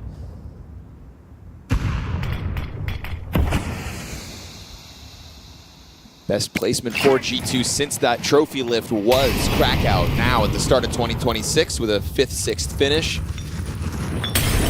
So you can say that they are kind of on the right trajectory. Right now in this game, most certainly starting to fly. MongolZ tucks in onto the catwalk. Team heavy on long. We haven't seen much long action in these last couple of rounds, and now they're going to find a lot of space for free once they commit to it.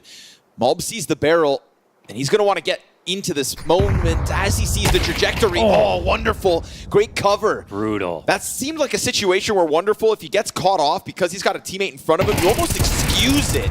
He gets clipped back by Sunpius, who wins the op battle. Heavy got in front, but Alexi B picking up that AWP is able to just draw the line in the sand. Won't be able to get back around the corner. The job might be finished here. I mean, still 3-2. Big gap on the smoke, though. What the hell is this? That is a massive gap. Hunter gonna have to bank on the flashbang doing the job. 25 to the clock. Second smoke burned, and that elicits the spray through that CT side. And as Emat tucks into Gandalf, Bit's going to start activating on the flank. And if he kills that coverage of Sunpius op, then all of a sudden you've just got Hunter stranded here on ramp. Challenge is going to continue off of the flank, 10 to the clock. And Hunter, it's a wild spray. USP wins the duel, and we get a squeeze here from Na'Vi, and not to mention 2 critical op shots. One from Wonderful holding off that sudden MOUZ swing, but then Alexi hot swapping back to the gun and getting one towards long as well. That was the highlight of the round for me, for sure. Alexi on the op. That was crazy awareness. That's what I'm saying. It felt like it was so one way in terms of Palm sneaking up on him. I love the approach. Hit underneath the bricks for the second shoulder peek, and then still. He had just thrown a frag grenade. He had a teammate positioned in front of him.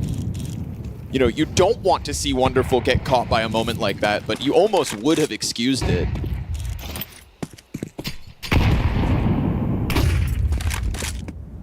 Flashes come through to allow G2 to scale closer to Cat. If MOUZ could get into that staircase alone last round for free, this time he brings his friends with him. And everybody's still equipped here for G2. This is all the money that they'll have, though.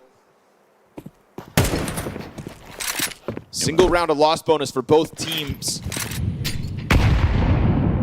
So be Na'Vi to have a real chance at tying up this game, but they've just got to hold back this pack push off of the catwalk. Well-timed again.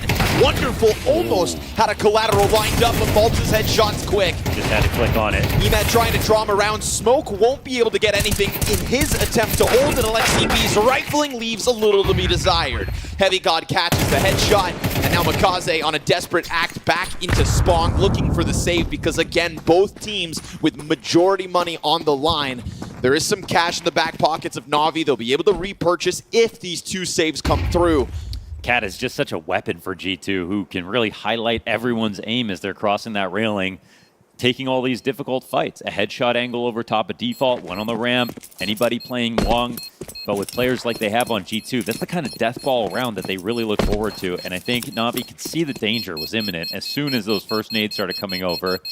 And Wonderful was, you know, really a couple milliseconds away from hitting a collateral, but that's the level that they're dealing with G2. They're going to be just as quick.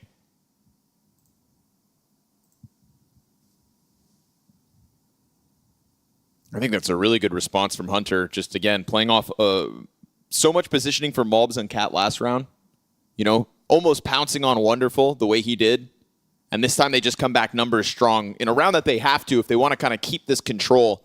Like I said, there would have been a real easy tie in the cards for Na'Vi had they won that round. Instead, you put the pressure right back on Na'Vi. You grow your lead. G2 really making something of this first half of the match. It's kind of a put up or shut up situation, and they put forward through catwalk into the A site with a clean headshot to neutralize the op. But that op's still around, right? Wonderful will have another one in this one. And P9 for LXCB is really the biggest limitation. So lucky to have gotten away with still the two players surviving. That's what keeps Na'Vi's hopes high here in round 8.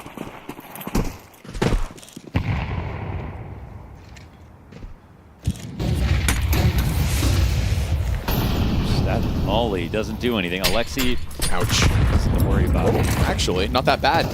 Only 12 damage. Felt like Hunter had that frag between his feet for a second.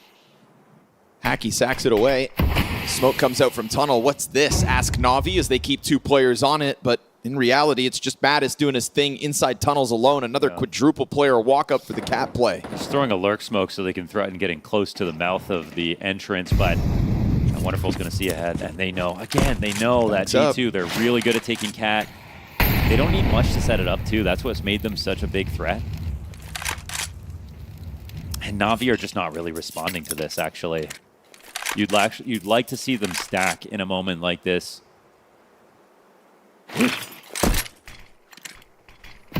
Polar opposite. Play the defense spread. EMF still floating down in spawn. Smoke does meet G2 on the brink of catwalk, but that's not going to deter them. Wonderful's off comes back. Missed opportunity. MP9 is going to go down empty-handed. And the scaling strong. The headshot's clean. And this pack of players for G2 is serving up damage as a unit. Right now, they're in a very difficult position because they know if they literally just give up Cat bricks, the round's over. And so, thus too, obviously it's so hard to hold on to Cat, but this means Na'Vi either have to get that kill very early, they have to push upper tunnels because there's oftentimes no one even there, or they need to overstack towards the A site, but that kind of maybe is just an emergency option. They should really think about one of those first two, because otherwise this very simple static-looking map from Na'Vi is going to keep resulting in G2 moving into Cat play. There's nothing stopping them from trying it. Why wouldn't they keep doing it? And if we looked at the mini-map while that exact was happening, the B players still thought it was a B play. They flashed through the mid doors to re-clear mid. They thought it was a B split. So all the way to the very end, they just didn't want to believe it was going to be Cat again. But if you think about what was stopping G2, there was nothing. There's no reason for them not to do that again. So even though we saw the first 3 rounds of this game were pretty impressive, Na'Vi had good setups. Even when they lost, they were calling out what site was going to get taken. Now they're not really doing that, and they're not keeping up with the entries.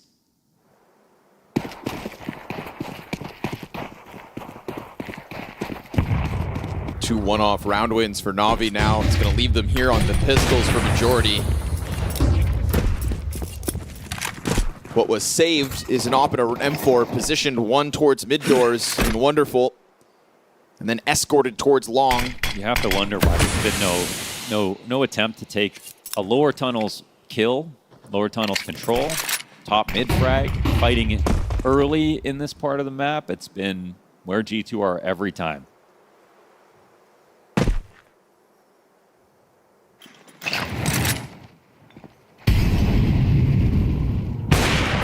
Well timed. I'm surprised that's not covered in any way. There's one, actually. This feels like you forgot about the threat that the op was saved, you know, or you're just so certain it'll be sitting on the A site, but climbing up, no coverage. Easy first pickup. M-Force then well positioned as well, and Na'Vi are making this happen just by playing the right spots. M-Force scrambles backwards, Hunter's on the chase, and it's going to get dropped by Bit, who comes through with his second. Unbelievable that Hunter's willing to push that bomb up alone. Also, he had teammates that could have moved up with him, but he knew in the back of his head he's either going to get an easy kill and get out of there, or I don't know why you wouldn't go up to try to trade it. That just ends the round, basically. There's a few glaring mistakes, I think. Again, once more, just MOUZ climbing up Xbox, so confident that there was no real threat. Yeah, they had the utility to smoke anything they wanted to, so. He's climbing Xbox. There was an op save. You have no idea where it is. This is G2 giving Na'Vi a lifeline. We'll call it what it is. I mean, two players had guns at the start of this round, both of them able to catch their frags, and now Na'Vi rebounding from what would have otherwise been a broken economy. It's so still this what you makes want the half very much possible for them to tie. It's still what you want to see from Na'Vi, though. It's still a cap push. It's still a mid kill. It's literally answering all the problems that they've had in these last few rounds, because what was about to take place? We're literally about to have G2 walk up cat again. So, you know, the reason they're not worried about this, and the reason still he has to be aware of it, but the reason they're not worried about this push is because Na'Vi haven't even tried to do it yet. And it's the first time they've really sent guys on that mission.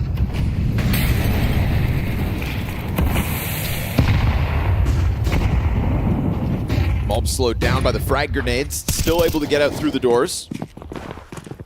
Well, it's looking like the same end result, targeting this A site, just a different avenue this time from G2.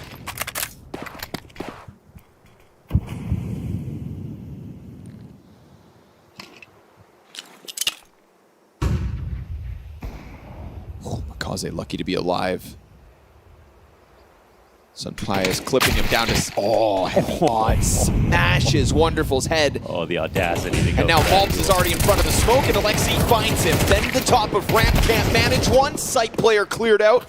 That's a low health MongolZ set up by the Sunpius damage. And again, it is G2 snowballing as a unit from one direction. It's pretty straightforward. Group and hit. And unfortunately here for Na'Vi in the firepower department, they cannot keep up today. Another one-off round win. It is just firepower. Look at the X's on the minimap, man. They had everybody there to fight long. They had an op in play. Everyone outgunned.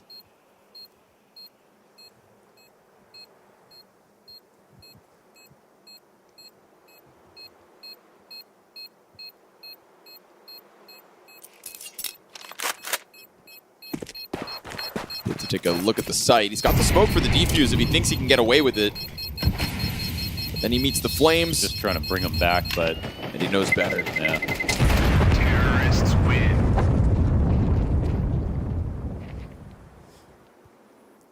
Actually had a chance to go for that if he was a second earlier, but...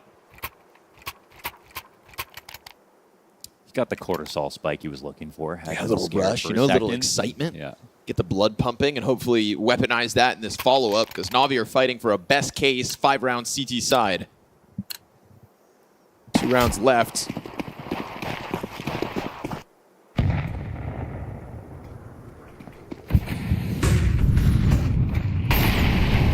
And again, look at G2. It's a unit. They move together as a pack and just look to dogpile another bomb site, this time trying to change things up for B. But meeting a smoke grenade, they'll have to cool off for a moment. And if this was coupled with another, you know, Na'Vi extension of Catwalk, then, well, they'd know. No, if this was another map, though, you could have this group up in you know, towards the B site, and then they would have to commit to it. But because it's Dust 2, you can go quick. You can change your mind if you like to. It's very easy to be flexible. Right now, you have Hunter just trying to do his due diligence, not just sit there, get some utility out. They're going back to reclear underpass.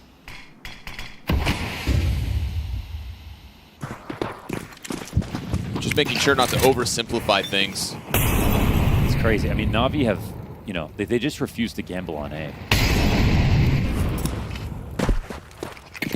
Maybe this is the round they regretted if the lean came out, but they haven't seen anything. They are lean 3B at the moment. This could pay off finally. MongolZ just teasing the thought of Catwalk, jumping around in the smoke, getting utility out of Wonderful, dropping a CT smoke himself, and now outside of the doors is Eman's support, but they don't check him. And then as Bit turns back around, he'll find the third player trying to emerge out through those tunnels. Opera's gonna get dropped, and Na'Vi holds strong between Bit and Eman. That Humvee position going unchecked long enough. MongolZ has been throwing out distractions, will find no footing himself. And so a B site that looked like it could have gotten overwhelmed, but it's made all too easy with two backs turned to Eman. Yeah, obviously not super in love with the fact that Na'Vi didn't play for info, but that still just, you know, had the right read on the map.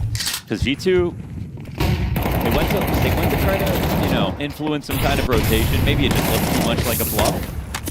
So fair enough. But if they had simply gone back to Cat again, it would have been the same problem. So let's see if Na'Vi can pull out a 5th round after a very hectic first half.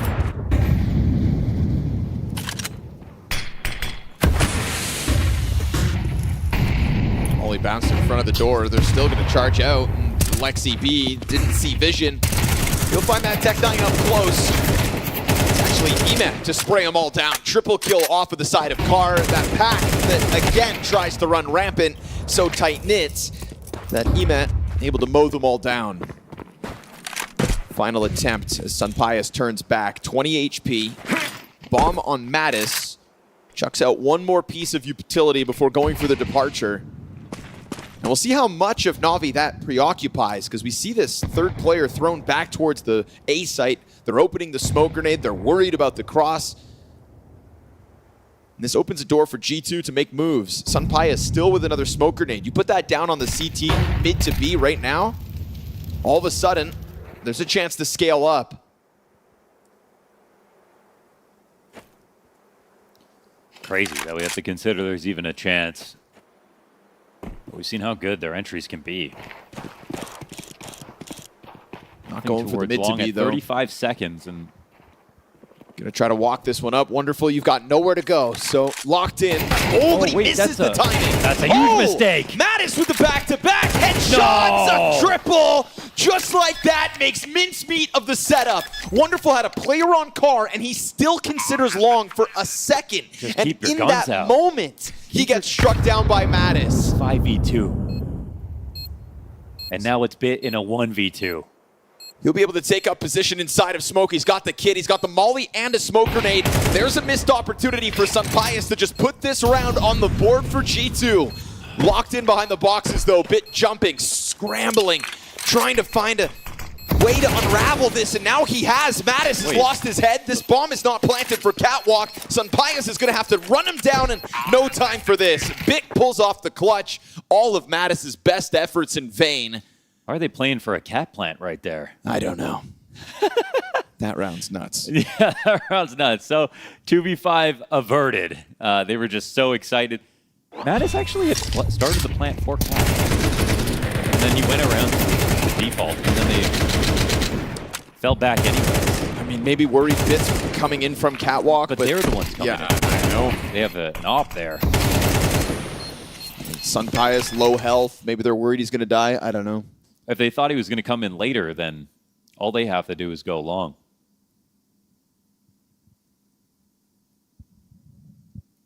It's one of those moments where I wish we had like instant team speaks. Yeah. Because surely something was said that we don't know about. Who do we blame, Launders? Who do we blame? Yeah. It's everybody's favorite game. You know who we almost blamed? Wonderful. Yeah, I mean, and that would have been justified. There's so many exceptions in Counter-Strike. Like, there's good fun. You know, it's like there's only enough time to defuse the bomb. You don't fake. There's certain things that there's no other option. But sure. in a 4v2 or whatever, keep your gun out. Keep your gun out. I mean, you do not need nades. You need one kill.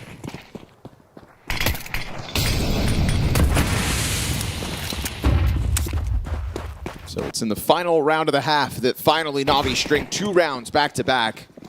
And to the T side they'll take. MongolZ up first. We'll finish off Bit, and it's wonderful to come through with the back-to-back headshots. MongolZ's clipped one as well, coming in from Catwalk, and so this pinch goes perfectly for Navi. Bomb to cross over uncontested. Natus and Heavy God this time with the 2v4 attempts. We'll see if Heavy God even gets a chance to shoot or whether Ima executes him. This surprise tunnels play is, gonna blindside him. And Natus down with nothing. So wonderful, making up for what looked like team damage on Bit somehow, some way. Maybe headshotting him as he jumped through the air into the first defender. MongolZ cleaned it up, but then from that point on, it was all Navi. They avoid the disaster that would have made it an 8-4 half. They win the pistol and can just totally dispel this lead. Navi still have some work to do here being on the T side, but they're going to be feeling so good now.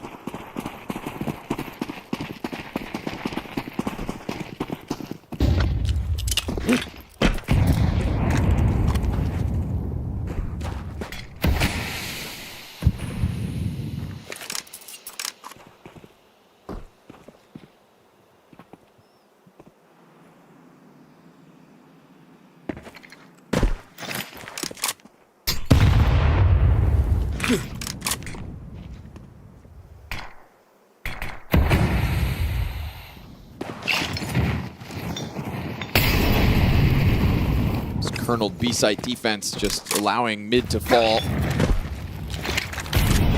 As a Pious scout opts to not play ramp in the face of this utility. Takes a look down towards the smoked off mid for the moment. Gets a chance to lean back. Second volley of utility comes over top. It's now that G2 start dropping their own smokes over towards tunnels. They're going to see this confirmed push. Oh, Heavy. Oh! Come on! Back to back. There's the triple. What is that second shot? Bit's able to get the kill back, and eventually Navi do churn their way through that site setup. Bomb gets dropped in middle in the moment. Bit is here to blindside, and Ima is with him to combine for the clear. Woo, Heavy God.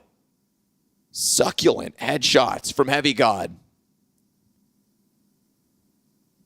It was looking like a juicy B-site hold, but Navi able to bounce back within it.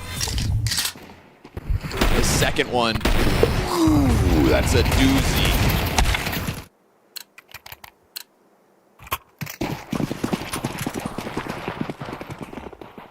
Man, it's caused a lot of Galils on this round for Navi, but even less to play with for G2.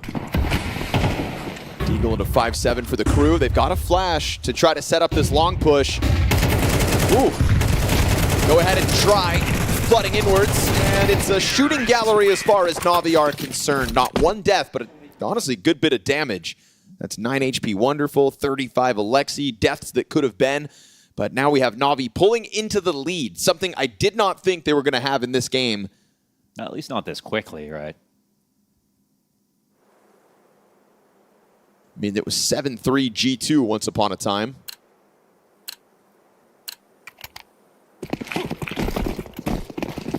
The 2 rounds at the end of the first half, the pistol, the conversion.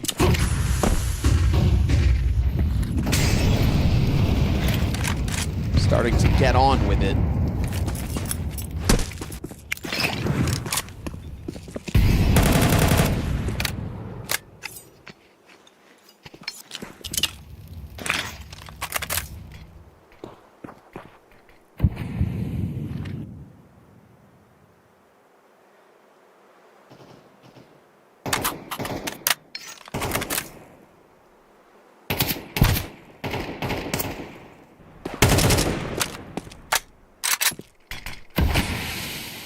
Now we're going to get more of a bit of a grindier look here on T side.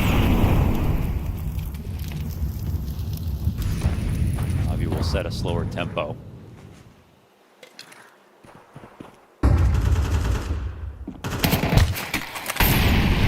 That is very shallow. Ooh. So Pious gets the kill from behind, but because that bounces and it's shallow, that's what allows the MongolZ challenge in. Hunter knew when he missed that there was a threat coming. Lower hold here from Ime, but he's not anticipating a second whatsoever. Knife out, sprint into his own death. Op shot landed here by Sunpius, and Bit's challenge out long seems to have gone unnoticed. MOUZ is not considering this option, and so he'll get cleared out. And with Sunpius down in CT spawn, holding for the cross, the bomb is afforded a big gap to cross over into safety. It's going to be planted here for long plat, and Bit can patrol between these two angles. HeavyGod quick to make the catwalk retake happen. Sunpius is just walking it up. Oh. Bit didn't notice. I don't even know how he didn't see that. Notice. Sunpius' head sitting there primed for the popping. HeavyGod taking his duels as Alexi's now confirms Sunpius point blank. He missed. And the Galil churns through. Oh, Sunpius. Alexi's clutch comes in big, and Na'Vi just keep on growing this lead. I'm not going to lie. I saw Sunpius right here. I was like, that's actually unmissable. Because Alexi probably took up his entire screen. He had to have flicked so hard, unfortunately. It's a moment there for Alexi, but also when they ran by Sunpius, didn't see him in CT spawn, they were not ready for that at all. That's insane to me that he doesn't notice. I mean, what's crazy is there was the dead body and then Sunpius' head, and it almost looked like the head was attached to the dead body. There's that, and also just what's wrong with your spot on long? You already have a teammate on the ramp. Got them the trade they were looking for, but crazy stuff.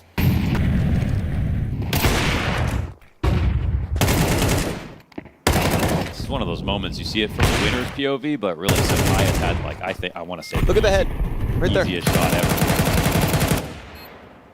Just tunnel visioned. Won't have to live through that one again.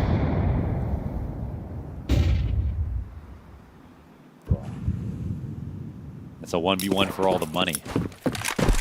B2 might have to forfeit a 10th round right now if they can't come up with something interesting.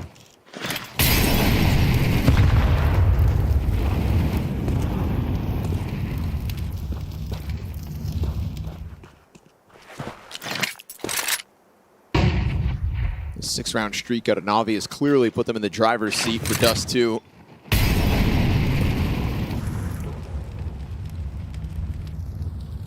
Looks like they're loading up a cap play of their own, maybe. They'll find no resistance, but the rumblings of it has HeavyGod dropping smokes.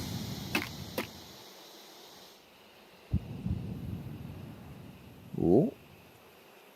What are you up to, HeavyGod?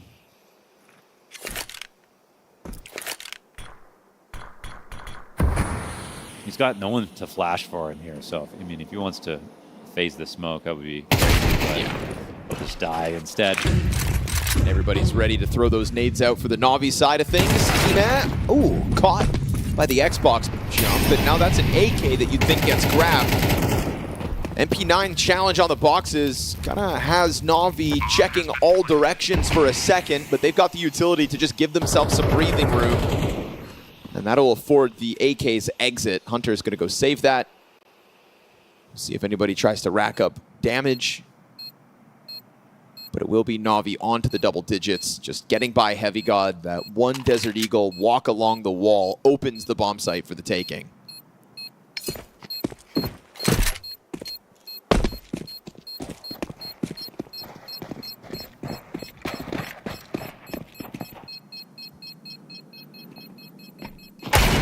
Ooh. Yeah. One more? Yeah, with the bomb. Alexi B dies to that, and the best deagles in the scene here on G2. 3 of the 4 players in that post plant cleared out. For what it's worth, they're just making up for this previous weird round loss on the A site.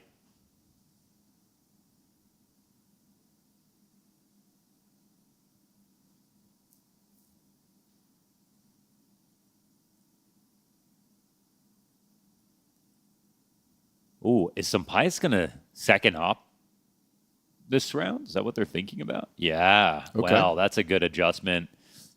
Two moments. I love double ops. It's for comebacks, CT side comebacks, and overtime. I think that's overtime is where you're kind of shown everything you have in regulation.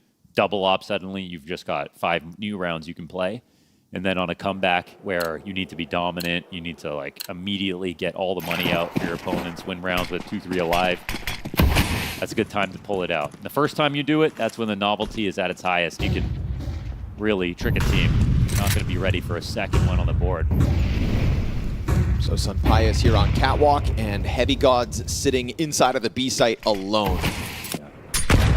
What I think is really key is like you don't actually want a late round, retake situation. What you want is to get a pick or show one up as quickly as possible, so there's a higher chance your other guy can get a walk pick.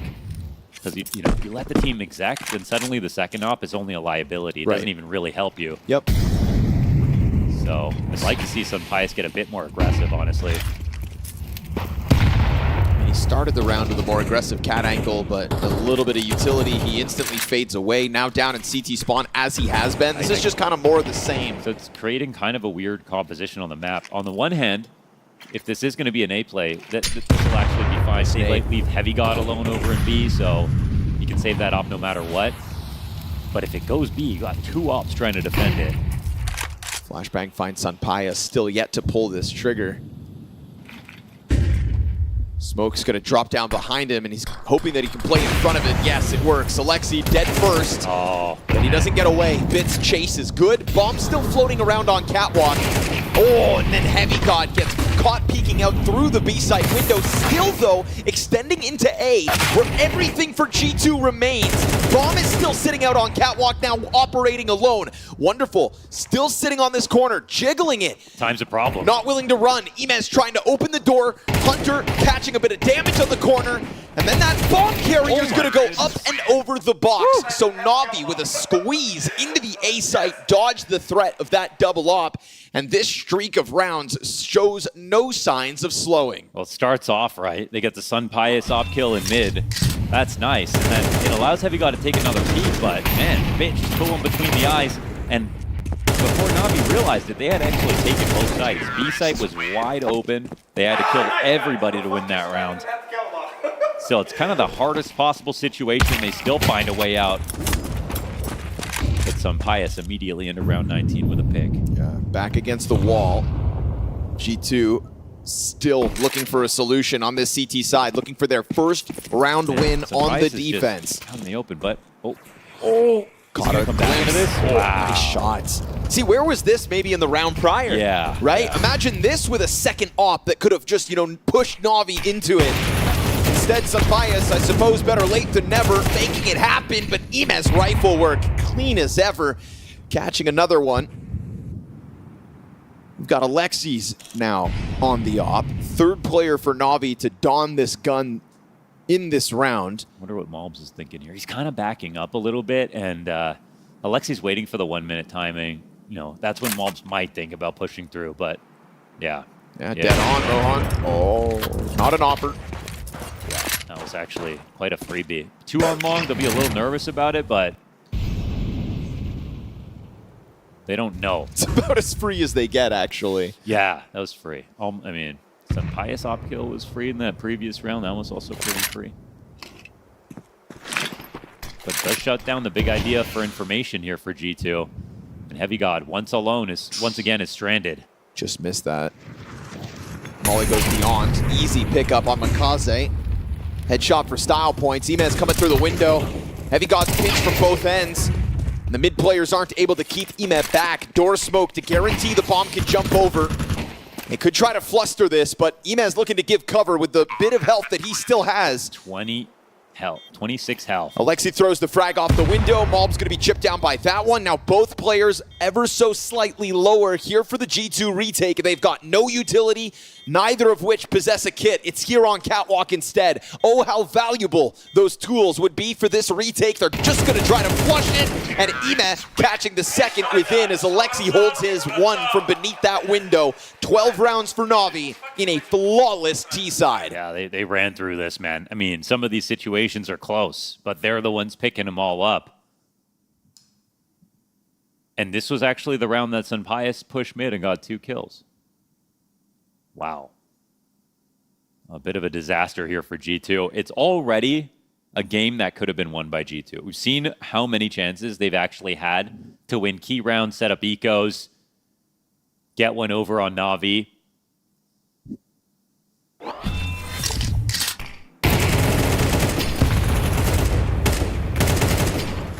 And I hate to call it the guy who just got 2 kills for them, but that third one was kind of like on his platter as well.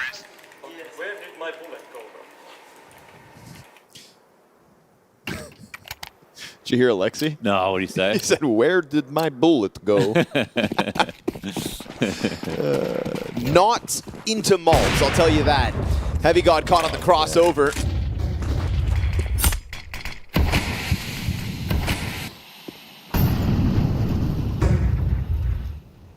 You know, in the middle of all this, Ema has quietly racked up frag after frag, sitting pretty at 21 kills. We had this same effect earlier today with Lonks in map 2 of his elimination game. Kind of felt like he had more to play for than anybody else. And so taking the game by storm, no doubt, was playing with heart. And now Ema's doing the same thing, driving Na'Vi to this 5-round lead on the perfect T side. Pit player makes contact with the FAMAS. Bit's gonna chuck fire deep, really forcing MOUZ's hands into this duel. Simultaneous cap pinch, it goes to perfection across the board here for Na'Vi. Wallbang out of Wonderful. It is a massacre from the moment they switch over to that attack. Even with a measly 5-round CT side, any worries Na'Vi had washed off by the flawless attack. Yeah, it's not how you start, it's how you finish. G2 started competitively. Na'Vi absolutely took over that game and near flawless on that second half. Just a real rough one. You can see the despondency coming out from G2 and lots to think about as they head into the next map. Yeah, absolutely, and it is different rosters than 2 years ago, but you do remember that Na'Vi just had a complete stranglehold over G2, in 2024 in that triangle of G2, Na'Vi, and the Spirit, and it was just again on the CT side of G2. Just they had a couple of opportunities where they had a man advantage, but they just couldn't convert those rounds. And Na'Vi, I think this is also probably the best Dust 2 game they've played, at least on the T side, in a while. Yeah. Honestly, I feel like you had these little moments where G2 players would have individual pop-offs. You could see the skill. Guys like Heavy God getting the multi-frag with the Deagle, Natus with the AK, but then they just couldn't always get it over the line. Even though they had those moments of brilliance, it just was not the comprehensive effort, whereas on Na'Vi, it definitely felt like even if one guy fell to the hands of a star player on G2, there was always somebody that was able to pick up the slack. And Ema also just really came alive in that second half, which is great because we lost one Romanian at this tournament just in the last match. So it'd be nice to get at least one into the To everyone at home, obviously, kind of secretly on some level, we are rooting for Ema to get into the stadium, so there is that factor. But I mean, obviously as well, just you can't win a game playing like this. This CT side out of G2 was just really weak and fragile, and so many questions about this lineup and where the strengths lie. I mean, they laid a goose egg on the CT side, right? And the frustrating part, the reason why they're frustrated, I believe, is because they got outplayed, in some of these mid rounds. They would be out positioned. Some of their players would make mental mistakes and just leave certain parts of the map open for no reason, or it seemed like they weren't on the same page in terms of communication. One guy two guys want to fight, but the third player is sort of backing out, and he is the one who needs to get that final trade kill for that fight to make sense to begin with. And, you're losing rounds constantly because of this. And of course, it's frustrating to not be able to get anything done after what was a pretty strong first half. I felt like the T side was good. It was, inarguably. This guy, we're talking about him getting to the stadium. doing everything he can at the moment. I think he needed this performance, to be fair, Maui.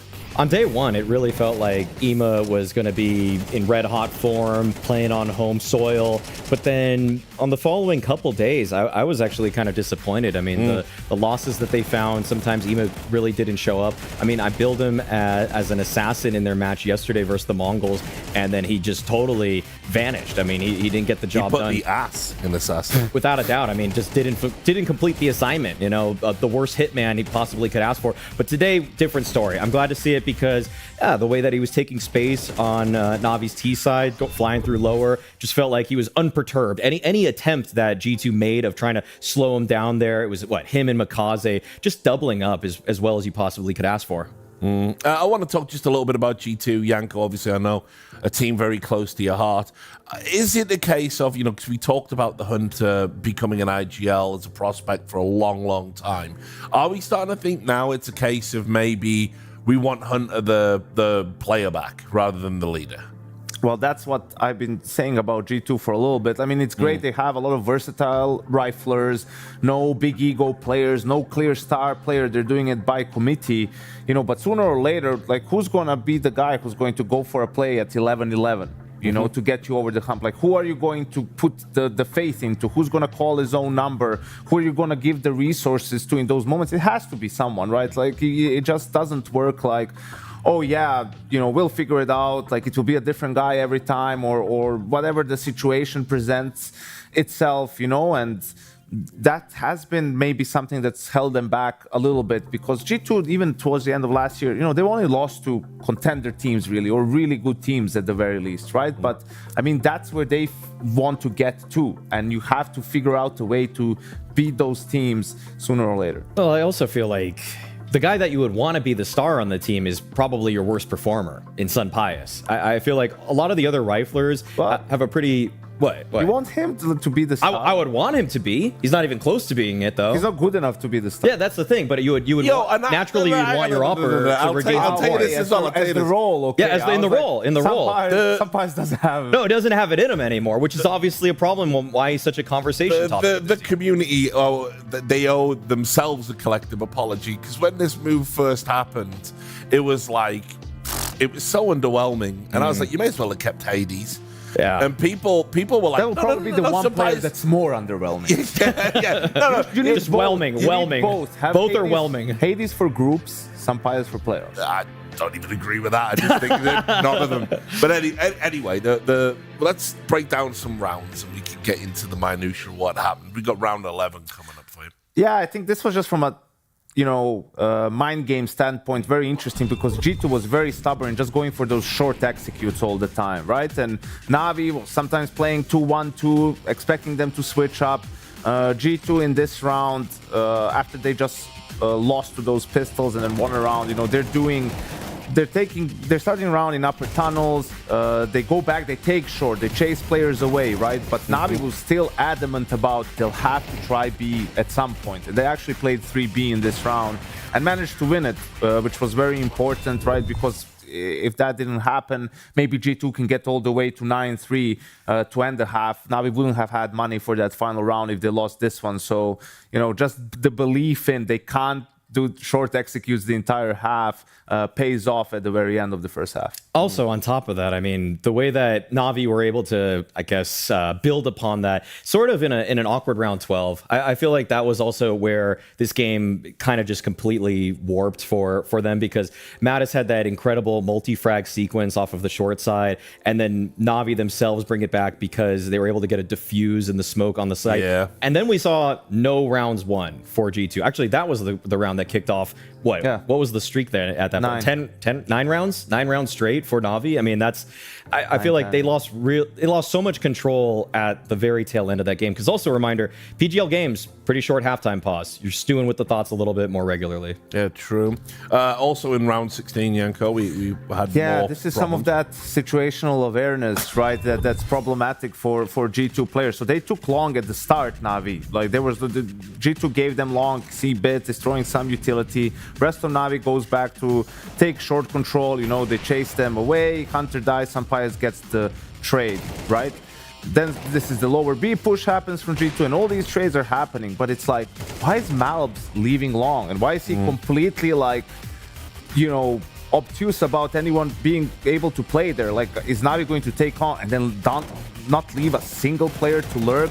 That was the kill in the 2v3 that really swung the round, I feel like. And Alexi also ended up doing great in the clutch in the 1v2. But, you know, this is the first gun round. If you don't win this and everyone died, now you're half buying and Navi is off to a 5-0 start. So these small mistakes have really added up in that second half for G2. Yeah, it just feels like it's been a little bit of a theme, not with G2, but in general on Dust. So I guess what did we see? We saw MOUZ doing something where you're just kind of in between two bad spots and just, I would say, carving out your own fate as opposed to just letting a pinch crunch you like that is just a lack of proactivity, and kind of also probably a reason why I think the conversation about MongolZ is relevant still, that he's not really filling the shoes whatsoever of somebody like Nico, who was just able to direct the action a lot more for G2. I think they really could use an extra voice to make sure they don't get caught in those kinds of situations anymore. Yeah. I think for him, it's looking to me more and more. I've made this comparison multiple times. Like, he needs to be used as a flamesy, right? Like on T side, you put him in action and make him use his aim to the best of his ability. That's what he excels at. And on CT side, just be an anchor, right? Doesn't seem like he's the type of a guy that's able to move people around and make some of these calls in the mid round or anything along those lines. Maybe down the... Actually, I don't believe that either. I just don't think he has the personality for it, right? Like, you need to have guys who just enjoy doing that and are like that by default.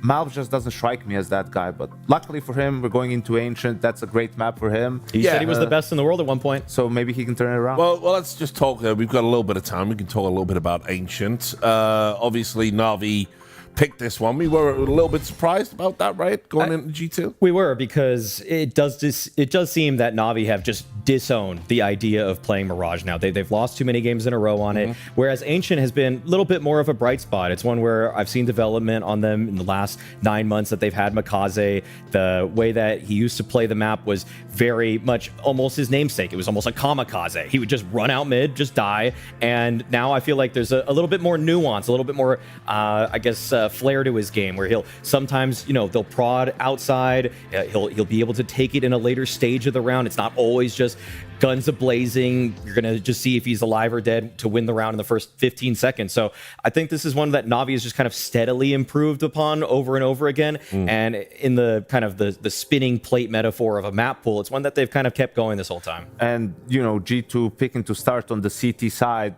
didn't go so well on Dust 2, right? So on Ancient, if you don't get off to a good start, you are in jeopardy of sort of falling into that mindset where Na'Vi is just on their comfort zone and slowly choking you away. All right, guys, that's it. We're going to a quick break. When we come back, we'll get into the action on Ancient. We'll see you soon.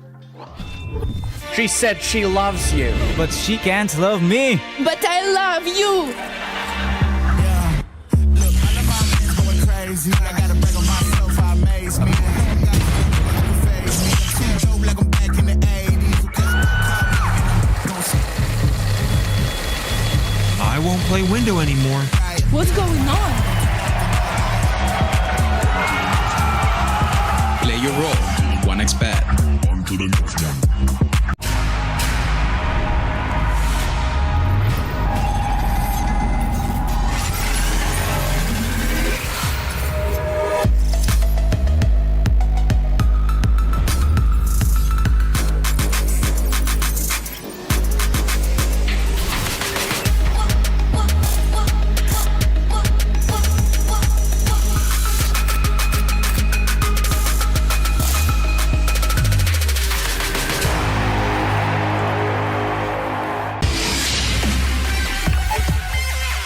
The human body was built to move, not trapped at a desk in one singular posture for 12 hours a day. It's time your chair evolved. This is Secret Lab Titan Evo. Ergonomically engineered for you, gamers, hybrid workers, artists, backing your every move.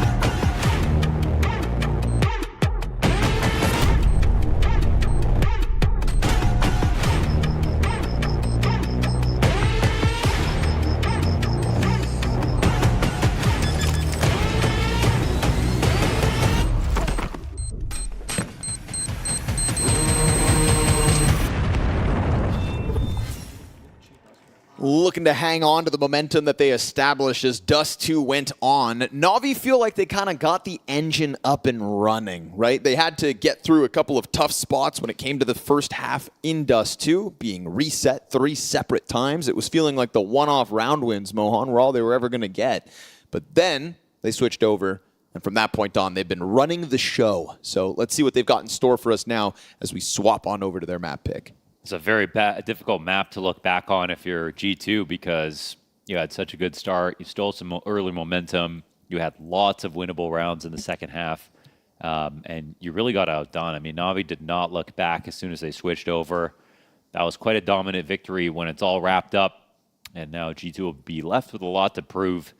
And I think, Sampaius ends that map with one good 2K, essentially. But outside of that, there are just some critical misses from him. And his form was called into question before this started. This series is going to be about looking at some of the guys who are under the spotlight at the moment and them trying to show up when it really matters. He will be one here on Ancient, and this may be G2's last chance to have any hope of making it into playoffs. But for now, Na'Vi are the ones who can set themselves in cruise control for a bit. Ema, a big driving force in that first map. Beyond 20 frags by the time the dust settled. He'll be looking to seize the day. Sees a chance to play in front of his countrymen. Heavy God! Triple. Beretta's inside of the cave. Carnage as far as he's concerned. And looking to go one further, Alexi B still with something to stand on here in the pistol. Heavy God's gonna come run him down. Not let him get away with any more health than he has to.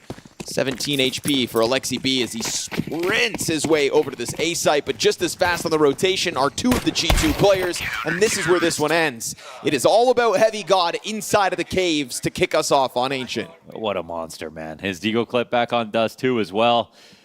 Yeah, he let it rip. That's nearly 400 straight damage from him.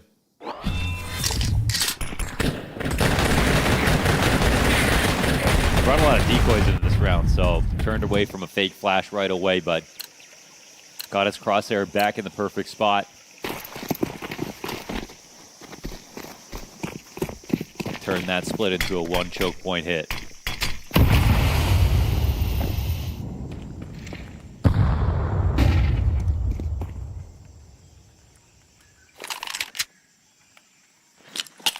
Wonderful Deagle to walk up on Hunter here with the grenade primed. Lets the bullets sail. Ooh, good wall bang. That's going to turn MongolZ. Sets up Mattis easy peasy. And watch as the dominoes fall.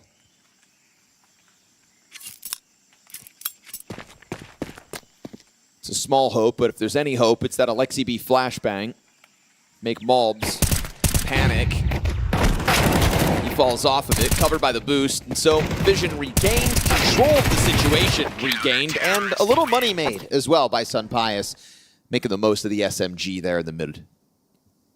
I do like the G2 when we saw the cap plays on Dust 2, that this really spills over onto both sides when it comes to G2's Ancient. They can be super threatening, low numbers, very good at their contact explodes.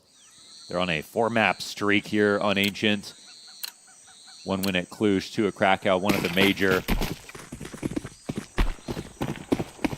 Very good on both halves of the map.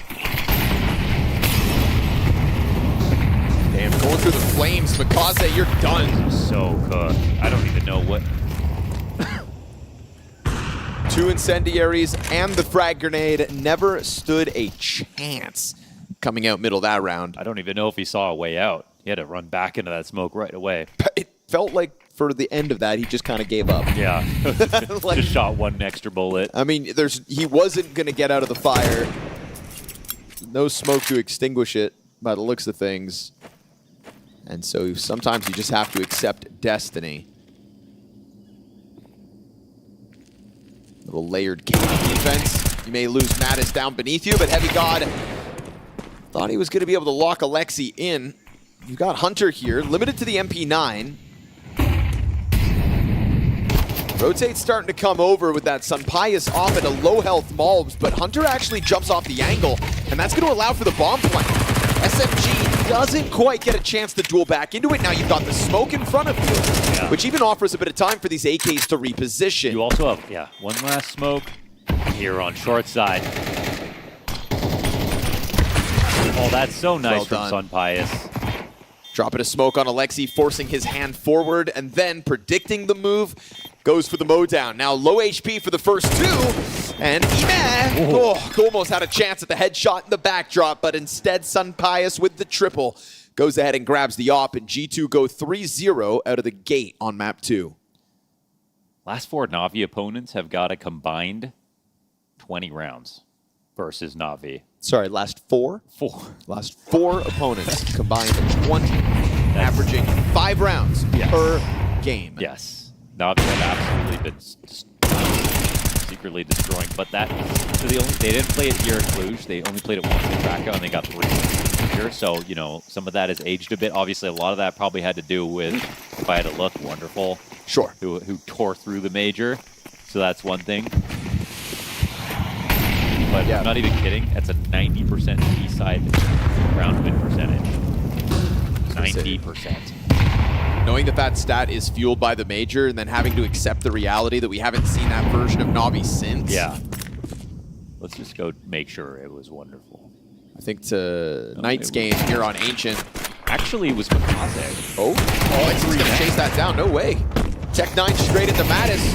Once again, kind of flushing players out of cave. They try to trade their way, but Heavy God again and again with the multi-kills. So a Tech9 frag that was hoping to roll with momentum. Instead, it is just Na'Vi back to the 2v4. And with the damage on Heavy God, single point of health left, why not take your chance at him? And he's actually going to step forward while you think you can grab guns. Okay. All of a sudden, back within the realm of possibility. MongolZ and Wonderful, a kill a pop. Sunpius is again finding multi-frags. And Wonderful just wants the spawn plant, but that'll be disallowed. A triple kill here for Sunpius. And he is off to the races. 8-1, 4 rounds into play.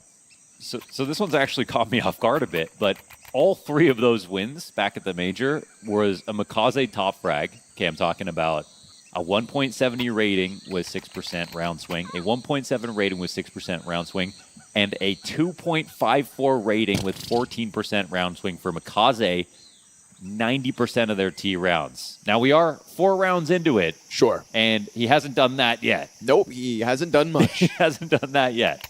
But, so, yeah, again, it has been a while, but it was actually MongolZ, interestingly enough.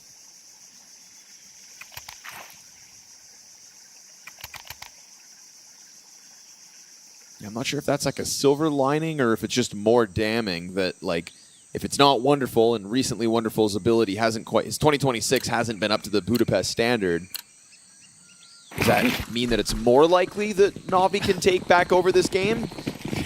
MongolZ's last 3 months Ancient rating is 1.98. Oh my god. Okay, it's kind of inhuman. Okay. We'll be sat back waiting for it to happen. Cookout. And Alexi's the meat. You say 1.98 average over 3 months? Yeah, well, it's it's over 3 months, but it's basically the major in Krakow. Sure. Still, that's kind of crazy. That could all change today. Yeah. Finding some off dominance at the moment. Up to 9-1 now. Sunpius' sniper is straight up winning rounds. So 5-0. They can convert man advantage this time around. And a lot of that at the hands of the Spaniard. That is tucked into the corner. Got MongolZ to deal with. And the man who's meant to dominate Ancient finds one towards Cave. Starts to put pressure on MOUZ, who will drop his smoke grenade and tuck into the corner. Operating alongside Heavy God, who yet again will be tasked to hold back Cave. And as he gives it a little bit of a jiggle, they are able to pressure him off his position. Now MOUZ has slightly less support. Flashbang comes out, he's full blind, and they don't actually pounce on it. Hunter's found the kill elsewhere, starting to force Navi into this. MOUZ is able to dodge the threat, and it is flawless stuff from the man disadvantage. And so Sunpius' opening kill does turn into that 5-0 start. That was actually a really important flash. They threw the flash, blinded them, but Alexi ran out as it popped. And if not, the guy in the corner is dead. Would have been full blind. So a small but important detail to allow MOUZ to really get this clip together. Quick 5-0 start. Sunpius online. It's what you love to see. Slick turnaround from G2 thus far. They were up 7-3 on Dust 2, however, before Navi just took over the game. With that recent wound, not even the G2 fans are going to get ahead of themselves with this one.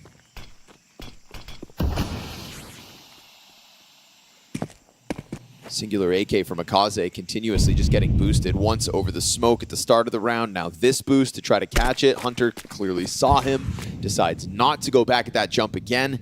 MongolZ stomps a couple of times just to give away the audio, and now takes a sniff at the red room. Yeah. So it's him versus Hunter in what could be a critical opening fight for this single AK. But for now, he's just going to sit there. Yeah, so they don't put extremity pressure on right now. MongolZ's kind of got to take it slow. I think it's very clear to G2 that something's going on. They don't have control of mid right now. And Navi are quite spread out. Bomb is still at elbow, thinking about going maybe towards B. I don't know if this is a fake, actually. Yeah, two smokes in. Mattis plays in front of it. And MongolZ going to come and double check Donut here. Alexi's going to jump through those smokes. MongolZ comes back and clears MOUZ. Sure, the B bomb site holds its own, but it's going to be Sunpius. Kind of flustered now on A. Well played by Emet to find the timing, catch the headshot. Critical moment for him as he puts his hands onto the op and then holds the line, tagging Hunter on that jump over. You've got the Heavy God retake trying to set it up alongside Hunter, but now your Donut player has been cut off, and Navi's first round win is going to come by way of a single AK from MongolZ, that double back into Donut off of the B fake. And a B fake that didn't get anything, right? Just straight up got stopped, but still strong stuff from Navi with the note of Emek coming out A. Insta headshot on Sunpius' op. Yeah, I mean, it does come down to Sunpius. He was in a great spot, actually. Had saw all three players. Couldn't find one pick off. It got a little awkward for him, and not shooting the first one makes sense. Second guy peeks out from the left, didn't expect him to commit to it. Then he looks at long, and suddenly the round's over. But handing that op over to Immo was just a bridge too far.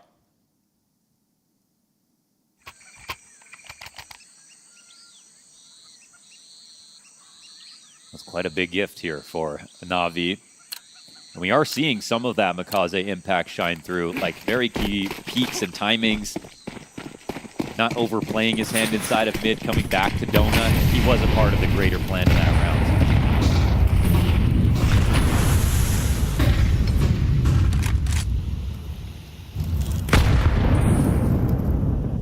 Wonderful knows he's got Heavy God locked into the side. That frag grenade came out. He's seen no movement since, but Heavy God swings it in with a double kill. And Wonderful still waiting for the peak.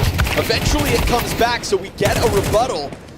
But it's a 2 versus 3 for Navi to have to handle. MongolZ late walkout mid, catches MOUZ. Sure, Bomb is now freed up to leave. What felt like an all-in B commitment is now going to feel like a rotate towards A, but MongolZ is found out by Sunpius's rotate back over, and they could still consider this an A commitment because of that smoke going up, when in reality, Wonderful will have a one-on-one towards B. Yeah, he threw that one so quickly. They're going to split the difference here.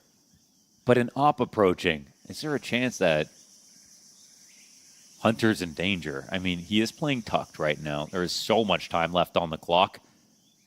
And Sunpius can shove himself into A main, but I think he is actually going to die. Clear cave, and Hunter's done.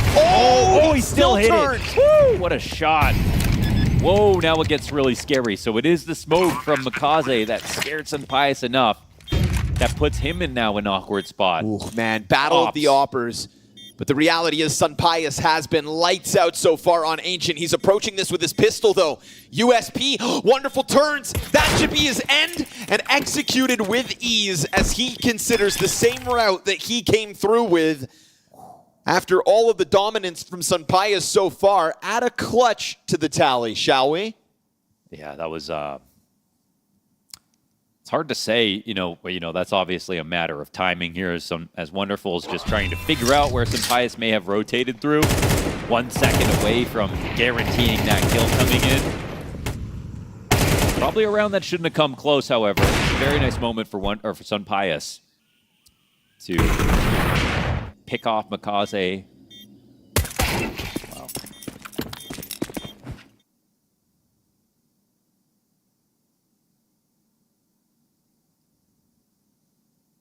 What a moment for somebody like Sunpius, who the conversation has been quite negative surrounding, to truly come alive. Like, this is a takeover type of form, right? Was G2 face elimination, trying to build on the momentum of Krakow. After having come to Cluj with a difficult set of opponents in front of them, you got a map off of Vitality. You could argue they should have beat PARIVISION, but PARIVISION are so kind of, so difficult to topple. 3-map series both times. That's what sent them down to the 0-2 pool. So easy to just give up and accept your negative fate. But G2 have fought back, lose an opening map, and now off Sunpius, 11-2, have a substantial CT lead.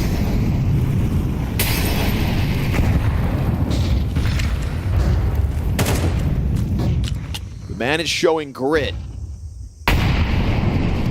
Navi going to show us an A-site emphasis. Hunter drops flames in front of it. Alexi still just charges right through. And then the spray comes out from MOUZ. Sunpius has lost his angle, but still was able to catch Alexi before that smoke went up. And so Mattis has inched his way out through Donut. Flash to set that up. Mattis looking still, scouring the field, trying to find his next contact. Gets tagged by the AWP. Forced to dive into the cover.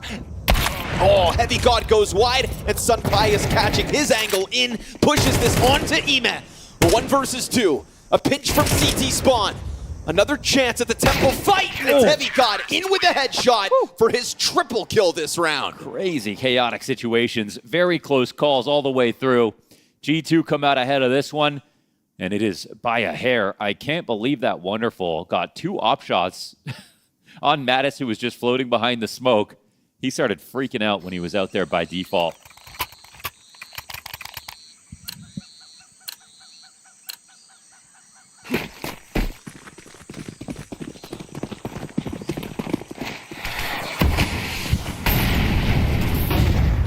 Much easier route by this time. We've seen Navi players stuffed by the flames, but MOUZ will just pop open smoke and catch one. MongolZ's got the cover. Sunpius is just on the prowl, trying to hunt down these targets. Sitting pretty, 13-2. Bit takes the boost, but just missed timing on Heavy God. Will be given that info.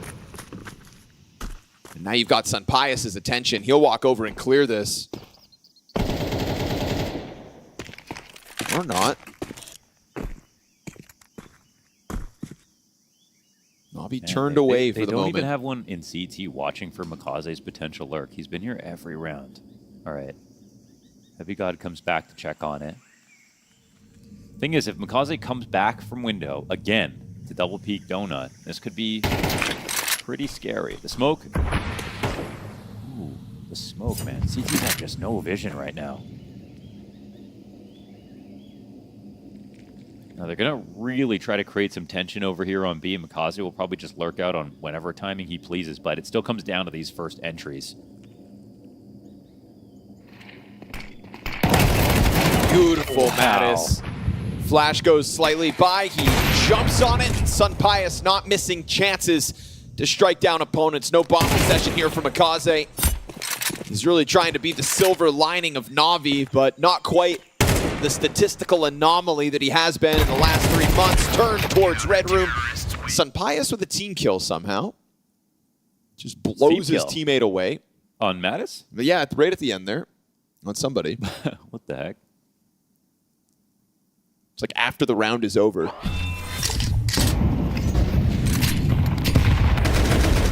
But at this point, the money's flowing. The rounds are getting racked up.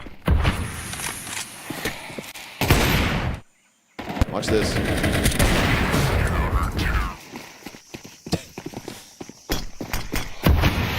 Just get out of the way, bro. Never stand in front of the bull. If you do, expect the horns. They finally take him out.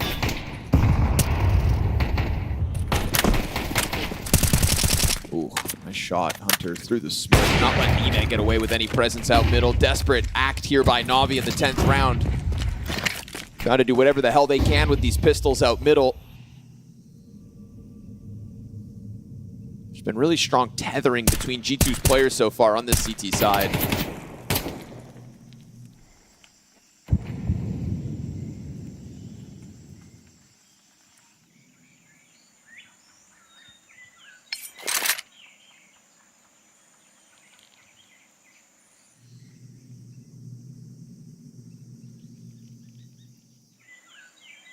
Natus has to give it a little space over here, which could actually open up a possibility. A, so it's a done situation. I mean, this half has just been riddled with small mistakes. I feel like they're going to change the outcome, but every time G2 find a way to win, no matter what. Is this going to be another one? Setting up the retake utility while MongolZ clears the doors. Careful now. They are right there ready to push. Yeah, they're going to find you with the nades out. Both players try to pull util, but Hunter still lines up the headshots. And then the deep push also gets punished. It is Heavy God through with the close and another one to the G2 squad. All they are is close calls. And I think if there's anything to make up for Dust 2, it's going to be a CT side like this. Because back on Dust 2 was Na'Vi with all the close calls and yet a flawless half overall. That's kind of what we're seeing here in this game. So they're really sticking it to what, you know, I'm sure Na'Vi felt was one of their strongest halves on any map. And we are still seeing some, you know, really high impact kills out of MongolZ, but that's kind of it, unfortunately. No one else is getting multi-kills or trades that would make you believe they were so good on this T side. Yeah, Wonderful is the only other player on Na'Vi with any multi-kills so far throughout this map, and he's only got one.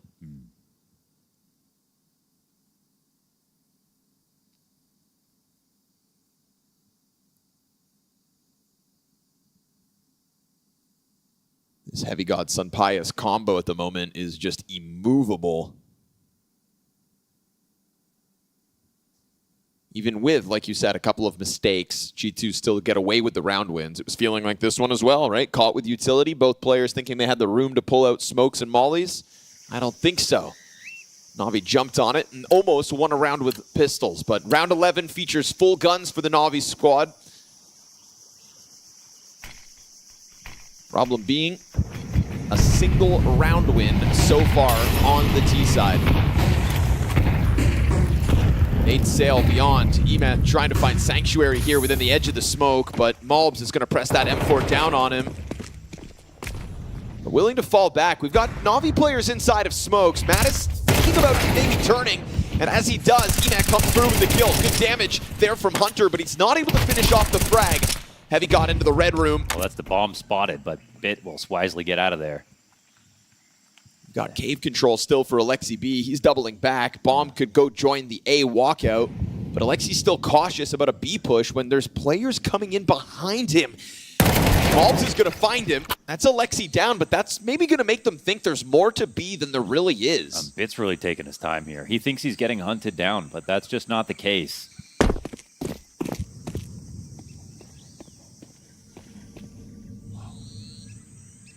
It's like a dangerous moment. The bomb's in the site alone, but they can't actually capitalize on this.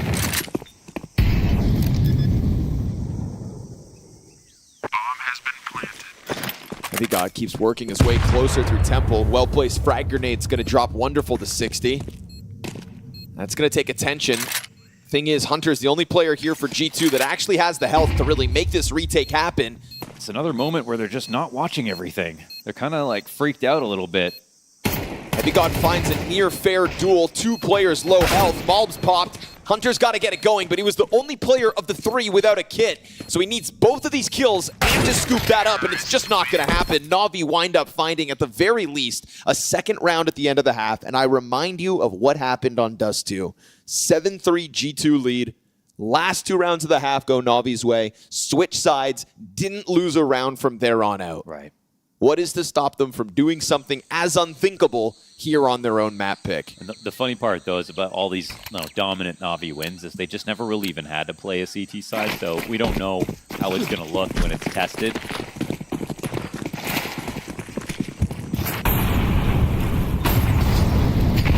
Time being, Heavy God and Sun Pius just continue to do the heavy lifting. Na'Vi shoot for a 3rd round, best case.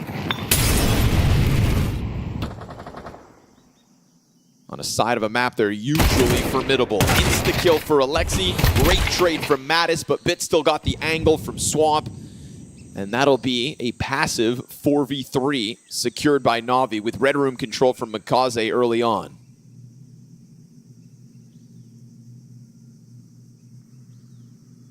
And he knows what the assignment is. Like, going too quickly in this spot is kind of silly. He's got his whole entry pack still alive. It's really on G2 to figure out if they're going to re-clear mid or not. And they are going to come forward now. They kind of need to make something happen. Nice shot, man. That was actually not an easy flick. Execute comes into the B bomb site regardless of losing MongolZ. Hunter just maintaining the cave control. We'll see what MongolZ's path is. He opts to go for the climb up and eventual flank. Frees up Sun Pius to no longer have to worry about the Red Room. But he'll be smoked off on... Oh! Sun Pius! Through the smoke, through the pillar, through Wonderful's skull. And as Bit grabs bomb, Sun Pius, still in anticipation of some sort of a swing, has to be worried about that deep smoke. But as it fades, it's going to open up a route for him. But now we get this wrap back from E-Man, and Sun Pius's awareness, unreal. Bit, very little health to work with in this 1v2, softened up even further still. Cave smoke fades, MongolZ's route now open, and Bit is going to push this clutch over to Sun Pius. Both these players, 3 kills to their names, and as the Opera walks this one closer, executed by Bit. Much needed 3rd round as he'll find his quad. It'll be critical for Na'Vi if they have any chance of believing they win this game. For Bit to have picked up that 1-on-2. Nice try, Sun Pius. Night and day difference. The sun is out here on Ancient. We contrast this to his performance back on Dust 2. That's the kind of form that is going to bring G2 a win today. What a crazy shot, because he really didn't even have a frame of reference. Fully smoked. Fully smoked on short. Headshot wall bang. That had Na'Vi scared. 2 times, he's been the guy to find MongolZ on those mid lurks as well. Yeah, they really allowed MongolZ to get into the Red Room, which is where sometimes it feels like he can get his game going, right? That's giving him the platform to almost springboard into rounds. But there was a lot of moments where Sun Pius is the guy that said, this is where your runs end. Stopped him every time he tried to extend down into spawn. Let the bomb site players actually just fixate forward instead of having to be concerned about the flank. That is what Sun Pius brought to the table for this first half. Valuable. Now a CT side that Na'Vi aren't all too familiar with playing because of the usual dominance of their attacks. So EMAF floats out mid. You got a lot of bodies over on elbow, but also not the fastest of G2 pistols. They'll pause in anticipation of some kind of a mid push, but it doesn't look like Na'Vi are going to get that aggressive. Actually, quick correction. They did start CT in 3 of those games. It was actually MongolZ mainly on CT side. Okay. I just extrapolated from watching this start on T side, assume that always happens. So reverse they are everything looking we've forward said. To it. Yeah. I mean, that's how they got their one-sided games. Time to turn it around then. EMAT here's the stomping and Donut. Yeah, easy shooting. You'd think 3 players run by, they try to plant the bomb, and he serves up just enough of a distraction for the pressure to just come barreling out through CT spawn now. MongolZ's hunting targets, and he ends up getting caught in between. What? Heavy God nails the headshots in the middle of all that, and somehow Na'Vi, who opt to go aggressive in the middle before the bomb is ever planted, feed frags over. Ooh, I like the peel back right now because Bit's going to look for a late timing to take a peek. No smokes available. We know how hard it is to defend a bomb plant. But he's got the right suspicion. They're coming back. Oh. There's that first peek. Bomb, last guy out. It's MOUZ. He's going to go for it. Of course, as they just go back and forth to the duel. And the reload's now needed. Chance for MOUZ to also get a fresh mag in. Oh, it's sloppy stuff. Oh my Someone's goodness. gonna die. And it's Bit in the end to put him down. Another clutch. Not his prettiest one, and he knows it. Wow, but he doesn't care at all. That's a 4th round. That's another 1v2 for him. Yeah. Yeah, I'd gouge my eyes out if I could That's too. just a little unfortunate. That can happen. That can totally happen.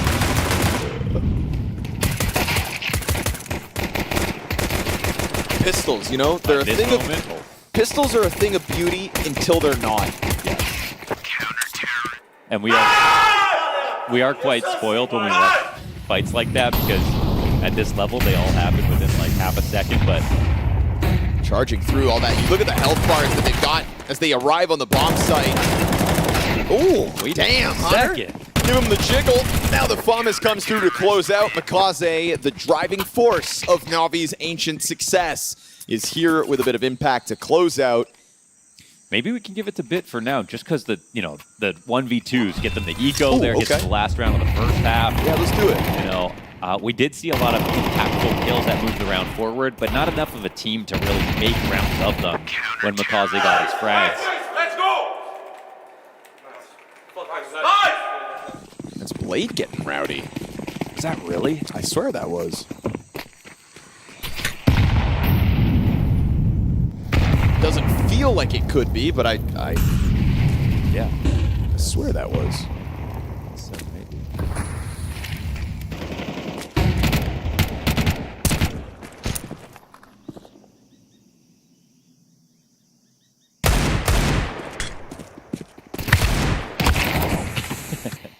Hunter with all these pistol frags just to keep him honest.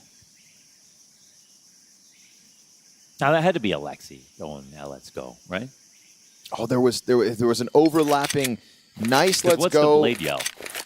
It doesn't usually, but I swear. You have to do the impression. Because I've never heard him speak loudly. Can you even do the impression? No, because now I can't remember exactly what he said, but there was overlapping nice let's go guy. Ooh, you know what I mean? It was one of those, right? A collective hoorah. It sounds like they all got punched right there. I swear Blade was mixed into it. But even as I say it and believe it, it doesn't feel true. Mow them down outside of the doors. Never meant to get anything like that. Mattis, he'll catch one of the P250, but the bomb plant, yeah, that's off the table. 100% impossible to plant this bomb. No shot that he plants this bomb. No shot at all. Swept under the rug. Na'Vi win another one. Couple good kills for G2 for what it's worth, but very clean anti-ecos. They look comfortable with these rushes.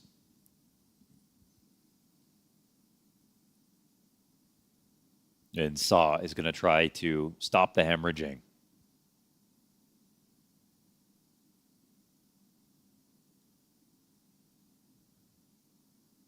And they have enough timeouts to make this interesting, right? They just had such an easy go of it on CT side. They didn't have to worry about that. Right. So, well, man, this could make a difference. What are you thinking? Nothing. You were, though. I forgot. I thought at the start of the event, the timeouts were ticking upwards? Yeah, exactly. Are they not now? No, they still are, but I thought it was the inverse. Oh, okay. I was just confused, and I was hoping to get away with it, but you've really exposed me here, Launders. Oh, okay. I love doing that. I know. It's like my favorite hobby. And it's like live and everything, so there's nowhere for you to run. Yeah, I just kind of, and I just give it up every time. I just really. Oh my goodness! Nah, what is not the best run boost I've ever seen. But hey, they came in with an idea. You'll give them points for that. MongolZ burnt to an absolute crisp. How does he get these ratings? I don't know. Not with plays like that. Yeah, he also died to a Molly 100-0 in the first half. Yes. And still managed to have tons of impact. Fired. But he's a soldier, man. He said, "Send me out there. I'm flying through this no matter what."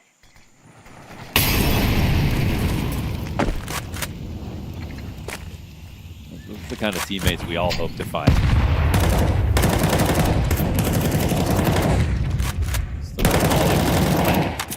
Half the smoke has been ticked away. Let's see if they throw this in time or not. Slowly.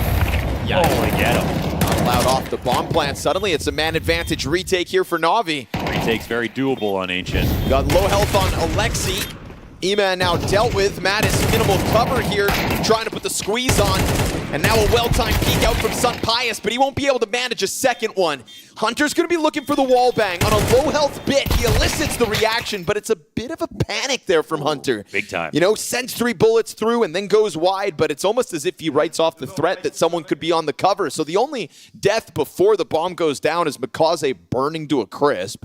He's laughing at least at the end of this round, but that was nitty-gritty. And Na'Vi, it's insane, Mohan, but we're going through the same thing as Dust 2. Last 2 rounds of the first half, right. And so far flawless second side yet again. Ooh, and not looking back.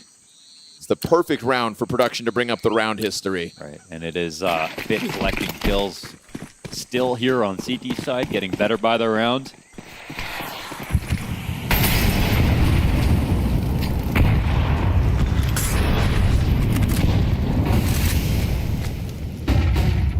Flashes sail over top and middle. If you think you're going to get that close range fight, you're wrong. MongolZ quick into Donut at the start of this one. And still a double up in the red room. So Na'Vi with a willingness to let mid go. Feels like they're going to aggress into it at some point. But the question will be what's there by the time they decide to make that move, because G2 start to collect for this B commitment. Lexi's holding on to Cave. MOUZ has got to be careful. Galil just kind of checking this intermittently. Yeah, they're going to go for the more passive rotations instead of jumping up, and that might be to their benefit. They're still holding on to a donut. This I love actually the setup right now for Na'Vi in terms of what they can see. G2 pause for a second. Bit throwing forward into the smoke. They eat their own frag grenade trying to come through. Horrible attempt to get through that smoke. Yeah, that's brutal. Hit by your own frag, exposed to the defenders, and so disjointed that the trades just don't come out. Now it's an act of desperation from G2 to run it back into middle, and MongolZ knows better than to hard commit. He'll allow for them to go forward into the donut, and they'll take this desperate run into the A bomb site, but G2, not the prettiest look as this round has gone on. Heavy God dealt with. It is a total flush of G2's round because they choke themselves up at the top of that ramp. In terms of rotations, that was just actually exquisite from Na'Vi. I mean, I love how they were thinking about the re-clear down mid, but that's how they could have got shot in the back trying to jump up into heaven. They just stayed in the cutout. That means they keep mid vision. They keep donut vision in case a late rotation comes out. And then they get all their other players over to the B site, so it's very heavily stacked with an off on A. I mean, they had everything covered. It's usually on T sides I feel like I'm most impressed by, like a really detailed, well-called round out of Na'Vi, usually in the mid to late round where you get really creative. There's a good example of a CT setup where they can really flex their wit as well.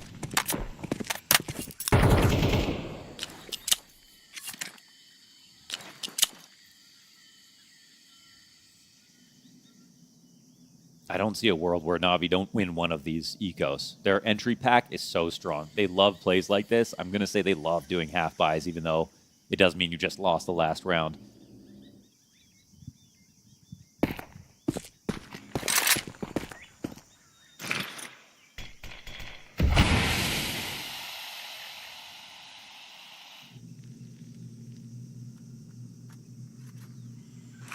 Oh. Yeah, not as sneaky as you think, MongolZ.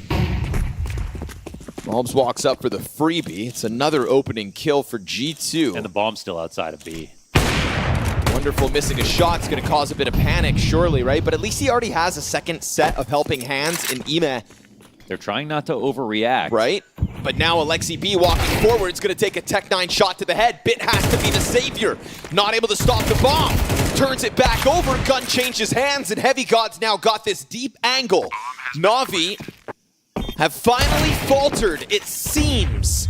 Ime is able to press into the short side. Could still be the savior of the round as he lines up the couple of kills. Hunter nowhere to be found. They're not getting on it right away. Hunter's so low on health.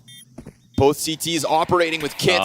They're going to throw utility behind them. They figured this one out. They're going to jump on top of that bomb and defuse it. All the while, Ime, from the bottom of that scoreboard, finds his moment with a triple kill as everybody else across the map falters. G2 almost broke through what has otherwise been a flawless CT side. I'm telling you, they show some ingenuity on rounds like this, and that was a great chance. It was a nice find for MOUZ. They got it, made it very scary. I like how they pressed up into Donut just to show face. Almost caused some rotations, and they did have the two B players confused. Even had them worried about a mid lurk that didn't exist. Play looking really animated right now as this game's 9-9. And again, this is all about the fact that it's Saw that's banked these timeouts, and he can use them.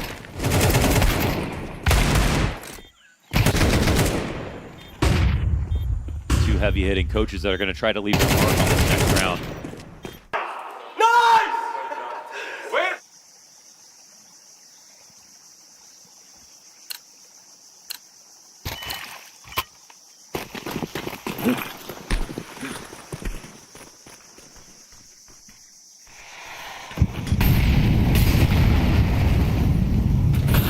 Utility's been so stifling from the defense. Been difficult to get out elbow. Oh, the perfect cave play from Alexi. Half of that smoke was blown open, and he still just found the route through unspotted. So he's got his mark in on middle, and that was a frantic duel from both sides. No kills on these last two players. Wonderful's stepping up to the plate. Very low on frags. Sees the shadow. Early warning. Heavy God swept away, and Sun Pius, who was lights out back on the defense, has a difficult clutch ahead of him. But what he does have, what he has right now to his favor is a lot of space to plant this bomb before anybody can come and deal with the retake. Man, he just doesn't believe it, though. He doesn't believe it. Is he going to stick it through? Yes. Okay, he does. They think it's... No, okay. they're they turn back. Two players from middle, one into the red room. Sun Pius gets spotted early. And as he turns back, he doesn't know that there's a second player coming in from Donut. They start chucking out utility. Wonderful Zop already up close to the site. This is the play, Sun Pius. He's kind of figured this out. Turned back, he's got himself well positioned. Tries to dodge and does! But then that fast move by MongolZ. They know the retake's coming in rapid. MongolZ's got another triple kill to his name. And so, Alexi B, I mean, devil in the details. Being able to push out cave and tuck in. But half of the smoke was opened. And so for him to still find that perfect path and get away with the multi-frag, that is a difference maker of a moment, and it puts Na'Vi in the lead. Yeah, big time. Just kept the material up. Even though he goes 1-for-1, they trade. And a flawless CT side. This was a 9-1 game for G2 once upon a time.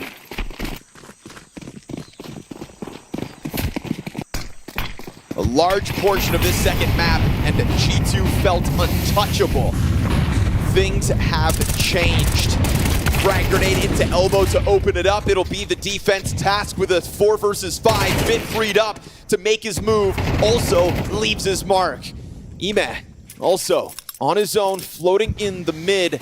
As a flash goes behind him, he'll clear all of this out, and as they go all in on long A, we've already got this move over by Na'Vi. They've cleared everything. They know it's A. And G2 will know it now after hearing that flash. So the smokes come out. It's going to be a dogfight here on this site. Everybody's signing up for the gunfights. Bit and Alexi find them again.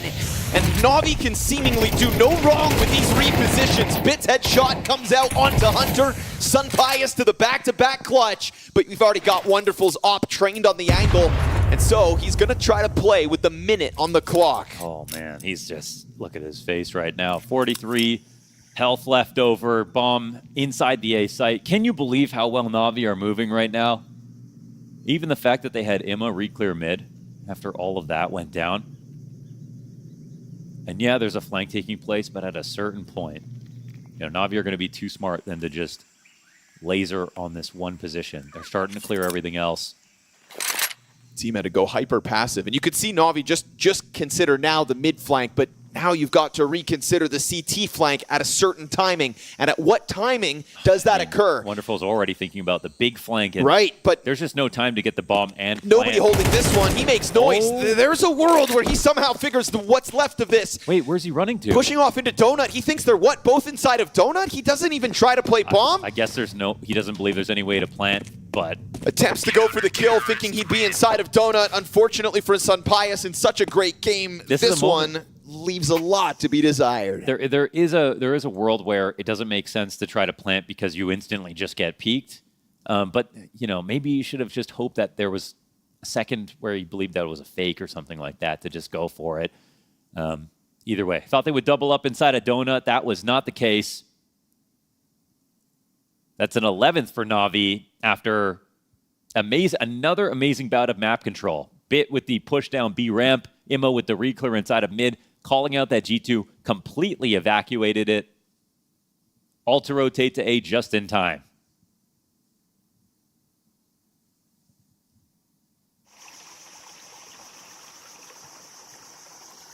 And I only brought up Wonderful's op kills earlier because he just hasn't got that many. They've been good, the ones he's gotten, but you know, you compare what Sunpius has done this game to Wonderful, and it's like, how come Na'Vi don't even need him right now?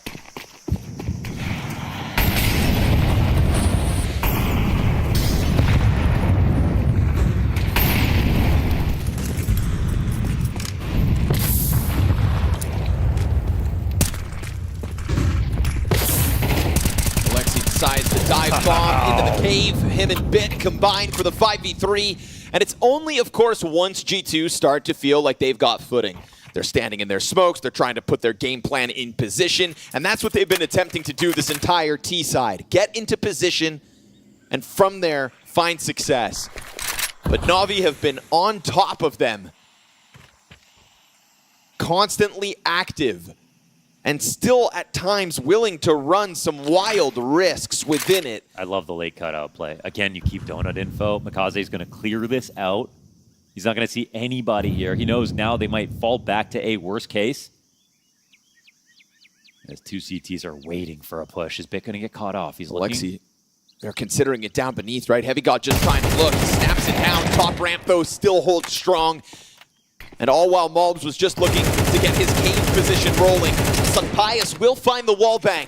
A silver lining in this 2 versus 4 attempt, but cave player cut down. It's all Sunpius, held back by Wonderful. Late op impact from Na'Vi, and it's going to secure that coveted 12th round win. It's crazy how close this game is, but also how great Na'Vi have played it.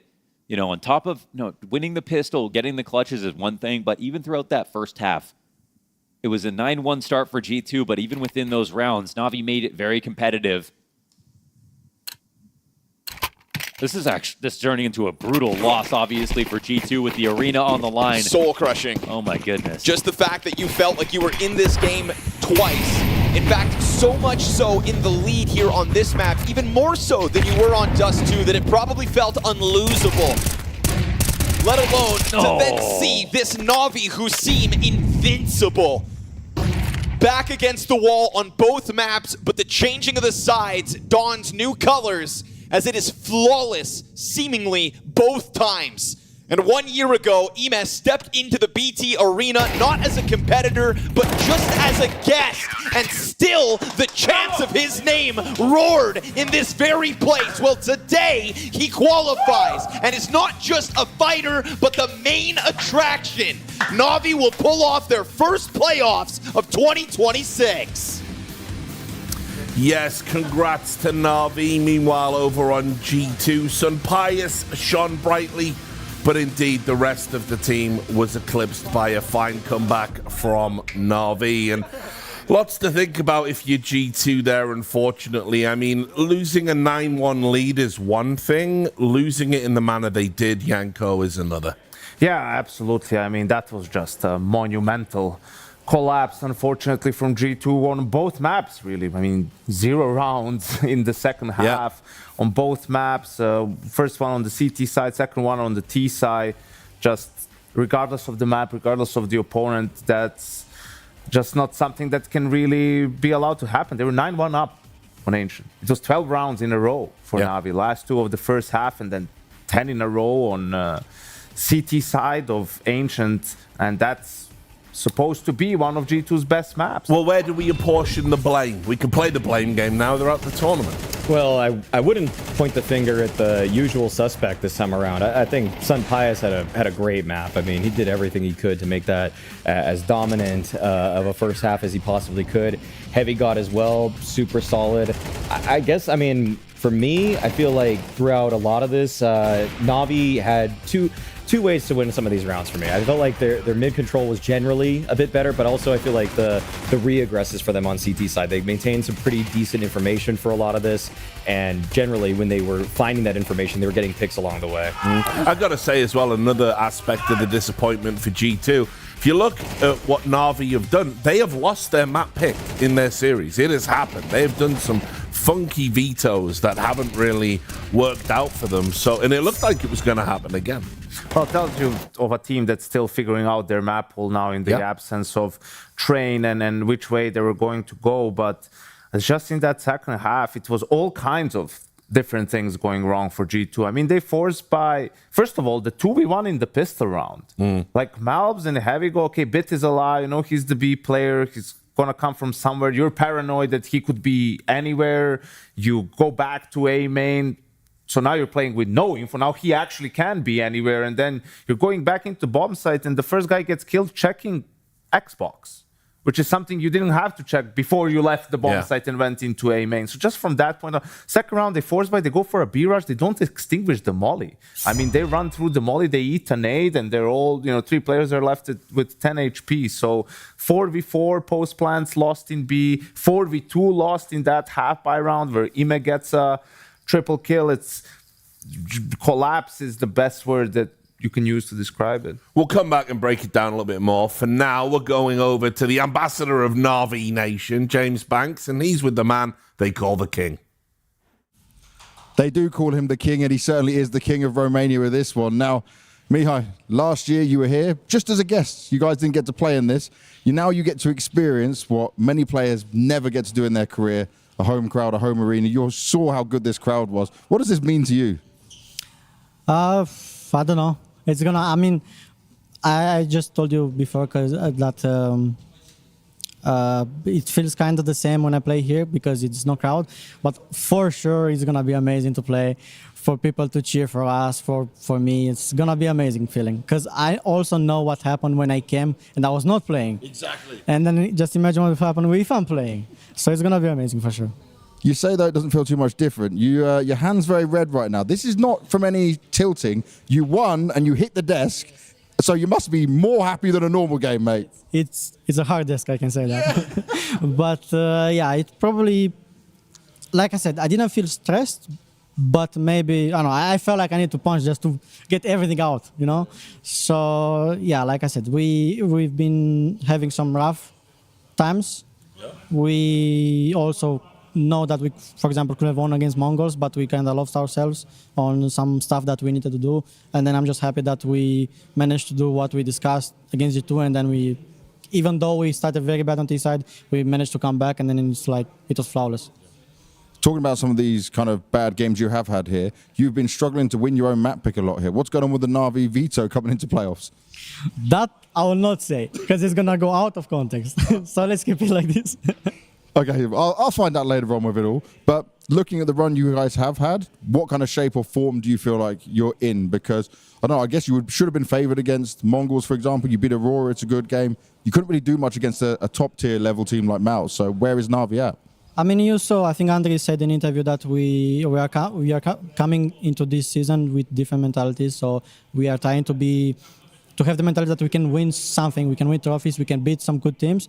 And like I said, I think we showed, at least in practice, what we can do. We know what we can do. We just need to adapt to do this in officials, because whenever we can play our game, we have literally a good chance, I would say. Well, you have made it to the arena. There's going to be a lot of Romanian fans wanting to come see you. So anything you want to say before we enter that arena itself? Vă aștept acolo. Salut, papa. Yeah, I completely understand everything like that. Richard, back to you. Yeah, me too, James, mate. Look, I'll say this. Imma's right. When we did Cluj last time and he didn't attend as a competitor, he did just attend sort of as a guest. It was crazy, the attention he was getting. I hadn't seen anything like it. Even now, this time around in the hotel, you know, occasionally I'll be at the bar and people will be talking to me and they'll ask me which players I know and who I hang out with. And, you know, it's Imma. They're just hoping you say Imma. Yeah, it's Imma. It's Imma. It's like not the big names that you would usually associate with. He is very revered out here. And rightly so. Great player. Definitely the most storied player. I mean, major winner, obviously. Had a huge hand in that major win. Even back probably towards the Gamer Legion time, too. Making the major grand final was one of the MVP favorites until Zywoo did what he does in grand finals of that stature. So, I mean, there's a big reason that they were super hyped for him. I think, him and Jaxi got to be two of the biggest Counter-Strike celebrities in the country. Yeah, absolutely. Definitely. And I mean, it's just interesting because Longs was the other name. He was on the come up during the same time, you know, but had to build his way back up. Unfortunately missed out in that final game, but a nice sort of redemption arc he's on as well. And I'm sure for Imma it's going to be incredible on Friday when he steps into that arena. We've got a little bit of time. And also I think would be beneficial for Navi, you know, like they're a team that right now, maybe that's what they need, something to push them a little bit more, you know, or a goal that they can get behind. Imma is playing on home soil, right? Like to get just 5% more out of their players, out of the team, you know, you feel like maybe with that they can get another upset like they did in Budapest. All right, we'll come back to us in a moment. We're going for the exit interview now with James. He's talking to Saw. Thank you, Richard. So I want to start off by just looking at the fact that you guys obviously maybe started off the run at the overall tournament bad, but you were fighting your way back through it. What do you make of just your struggles and the problems you saw here comparing to Krakow, where you made playoffs and there was less spots available there? Yeah, I mean, I think it was obvious from the beginning that this is going to be like a tougher tournament in a way that you have the Swiss stage compared to Krakow, where you could have a different type of bracket. So you will play a lot more games here, better opponents, I would say, like when you get the chance to play the Swiss. So you need to prove yourself more, and that's the difference, I think. But yeah, like in terms of the in-game and how our team was, I think, well, it was tough opponents in the first matches with Vitality, also PARIVISION, even though 2-1 matches like with the maps or 1-2, but not enough. And then made a good comeback in that way that we got it to 2-2 and got to this match against Navi, which obviously leaves like a disappointed feeling in the end that losing this match now. So yeah, that sucks. Talk to me about this match against Navi, because on paper, when you look at this veto looked pretty nice for you guys, right? And I would say that in at least Dust 2, it's been a bit of a fall off in recent times of matches on it. What was the issues you were seeing across the game? What was it not possible to get a positive outcome here? I mean, the T-side started off pretty strong, and it was overall a good T-side, even though we lost two like Anticos, Anti-Forces against lower buys, which also has been a bit of a theme in this tournament. But it was more on the CT side where we got a bit sloppy with, well, they hit our stack on their Antico and we couldn't finish it off, even though Heavy God had some good kills. And then on the first full buy, they're splitting us short and long, where we are not communicating properly. And it's small things like this, and then losing some of the rounds, our mood starts to go down and everything. So got a bit sloppy on Dust 2 in that way, and then it, slipped off after a good T-side, I would say. What do you think it is that's lacking within the team right now in order to find yourselves being a consistent playoff team? Obviously, we saw that great run at London, for example, then a bit of struggles throughout. Start off strong this year, but now not making it here. Where do you put the team? I mean, I think the ranking is more or less accurate. We are somewhere on our top 10. I mean, I think it's not like we are far off, because many of these losses we have, it's like give 5% more and we actually turn it around. Basically, a lot of these teams. You could see it in Krakow against Spirit and MOUZ. You could see it here against Vitality, same with PARIVISION. But it's that extra 5%, like where do we get that? Where do we find the consistency? So that's the tough part, because I think it is a lot of inconsistencies, whether it's like mental part, whether it's understanding what's happening in the rounds as a team, like being on the same page. So we just need to get that extra 5% somewhere, and then it's gonna be like more consistent playoffs, and then again that will build to something different. But it is obviously a bit of a struggle. Well, it's step by step. Hopefully you can get that extra 5%. Thank you very much for your time, and good luck at future tournaments. So, Richard, back to you. Yeah, thanks, James. You know, it's always a rough one if they send the coach out. So obviously they're going to be feeling, dare I say it, sore about the way things went down. But yeah, you know, it's a sad joke. It's a sad lol. Like, but look, I just don't know where G2 are at and realistically where they can go. And they feel so far away now with the lineup that they have and the way they're performing from, you know, the Nico and Munacy days. It does feel like they're a very different beast. And unfortunately, I don't know. I kind of feel they're at where they're at. I don't know if there is room for improvement in the sense that they can realistically achieve. I mean, I think there's definitely room for improvement still before, you know, their problem right now isn't just they need a better player or they need a real star, right? I mean, obviously not winning one round out of 10 on T side Ancient, not good enough. Same for the CT side, and it's different things. You know what he's talking about in terms of miscommunication and players not being on the same page. Like that has to be rectified, obviously, and it's just a tough time. You know, they're going the sort of MOUZ route, right? Like we don't have a clear superstar. We will have good players across the board, and then our system and, you know, the coach and our protocols will get us, like we'll have a very high floor, but their floor is not high enough. And, you know, when you go that route and you don't have superstar players who can win you rounds here and there and bail you out of tough situations, well, then there's not much really. You're also describing the 3D Max route as well, by the way. Come on now. And I feel like it's pretty obvious they fixed their T sides in a lot of ways. I know that last Ancient tells a very different story, but what they did at Krakow and what they did up to that map was mostly off of good T sides, bad CT sides. And then for whatever reason on Ancient, yes, it doesn't look good. But now I think you have to ask the question of who is actually the second voice on their CT sides, because usually you would want to hope that it's someone like in MOUZ's positions directing the action. So now you would hope it's Hunter and Sunpius. But I have a feeling that when Sunpius is not really having that many good games, he's not as active of a voice as he probably was, even on previous Saw lineups. Problem is also they'll play the same side a lot of times. So that's not what you want. You want the second voice to be the guy who's playing on the other side. So he can sort of either give you ideas or at least ask for help if he feels like their side needs help. You know, the point having two guys who are going to do the calling, well, why are you going to call if I'm here as well? What's the point of that? So, yeah, some questions definitely need to be answered. I think it's tricky for G2 because they're just left that final, you know, their losses this year have been to MOUZ, Vitality, Spirit, and PARIVISION, and now Navi, right? So it's like Navi is the one that maybe stands out a little bit. Maybe PARIVISION, you go back to last season, it's mostly losses to these sort of teams, MongolZ, FURIA, Vitality, Falcons. Thing is, they didn't beat eventually they'll have to beat them. They didn't beat any real good teams here. True. I mean, they beat a heroic team who has a stand-in Opper in Youngster, and then they beat Pain. And for my money, Pain should be probably moving out of getting invites to these kinds of tournaments. They're just bad. They're really bad. Even in Krakow, it was Passion UA, it was Liquid, and then in stage 2, it was MongolZ in the first game, and then FUT, right? So it's like they are sort of the gatekeeper at the moment to that top 8, I guess you could say, right? Like they struggle to beat teams that are in the top 8, but outside of that, they come out on top, at least in 2026. Well, we can talk about some of the other results that we had today. We'll take a look at the Swiss bracket one last time before we move on to the promised land of the playoffs. There were some other games today. We watched, by the way, that was lovely. I was so confident about PARIVISION being in the playoffs and doing it in their incredible style that we all love.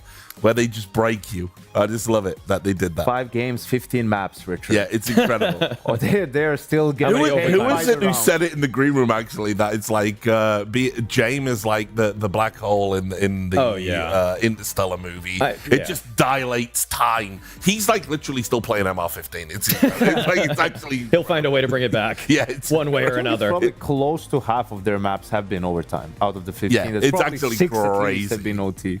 And yeah, got to say, a little bit disappointing at the end. Astralis falling at the last hurdle. Ryu having a bit of a nightmare while he's getting his kind of like tier 1 experience in. But I'm wishing Hooksy and the boys well. I think it's an interesting new project and new direction for them. I mean, I feel like actually what's cool about this tournament for them is that my storyline about Astralis was sort of upended lightly, that I thought that Stair was going to be their ceiling because he's not really that superstar player. In fact, you look at his numbers at the end of this tournament and even how he finished on Dust 2 there in their final map, and he's doing everything he needs to keep Astralis afloat. And then at this time around, it was the supportive elements like Yabi, like Ryu, who didn't quite live up to the billing. I wouldn't look to the players at all at this point in terms of individual play because, you know, they went international, got 2 new players. One of them is a rookie of sorts in Ryu, and, you know, Hooksy needs some time to see how it all fits. You know, I've been picking Overpass for a long time now, so people can expect that they need to deepen their map pool a bit, but I think they're on the right track, looking much better than they did last season. Agreed. Let's take a look at these playoffs then. I'm absolutely loving this. Look what we've got. Ooh. Right? So we're already starting with the irresistible force versus the immovable object. Falcons, PARIVISION right out the gate. MOUZ, Na'Vi, you know, a rematch. That should be interesting. Yeah. Vitality, Aurora, and FURIA versus the MongolZ. These are all rematches of some sort. I was going to say. Falcons PARIVISION rematch of the Bounty Finals, right, in a best of 5 where Falcons had a stand-in. MOUZ Na'Vi in this tournament as well, they played the most aura-less team with the team that might have the most aura because of Ime going into the playoffs. Vitality Aurora played in the seeding game in Krakow. Ancient was out. I don't expect Vitality to let it through this time around. And FURIA, the MongolZ, I have a feeling they play every tournament. It does feel like a classic matchup somehow after just a couple seasons. I mean, I'm going to be glad for MOUZ's sake that they don't have to face Vitality till what would eventually be a grand finals. I'm going to just say something shocking and bold that people they're losing to Na'Vi. People probably wouldn't expect it to come from my lips. I got a feeling Falcons are winning this one, man. I actually think, including Vitality, because with all due respect, Rops was a little bit sick and they weren't as polished as they usually are. They're still the best team in the world, but I think right now on red hot form with Kisuke playing as well as he has, I think Falcons have enough in the tank to go all the way. You hang out with them one time. I know. Hey, listen, we did do it. We did do it. It was good. Can't talk. The first 40 minutes were awkward. I'm not gonna lie. But we got there in the end. We achieved peace in our We changed topics. I think, listen, that's the key. What you said. The key is, can their stars play well or actually not fall off a cliff in the playoffs, right? Like, they don't need to be lights out. Kyosuke and Monesi don't need to play on the same level throughout the playoffs. They just need to not have like 0.8 out of somewhere, or Nico to also not do well enough, right? Like, if they can do that, they have a chance. But the problem is a best of 5. That's the problem. You know, going up against likes of Vitality, even FURIA in a best of 5 is going to be tricky. I'm interested to see them just have to rewire their brain against James stats that just happened out of nowhere. Actually, just 1 second, Richard. We can't get ahead of ourselves because they are going up against Wei in the quarterfinal. Yeah, the flashbacks. Oh, the life game. Happened, the life game. It put them out of business. So look, I also want to say as well how we're all looking forward to getting back in the stadium. I first came to Cluj-Napoca obviously in 2015 because I've been around the block for a while. Last year, for me, it was one of the best in-stadium experiences I've ever had in my career. And I'll just tell a little story before we wrap up. This has never happened to me before, right? So we do the show. We get to the end of the show. The crowd have been hyped. They've been amazing. Responding to the desk, you know, it doesn't always happen, etc. We get outside. We leave the building, and all the fans are there. And usually they're waiting for players. They're not waiting for us, right? Because obviously. But instead, they all gave us a nice little standing ovation, round of applause, and said, please come back next year. I was like, wow, what a humbling experience for someone that's been doing this for 15 years. So we had to come back. And it's just an amazing, incredible environment. And I can't wait to get back in there and put on a show for all the fans in Cluj. And all the fans are going to be rewarded with their loyalty as they come back again with even better teams this time around. So we'll see if the reigning champs in MOUZ can even stand up to their first opponent here, because I don't think that they're going to get any sort of hometown welcome when they're facing against Navi. Definitely not. They don't get it in Hungary. They're not getting it in Romania. That's actually true. It was crazy. Well, guys, any final thoughts before we close out? Just that this one's going to bang. Yeah. And I feel like this, I can't wait for whatever sort of ovation EMA gets, because we missed them last time, but this time, second game of the day. So be there bright and early. Playoffs are stacked. I just can't wait to kick it off on Friday. Yeah, same. Thanks a lot, guys. Great hanging out. That's it from us. We're going to take a day off, and then we'll see you in the BT Arena. I cannot wait to be there again. It's going to absolutely slap. So make sure you join us.